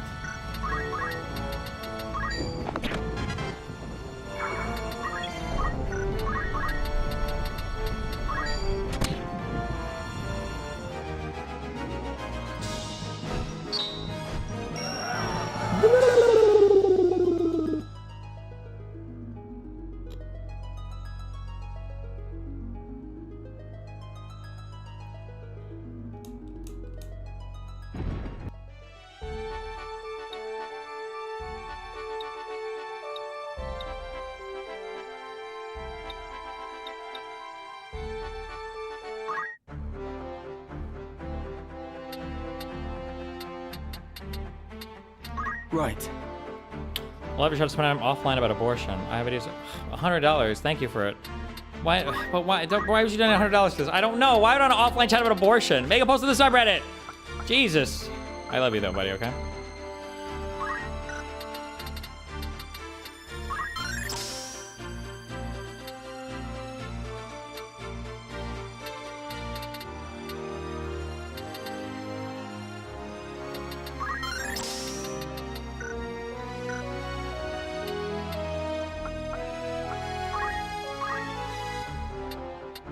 Oh my god, I didn't get it.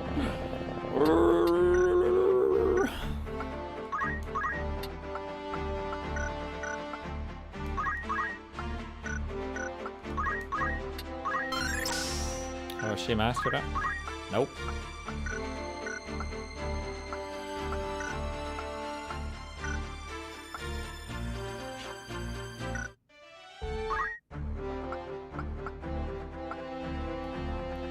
Wait, how do I get to my... Oh, she joined. Preparations? Oh no, they have no knives. Do I have to put her in the battle, in the next battle with Gakarian? Do I have to?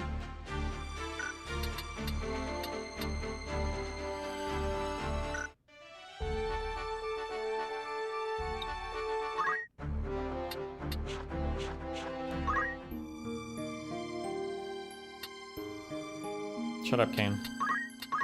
Good job on your Silk Song wing, by the way.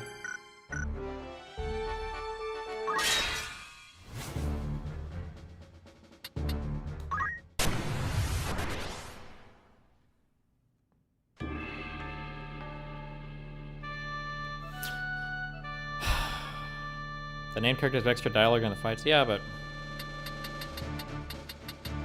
I can't believe I'm grinding these right now. Oh my god. Of course. Ready and able. Right. For victory. Just try and stop me.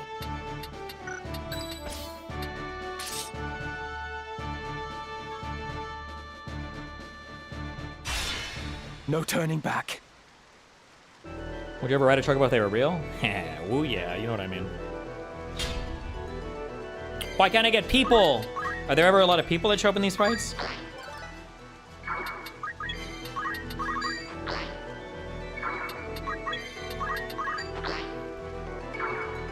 No, it's all monsters?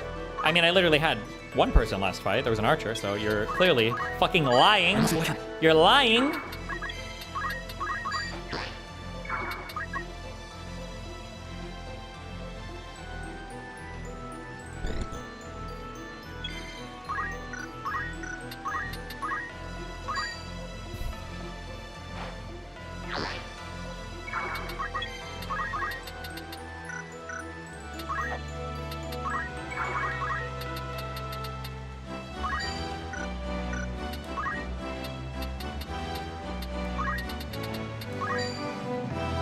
Where am I needed?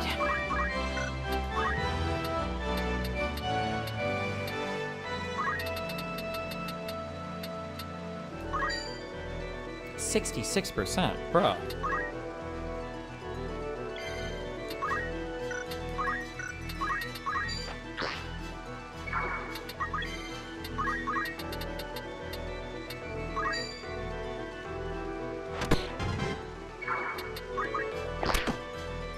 You got it. You don't got it. 115? Okay, dude.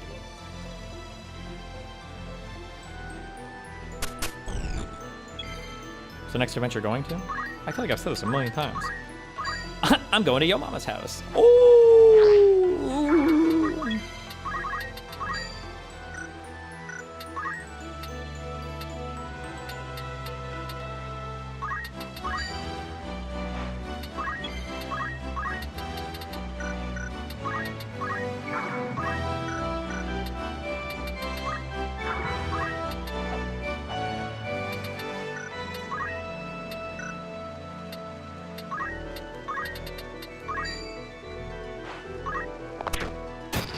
Got him.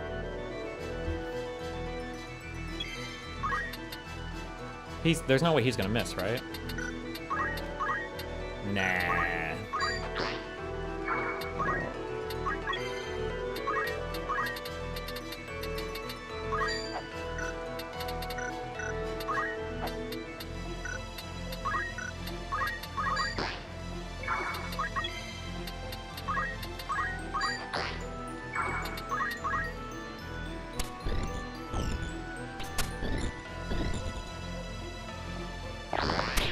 Nice.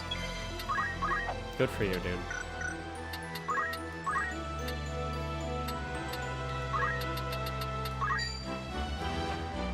What's the plan?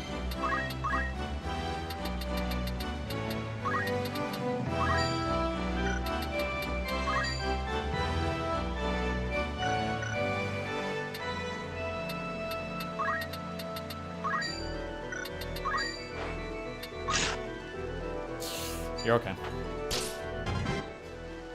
When do you plan to start the Dinesh D'Souza debate research? I don't know, probably in a day or two. Later.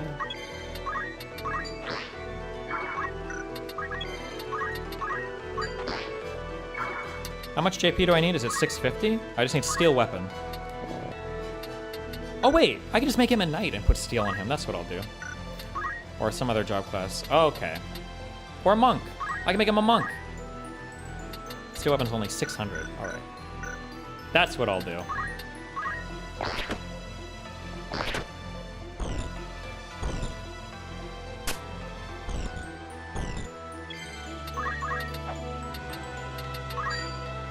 Later.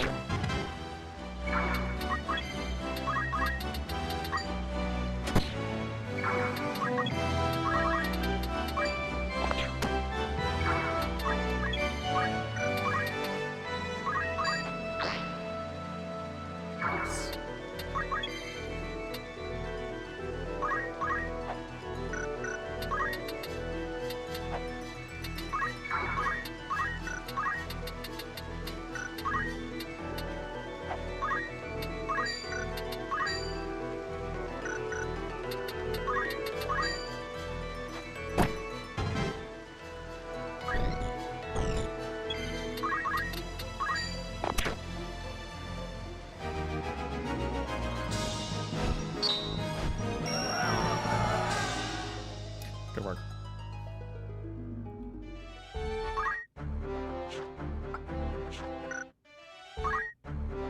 Very well.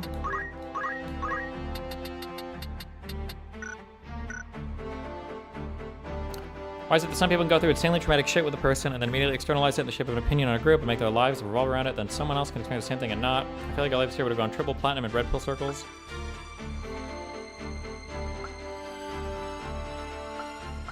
Why? Probably because I don't... That's just not what my group is about, I guess? I don't know. We're not usually about, like, hating women or what... So it's harder to weaponize it that way, I guess? Okay. You will be...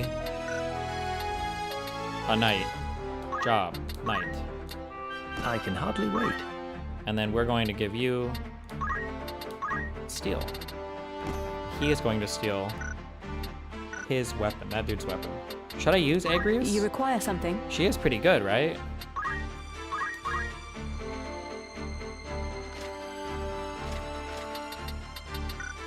I feel like it's unethical to use special characters. I actually never use them. I feel like it's super unethical. All right then.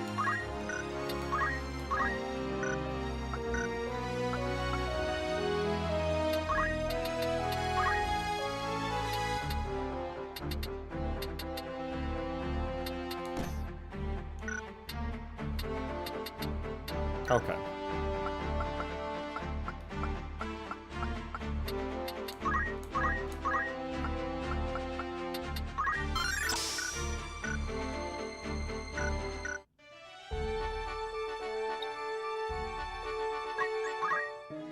Greetings. After all in particular. Will that be a good choice? Alright. May I?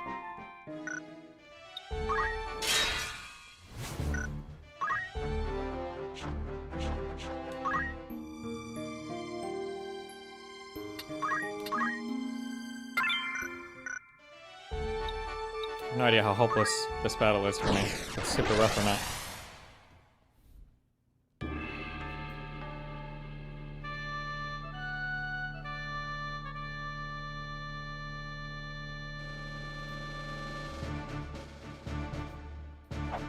Pretty sure this is the easy one? Well, it's hard because when I was a kid, all these fights were hard. I think because I was retarded because I was a kid.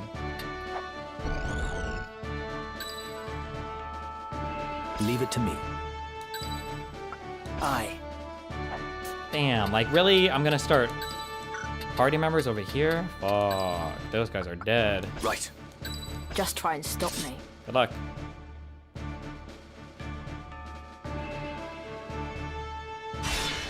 Forward. They're fine. They'll be okay. Got any words to leave behind, Highness? None, then. Very well. A 4-person execution? Is that? The enemy! We are come for the princess. Stand down, or take her place on the gallows. And the trap is sprung. Trap?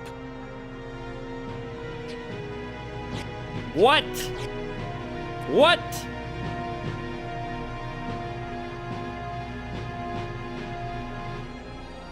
Ramza. Ever the gallant fool. What have you done with Lady Avelia? I've done naught with her. She's a Lionel. What of the gem? Gem? Might we spare ourselves these tiresome fates? I speak of the Cardinal's gemstone. I don't know shit about the that. The one who stole it travels with you, does he not? I would have it surrendered. If you want it, come and get it. So, the boy now thinks himself a man. Very well. Let us finish this like men.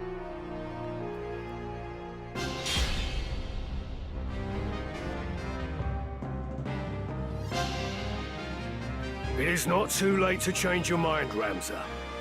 Return with me to Egros. Your brother Dicedog would fain forgive what's done. He said as much himself.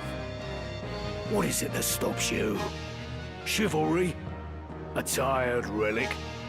Neither justice nor loyalty ever filled a man's belly. However you may pretend, you are a noble. It's in your very veins. And a noble rules over and uses the small folk as he sees fit. True, like tier 5s over tier 1s. Lesser men can only dream of having your lot in life. So forget this foolishness and be who you were born to be. No, I will not. The foolishness is believing that our blood dictates our destiny. Name drop. I refuse to exploit others simply because I was born a Beowulf. Even should it mean defying my brother, I will be true to myself. I will play no part in his foul plots. Foul? You would paint your brother's deeds as foul?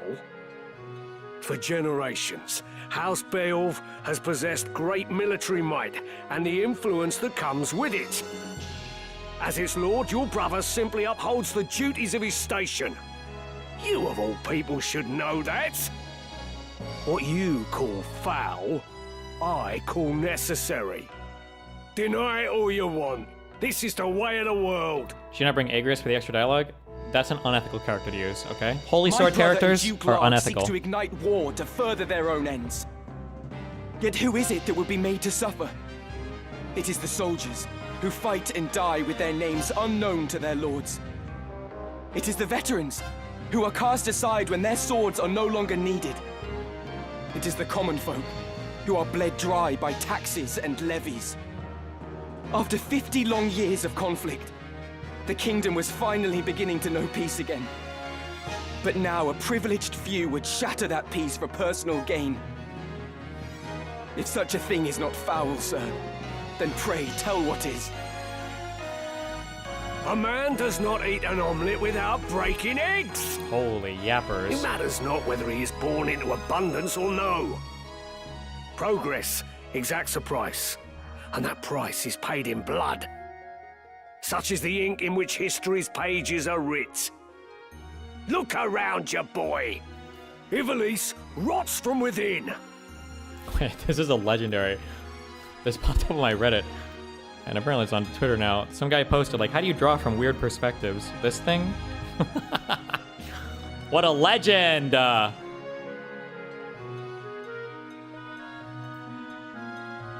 Your brother would carve out the root of its decay, even if it means his hands must be soiled. Come then. Oh, we're done?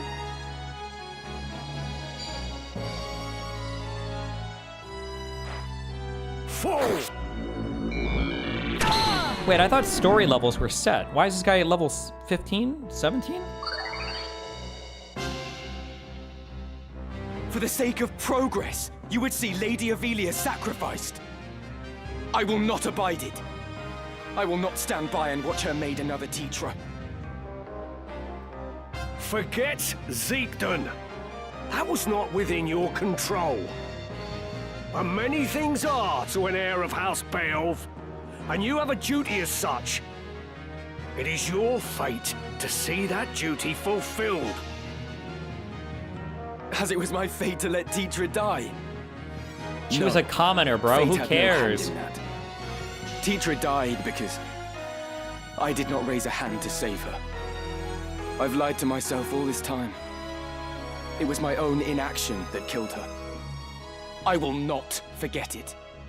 Not for as long as I live. She was a minor, bro. What's wrong with you?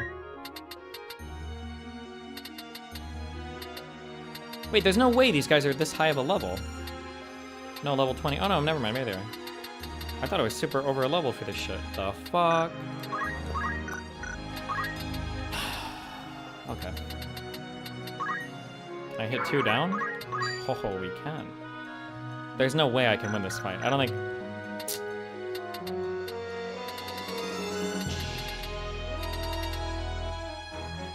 I don't know. Maybe.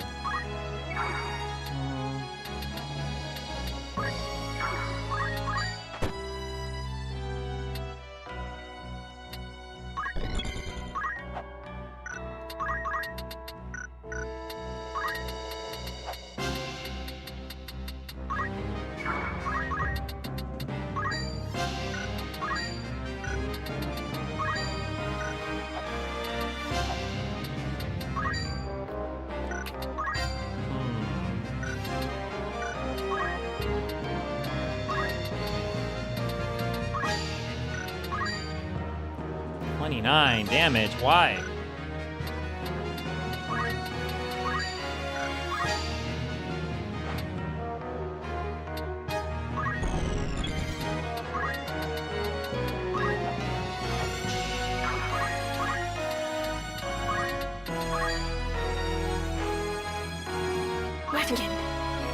That's gonna hurt. 105. That's gotta be a charge. Okay. So that won't go through all the way. I don't think.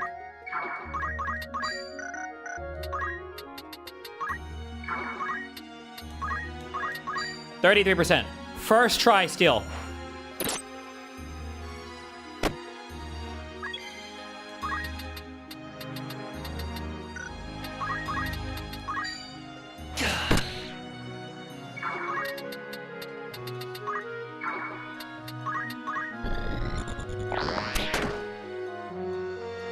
Easy, buddy.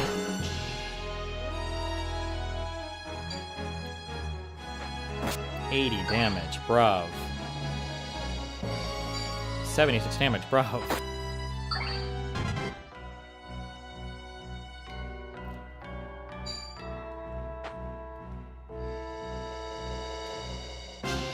Steal chances based on speed, so if Rems has Tailwind, that could help. Yeah, we'll see about it. Nice. Cringe. I can't.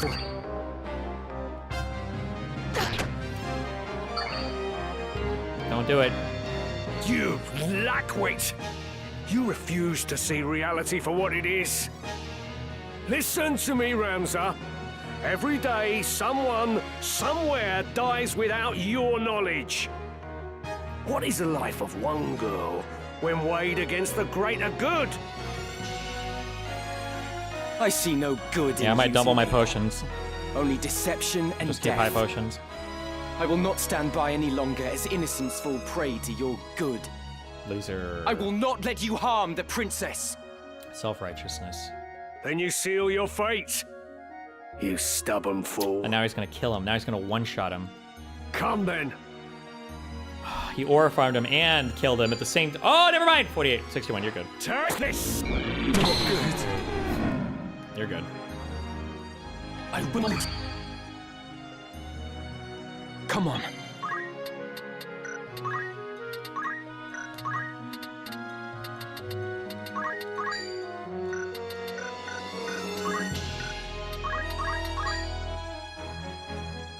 No counter? No counter? 67%? That's an easy hit. Hell yeah.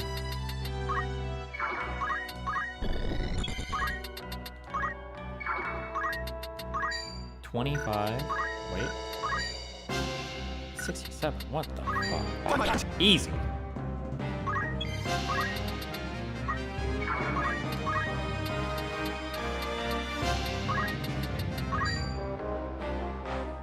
We will triumph. What? You're stealing items!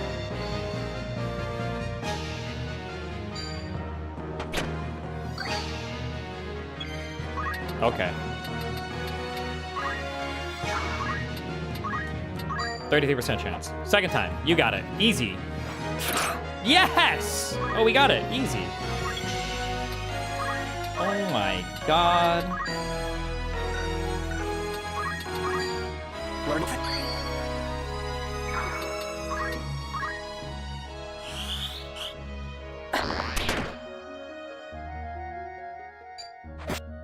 Damn. Damn.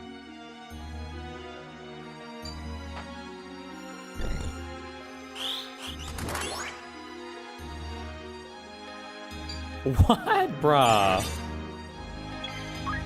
Stop.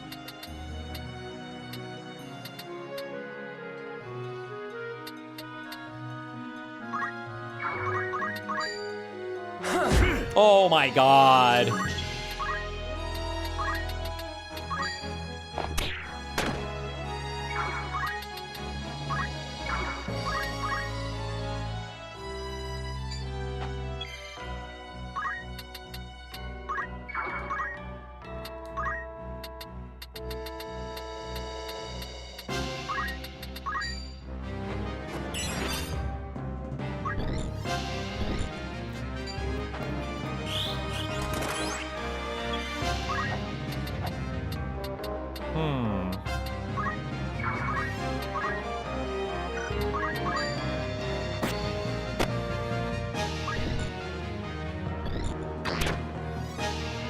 No auto potion? Good one. Oh my god. The ultimate tryhard.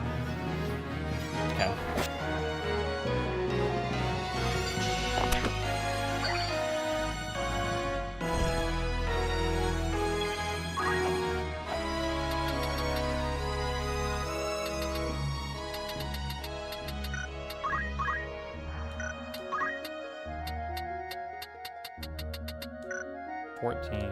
Oh. Big hits. No miss. 60% chance. You got it. That's a guaranteed hit in my book.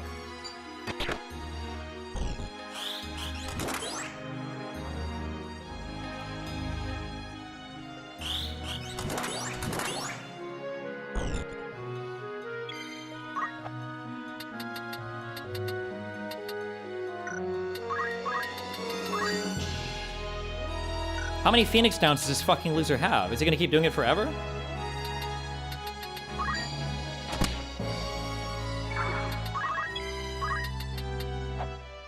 Oh shit, big hits right here. 33, bruh.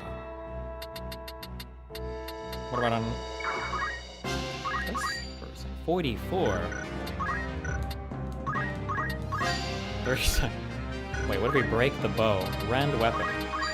46%? That's not the worst. She'd be basically punching then, right?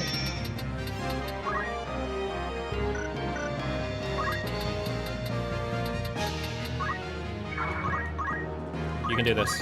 46%. Big hit. Here I come. Oh, okay. We have an MVP identified. Auric, the breaker of equip. Oh my god. Never mind. It sucks. We lost.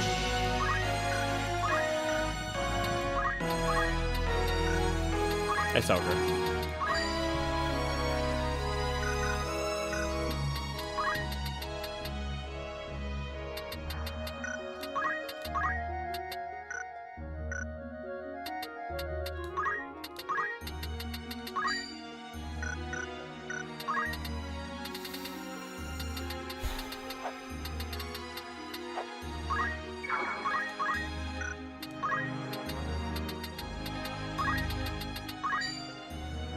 %, bro.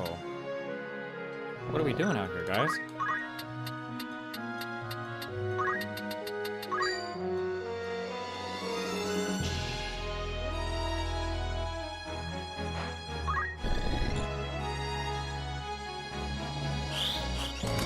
Oh my god, he's gonna get a turn now before the shot! Good one. Good job.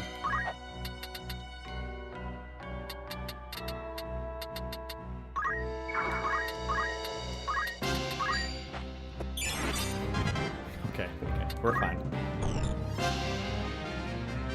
Yeah, you run and hide. Not the punch of that. At least you can't shoot arrows. This guy really potion spamming in the back.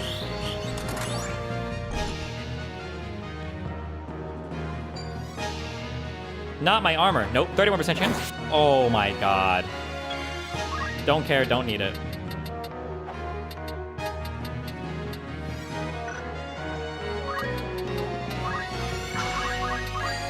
Why is this guy doing no damage? What sword do I have on this dude? Coral sword. He's got, it's a real sword. Okay.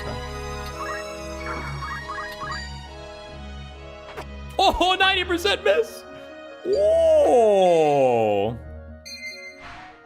Canceling magic's aim. If unit speed is particularly high, it's turn. She is skipping a turn? Oh, it doesn't matter because the guy moved anyway, so fuck him.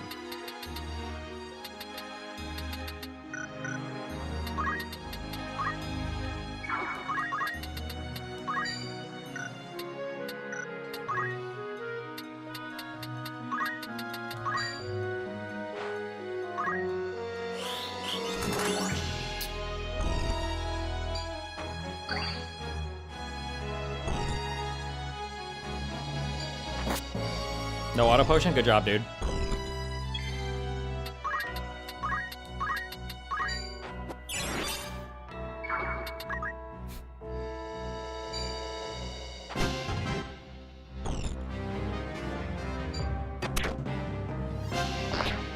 Okay, no more charging.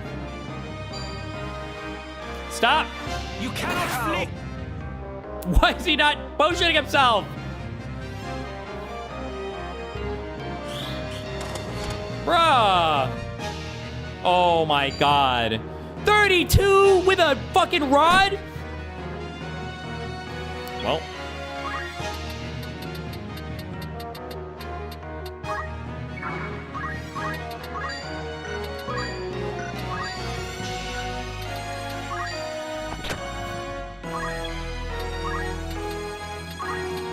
Not looking good here, folks.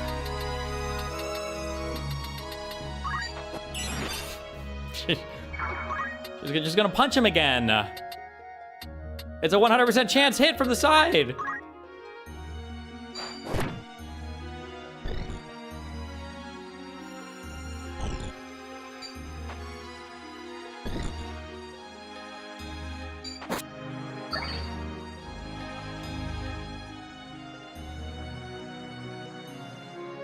How much MP do these people have? Is haste a free spell? Does it cost nothing?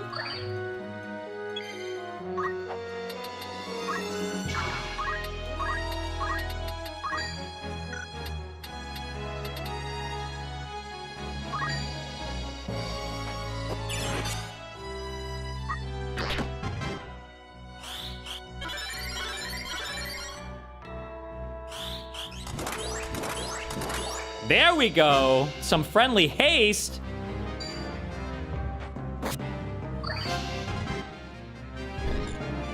Now the tide will turn. Miss. Oh, auto potion. Just kidding. This doesn't help me at all. And they're all full HP.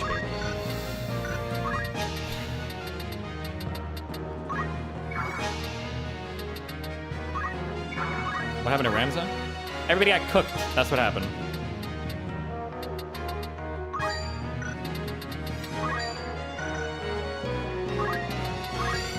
Coming through.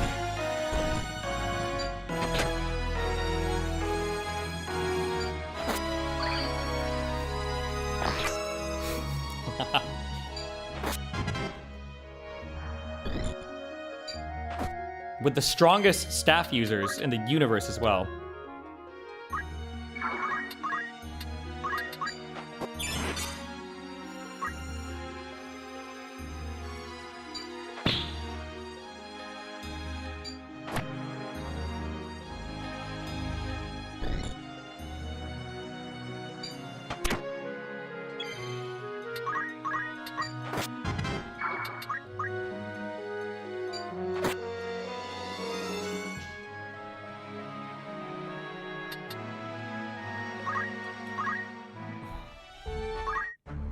Fuck these guys.